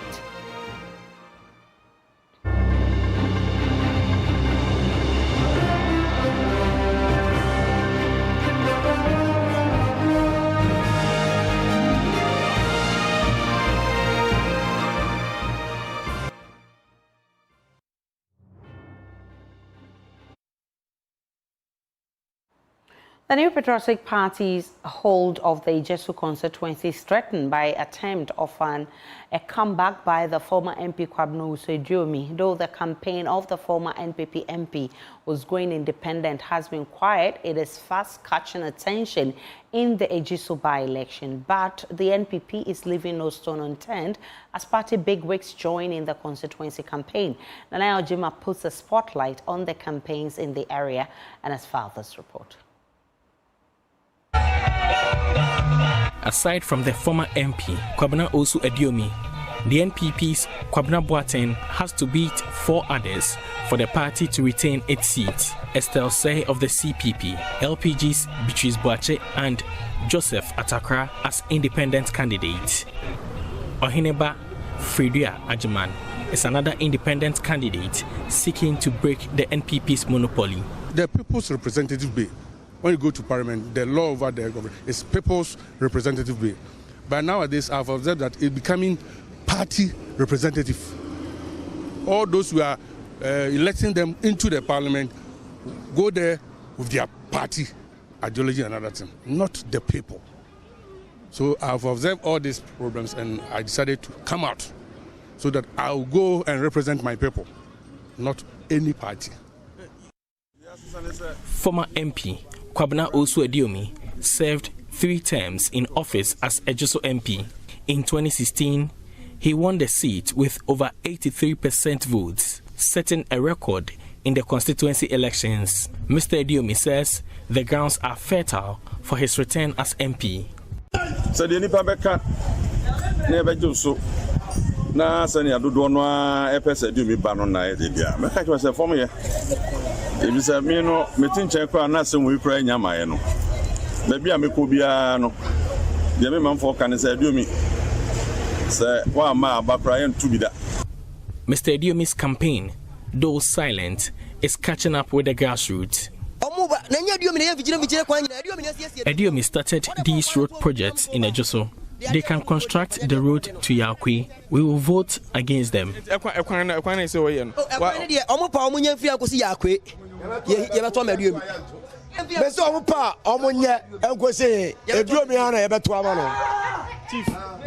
Chief, the American say,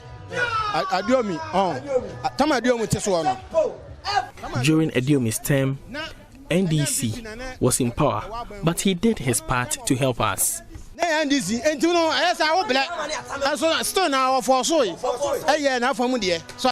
Big wigs in the NPP are leading the party's candidate in various towns for campaign.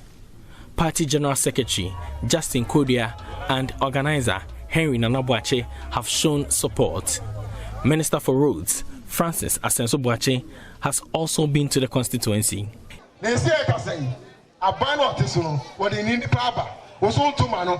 As we speak, government has a candidate on the ground.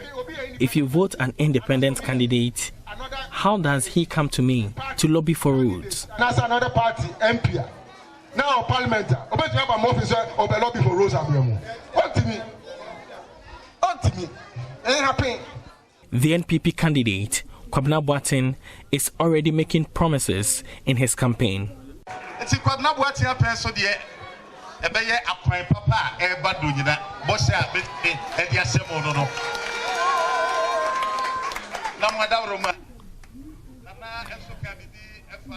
I promised to get good roads for the constituency. The chief spoke about nursing training college. It is among my priorities. Considering the size of Ejuso, I think we need one.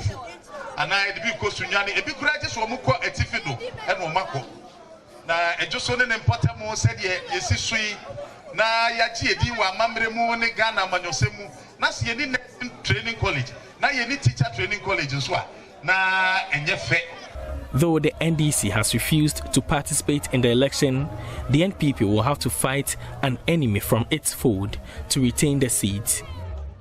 For JoyNews, Nana Ojima reporting.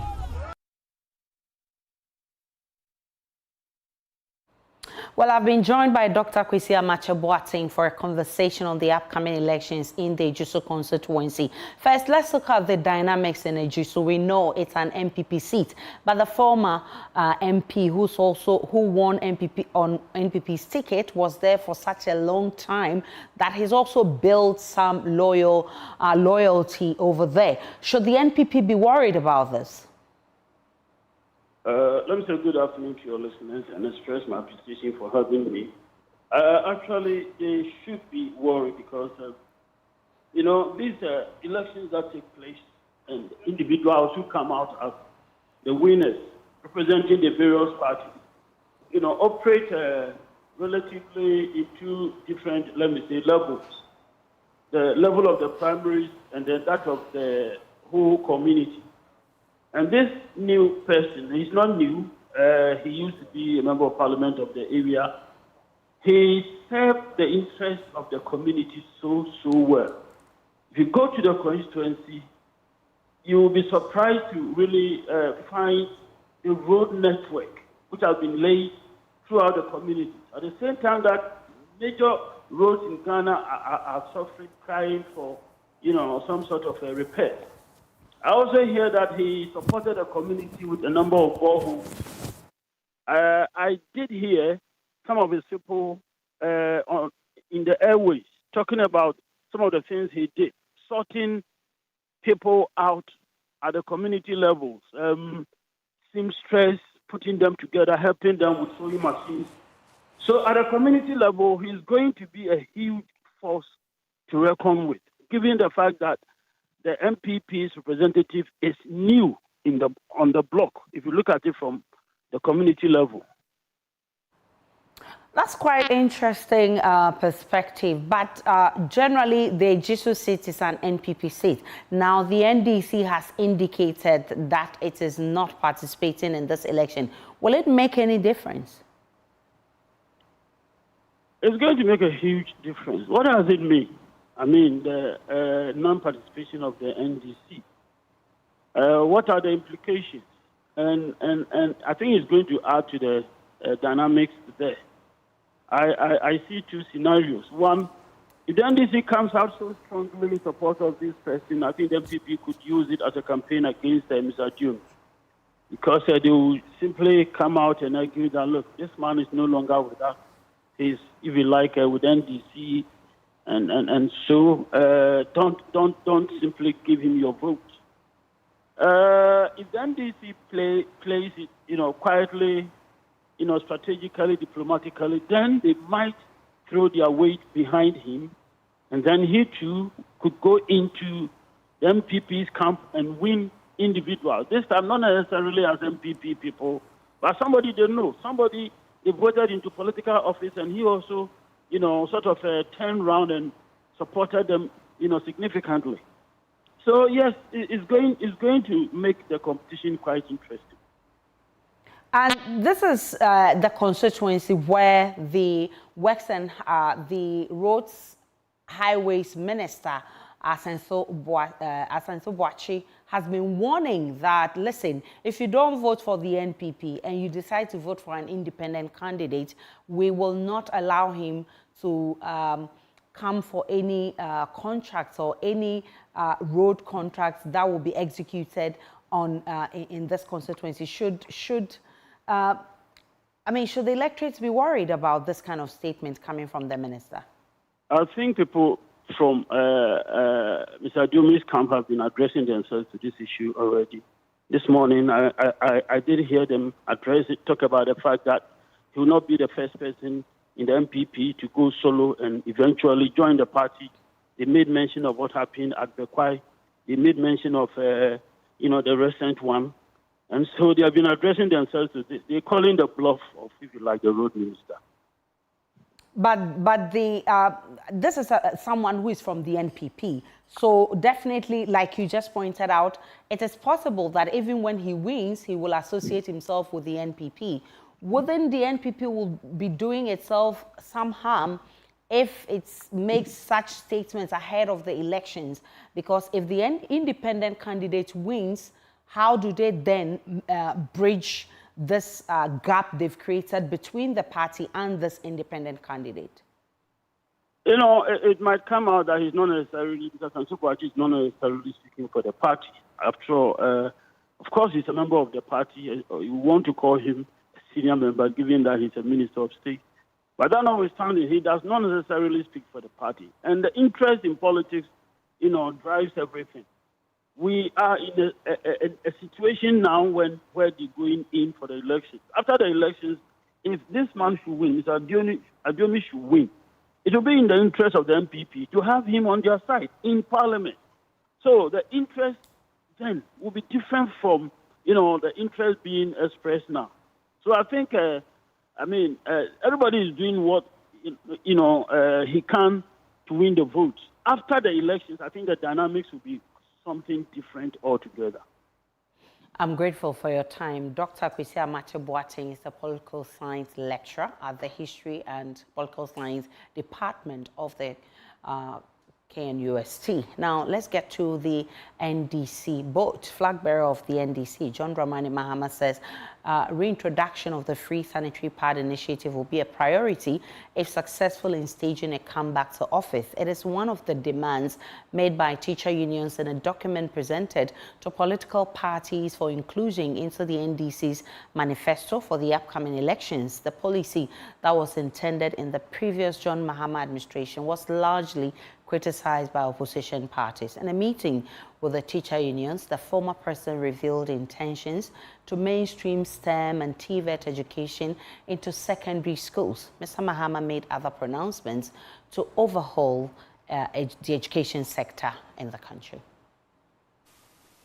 The provision of free sanitary pads for female learners in both basic and senior high schools was initiated under the SWAL NDC administration. If you remember, our opponents now in government mocked us and called it the pad loan. For you, the unions, to have raised this as an issue in the concerns that you have presented to us means that our policy on sanitary pads was well thought through and needs to be looked at again. The NDC policy of infrastructure development will again be pursued vigorously to decongest the large class sizes. Abandoned infrastructure in the basic and senior high schools and TVET schools, including the famous E-blocks, will receive priority attention under a new NDC administration. The need to review and improve upon the free SHS TVET policy is no longer debatable. And Angel just mentioned it. We are happy we're on the same wavelength with regards to that. It is a must that we look at the implementation of free SHS again through stakeholder engagements to address the numerous challenges and strengthen its positives. It is thus not surprising that you have incorporated it into the document that you have presented us, which I call the Teachers' Manifesto. We're going to mainstream TVET and STEM into all secondary schools. We don't believe that STEM and TVET should be standalone in special secondary schools. We must mainstream them through all the secondary schools. And so in this regard, we will revamp the science resource centers in order that clusters of schools can use those centers. Luckily for us, the E-blocks have 4 laboratories in every E-block, and those laboratories are going to be used for TVET and STEM education. The imperative of the Free SHS Secretariat being supervised by the Education Directorate is our considered view. The Education Service, which is an implementing agency, has the capacity to implement the free SHS policy. So we do not agree on a standalone free SHS secretariat. We think that it must be integrated into the Education Service as an implementing agency. The NDC will therefore integrate the free SH secretariat into the Education Service Directorate and not have them exist as separate entities. I announced to the CHAS representatives last week that we would decentralize the school feeding program and return the responsibility for feeding the students to the schools. Still on the NDC, former minority leader in Parliament, Haruna Idrisu, says the National Democratic Congress will win the 2024 general elections because the party stands on the side of morality, truth, and what he terms the proven track record of the party and its flag bearer, John Mahama. He says the NDC is determined to win all 11 parliamentary seats in the Upper West region. The Tamale South MP made the statement at the capacity building workshop for the NDC party communicators in the region. The former minority leader in Parliament, Haruna Idrisu, averred that the National Democratic Congress, NDC, led by former President John Dramani Mahama, is on course to being returned to power based on the following reasons. Because we stand on the side of morality, we stand strong on the side of truth, and we are proud of our legacy as a party and government in the past, with President John Dramani Mahama as fourth president of the Fourth Republic and our candidate for the 2024 presidential and parliamentary election. Haruna Idrisu opined that the NDC is poised to capturing all 11 parliamentary seats in the Upper West region, starting from the Lambuse constituency, which is said has already fallen to the NDC, with the London constituency next on the line. The NDC currently holds 8 out of the 11 parliamentary seats in the Upper West region. We are determined to capture all the 11 seats in the Upper West region. At least from my briefing and from information available to me, Lambose is already in the basket. We can add that on, and we are narrowing on to strategy to get Nandom in, and we are determined to win all 11 seats, and then also in the Sisala area. Myself have been playing some quiet diplomatic role, reconciling the previous Sisala candidate with the NDC candidate, and they are working together now, as you can see on the ground. And we are quite satisfied with the performance of the NDC in the Upper West region. At least we didn't borrow as recklessly as they have. 600 billion against 120 billion, a debt to GDP which is unprecedented. So Nana Addo Dankwa and Dr. Bawa have only moved Ghana from Ghana beyond aid to Ghana beyond borrowing. You know that they can't borrow again themselves, and they are making it impossible for the country to rely on external borrowing to finance budget and to deal with deficit. And we are aware that President John Dramani Mahama will inherit a problematic economy to manage, and effort will be to stabilize the economy and back on major constitutional and administrative reforms that strengthen institutions of Ghana, and more importantly, determine what the future of the country would be. The Upper West region, as you all know, is my second home. We are always proud of their sacrifices and contribution to the NDC, and at least it's on the walls that you can see that the NDC will do better and super in the 2024 elections. The Tamale South legislature then goes after the juggler of Vice President and flag bearer of the New Patriotic Party, Dr. Mahmoud Bawumia, stating that he will suffer to remove the attack of being a habitual lying politician and also the linking himself from the failures of the MPP government. As for Dr. Mahmoud Bawumia, he will suffer from a credibility problem as a habitual lying politician. You just make promises. You don't do that. You must have honor. when you make promises and you can't honor them, you apologize to the Ghanaian people, or you hold strong in saying that I take responsibility. He cannot be claiming now to be dissociating himself from the Nana Danko government and their performance or achievement. If he doesn't want to share their failings, he shouldn't share their success. God bless. Also present was the National Communications Officer of the NDC, Sami Jemfi, who donated 11 motorbikes to the party on behalf of the 2024 flag bearer of the NDC, John Dramani Mahama, for onward distribution to the 11 communications bureau in the region. Sami Jemfi chastised the MPP for failing to deliver on promises made to Ghanaians. The ruling MPP government has flattered to deceive on all their major promises. They have betrayed the trust of Ghanaians and they have violated their social contract with the people of Ghana. And it is the reason why Ghanaians are all suffering, irrespective of one political affiliation. And so all Ghanaians are united in grief, calling for change in the direction of this country. And who better to give us that change than a man who has been tried and tested, the visionary nation builder, His Excellency John Dramani Mahama, who has a proven track record and the vision that can bring about the transformation and the prosperity we are all yearning for. Reporting for JoyNews, Rafik Salam. It's a live on election brief. It's on your election headquarters. Let's take a break. We'll be back with more.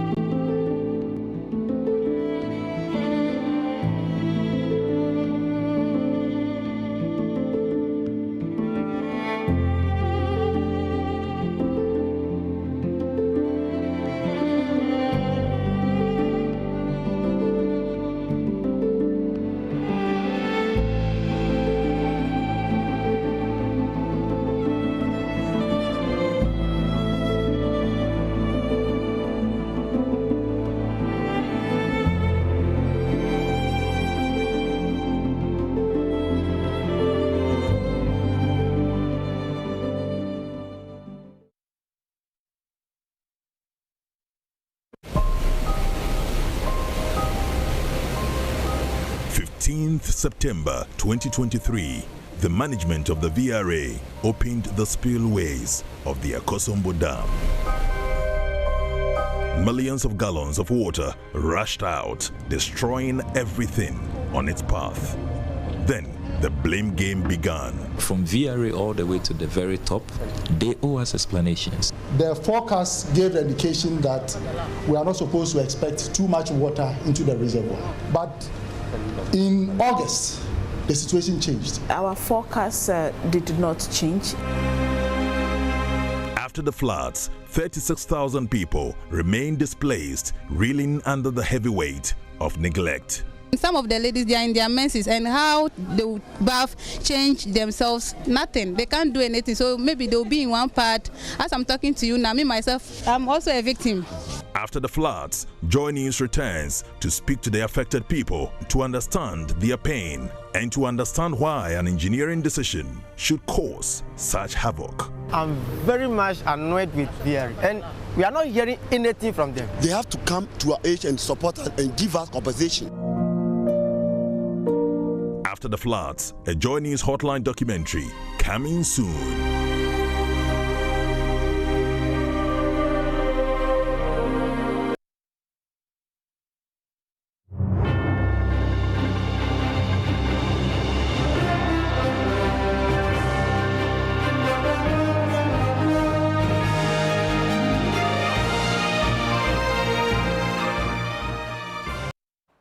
Welcome back to Election Brief. Ghanaians are being entreated to exemplify their virtues and promote unity for peaceful coexistence as the country's general election approaches.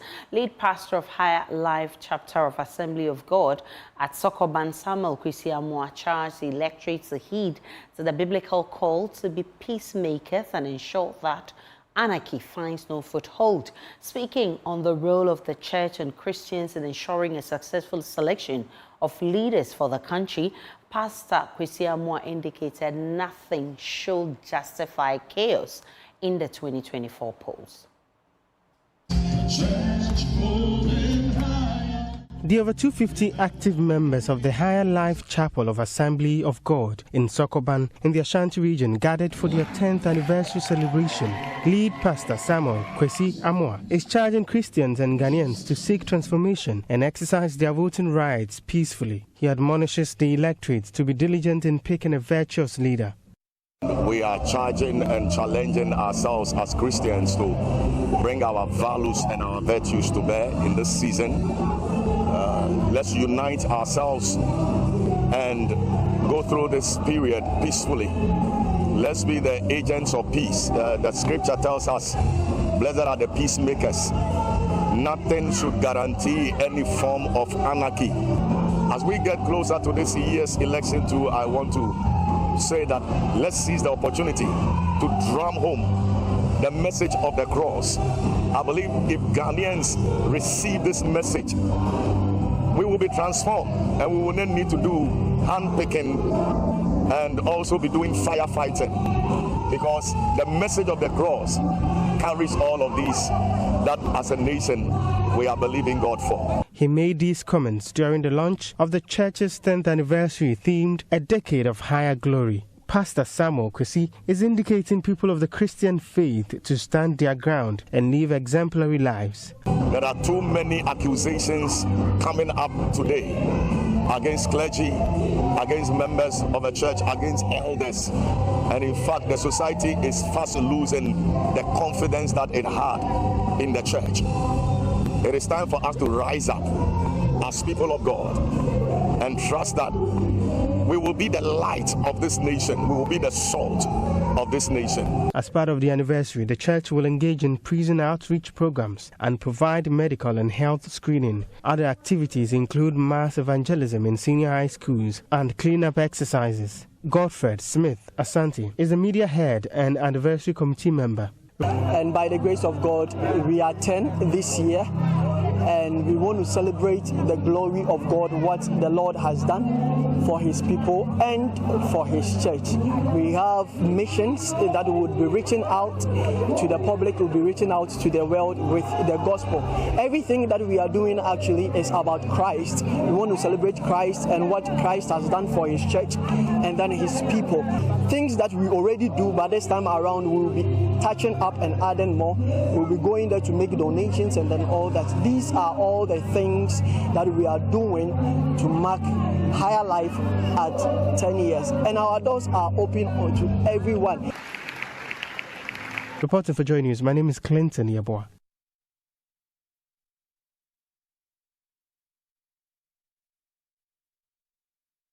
And that's your election brief. It's on your election headquarters. Election headquarters is for an informed electorate. For more news, log on to myjournline.com. There's more of the news and updates of all the developing stories. Do enjoy the rest of our programs.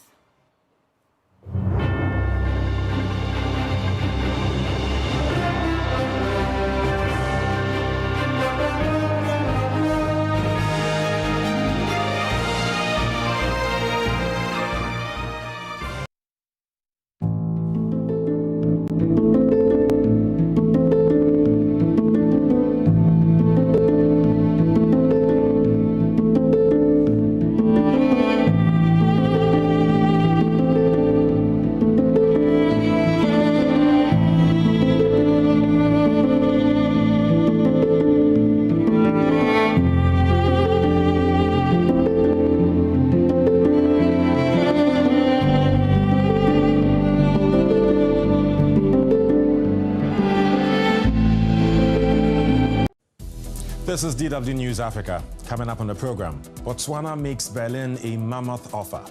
The president wants to export 20,000 elephants to Germany. Pushback for criticism by German government officials of trophy hunting in his country. Where are their elephants? And what do they do with the species that they also hunt? How do they manage species that cause them challenges? And what are the numbers that they take out a year? We'll hear more from Botswana's president on elephants and other weighty matters in a moment. Also coming up on the show, members of Uganda's LGBTQ community take refuge after their country's constitutional court upholds its harsh anti-homosexuality bill. We meet some of them in exile in Kenya. Also in Kenya, we discover the unsung heroes of healthcare. We meet a taxi driver making a big difference with small acts of kindness.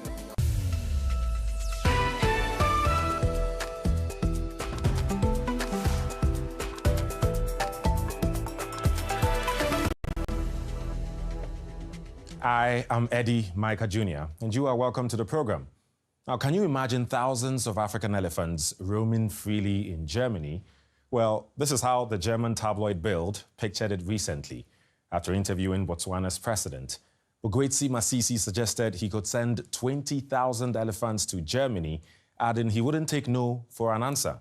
This after Berlin threw its weight behind EU plans to restrict or even ban outright the import of hunting trophies from endangered animals.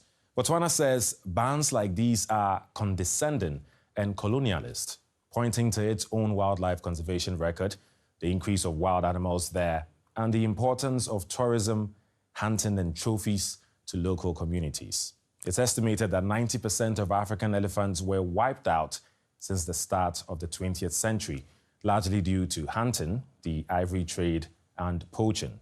As a result, elephants are listed as endangered animals, but not in Botswana, where their numbers have increased to more than 130,000. That's the world's largest elephant population. Every year, the government issues a limited number of hunting permits, saying this is needed to keep elephant numbers in check and generate income. Joining me now is the President of the Republic of Botswana, His Excellency Ogwetsi Masisi. Mr. President, hello and welcome to DW News Africa. So, just to be clear, you're not really sending 20,000 elephants to Germany, are you? I might well be. If the Germans are able to come and collect them, I'm more than happy to facilitate. Why would you say that? Because I want the Germans to feel what we feel, go through what we go through, experience what we do, and be part of the solution to this problem of not having enough, of these magnificent species around. Share the burden. What exactly are the sacrifices Botswana is going through to keep those elephants? Well, we are the only country in the world that has set aside 40% of our land mass for conservation. That's a massive sacrifice. If you can just think of the opportunity cost of what, that it would be in terms of what other activities could be undertaken on that land mass, it should show you what a sacrifice it is. Two is we have to protect these animals and offer them safety and ensure that in times of drought, like we're going through a devastating drought now, we do our best to mobilize our resources to provide water for them. We have got to ensure that these animals are as free from a disease burden. So we also have got to make sure that these animals are enjoyed comfortably and safely by our tourists. These are sacrifices. But another sacrifice is that when these animals, particularly elephants in this case, overshoot the runway in terms of their population growth rate, they then veer and start grazing and marauding over areas bigger than the geographic space that they've been designated for them. And when they do that, you get into the inevitable human-wildlife conflict issue. I mean, you said this, and I quote, this is to Germany. You said this, and I quote, this is no joke, and it is very easy to sit in Berlin and have an opinion about our affairs in Botswana. We are paying the price for preserving these animals for the world. Some would argue that was quite a harsh tone. Aren't you breaking with diplomatic conventions and risking a spat with Germany by saying those words? No. It's not. It's not at all. I'm not assaulting the German government. I'm not assaulting the German people. I'm talking to a position from our perspective that we feel and experience. And so when these opinions are generated out of discourse, I'm enlivening the debate. Take into consideration where the elephants come from, the people that live with them, the governments that manage them. That's all I'm asking. And there's no risk of being candid about what we experience. So it was no slight to our German friends. What or how would you rather have wanted Germany to approach this matter? Because it seems to be clear that you're saying that Germany doesn't really have a deep idea about the challenges you're facing with the elephants, and it's just sort of speaking, so to speak, out of no experience. How would you want them to deal with this? Well, to get themselves more informed. I mean, even the local German ambassador here was quite honest in admitting that and saying that sometimes these positions are held by people who don't know enough about what we go through. Because she lives here, not necessarily among the elephants, but she lives in Botswana.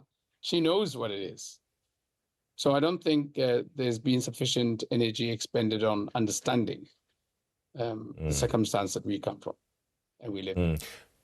Germany's position can be argued that they were warning about limiting the import of hunting trophies even further to try to protect the elephants. Once upon a time, Botswana, elephants were quite endangered due to successful conservation efforts. Now, one can argue you have more than enough. So what is the way forward? Are you not concerned that somehow encouraging hunting is going to reduce the elephants' population and bring them back to an endangered species in Botswana? We're not talking about wanton hunting. And besides, who is anybody to come and tell us how to manage them and manage the hunting when we've been so successful at their conservation, particularly when those who want to prescribe this have no elephants to show? Where are their elephants? And what do they do with the species that they also hunt? How do they manage species that cause them challenges? And what are the numbers that they take out a year? So we're asking for consistency and logic. What help then do you need from Germany, the international community, to help Botswana with its elephant overpopulation? I want them to understand the problem. Any way you want to offer a solution, you begin by first understanding the problem, right? And then part of the understanding the problem is hold a logical conversation with the people. I don't think this is so much really about logic more than it is about emotions. But we also need to make sure that our emotions do not undermine our thinking in terms of solutions that we prescribe. And there's consistency in the way we pronounce to the way we act ourselves. And if that's a position to be held, i.e. ban trophy hunting and no importation of such trophies, what do you do with the problem because it can only grow in Botswana? Or how do you advise us? Because you've advised us to keep them and not hunt them. How do you advise that we thrive as they thrive?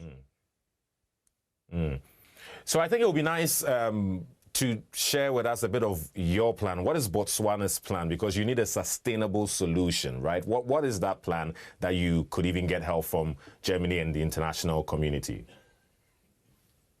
Well, stop this trade barrier and stop this complex de facto sanctioning of our product. Stop it. That would be a big help. And two, engage in meaningful conversation with ourselves and educate your public about what to do. And this would really help. But, we can also get into research and development because we are keen to pivot to a knowledge-based economy. And part of the research and development to deal with this problem, maybe to find a means by which you can, mitigate the population growth in a non-invasive, non-intrusive, non-lethal way. So if Botswana wanted to, based on some of the challenges that you mentioned, is it actually feasible? I'm asking this because a lot of people may be wondering if Botswana has so much of the elephants, obviously moving them to Germany is not really going to be feasible or possible, and I'm sure you know that. But what about neighboring African countries? Is there a way to somehow spread them across some countries to help lessen the burden or the pressure on Botswana? That's the most preferred thing to do, to help them spread in the region. That's why we created Gaza. But look, if you hold the opinion that is so detrimental to us, I don't think it's impossible to move them to Germany. Come on. If Germany had wanted these very badly, what has Germany not been able to move to Germany? You tell me. There's so many very heavy, bulky things that have been moved. Why could these not be? It all depends on how you value them, right? So don't say impossible, because we live in a world where we want to eliminate impossible and make it possible, or think it possible. Okay. So just to be clear, Germany said today that, well, we actually need a couple of elephants who will help get it here. You'll be very happy with that. Not a couple, a few thousands, a couple of thousands at the least. Right? We're more than ready. Right. My communities are ready. I've been conversing with them. They're all raising their hands. Come and get some from us. Come and get some from us. But, okay. One thing we mustn't lose sight of, I'm African and we're in Africa. This is a resource. It's a natural resource, an endowment. It's heritage. It's got value. It's not as if I want to wantonly give away a resource. I'm trying to get people to focus on what is a massive problem for us. Right. Right. Mr. President, before I let you go, you've got elections coming up towards the end of the year. What's your most pressing issue and what do you wish to achieve? Of course, aside trying to get yourself re-elected. My most pressing, well, the motive is not driven so much by getting myself as a person re-elected. It's getting my party re-elected. That's what's really pressing, because it is the bearer, in my view, of policies that are most promising for Botswana. But one of the biggest problems and challenges that we have, and it cuts across parties, is employment. We have, a youth dividend. We have 60% of our population are young people. We've educated them. We've kept them healthy, relatively, and they're very aspirational. They're energized, and it's a structure of the economy, the opportunities in the economy. That's what we need to really open up. And that's why when you look at the number of jobs generated by photographic exclusively, even in areas where photographic hunting is not suitable, photographic tourism is not suitable, when you look at the opportunities of jobs in controlled hunting spaces, there are many more, particularly when you put in place industries and of various kinds that would enhance the value, and you develop value chains following hunting, and that's what we need help with. And that is a major priority for me. We'll always have priorities of water because we are in a drought-prone area of Southern Africa, but jobs are really important. Right. So we go to the elections as is customary in October, and There's nothing unusual in Botswana. We will have an election, we will have a count, we'll have a declaration of a winner, there will be a swearing in, and Botswana continues. The elephant story remains.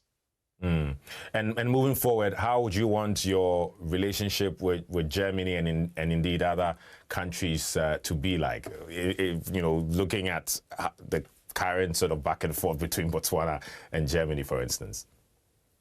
Our relationship with Germany is not defined by elephants. Get that clear. We have very strong bilateral relations, very strong diplomatic relations that are focused, premised on mutual benefit and reciprocity. And so we'd want them to grow. But we want to grow as these relations grow, in the same way as we want to grow Germany, because a strong, stable, powerful Germany is a strong, stable, powerful Botswana. But we want to start riveting towards a near balance in the global world order. And so how can it be safe for us when some parts of the world are excruciatingly poor and some parts of the world are excruciatingly rich and powerful? It's certainly not safe. So we want that to be understood, embraced, accepted by Germans as we want by everybody else. So what we want for ourselves is what we want for the Germans. And we'd wish the Germans what they want for themselves is what they want for us. His Excellency Mogwetsi Masisi, President of the Republic of Botswana, thank you very much for your time. Thank you. Have a good day.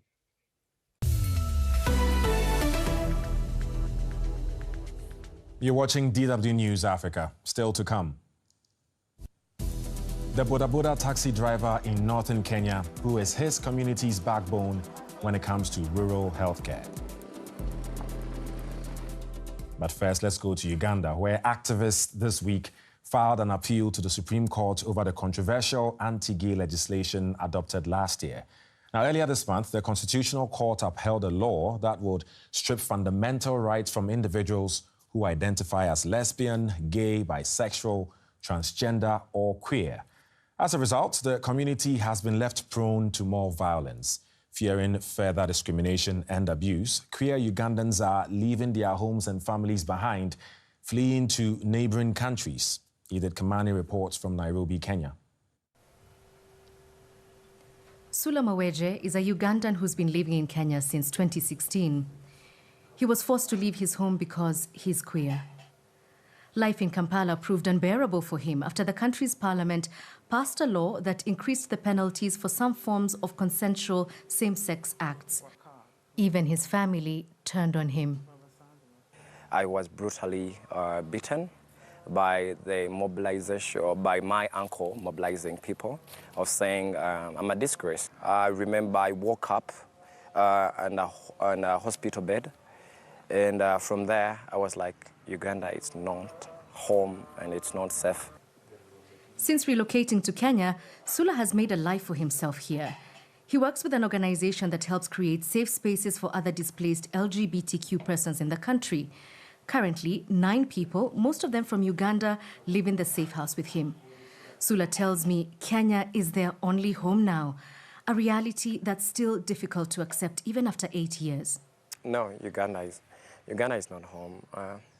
And it really pains me that something like somewhere that where I am from, I don't regard it as home anymore. I mean, with grace, I hope like people home get to, I mean, everyone gets to feel safe home.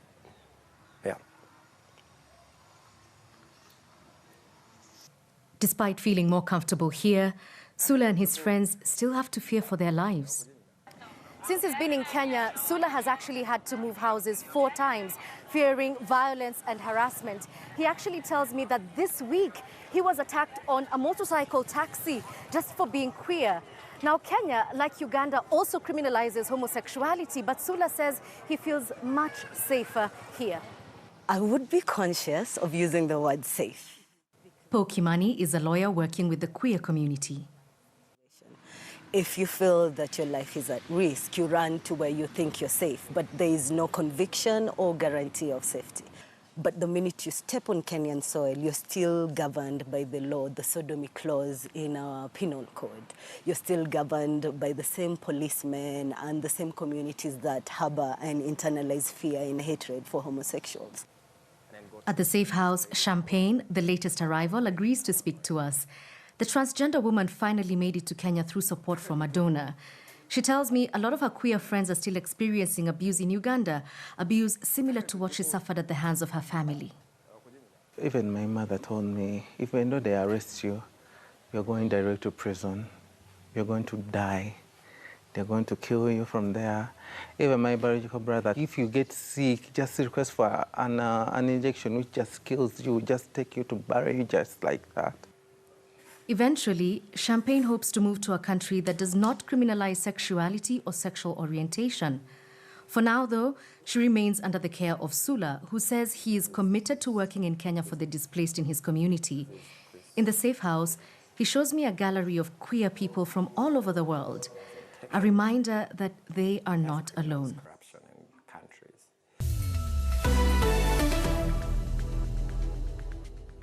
Our next report looks at some of the unsung heroes of on-the-ground healthcare across the continent. Community health volunteers.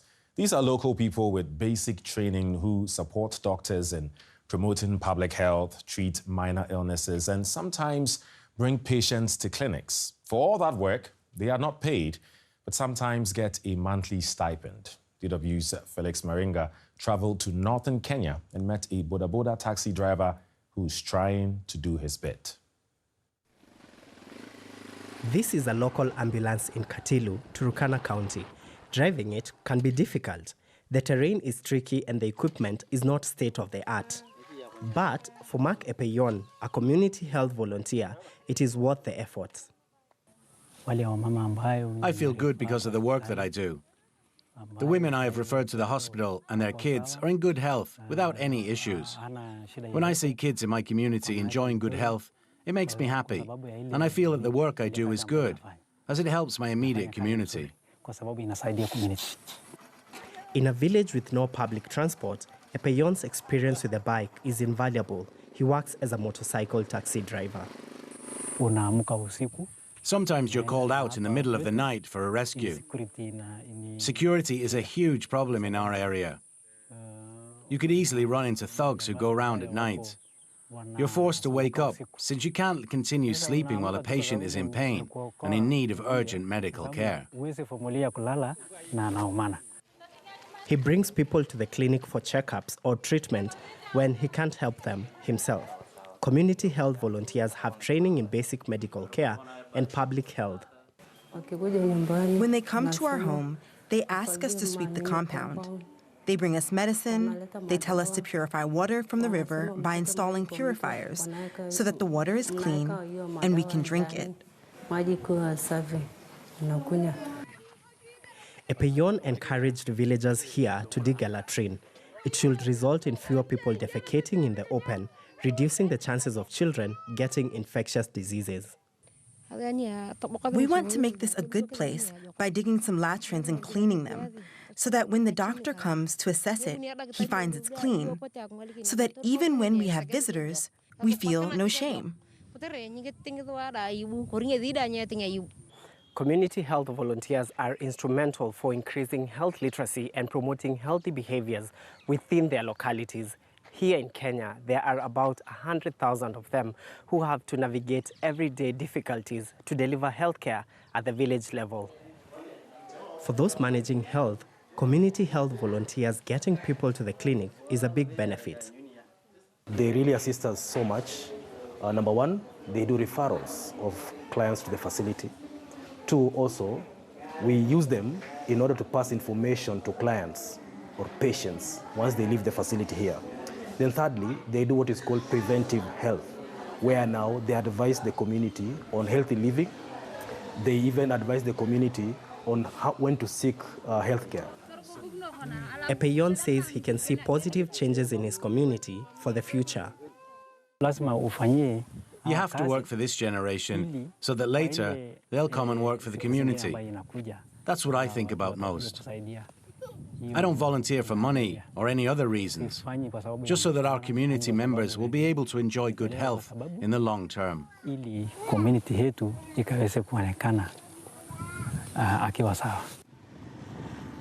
health volunteers like Epeyon are the hidden backbone of healthcare in rural Kenya and further across Africa. And that's how we wrap up the program. We leave you with pictures from Côte d'Ivoire, where the Abidjan market for performing arts is showcasing some of Africa's amazing talent. See you next time. Bye for now.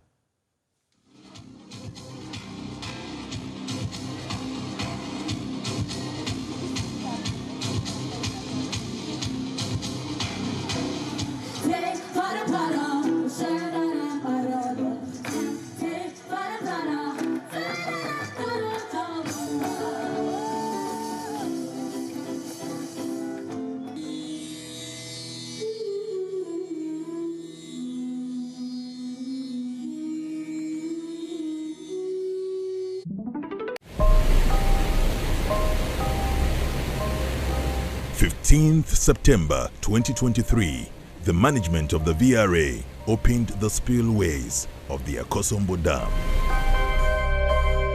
Millions of gallons of water rushed out, destroying everything on its path. Then the blame game began. From VRA all the way to the very top, they owe us explanations. The forecast gave the indication that we are not supposed to expect too much water into the reservoir. But in August, the situation changed. Our forecast did not change. After the floods, 36,000 people remain displaced, reeling under the heavy weight of neglect. Some of the ladies, they are in their menses, and how they would bath, change themselves, nothing. They can't do anything, so maybe they'll be in one part. As I'm talking to you now, me myself, I'm also a victim. After the floods, JoyNews returns to speak to the affected people to understand their pain and to understand why an engineering decision should cause such havoc. I'm very much annoyed with VRA, and we are not hearing anything from them. They have to come to our aid and support us and give us compensation. After the floods, a JoyNews hotline documentary coming soon.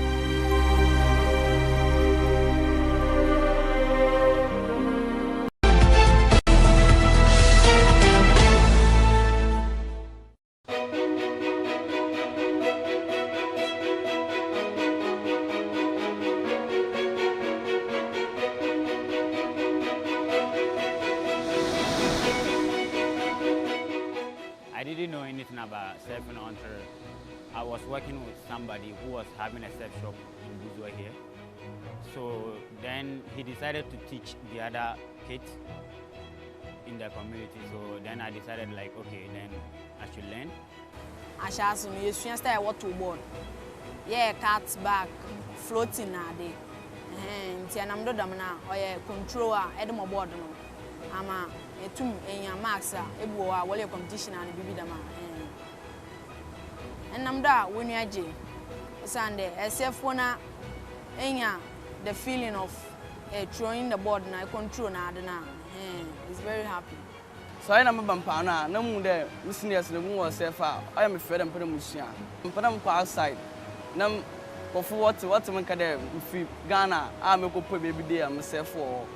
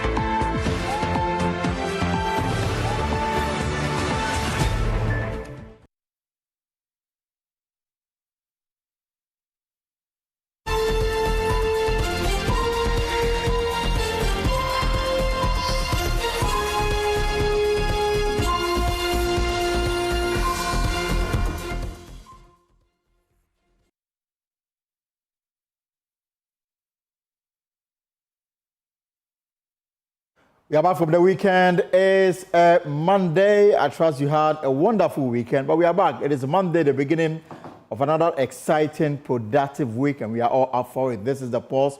We've got everything that you need to help shape national conversation and to move you forward. Now, this afternoon, on The Pulse, the Electricity Company of Ghana now requires to operate a single account for revenue collections. We have details of the Finance Ministry's measures targeted at dealing with the financial issues plaguing the power sector.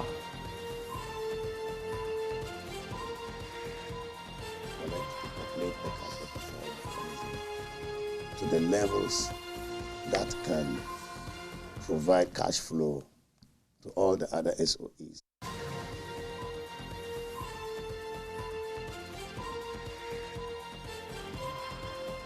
Also, Ghana's bilateral creditors share a draft memorandum of understanding with members.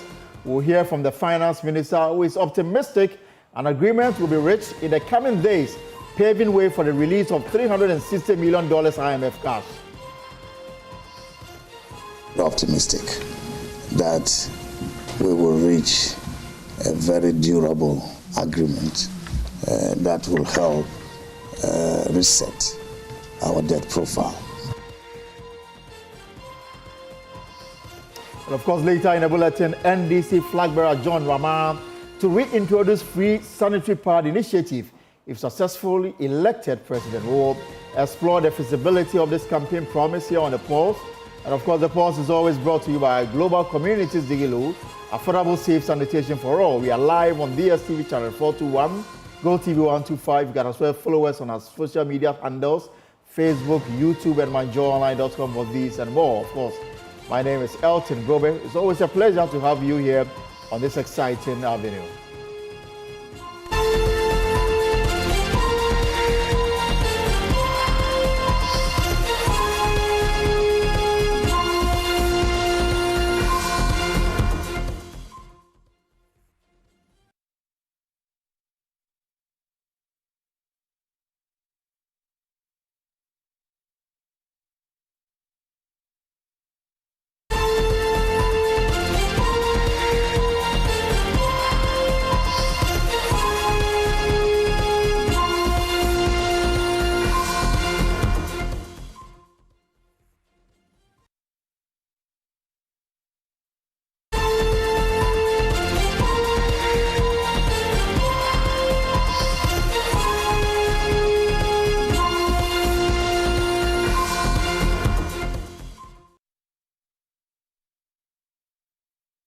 And it's always a beauty to have you here on The Pulse, here on JoyNews. We are live around the world at myjoyonline.com. Now, in a bid to address the present power supply challenges and financial strains plaguing Ghana's energy sector, Finance Minister Dr. Mohamed Amin Adam has announced a series of reforms, key amongst them mandating the Electricity Company of Ghana to consolidate all revenue collections into a single account.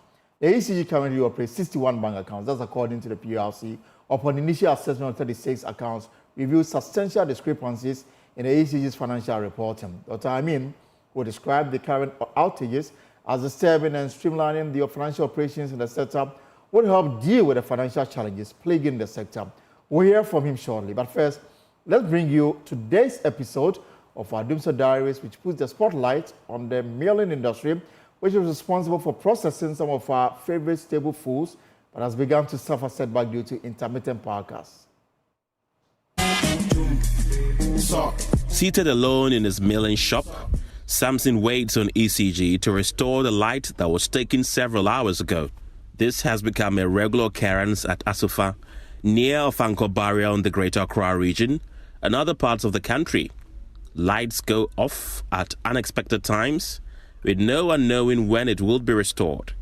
Samson mills corn, tomatoes, and kenke. His customers come to his shop as early as 4 a.m., and that's usually the period the lights go off the most. Because it's a money thing, they have to come and grind and then go and make sure that they prepare for their children for school. So that's how they come early. So when they come and then the light is off, it's worry them. So what do? They take it back? They go back and leave their container here or their rubbers here for the next day. That means that day they will not work. So what the work they did yesterday, That's what they have to depend on today. So that means that your life is going back. So this light of something has to be done about it. The location of Samson's shop means he does not attract as many customers as he would have wished. He tells me that majority of the milling shops are located at market centers and people prefer sending the items there to bringing it where he is. That, coupled with Dumso, is taking a toll on his business. And you know, sometimes when the lights go off and then they bring it back and it is low current, it affects our machines. If you're not careful, this motor can just bend, and it's going to take you about 2,000 plus before you rewind it, and it's not going to be an easy thing. And I would like the government to be sincere to the country that this is what's going on, because you have various problems already that cannot be solved. We are just there, like we are not in our country. So we would like them to be sincere. Tell us what is going on, what they want to do with our life, because this is our life. Without work, what are you living for? When customers bring their dry meals to Samson's shop for milling, or Samson buys one himself for the same purpose and there is no power, they leave it in his care in anticipation that the light will be restored by the time they return. But that is not always the case. This often results in the items going bad due to how delicate and tender they are. The customers lose money, and so does Samson. Sometimes when you go and buy the kinky for the kinky, and then the customers come and buy, and then unfortunately the light is off, and they go back. That means that the next day you cannot use the kinky again.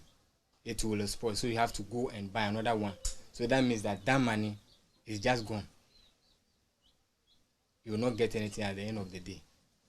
So, and then the maize too, the corn too, when you soak it, let's say 3 days, and then unfortunately the light is off, you realize that though you can grind it and then get it, but you cannot get the quantity that you want, because it will reduce.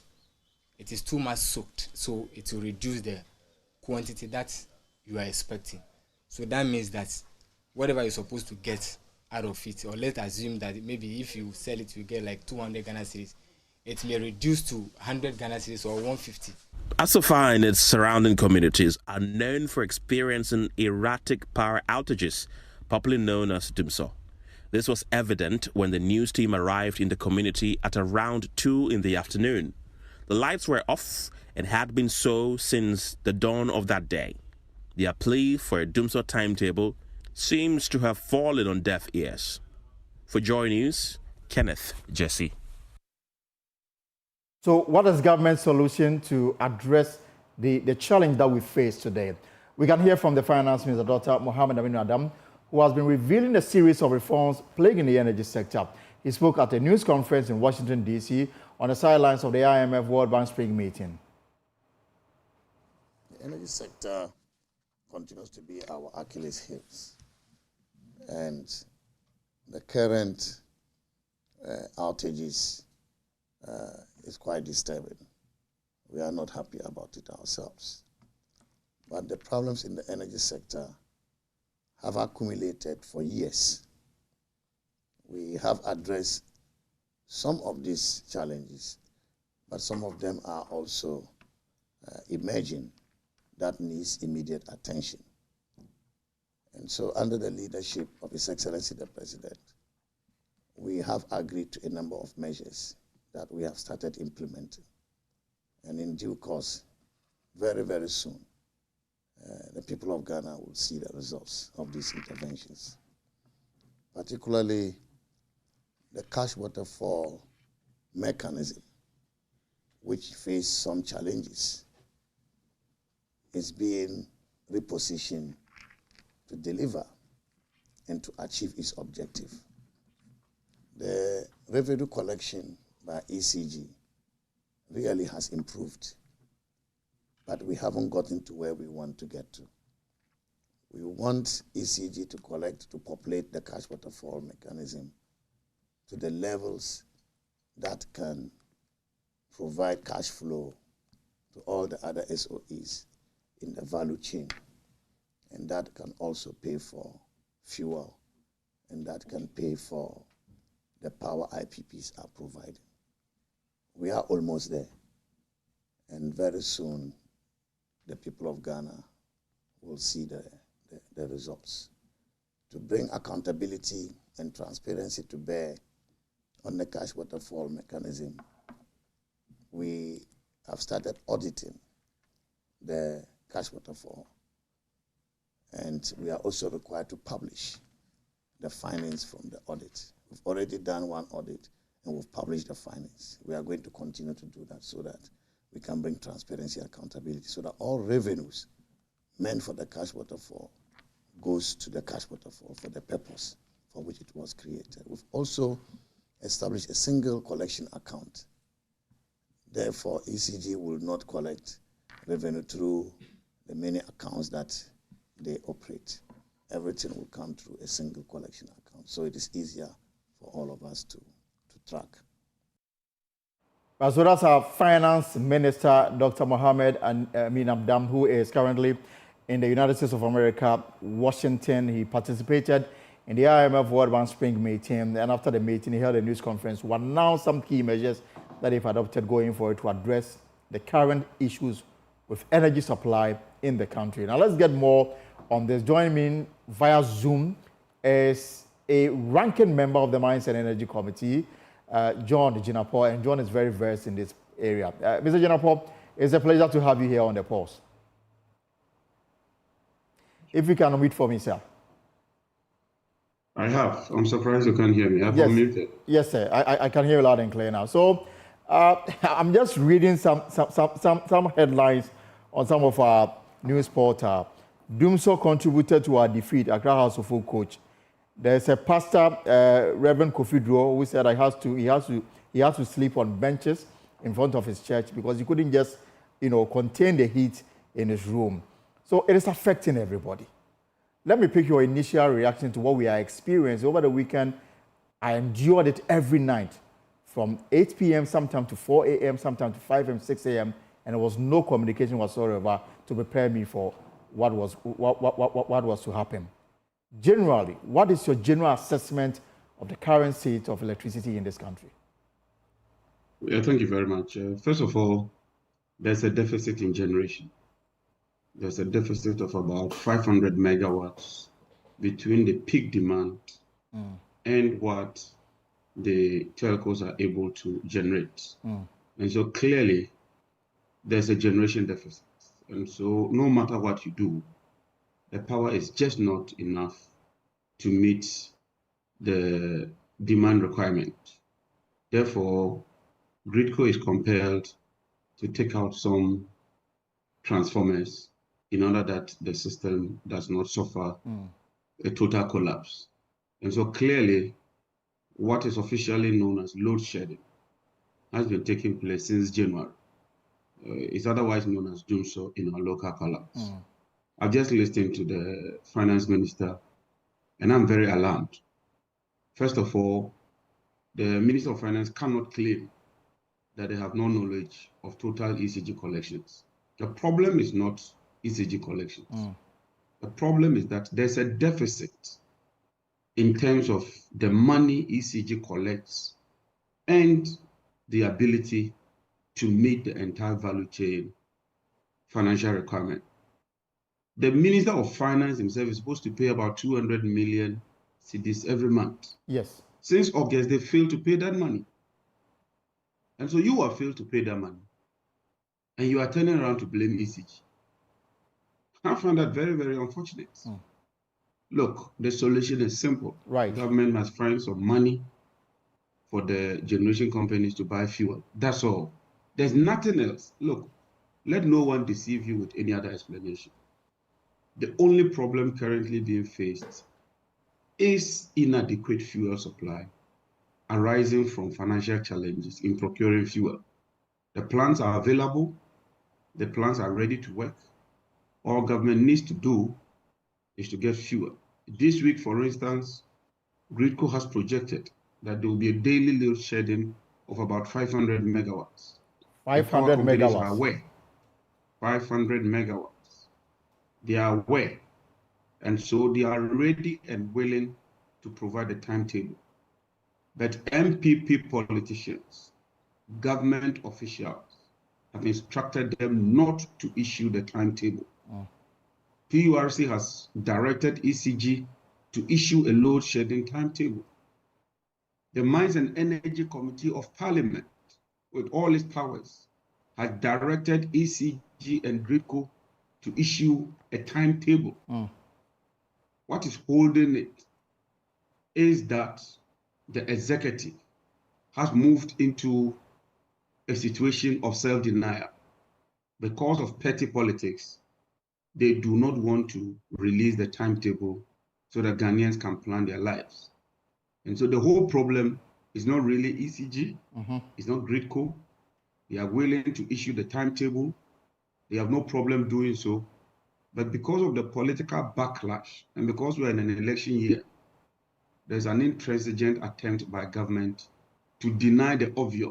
And you yourself, you can attest that MPP communicators keep denying that there's no load shedding. When GRIDCO has confirmed in a letter, when ECG has now confirmed that the load shedding is not from their transformers, but due to inadequate supply of power. But when JJ, PURC, but JJ, on that point, PURC, yes, doesn't that come as total insult to the intelligence of Ghanaians? We are experiencing it. Just vocalize it, and it's become an issue. Not just an insult. They think that we are dumb. Look, all these bodies appeared before the Mines and Energy Committee, and all of them admitted that there's a generation deficit, and that this load shedding is because generation is unable to meet demand, and that the cause of this load shedding is fuel. It's documented. It's documented. The ministry was there, PURC, Energy Commission, GRIDCO, ECG. We brought all of them at the same table. And the truth came to bear. And the chairman, who is an MPP member, directed that given that you are not sure of an immediate solution, publish a timetable backed by all the members of the committee. We adopted that resolution. And yet they have refused. And they've refused because they know we cannot sack them. And that if we want to take them through parliamentary processes, it will take a very long time.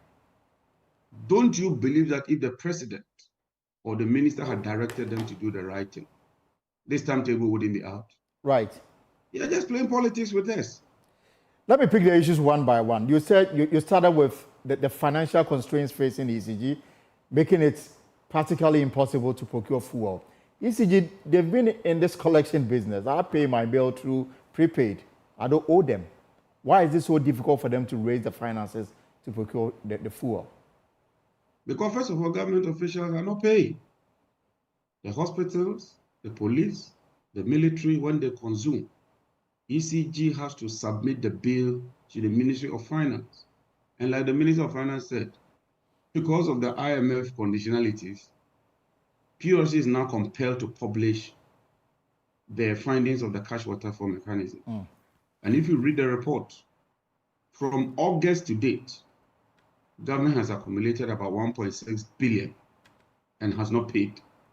Government also directed ECG through the Ministry of Finance on the instructions of Mr. Kenevoreta for ECG to procure some fuels in 2023.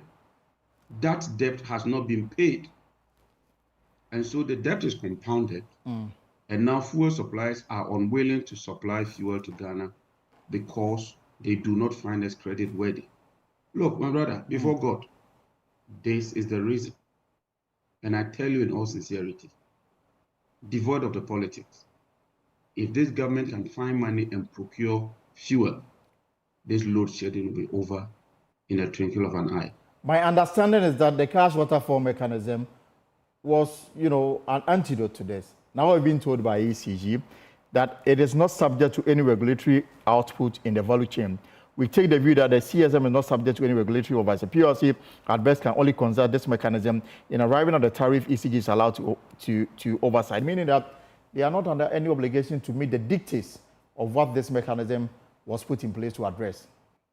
Even if they meet the dictates of this mechanism, we'll still have load shedding. There will be no money to buy fuel. That's the whole basic thing. You collect about 800 million, that money is not enough because your currency has depreciated so much so that what you collect, when you convert it to dollars, there's a huge shortfall. So the challenge is not the cash for water mechanism. And let nobody deceive Ghanaians. The cash water for mechanism only ensures that whatever you collect fairly.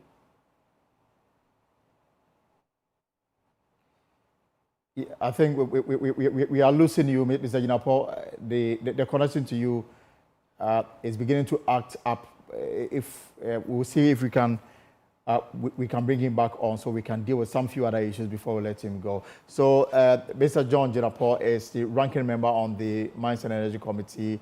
We are having connections with issues with him.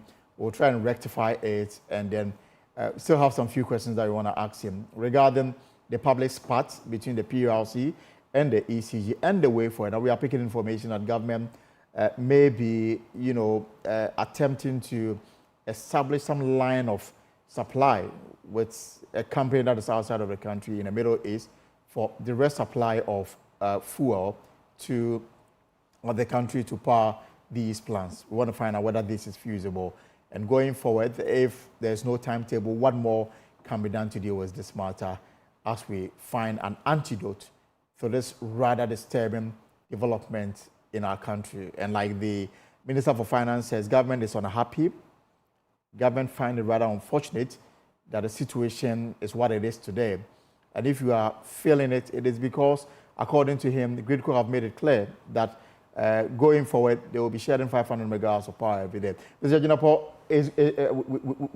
we lost you briefly. So I was saying, from where you sit, what really is the way forward? Now we are picking information that from the government is attempting to negotiate for the rest supply of fuel from a country in the Middle East. I don't know what you make of it.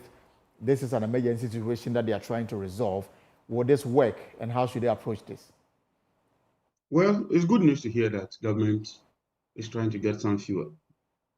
And it also buttresses the point that the real challenge is fuel, as we've always been saying. And any other attempts to deny this reality would be most unfortunate. I do not know which country, I do not know the terms and conditions, but I would strongly object to a situation where they would go and buy fuel on credit just to hold the election year and pile up the debt. So let me send a signal to all these countries, foreign entities, that first of all, if you are entering into an international transaction with Ghana, under the Constitution 181, you need parliamentary approval. Secondly, if you do not follow the procurement processes and ensure that you get the necessary approvals, and you move into a haste and conclude fuel supplies with government outside the known rules and regulations, when President Mahama assumes office, we will not honor that. We will not honor any illegality, will not honor any breach and any attempt to use unorthodox means just to hold the system through palliative measures because of elections, only to pile up debt for President Mahama to come and pay. Already, we have an outstanding debt of about $1.8 billion. When we assume office, that's what we'll be dealing with. We would no longer tolerate these underhand dealings that culminates in substantial debt overhang for the country. But in all of these cycle of issues and denial, is this public spat between the ECG and the PURC? The PURC is seeking to exercise its regulatory functions. What do you make of what is happening between the PURC and the ECG? Oh, because of politics, that's all. I mean, but for politics, when the regulator issues a directive, you follow it. If you disagree, you go to court. But clearly you can tell that there's some political underhand dealings. And so ECG is being used as a front. Because in all this, apart from the minister telling us to go and publish our own timetable if we are fed up with the load shedding, I haven't heard any concrete measures from the Ministry of Energy. I thought that by now, the Ministry of Energy should engage Ghanaians, tell us the real problem, the challenges we are facing, its consequence, and the steps being taken to deal with the challenges. Don't you think this is a fair call? I mean, this is a fair call from Ghanaians. It is, and the ministry has been totally silent on this matter. I find that very, very strange. And the president is comfortable with that. The president who swore an oath to serve the people is comfortable with that. The vice president who is seeking to be president and currently head of the economic management team cannot show leadership. That managing the economy is also about providing reliable supply of power, and that he is the head of the economic management team, and that he should demonstrate leadership so that Ghanaians may even see that, look, this man is capable of managing the economy. He's also gone mute. He hasn't shown any leadership. We need fuel. This is a critical moment where he must demonstrate his economic prowess and intellectual capability. This is what we call leadership. And in the absence of the fuel, the plant that was recently installed in Kumasi becomes useless. Absolutely. And even that one, I have a major problem there. And I intend to activate all the necessary measures in Parliament. How much is that fuel being supplied for? How is that fuel passed through in the determination of the final tariff? And is the tariff from that plant enough to meet the value chain analysis in terms of the cost structure? It's another thing I intend to pursue when Parliament resumes. But now that we are facing load shedding, all our efforts is on how we can push government to do the needful. Government can procure this fuel if they prioritize. Look, it's a matter of priority. If they see this challenge as a priority, they will deal with it. But they believe that they can just explain and spin around or remain silent. The Ghanaians would only complain and sit down. Meanwhile, people's businesses are collapsing. Nobody wants load shedding. Look, nobody wants the power off. But if we're having challenges, let's do the needful, accept that there are challenges, agree on the root cause of the challenge so that together we can find a solution to deal with that challenge. That is the only option out for me. And I believe that's exactly the road the PRC embarked on when they made some demands on the ECG. Now, when the ECG had the opportunity to respond to the demands made by PRC, they decided to punch legal holes in what they describe as PRC failure to follow the natural rules of justice. And for that reason, they were not in a position to respond to most of the issues that the PRC demands. Some are saying that ECG lost an opportunity to explain to Ghanaians what is happening and possibly apologize to carry the people along in these very challenging times. But what is the coordinating ministry doing? I mean, that is my worry. There's a coordinating ministry, there's a supervising ministry. There is a supervising agency in Parliament. Look at what we did. Even if you criticize us, we tried our best, brought all of them together. What prevents the minister from inviting PRC, ECG, GRIDCO, and all these agencies to one meeting and finding the solution? Or at least determining the real cause of the problem? Look, this thing is just a gimmick. It's just a gimmick aimed at throwing dust into our eyes. Engage ECG in a PRC in an unnecessary public banter. Engage in blame games. Use shenanigans and legal loopholes to entangle each other whilst the ordinary Ghanaian suffers. What you and I want is power. It's electricity, not legal gymnastics. And I commend the PRC. And the PRC, they've demonstrated in these very difficult times that indeed they are interested in serving Ghanaians. All right. Is the committee work done? I know that your last meeting, you are now waiting for the House to come back so they can put your report before the plenary. In view of all the developments that has happened after your meeting, would you be interested in opening it up again, or you are just going to wait for Parliament to convey and then you can report to the plenary the outcome of your engagement? The committee is done with its initial work. Okay. We've put it together. I've read the draft report. I find it very, very concise. And I commend the chairman for a very good work done, as well as all the members. But like you said, the report has to be presented to plenary. And so we are waiting for Parliament to resume. We shall present the report. And it is our hope that the House will adopt that report and consequential orders will be given. Once those orders are given at plenary and they defy it, that's another matter altogether. But for me, we are human beings. We need not get to this level. Look, it's not everything that you just use legal processes to resolve.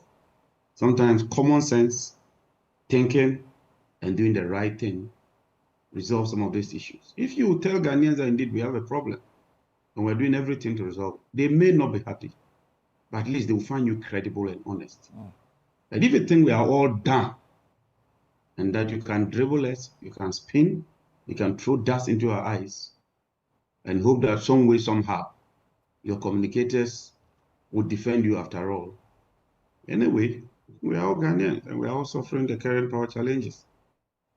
Right, thank you very much, Mr. John Jinapor is ranking member on the Mines and Energy Committee. That committee has been very much involved in addressing this matter from their own point of view. But clearly, like you said, you will have to now wait for the for Parliament to come back so that they can put their report before them. This is a pause here on Joy News. We'll take a short break. When we return, we'll deal with financial matters.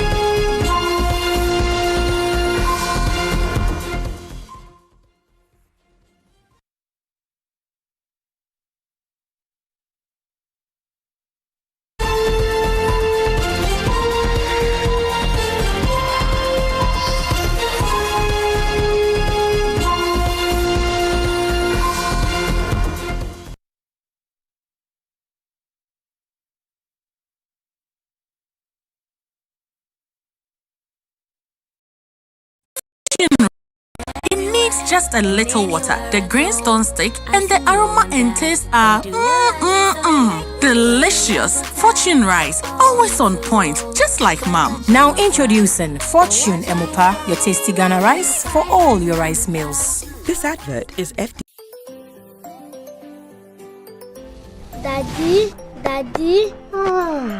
this tank is big. Yes, that's true. It can store a lot of water. That's so true. Wow! It has a working tortoise on it. That's so true. I can see SINTEX. Syntax. That is so true, my daughter. When it falls down, it will spoil. That's not true. But why? Hey! Syntex was the first to introduce double-layer tanks in Ghana. Syntex again was the first to introduce white inner layers in Ghana. Syntex gives you the biggest warranty, 7 years. No matter your water needs, Syntex is the answer. Syntex tank. Are you strong? Are you tough? Ekaprenu eya enu na metufu se abribere o padia unsa nkoto no mprenu na mekanfo SCP ama SCP ewo tema shahel e na factory kese no esi ede na apɛ pavement blocks ankasa na de edisi dem biara no okɔ shahel SCP ebema obi se wo pese wo siw dan na pese ogu concrete enya fida koto cement akɔpa bo akɔpa nwia wo frɛ SCP a the concrete is missing the with quality. Cement warm on Baba good camera amount. So what am a fienya, dodowa, a flower, bong, any impatem when nara. Your office, was Sprinters Road. Yani Papaya Restaurant in the Dimshedimu. For SCP was 0501 672 608. And toll free number 0800 626 262. You worked hard for your money, and DSTV gives you a lot more to enjoy for a lot less than you think. So rather than fast food just for you, how about entertainment for the whole family? Instead of date night with your bae, how about countless nights for you, bae, and the kids? And don't settle for a few hours with your homies. Settle in with over 720 hours of the best entertainment on the continent. Triple drum roll. We've got everything, including movies, series, sport, kids, Totally awesome. and local shows. I'm here. Watch on the go with DSTV Stream and control your entire account with the My DSTV app. Enjoy incredible extras like crystal clear HD, box office, and catch up. And with so many different package options, there's something to suit every pocket. DSTV, a lot more to enjoy for a lot less than you think.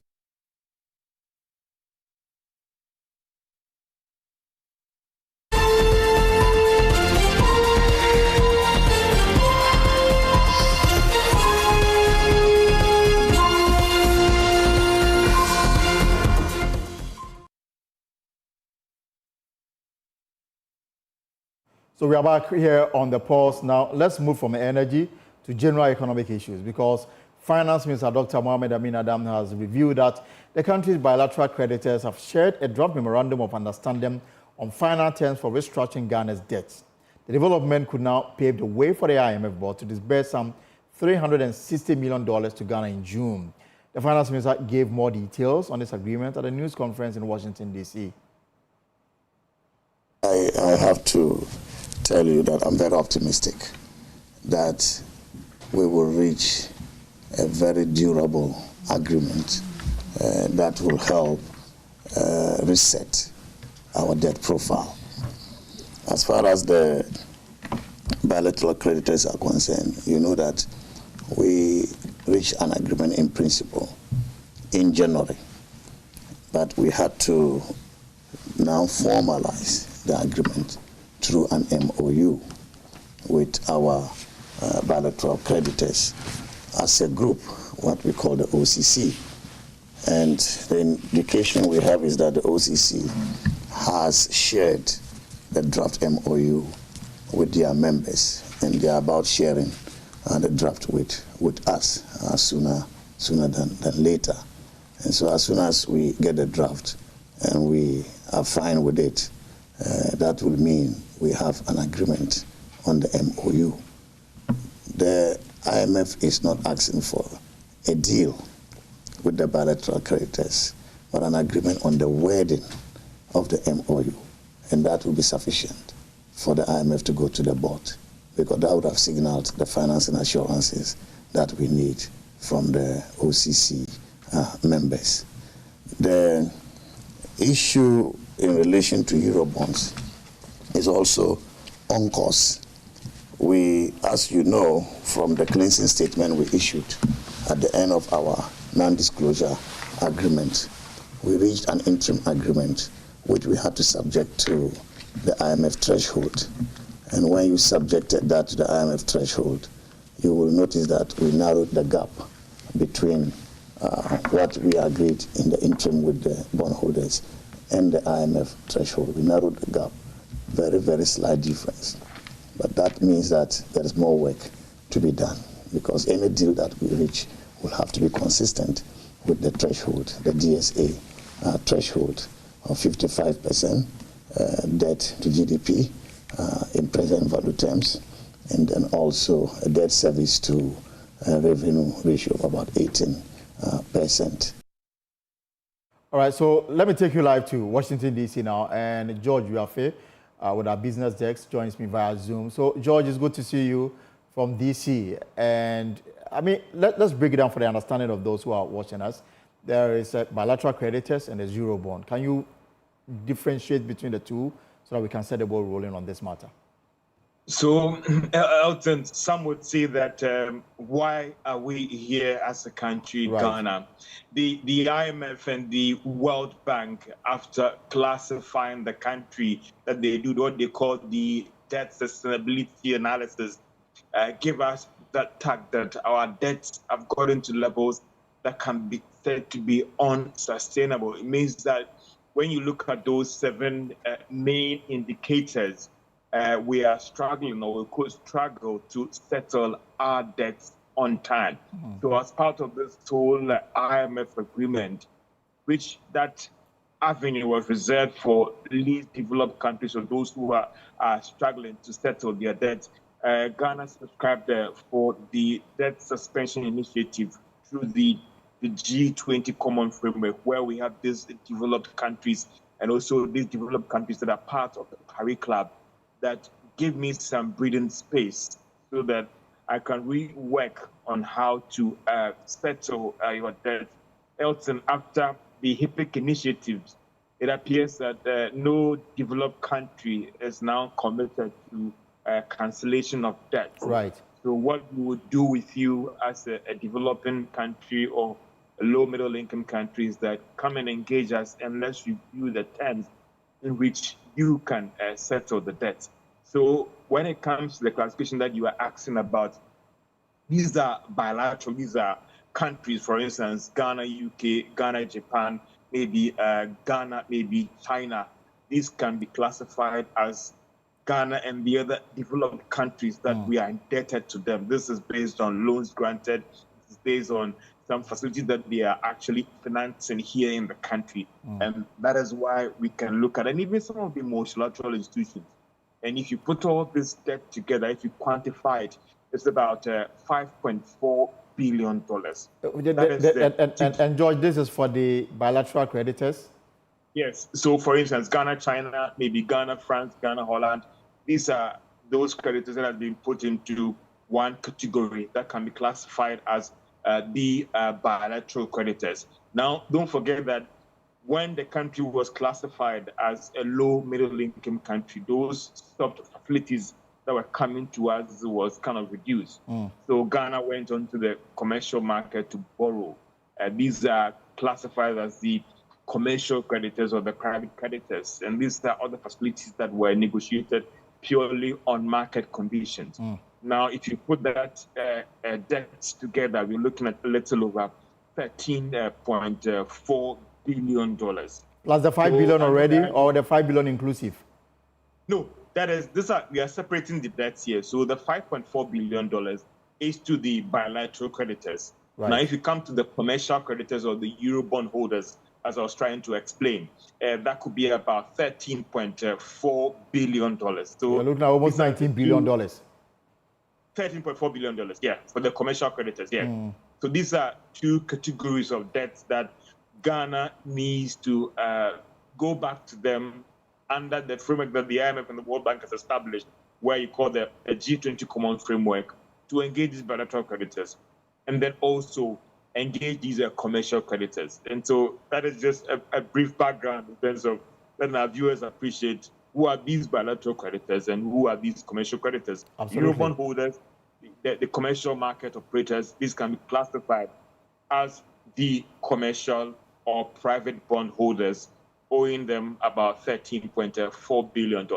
Are you privy to the details of the MOU signed between Ghana and these creditors? So with respect to the bilateral creditors, and again, let me take you back. Somewhere in January, they had what they called the agreement in principle that they are open to talks that will lead to restructuring of the debt. And that agreement in principle is what Ghana took to the IMF for us to get even that first tranche of disbursement. It appears a lot of things have happened. Now, we also understand that somewhere in the February, government was able to kind of move very fast when it comes to the terms of, or even the wording of how the agreement should be structured. Now, fast forward, based on what the finance minister said yesterday, they have been able to reach an agreement on the wording. So, for instance, listen, you owe these bilateral credit is about $5.4 billion. How are you going to work to pay the debts when it comes to the interest suspension, the principal? Are you going to give them any haircuts? What are the legal terms? All these things, Elton, has to be finalized in terms of the wording and the legal implications for all the members to agree to it. And it appears that now we have that text. Right. And it's being shared among all its members. And based on what the minister said was that, listen, from where we've gotten to, it appears that, listen, we are already agreeing on the terms. So for every member to agree that they are okay, then we can classify, we can say that we have been able to reach an agreement with these bilateral credits when it comes to the MOU.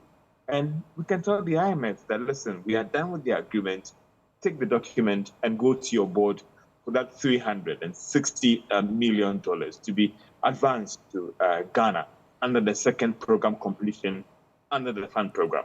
I'm more interested in the commitment of the creditors and their commitment to respect the terms of the agreement reached as far as this MOU is concerned. I'm asking because this is not the first time we heard about commitment and the fact that we are getting closer to reaching a deal. But we've been on this road for years. Elton, I mean, listen, Elton, you owe people for leaving the bilateral creditors about over $1 billion. Now, every economy is going through challenges. So most of them have ruled out this whole idea about debt cancellation. So listen, it's rigorous, but some will even say that if you compare us to Zambia, it appears Ghana's process has been very, very fast and very, very smooth compared to the struggles that Zambia went through. So it is about all these things. And for instance, China has not been on this road where they have to cancel or even restructure debts and all the rest. And don't forget, Elton, when they even agree these terms with you, they have to go back to their parliament to agree on all those things. Now, take a typical example even in Ghana, when agreements have to go through parliament, the scrutiny and all those things. So that could be the reason why it has delayed. And that is why even a wording like "is," it has to be scrutinized so that every member is okay with it. So if from what the minister is saying, from what we have picked up from even the official creditor committee, Elton, it appears that we have come very, very far and moved smoothly. That in percentage terms, you could look at about 90% through. Because from what the minister is saying, that it appears that it is just about the word and the legal technologies. And for them, based on the agreement in principle reached, he doesn't think that it will be that late for us to have that agreement in place to let the IMF then go to their board and say that at the staff level, Ghana passed the second review. At the board level, everything that you wanted, Ghana has done it. So I approve the second review and then disperse on the money. But Elton, for a lot of people, it's not just about the money that is coming in. It is also about the fact that if this agreement is closed, then countries like China, countries like maybe France, UK, they can now go on to disperse fresh money to us. There are a lot of projects out there in Ghana that has stalled because of the disagreement in finalizing this deal. Yes. And also the signal that it will also give to other development partners that were not indebted to us, that Ghana didn't owe them money. So it is not just about the IMF money, but also how this could now open the doors for fresh disbursement and projects that have actually stalled for them to resume in time. And for those independent observers, that is what they could be looking at in terms of what this will mean for the broader Ghanaian economy. All right, George, thank you very much for this explanation this afternoon here on the Pulse. And I'm guessing that in the hours to come, we'll have more discussion on this very matter. The deadline they've given is June, and the expectation is that by June, the over $360 million will hit Bank of Ghana's account so that the program can take the life of its own. George Yafe is business editor here with JoyNews, and he's still in DC participating in the IMF World Bank Spring Meeting. Kofi Ajay is with our data and research desk, and he also joins me in the studio. So, Kofi, let me ask you, I mean, beyond the diplomatic words, are you confident that we'll secure this? Well, I mean, if you look at what is involved, it's not that easy. I mean, it's not just word of mouth. You need to do a lot of work. And as you listened to Selassie yesterday, right. He said that it's a matter of time. And it's not that it's impossible. We can do it as a country. And if you listen to George as well, most of the talks are now advanced, and Ghana is in a very, very good position to now get the debt rework done. But with the bilateral creditors, I mean, we understand we got the agreement in principle way back January. Now, the most important thing now we need to get is to make sure that the various parties under the creditor committee feel safe. Feeling safe means that they must have that sense of comparability of treatment where nobody will feel cheated. One of the creditors feel that, I mean, the terms are not really favorable to me, it becomes a little bit problematic. That is why the finance ministry in January said that, well, we have the agreement in principle. Right. But right now we need to sign the MOUs with each of the member countries. And that's why they are sharing, the MOUs with themselves. Everybody is taking a look and see if, I mean, that sort of comparability of treatment is there so that nobody feels cheated. And I believe that once the various creditors who are involved in terms of the bilateral are okay with the comparability of treatment, Ghana will have the go-ahead, or we can start signing the paperwork. On the side of the commercial, it's a bit complex in the sense that, I mean, the amount involved is huge. Right. And the monies involved are not just ordinary monies. These are hedge funds and other people's pension monies. Right. They wouldn't just let it go like that. And the fact that this is a part of the external restructuring where we are seeking haircuts, it means that a portion of that debt must be written off. That's the initial proposal. And the first proposal that we reached, it looks as if the magnitude of haircuts we got from the restructuring was not enough to meet the IMF program parameters. It means that... What was our proposal? Well, our proposal is that on the side of the principal, we are looking for up to 40% haircut on the principal. It means that every $100 that you owe me, I need about 40% of $40 off. Total cancellation?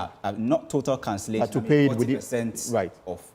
Then you have on the interest, we're looking for up to 5% haircut on the interest. It means that if the interest rate or the coupon rate on the amount that I borrowed or the bond is around, let's say, the average is around 9% or 10%, it means that you have to reduce the interest for me and also reduce the amount, the principal involved.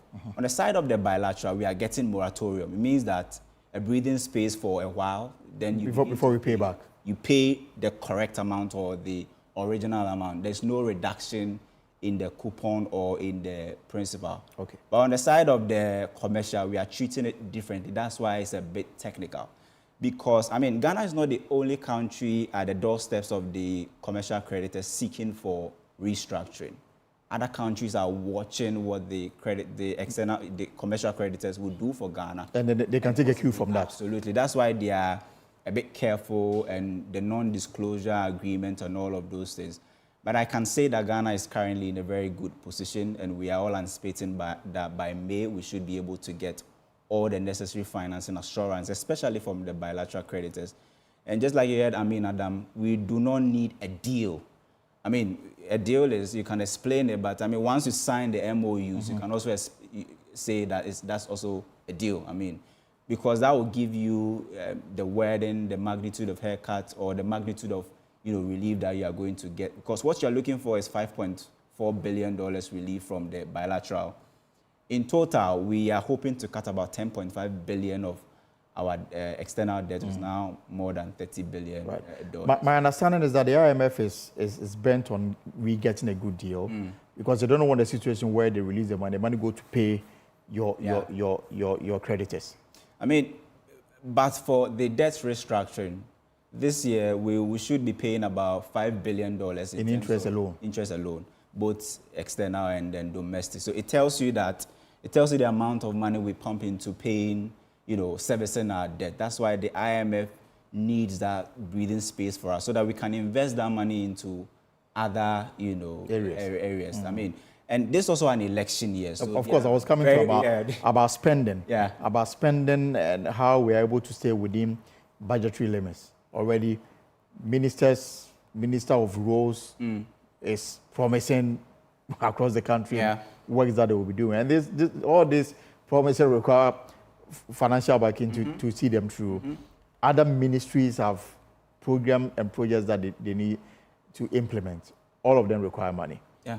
And yet you are in a very bad financial situation, which is that every city you spend, you must be able to account for it. And that makes the situation bad. Yeah, I mean, and the trust issue also comes in. Yeah, very important. I mean, once you enter into an IMF program, it is so difficult to take unilateral decisions because everything has to be discussed with the fund and must be in line with the program parameters. Remember that when fuel prices started going up, NPA came in to withdraw the price stabilization recovery levy. They had to reinstate it because under the program, you've agreed that you are not going to, dish out subsidies to the energy sector, and fuel prices falls under the energy sector. So going into the election year, I mean, government has promised. We have in place now the 0% financing that the Ministry of Finance and then the Bank of Ghana have all signed. And we've seen some sort of cuts in terms of expenditure. So we are all hoping that on the side of expenditure, on the fiscal side, things will slow down a bit in terms of the magnitude of the expenditure for us to get that breathing. But the other concern, energy, for example, the reason we are where we are, doomsday, if you like, is that we don't even have a lot of resources to buy fuel. Yeah. Which we need, because then the downturn for the economy will be worse if we are not able to stabilize the energy sector. So as we take, it's already been taken. Yeah. And I'm wondering how all of this helps stabilize the economy. In fact, the reason why ECG is suffering, or the cash waterfall mechanism is not really working the way it's supposed to work, is because of the current economic crisis we are facing, especially on the side of currency depreciation. Because I keep saying this, that ECG collects most or majority of their revenues in cedis, but most of their operations or debt servicing is in dollars. So imagine in total, ECG is able to do all they can and they collect 500 million Ghana cedis as revenue, and they have to send it to the cash waterfall mechanism to share to the sector players. If you convert that to dollars, possibly it may not even be enough to pay the category A, sector players. So that is where the problem is. The problem is that whenever the cedi begins to misbehave, our energy sector suffers. Right. Because now you need more cedis to buy fewer dollars. So if we really want to solve this doomsday situation, the Energy Commission said, you need about $1.4 billion to buy fuel this year. You don't print dollars in this country. Why are you going to? You have to source it. Dollars. And we heard the governor saying that the second tranche, $600 million that came in, more than $400 million was used to pay energy sector arrears. So that tells you how important the energy sector is and why, if you don't solve it, the majority of the dollars you gain as a country will be pumped into that sector, and maybe just go into paying arrears and not even the actual debt that you're supposed to service for you to get or buy fuel the way you want to get it. Because $1.4 billion is huge money. It is. And I keep asking myself, at this point in time, where are we going to get that 1.4? Even if you're able to collect more locally or from ECG, just because of the current depreciation of the cedi, it will be difficult to do it. The denominator always keeps increasing, and the numerator will. But my final question: do you think government has done all that it could in terms of getting all of these IMF issues out of the way? Do you think government has been proactive?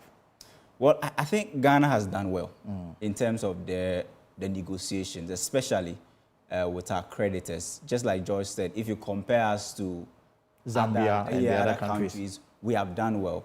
We have done well because of how strategic we've been with all of this, and the fact that we knew this. Maybe this is our first time we are doing this. It's actually our first time we are having to do this sort of restructuring. If you take away HIPIC, but we've done well as a country, and I think that our advisors have done well. But it's still not over yet, right? Because it's not just about getting the IMF money or getting any form of money that is associated with the program, but it's about how prepared are we to pay the debt in the next 3 years, 4 years. When it's time to pay, will we need another IMF program for us to be able to pay that kind of money? Exactly, because we are postponing our problems, hoping that more revenue will come in for us to pay. Right now, cocoa is not bringing in as much as it's supposed to bring. I mean, we've seen people selling their cocoa farms to galamseyers and all other things. So are we actually in a very good position as a country to pay back in the next 2 or 3 years? Is government really interested in restructuring, or they just want to get the money? That's a very important question. Yes, that's a very important question that perhaps we'll have to answer one day. Kofi, thank you very much for coming through to update us on this IMF, deal with Ghana. Well, this is your election headquarters.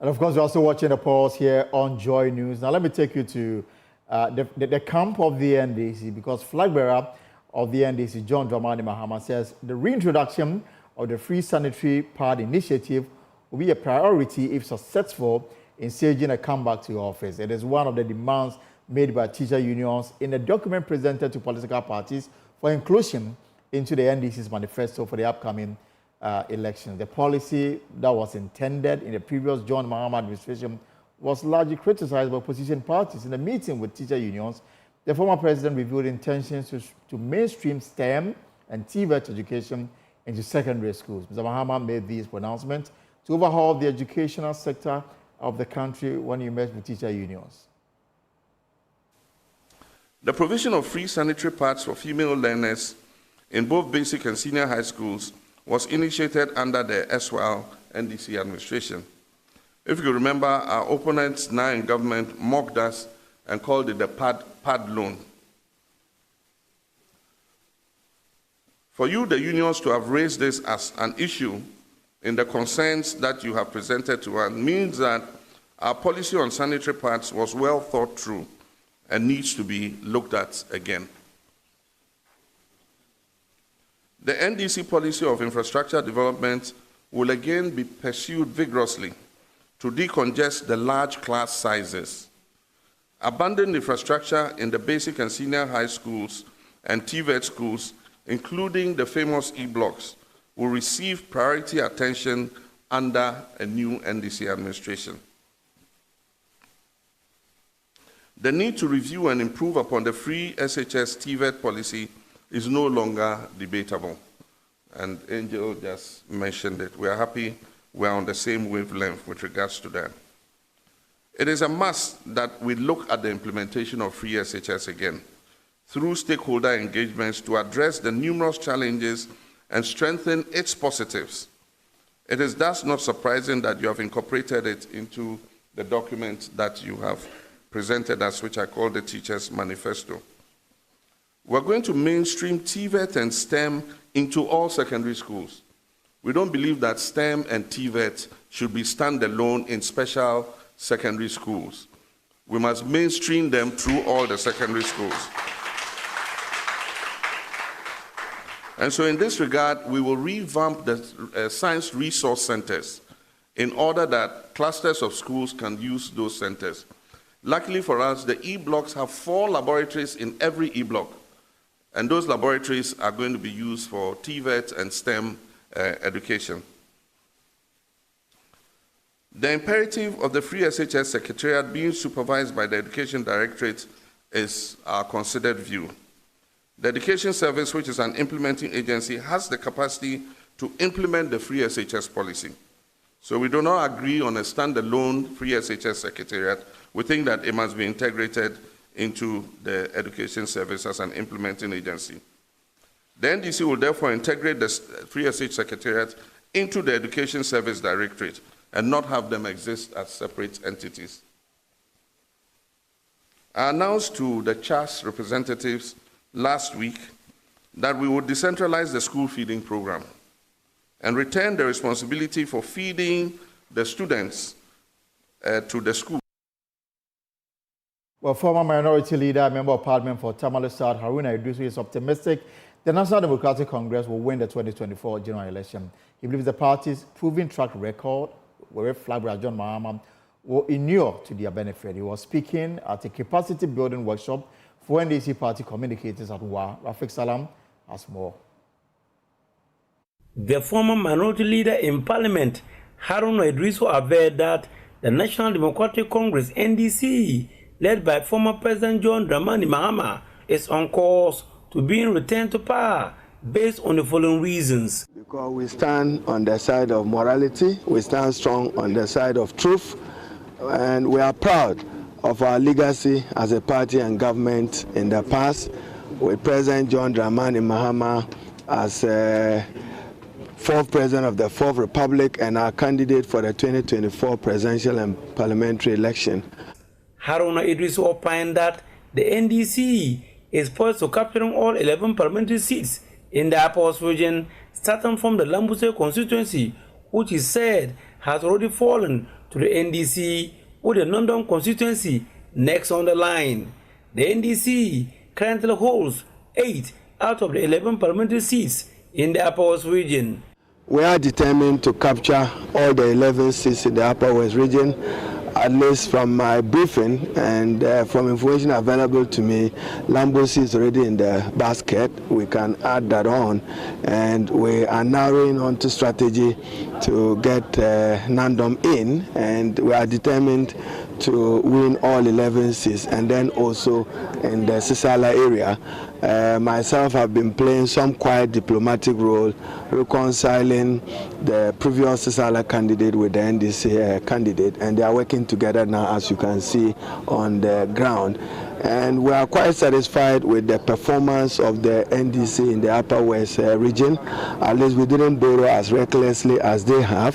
600 billion against 120 billion, a debt to GDP which is unprecedented. So Nana Addo Dankwa and Dr. Bawa have only moved Ghana from Ghana beyond aid to Ghana beyond borrowing. You know that they can't borrow again themselves, and they are making it impossible for the country to rely on external borrowing to finance budget and to deal with deficit. And we are aware that President John Dramani Mahama will inherit a problematic economy to manage, and effort will be to stabilize the economy and back on major constitutional and administrative reforms that strengthen institutions of Ghana, and more importantly, determine what the future of the country would be. The Upper West region, as you all know, is my second home. We are always proud of their sacrifices and contribution to the NDC. And at least it's on the walls that you can see that the NDC will do better and super in the 2024 elections.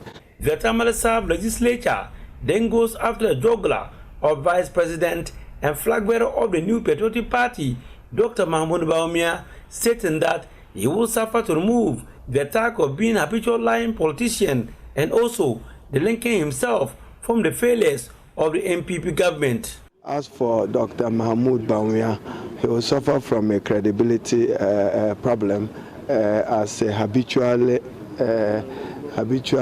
lying politician. You just make promises. You don't do that. You must have honor when you make promises, and you can't honor them. You apologize to the Ghanaian people, or you hold strong in saying that I take responsibility. He cannot be claiming now to be dissociating himself from the Nana Addo Dankwa government and their performance or achievement. If he doesn't want to share their failings, he shouldn't share their success. God bless. Also present was the National Communications Officer of the NDC, Sami Jemfi, who donated 11 motorbikes to the party on behalf of the 2024 flag bearer of the NDC, John Dramani Mahama, for onward distribution to the 11 communications bureau In the region, Sami Jemfi chastised the NPP for failing to deliver on promises made to Ghanaians. The ruling NPP government has flattered to deceive on all their major promises. They have betrayed the trust of Ghanaians and they have violated their social contract with the people of Ghana. And it is the reason why Ghanaians are all suffering, irrespective of one political affiliation. And so all Ghanaians are united in grief, calling for change in the direction of this country. And who better to give us that change than a man who has been tried and tested, the visionary nation builder, His Excellency John Dramani Mahama, who has a proven track record and the vision that can bring about the transformation and the prosperity we are all yearning for. Reporting for JoyNews, Rafik Salam. Wow. So from the NDC, let me take you to the camp of the MPP, because the New Patriotic Party's hold of the Joso constituency is threatened by attempt of a comeback by the former Member of Parliament for the area, Kwabena Owusu-Ediomi. Though the campaign of the former MPP MP, who is going independent, has been quiet, it is fast catching attention in the Joso constituency as far as the by-election is concerned. But the MPP is leaving no stone unturned as the party was joined in the constituency campaign. Anaya Ojima put a spotlight on the campaigns in the area and has come to this report. Aside from the former MP, Kwabena Owusu-Ediomi, the NPP's Kwabena Boateng has to beat 4 others for the party to retain its seat. Estelle Say of the CPP, LPG's Beatrice Boache and Joseph Atakra as independent candidates. Ohineba Fridua Ajiman is another independent candidate seeking to break the NPP's monopoly. The People's Representative Bill, when you go to Parliament, the law over the government is People's Representative Bill. But nowadays, I've observed that it's becoming party representative. All those who are electing them into the Parliament go there with their party ideology and other thing, not the people. So I've observed all these problems and I decided to come out so that I'll go and represent my people, not any party.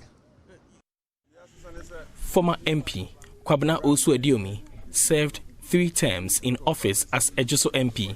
In 2016, he won the seat with over 83% votes, setting a record in the constituency elections. Mr. Ediomi says the grounds are fertile for his return as MP. So the nipa beka never do so. Na sani adodo no EPS Ediomi ba no na e de bia. Me ka say for me. If you say me no metin chen kra na se we kra nyama no. Me bia me ko bia no. De me man for kan say Ediomi. Say wa ma ba kra yen tu bi da. Mr. Ediomi's campaign, though silent, is catching up with the grassroots. Ediomi started these road projects in Ejoso. They can construct the road to Yakwe. We will vote against them.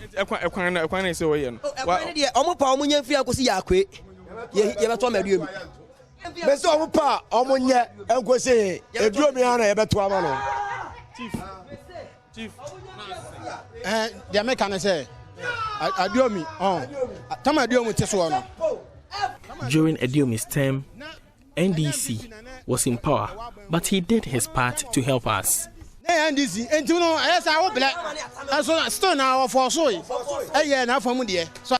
Big works in the NPP are leading the party's candidate in various towns for campaign. Party General Secretary Justin Kodia and organizer Henry Nanabuache have shown support. Minister for Roads Francis Asenso-Boache has also been to the constituency.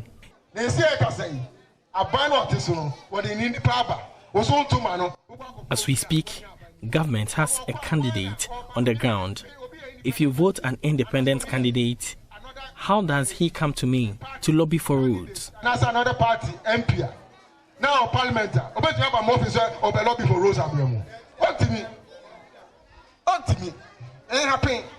The NPP candidate, Kwabena Boateng, is already making promises in his campaign.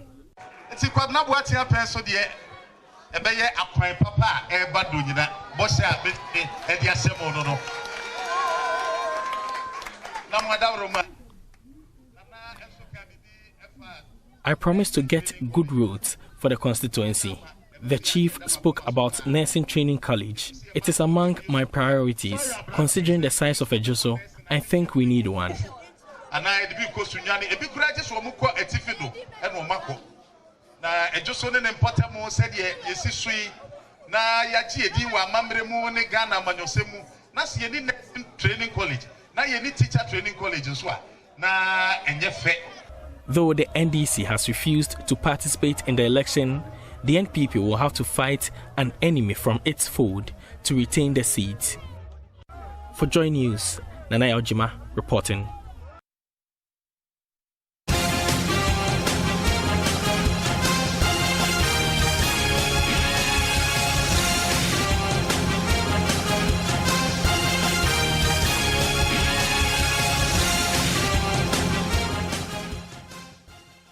Remember, the by-election is on Tuesday, 30th April.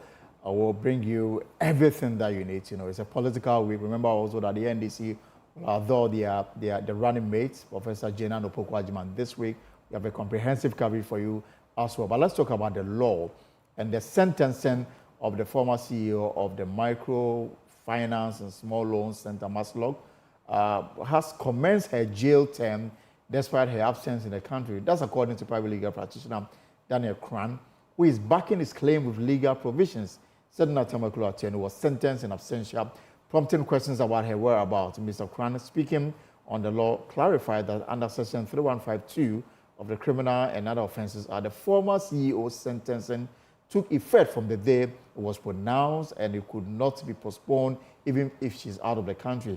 Here are excerpts from the law on Sunday. Trial in absentia does not violate any of the rules of natural justice if the accused person was put on notice and was given sufficient opportunity to be present at the trial, but the person decides not to be present. That does not violate the rules of natural justice. When somebody is on trial, like Sedinam, looking at the gravity and the seriousness of the offenses that were preferred against her, to allow her to travel outside Ghana for medical treatment during the pendency of the suit, to me, was not a proper exercise of discretion by the authorities. In any case, we have hospitals in Ghana that all of us attend. So if somebody is under trial for these serious economic offenses, and you allow the person to go outside the country, not under police supervision, or you did not hand the person over to external security for supervision, then you can clearly anticipate that she will not return. Because I am sure that when the case started, her guilt, seemed glaring to her. And so it was just a careful and a calculated strategy to run away from the seat of justice. And so I would say that she knew from the beginning that she was not going to return. And so for me, if you ask my view, I would say that the discretion to allow her to travel outside in the first place was not properly exercised.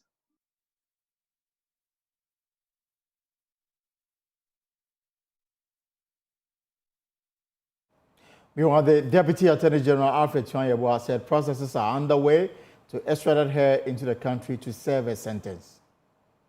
But what is refreshing is that she will be brought down to face the sentence. No problem at all.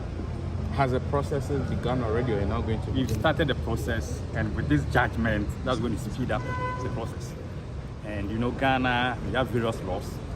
You can choose to stay away.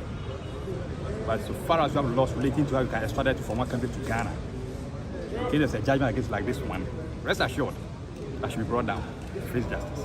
We know that when it comes to extradition, it deals more with the treaty that you have with the country the person is residing in. Can you throw some more light when it comes to the processes with respect to US and Ghana, where she is? I may not throw us so much for you, but we have the MLA, Mutual Legal Assistance, US, we have that treaty with them. So very soon, we hear about the results. So just rest assured and keep monitoring. the space. But has the state not been proactive with this? The judge appeared not happy that you had to wait all this while. I think the state attorneys are here. In the course of the trial, they made it known to the court that the issue of extradition may be tackled, but the preoccupation was to make sure the matter proceeded to finality. And today, we've come to that stage. And so we're going to take that next step. When it comes to extradition, sometimes you start and you have some kind of problems, blocks. The person may choose to appeal and all manner of things, but this is the situation where we have final judgment. It's not as if you are being brought here to be tried, or you can raise all the defense out there that maybe they're persecuting or whatever, but it's a judgment. And so that's why I said, you hold on. Very soon she'll be brought down to Ghana to face justice. What we say to those who say Mr. Azim has been treated unfairly? I mean, from the traces of money, it's just 20,000 cedis that he received, and that was even a gift. It matters not. It can be 1 cedi. Was it properly received? This one is a form of advice and caution to all public office holders that when it comes to money matters, you must be very, very careful. You may want to say you receive only 20,000 Ghana cedis as a gift. Were you supposed to receive that money? What was that money meant for? Were you the one who issued the vouchers, as the court said? So this judgment, I recommend that those of us in public office must procure copies and then read so that we know our responsibilities. Because today, you may think that you've not been caught. When you are caught, definitely the law will deal with you as you had it today. In fact, prosecution was, as it were, advocating for maximum punishment in relation to the sentencing. If you look at the sentencing that was handed down by the court, are you satisfied with that? 10 years is reasonable in the circumstance. I'm not going to quarrel about it for now, but we'll take the full judgment and read. But 10 years is something that's reasonable in the circumstance. But if need be, that there's a need for an enhancement, why not? But at the moment, from what we've listened to and what we've learned from the judgment, 10 years is reasonable. And the other accused person also had 5 years cumulatively. So let's see what happens. The state has been advised to issue forfeiture proceedings. Has the state taken this up? We are going to follow it up. Any property that the first accused person has within the jurisdiction or outside jurisdiction, if you get hold of it, we are going to pursue that property and get the money for the state. By way of clarity, the court says the judgment should be should take place concurrently. Does that apply to the fines? No, the fines are separate. And if you listen to the judge, some of them, he had sentences and a fine. So it means that the fines are in addition to the sentences. So we'll look at it carefully and they will be able to address you on the specifics. Thank you very much.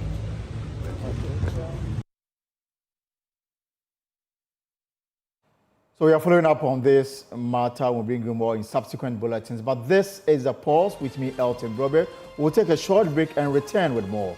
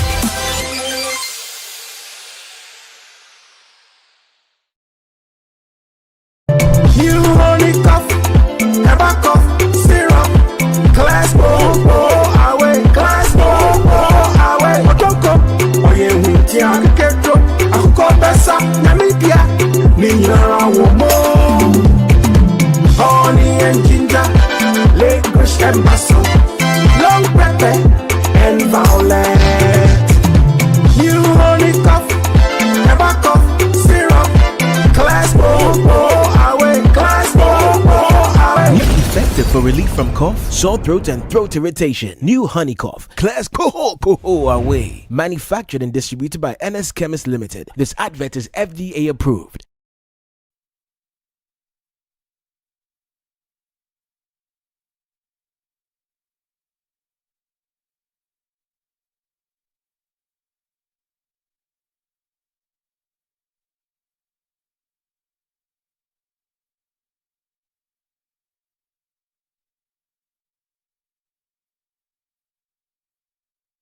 It's always a good time. Any time is a good time to talk about prostate issues. One thing I want to say is this, that thankfully I got prostate cancer and survived it. If you have prostate cancer, that means it's a death sentence. It's not so. I don't think all the prostate people go through the symptoms. You know, there are symptoms that are sort of like red flags. I didn't really go through any symptoms per se, you know. Okay. I just remember having frequent urination. I mean, it's a man thing, and they say men have ego, we are alphas and all of that. So all of a sudden, boss, you know, they feel boss. Masturbation. The boys are watching you. And say what? Frequent sex is not a risk factor for developing a prostate cancer.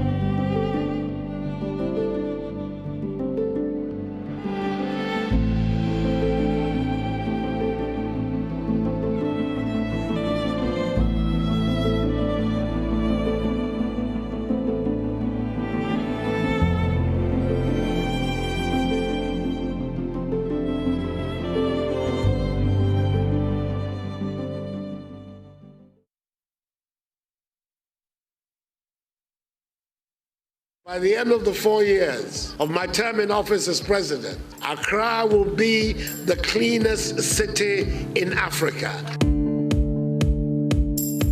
Our rivers are choked. Our streets are hoarding it. Our landfills bursting. Our trash bags overflowing. And even the air we breathe carries it. Filth, it is everywhere. Normally, there is a container here where they put the boiler inside. But right now, they haven't brought the container back. The Filth Exhibition, a JoyNews series, presents the alarming state of waste management, sanitation, and refuse left in our communities, presenting a compelling and urgent need for action.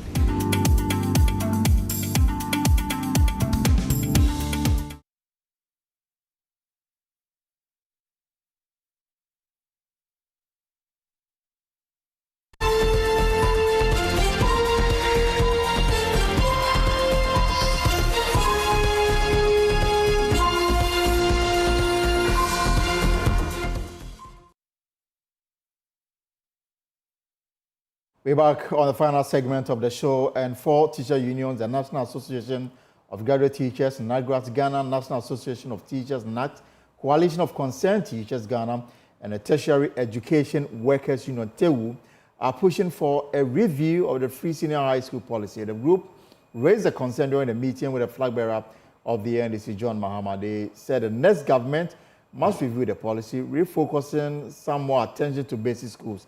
Angel Kabono spoke on behalf of the unions. His Excellency, we are also not happy that emphasis is placed on other levels of education, sidelining the most important part of education, which is the basic school education, which should be the foundation of education for every country. We appreciate the free senior high school concept. But we believe that the time has come for us to review the free senior high school concept to make it work and achieve its intended purpose. However, we have relegated to the background basic school education.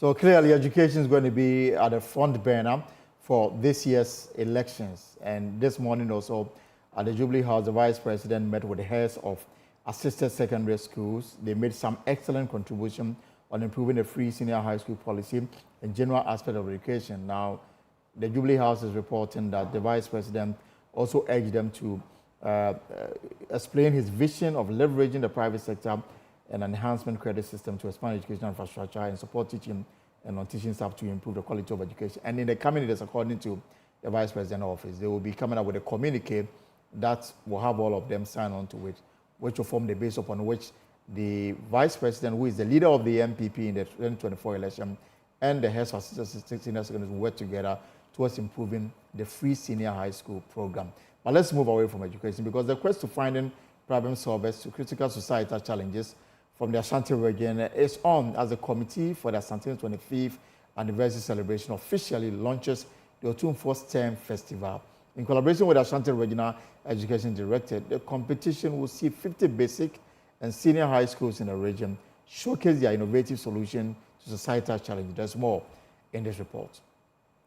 Selected from the over 2,000 basic schools and senior high schools in the Ashanti region, at least 50 schools will be participating in the maiden Otumfuo STEM Festival. The academic decathlon would see participating schools showcase various technology-based projects to challenges in sanitation, agriculture, and other sectors of the economy. The competition is in celebration of the Asante Hene Silver Jubilee anniversary and in line with the King's initiative to promote education in the region. Jaben Hene Nana Otuo Serebo II is the chairperson of the 25th anniversary committee. Number 7 are up by friend STEM, Science, Technology, Engineering, and Mathematics. The almost year, I can't see a home of fear. Only by Juma, I'm a STEM has been imperative now. It involves the practical application of the science and technology programs learnt in school.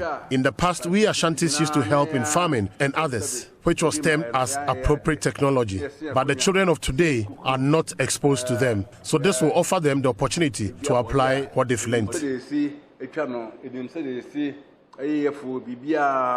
Appropriate technology. And then Kodano, the Papachi and Kofu near who said, "Sabi, the dear boy, dear craft." And school our colonel, I remember it will be on my dream, and maybe be a Best performing schools will be selected from 6 zones under the Regional Education District to exhibit their projects at the grand finale of the competition in September 2024. Dr. William Kwame Amankra Apia is the Ashanti Regional Director of Education. We've started with the process. Now we are going to have some selected or some group of SHS and the basic school. So as for the basic schools, we are going to give we are going to divide them into zones.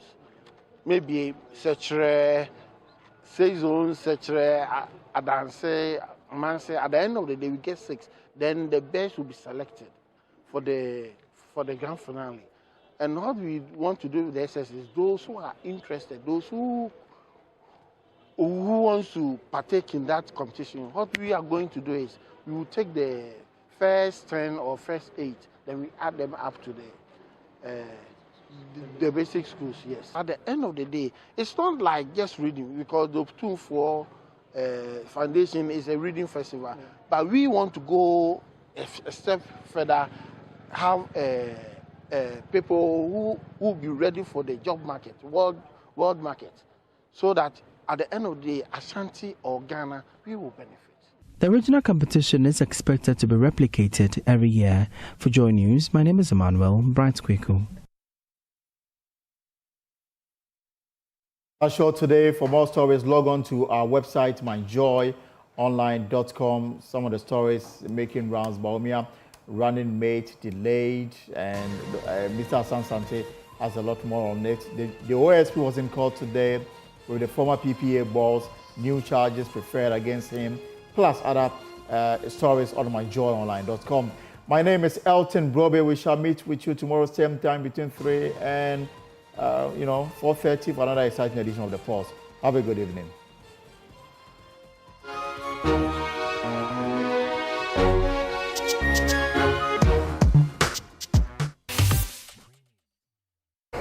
there, it's a beautiful day, and as usual, it's always a pleasure to bring your world of showbiz. Unfortunately, yesterday we had some bad news, and of course I'll bring you updates on that. I'm sure you're wondering what was the bad news. We all heard that gospel musician Koda had passed on, but we spoke to a gospel musician who was so close to him. He'll tell us more about that. And also Tiwa Savage is in the news. I have some update from Chief Movement, who is hoping that theater will be something big in Ghana.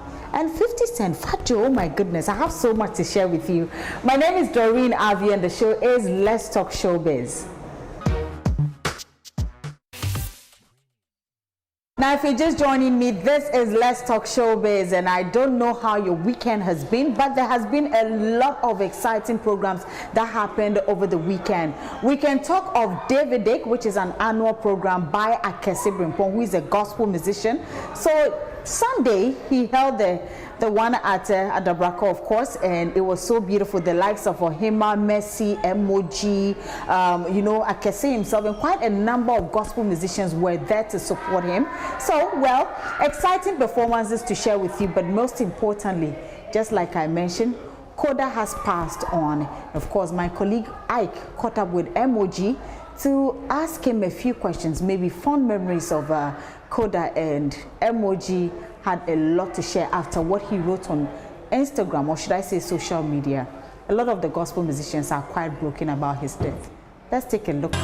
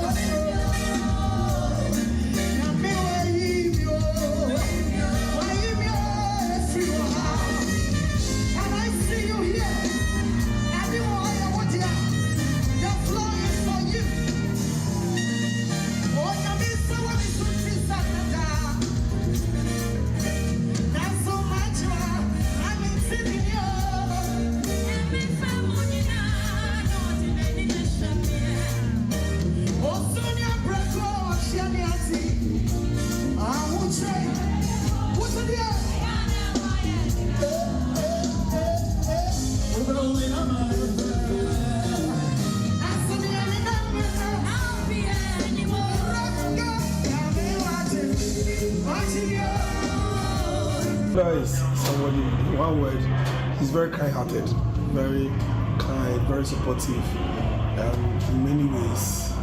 Whether he's on a project or not, he always call you to give a cent and support you in any way that he can. So that's what I can say about Akuda. His loss is a big hit to me and to the industry and to the fraternity. But in all things, Bible says we should give thanks to God. So we are careful to give thanks in this season, knowing that that's the instruction I'll be given by our Master and our Lord Jesus Christ.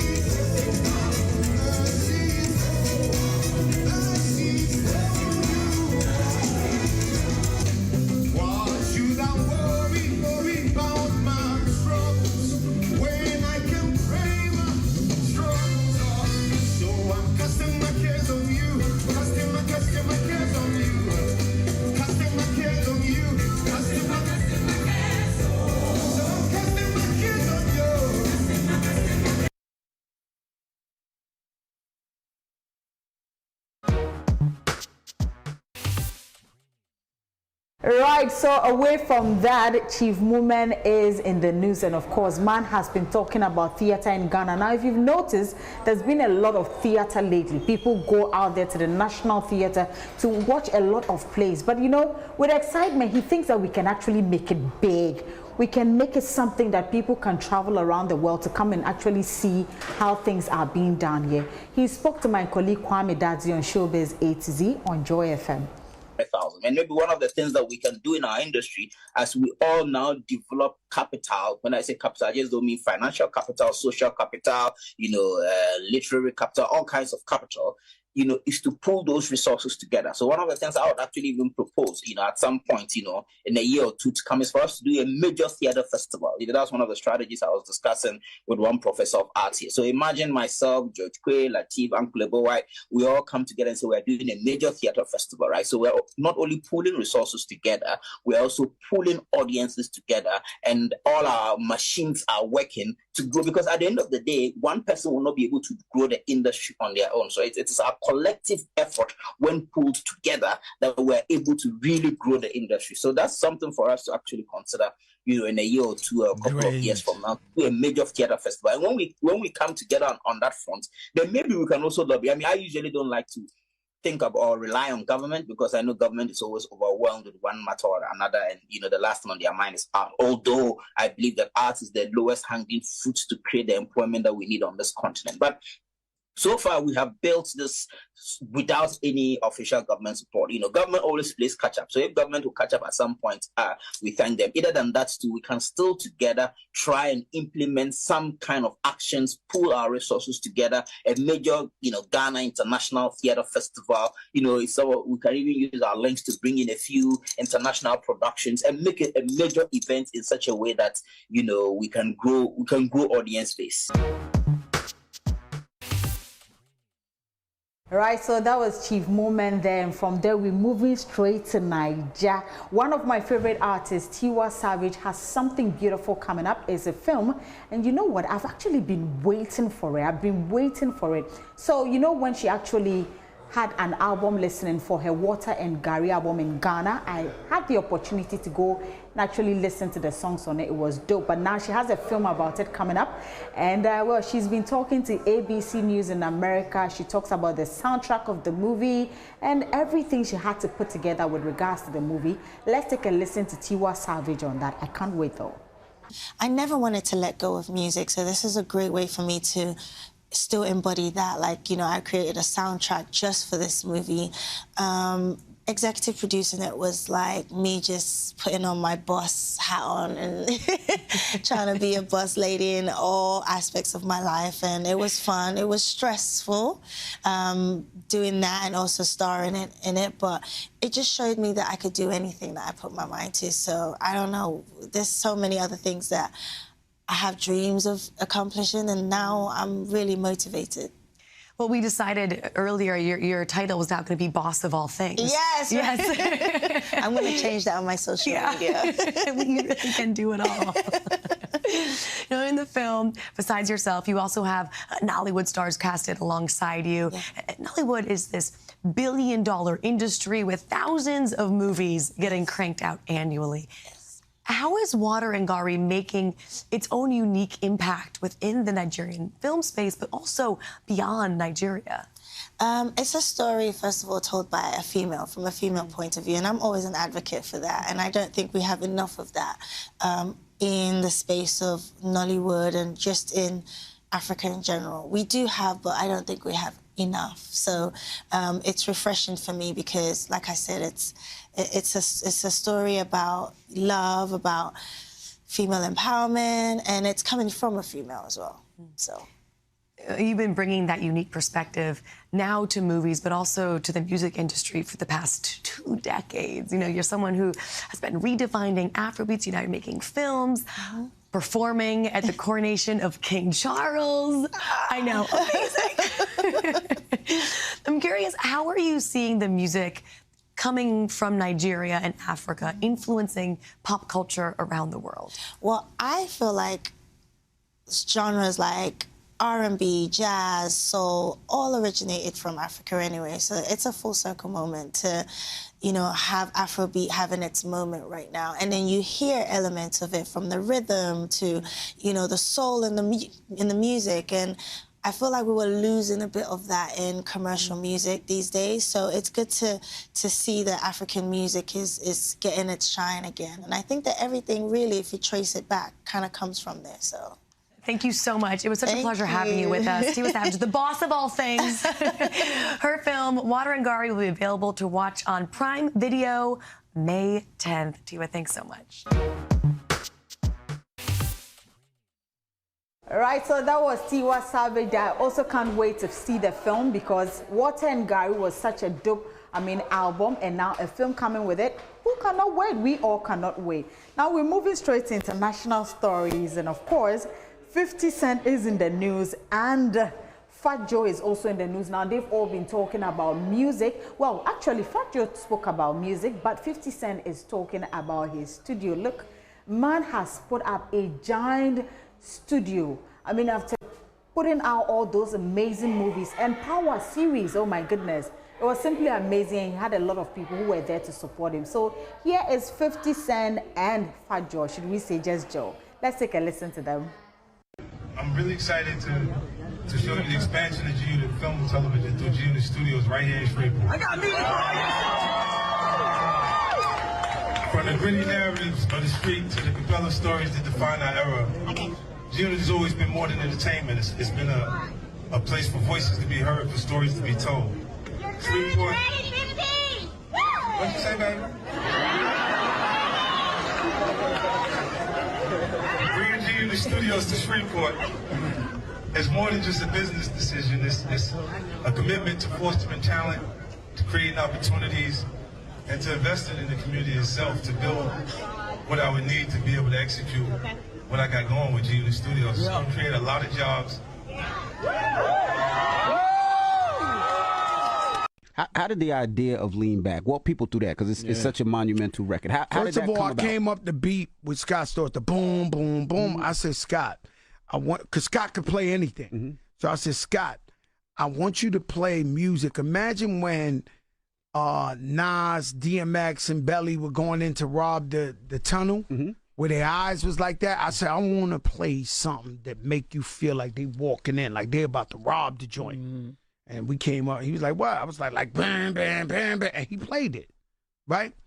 And so through the whole beat, the beat was more like Moroccan inspired to me. He made it, but I was giving him the ideas, right? But the actual hook was based on Missy Elliott, right? Because Missy was like, "Is that your bitch?" Is that your bitch? And I realized that what I loved about. Right, there you go, and I hope you enjoyed every bit of it like I did, and it's always a pleasure to bring it to you right here on Let's Talk Showbiz. Don't forget to also log on to myjoyonline.com, the entertainment page, for more of our stories. My name is Doreen Avi, and a very big thank you to the amazing team, Nat and Ike. Oh my goodness, they are such gentlemen, and thank you to them. Thank you to you for always watching us here on the Joy News channel. The name is Doreen Avi, hashtag Navrongo Chick. Have a wonderful evening.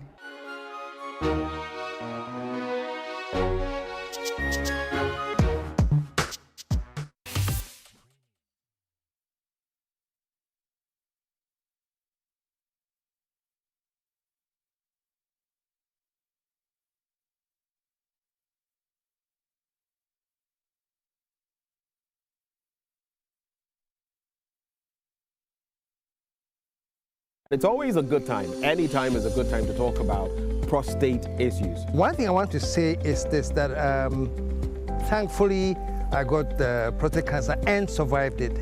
If you have prostate cancer, that means it's a death sentence. It's not so. I don't think all the prostate people go through the symptoms. You know, there are symptoms that are sort of like red flags. I didn't really go through any symptoms per se, you know. Okay. I just remember having frequent urination. I mean, it's a man thing, and they say men have ego, we are alphas and all of that. So all of a sudden, boss, you know, they feel boss. Masturbation. The boys are watching you. And say what? Frequent sex is not a risk factor for developing a prostate cancer.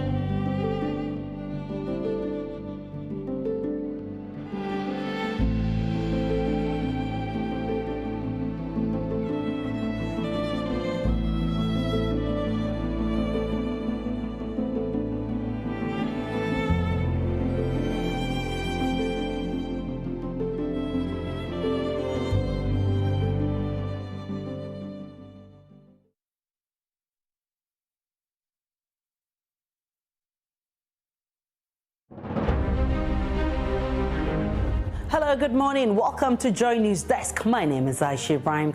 Let me tell you, this is not a small job at all. What can you report from the Fana community? We are still sounding the alarm for people who are hiding to know that help has come. The board is supposed to be meeting this morning to deliberate on this nominee. Yes, this problem has been recurring over time. The people have invested the fruits of their excellence, and you want to throw it away because you think you can. No, it's not lawful for him to do it, period. What's the basis that these financial assurances will be giving latest today? If you follow what had transpired over the week, we got the information when the president addressed the May Day celebration, indicating that China is going to come on board.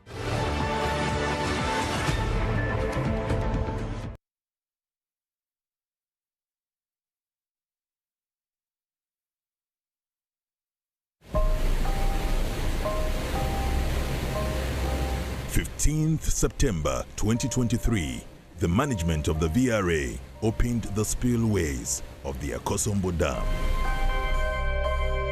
Millions of gallons of water rushed out, destroying everything on its path. Then the blame game began. From VRA all the way to the very top, they owe us explanations. The forecast gave the indication that we are not supposed to expect too much water into the reservoir. But in August, the situation changed. Our forecast did not change. After the floods, 36,000 people remain displaced, reeling under the heavy weight of neglect. Some of the ladies, they are in their menses, and how they will bath, change themselves, nothing. They can't do anything, so maybe they'll be in one part. As I'm talking to you now, me myself, I'm also a victim. After the floods, JoyNews returns to speak to the affected people to understand their pain and to understand why an engineering decision should cause such havoc. I'm very much annoyed with VRE, and we are not hearing anything from them. They have to come to our aid and support us and give us compensation. After the floods, a JoyNews hotline documentary coming soon.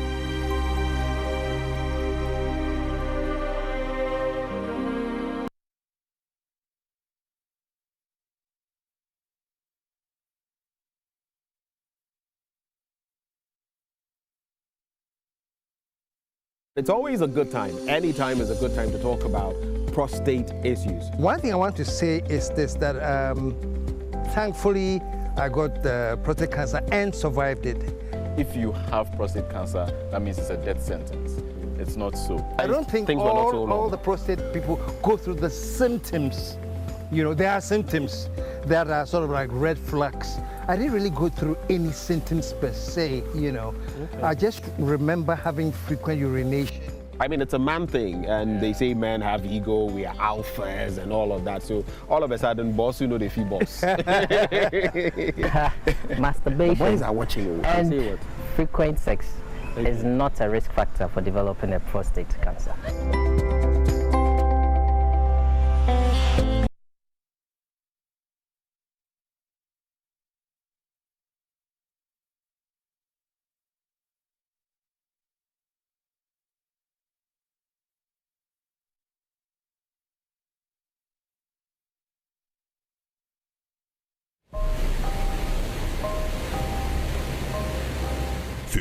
September 2023, the management of the VRA opened the spillways of the Akosombo Dam. Millions of gallons of water rushed out, destroying everything on its path. Then the blame game began. From VRA all the way to the very top, they owe us explanations. The forecast gave the indication that we are not supposed to expect too much water into the reservoir. But in August, the situation changed. Our forecast did not change. After the floods, 36,000 people remain displaced, reeling under the heavy weight of neglect. Some of the ladies, they are in their menses, and how they will bath, change themselves, nothing. They can't do anything, so maybe they'll be in one part. As I'm talking to you now, me myself, I'm also a victim. After the floods, JoyNews returns to speak to the affected people to understand their pain and to understand why an engineering decision should cause such havoc. I'm very much annoyed with VRE, and we are not hearing anything from them. They have to come to our aid and support us and give us compensation. After the floods, a JoyNews hotline documentary coming soon.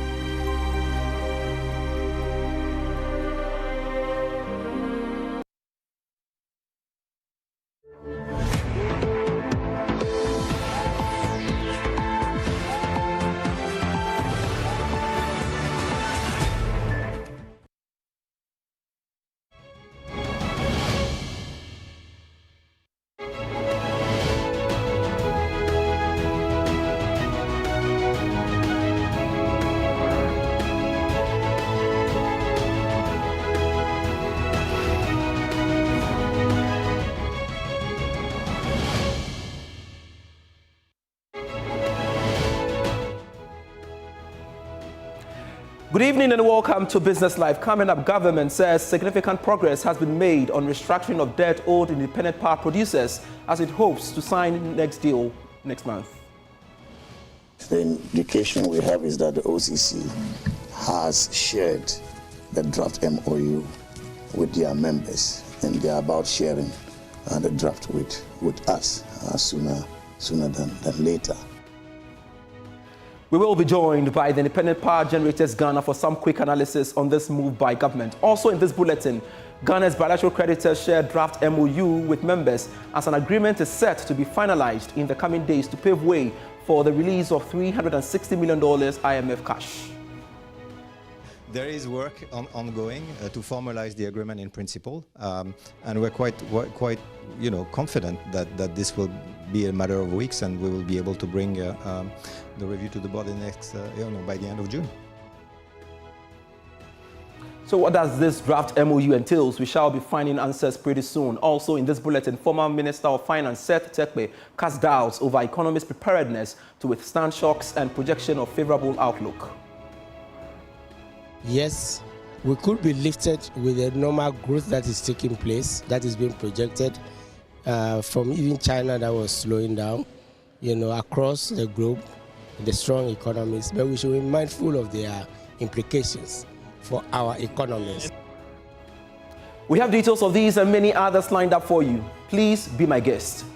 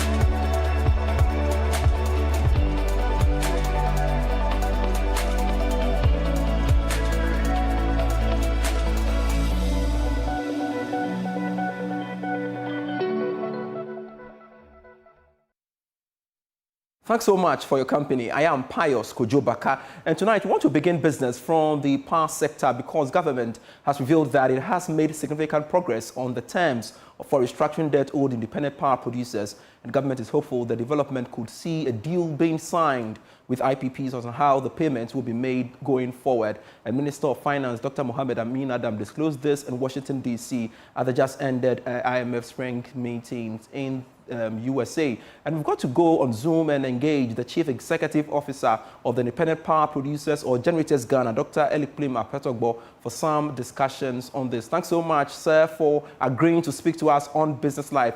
First off, can you tell us about the current state of the debt restructuring between government and the Independent Power Generators Ghana? Bios, let me say we have engaged peacefully and fruitfully. Fruitfully because we've tried to reach a consensus, but we are yet to tie the loose ends because there are some conditions or good faith that must be shown by the government. At the end of the day, there should be a balance. I shouldn't win while you lose, or you should not win where I lose. So we are still waiting for those loose ends to be tied. And has the finance minister have rightly articulated an MOU be finalized and signed? What should be the expectations? On our side, we are ready. Once government can honor its obligations or what we have agreed, we are willing to sign and move on. And I'm wondering, how is this debt restructuring going to affect the finances of the independent power generators? Definitely, it's going to support our operations. And most importantly, we have always indicated that our fundings are borrowed funds that must be repaid to the lenders. So once those monies are released, we will have to make repayment to our lenders and suppliers as well. Well, there are expectations that this MOU will help address the current power crisis. Do you also share that? The current power crisis has nothing to do with our debts. I think there is something different that has to be looked at. And we have always been available to make power available to the grid. So once we have fuel, we will generate. If we do not, there is nothing we could do. So, but they should not be linked to the debt government has to settle. They are actually different issues apart. I don't know whether you can share this with us, but when next are you meeting government over this move? There is no indication as we speak as to when he would like to meet us. Yes, but we are available to engage in any discussion collectively and individually as corporate entities. Is there any time frame that these negotiations would elapse? We expected this to happen like yesterday, but like I said, if government is able to honor its obligation under the negotiations, we will move forward tomorrow. Very well. Thank you very much, Dr. Eliprima Fetogbo. We are indeed grateful for your time speaking to us there. Let's stay a while longer in the power sector because the Executive Director of the African Center for Energy Policy, Ben Boakye, is challenging claims that the international framework for debt negotiations has not been favorable to Ghana. It follows criticisms that the G20 common framework put forward by developed countries and the IMF as well as the World Bank has not moved fast to deal with Ghana's current debt crisis. Now, some have even argued that the lack of commitment on the part of these countries has delayed Ghana's efforts in securing a debt deal from creditors. But speaking to Joy Business in Washington, D.C., Mr. Boakye says this deal has actually saved Ghana. It's working to some extent, but it could improve. It is not a silver bullet, you know, and also recognizing that there are structural issues that really has to do with governance. So taking advantage of the framework, you also have to fix the governance issues. What are you borrowing for? How are you ensuring that your borrowings can actually generate the returns that will be able to pay at least for the new borrowings that you're doing? Those are specific governance issues that IMF necessarily may not want to intervene because these are sovereign countries, you know, that have run elections and won, and sometimes they believe they should do things the way they want. So we need to tie in on the governance side to make sure that borrowings addresses some critical challenges or developmental needs that will also repay or lift people out of poverty for them to become responsible tax-paying citizens in this country. So those conversations will have to be had alongside the implementation of the framework, you know, so that we can improve governance, we can also improve liquidity situations at the same time. But as I indicated, you know, we need more low-interest funds in these critical moments, you know, to come in. But tie that to governance so that when the money comes, we can map out where it is going to be able to. And bringing it down to Ghana's situation, you think that it has helped us? If it hadn't been this approach, we could have struggled in getting a deal with these bilateral creditors or even making progress with these bilateral creditors. No, I don't know where we would be without the G20 framework. I mean, you could imagine Ghana paying interest for the past 2 years. That would have been scary for you know, the city. I mean, the depreciation would have been so swift because government would have crowded out everybody needing these dollars to be able to service Eurobond and other debts. Now, rising energy costs have driven up business expenses, leading to operational difficulties for many companies. Despite this, the president of the Institute of Certified Business Analysts and Consultants, Dr. Rashid Asase, remains confident that businesses analysts can devise effective strategies to help businesses stay afloat. He spoke in an interview with Joy Business at the Institute's induction ceremony for new and doctoral members in Accra. Ghanaian businesses grapple with power outages commonly known as doomsor. These disruptions caused by unpaid utility bills, deteriorating infrastructure, and an ailing economy pose a threat of widespread blackouts. Despite these energy challenges, the president of the Institute of Certified Business Analysts and Consultants, Dr. Rashid Asase, encouraged business owners to work with consultants to develop strategies to help them withstand these disruptions. All over, we know that businesses are facing a lot of challenges, especially, in our country. Even currently, you see that there are certain electricity issues that are also affecting the flow of business and also the supply chain. So, it is actually a challenge that when it happens, we expect that business analysts will analyze, the business entirely and find a way, find strategies, propose strategies for businesses in this current trend. These current challenges that we are having as a country. Even though the challenges are there, we should be able to propose some strategies that the businesses can move on despite the challenges. At the recent ICBAC induction ceremony, Ernest Asamoah was recognized as the best graduating student, while Franklin Upon-Amankwa received the award for Best Doctoral Fellow. Both shared their plans for the future with Joy Business. The knowledge which I've acquired so far, we can assure with my team working in Sefwi District Akontomra Rice Factory, 2-3 years to come, as the government is trying to put import restrictions on rice and so on and so forth, will be part of that success story because the knowledge is being put to use. The trainer have realized that once we collaborate with industry or collaborate with companies, we identify the real challenges, and when we see or we profess the actual solutions and we assist them to implement, there is no way businesses will fail, but rather business can grow and compete in whichever environment, no matter the dynamic nature of the environment. The 2023-2024 ICBAC induction ceremony welcomed new members and doctoral fellows into the organization. The Institute of Certified Business Analysts and Consultants is dedicated to ensuring ongoing business success through the application of practical business knowledge. Away from the power front to some other stories we are following up for you, Finance Minister Dr. Mohamed Amin Adam has revealed that the country's bilateral creditors have shared a draft memorandum of understanding on final terms for restructuring Ghana's debt. The development could now pave the way for the IMF board to disburse some $360 million to Ghana in June. Now, the Finance Minister gave more details on this agreement at a press conference in Washington, D.C.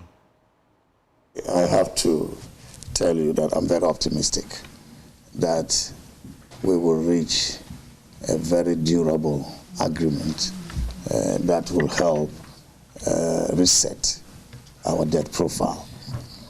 As far as the bilateral creditors are concerned, you know that we reached an agreement in principle in January, but we had to now formalize the agreement through an MOU with our bilateral creditors as a group, what we call the OCC.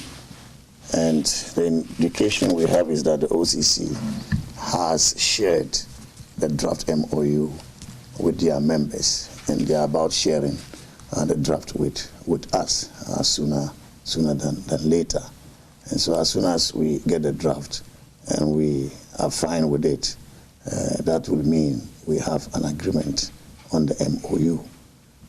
The IMF is not asking for a deal with the bilateral creditors, but an agreement on the wording of the MOU, and that will be sufficient for the IMF to go to the board, because that would have signaled the financing assurances that we need from the OCC members.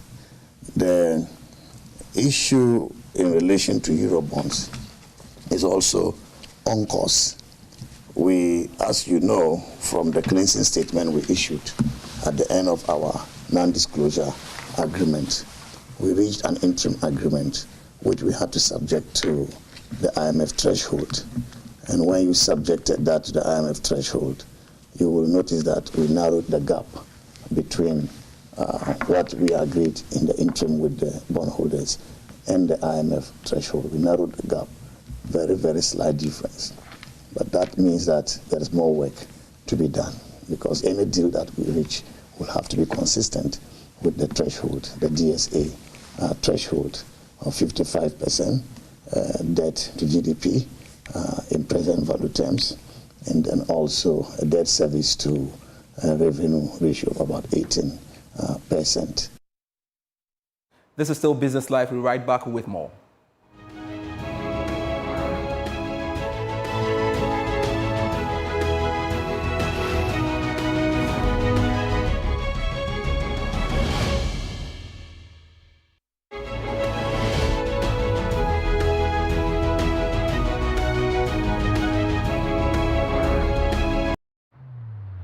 Across Africa, a new era has begun, shifting our focus to a new horizon, connecting us with one purpose: to create and share opportunities to grow.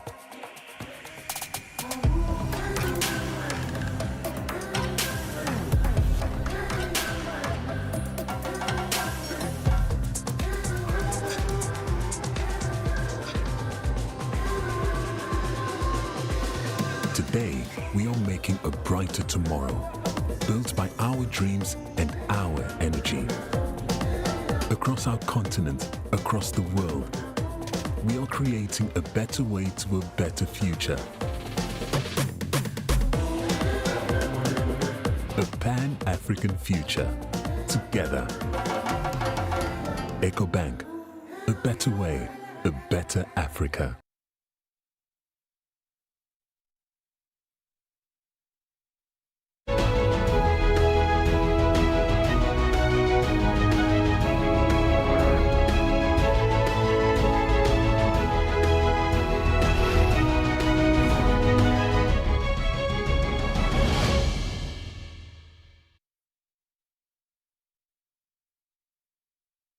Hello, welcome back to Business Life, and we've got to go back to our earlier story where Finance Minister Dr. Mohammed Amin Adam has revealed that the country's bilateral creditors have shared a draft memorandum of understanding on final terms for restructuring Ghana's debts. And we've got to speak to economist Professor Peter Quartey for some great thoughts on this development. Thanks so much, Professor Quartey, for agreeing to speak to us on Business Live. When you hear news about a draft of an MOU on the final terms for restructuring Ghana's debts with its bilateral creditors, what does this draft MOU really mean? Well, good evening to your discerning listeners and viewers. An MOU basically a memorandum of understanding. So, what are the terms? How we agree to proceed on a given issue, and therefore, for me, the MOU will specify the debt exchange, the debt restructuring program, the interest payments, how much haircut each creditor is supposed to suffer, and the terms, if you're going to restructure to a future date, by how many years. I think all this will be clearly specified, as well as even the date. At what point are we, what start date are we doing all this restructuring? So there are several factors that goes into it. But for an MOU to be, this understanding to be put on paper, it means you've come a long way. I don't think they start just by drafting an MOU. Certainly, there will be some talks and discussions, and some of the key elements of what has been discussed is what you will feature in the MOU, and then people would, or the parties will study the MOU and then fine-tune it, come back, and then finally append their signature. So I believe it's not the beginning.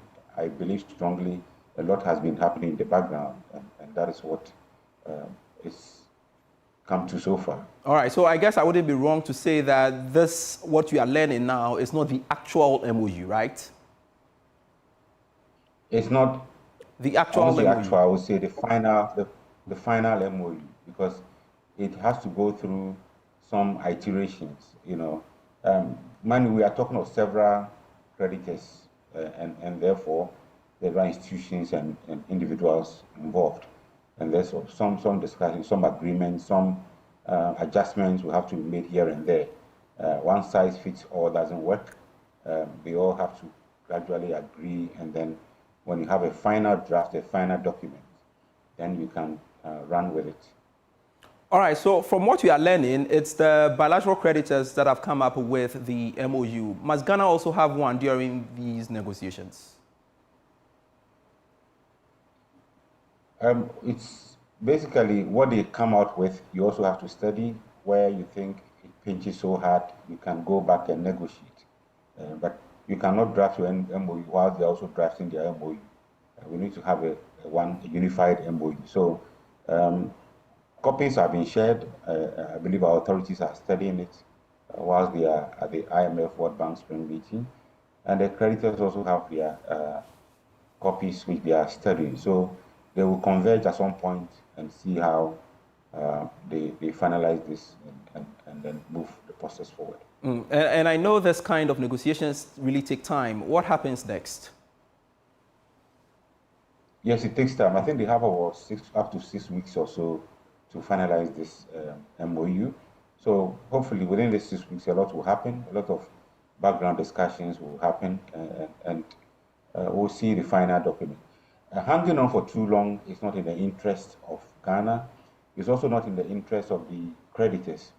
I say this because for Ghana, we need to know how much we owe. We need to know how much we are being forgiven.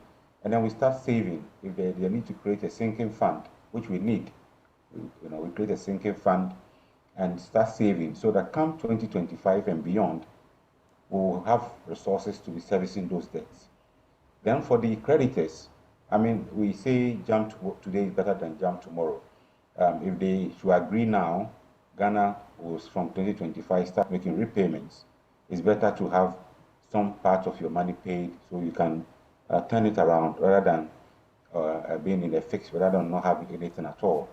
So I believe as they call them development partners, they are very much willing to engage with us so that we have a win-win situation. We come to consensus on this and bring this to fruition. We want to finalize this agreement and move on as a country, and also they can also move on as creditors or investors.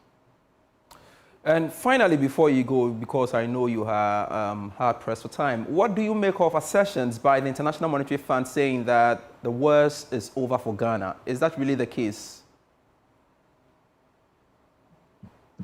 Well, I think if you compare with 2022, what we went through in terms of the high rate of inflation, in terms of what we went through in terms of exchange rate depreciation, and the uncertainties that surrounded our country, one can say that yes, it's not finally over. I don't think we've overcome everything, but I believe it's much better now than before. To some extent, or to a large extent, I'm tempted to agree with them that the turbulence is over, but then it depends on how we manage the economy in the election year, especially towards the end of the year. If we're able to be prudent in terms of our fiscal spending, then I can say that we'll grow at a much faster pace. We'll manage our debts more responsibly now than before, and one can say that yes, the worst is over. So we've turned the corner. There are a couple of corners to turn. I don't think we have turned the corner. So we've come a long way, and I believe we still have one or two issues, hurdles to clear, and we ought to work assiduously to overcome some of these challenges and grow the economy so we can put money in people's pocket, we can provide more jobs than ever before. Professor Peter Quartey, we are indeed grateful speaking to us here on Business Live for your great analysis. Thank you so much, sir. Now, let's stay a while longer on the economy because former Finance Minister Seth Terkper is casting doubt over the economy's ability to withstand shocks after recent claims of stability. Now, the former minister's concerns are coming at a time there are warnings that rising crude prices as well as other development could derail the economic recovery. Mr. Terkper is also raising concerns about improved economic outlook for the country from next year. Now, he believes or has been speaking to Joy Business in Washington, D.C. The U.S. economy is growing.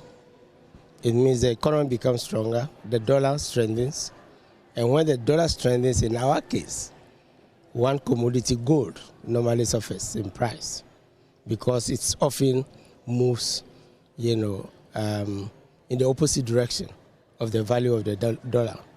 I'm explaining this to say that, yes, we could be lifted with the normal growth that is taking place, that is being projected from even China that was slowing down, across the globe, the strong economies, but we should be mindful of their implications for our economies. And I get from you that, listen, let's be careful of being excited about the global economy picking up because that could also come with some shocks for our local economy as well.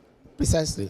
And that is the essence of where we have to take our economies to understand, the dynamics of the global economy and its effect. So to give you an example, let me add a third one. Currently, because of the Middle East, situation, we have topping the Ukraine-Russian war. You have crude oil prices going up. Okay, in our case, crude oil prices can play both ways. With 3 oil fields, we should be somewhere in the middle of imports and exports. But being mindful of these things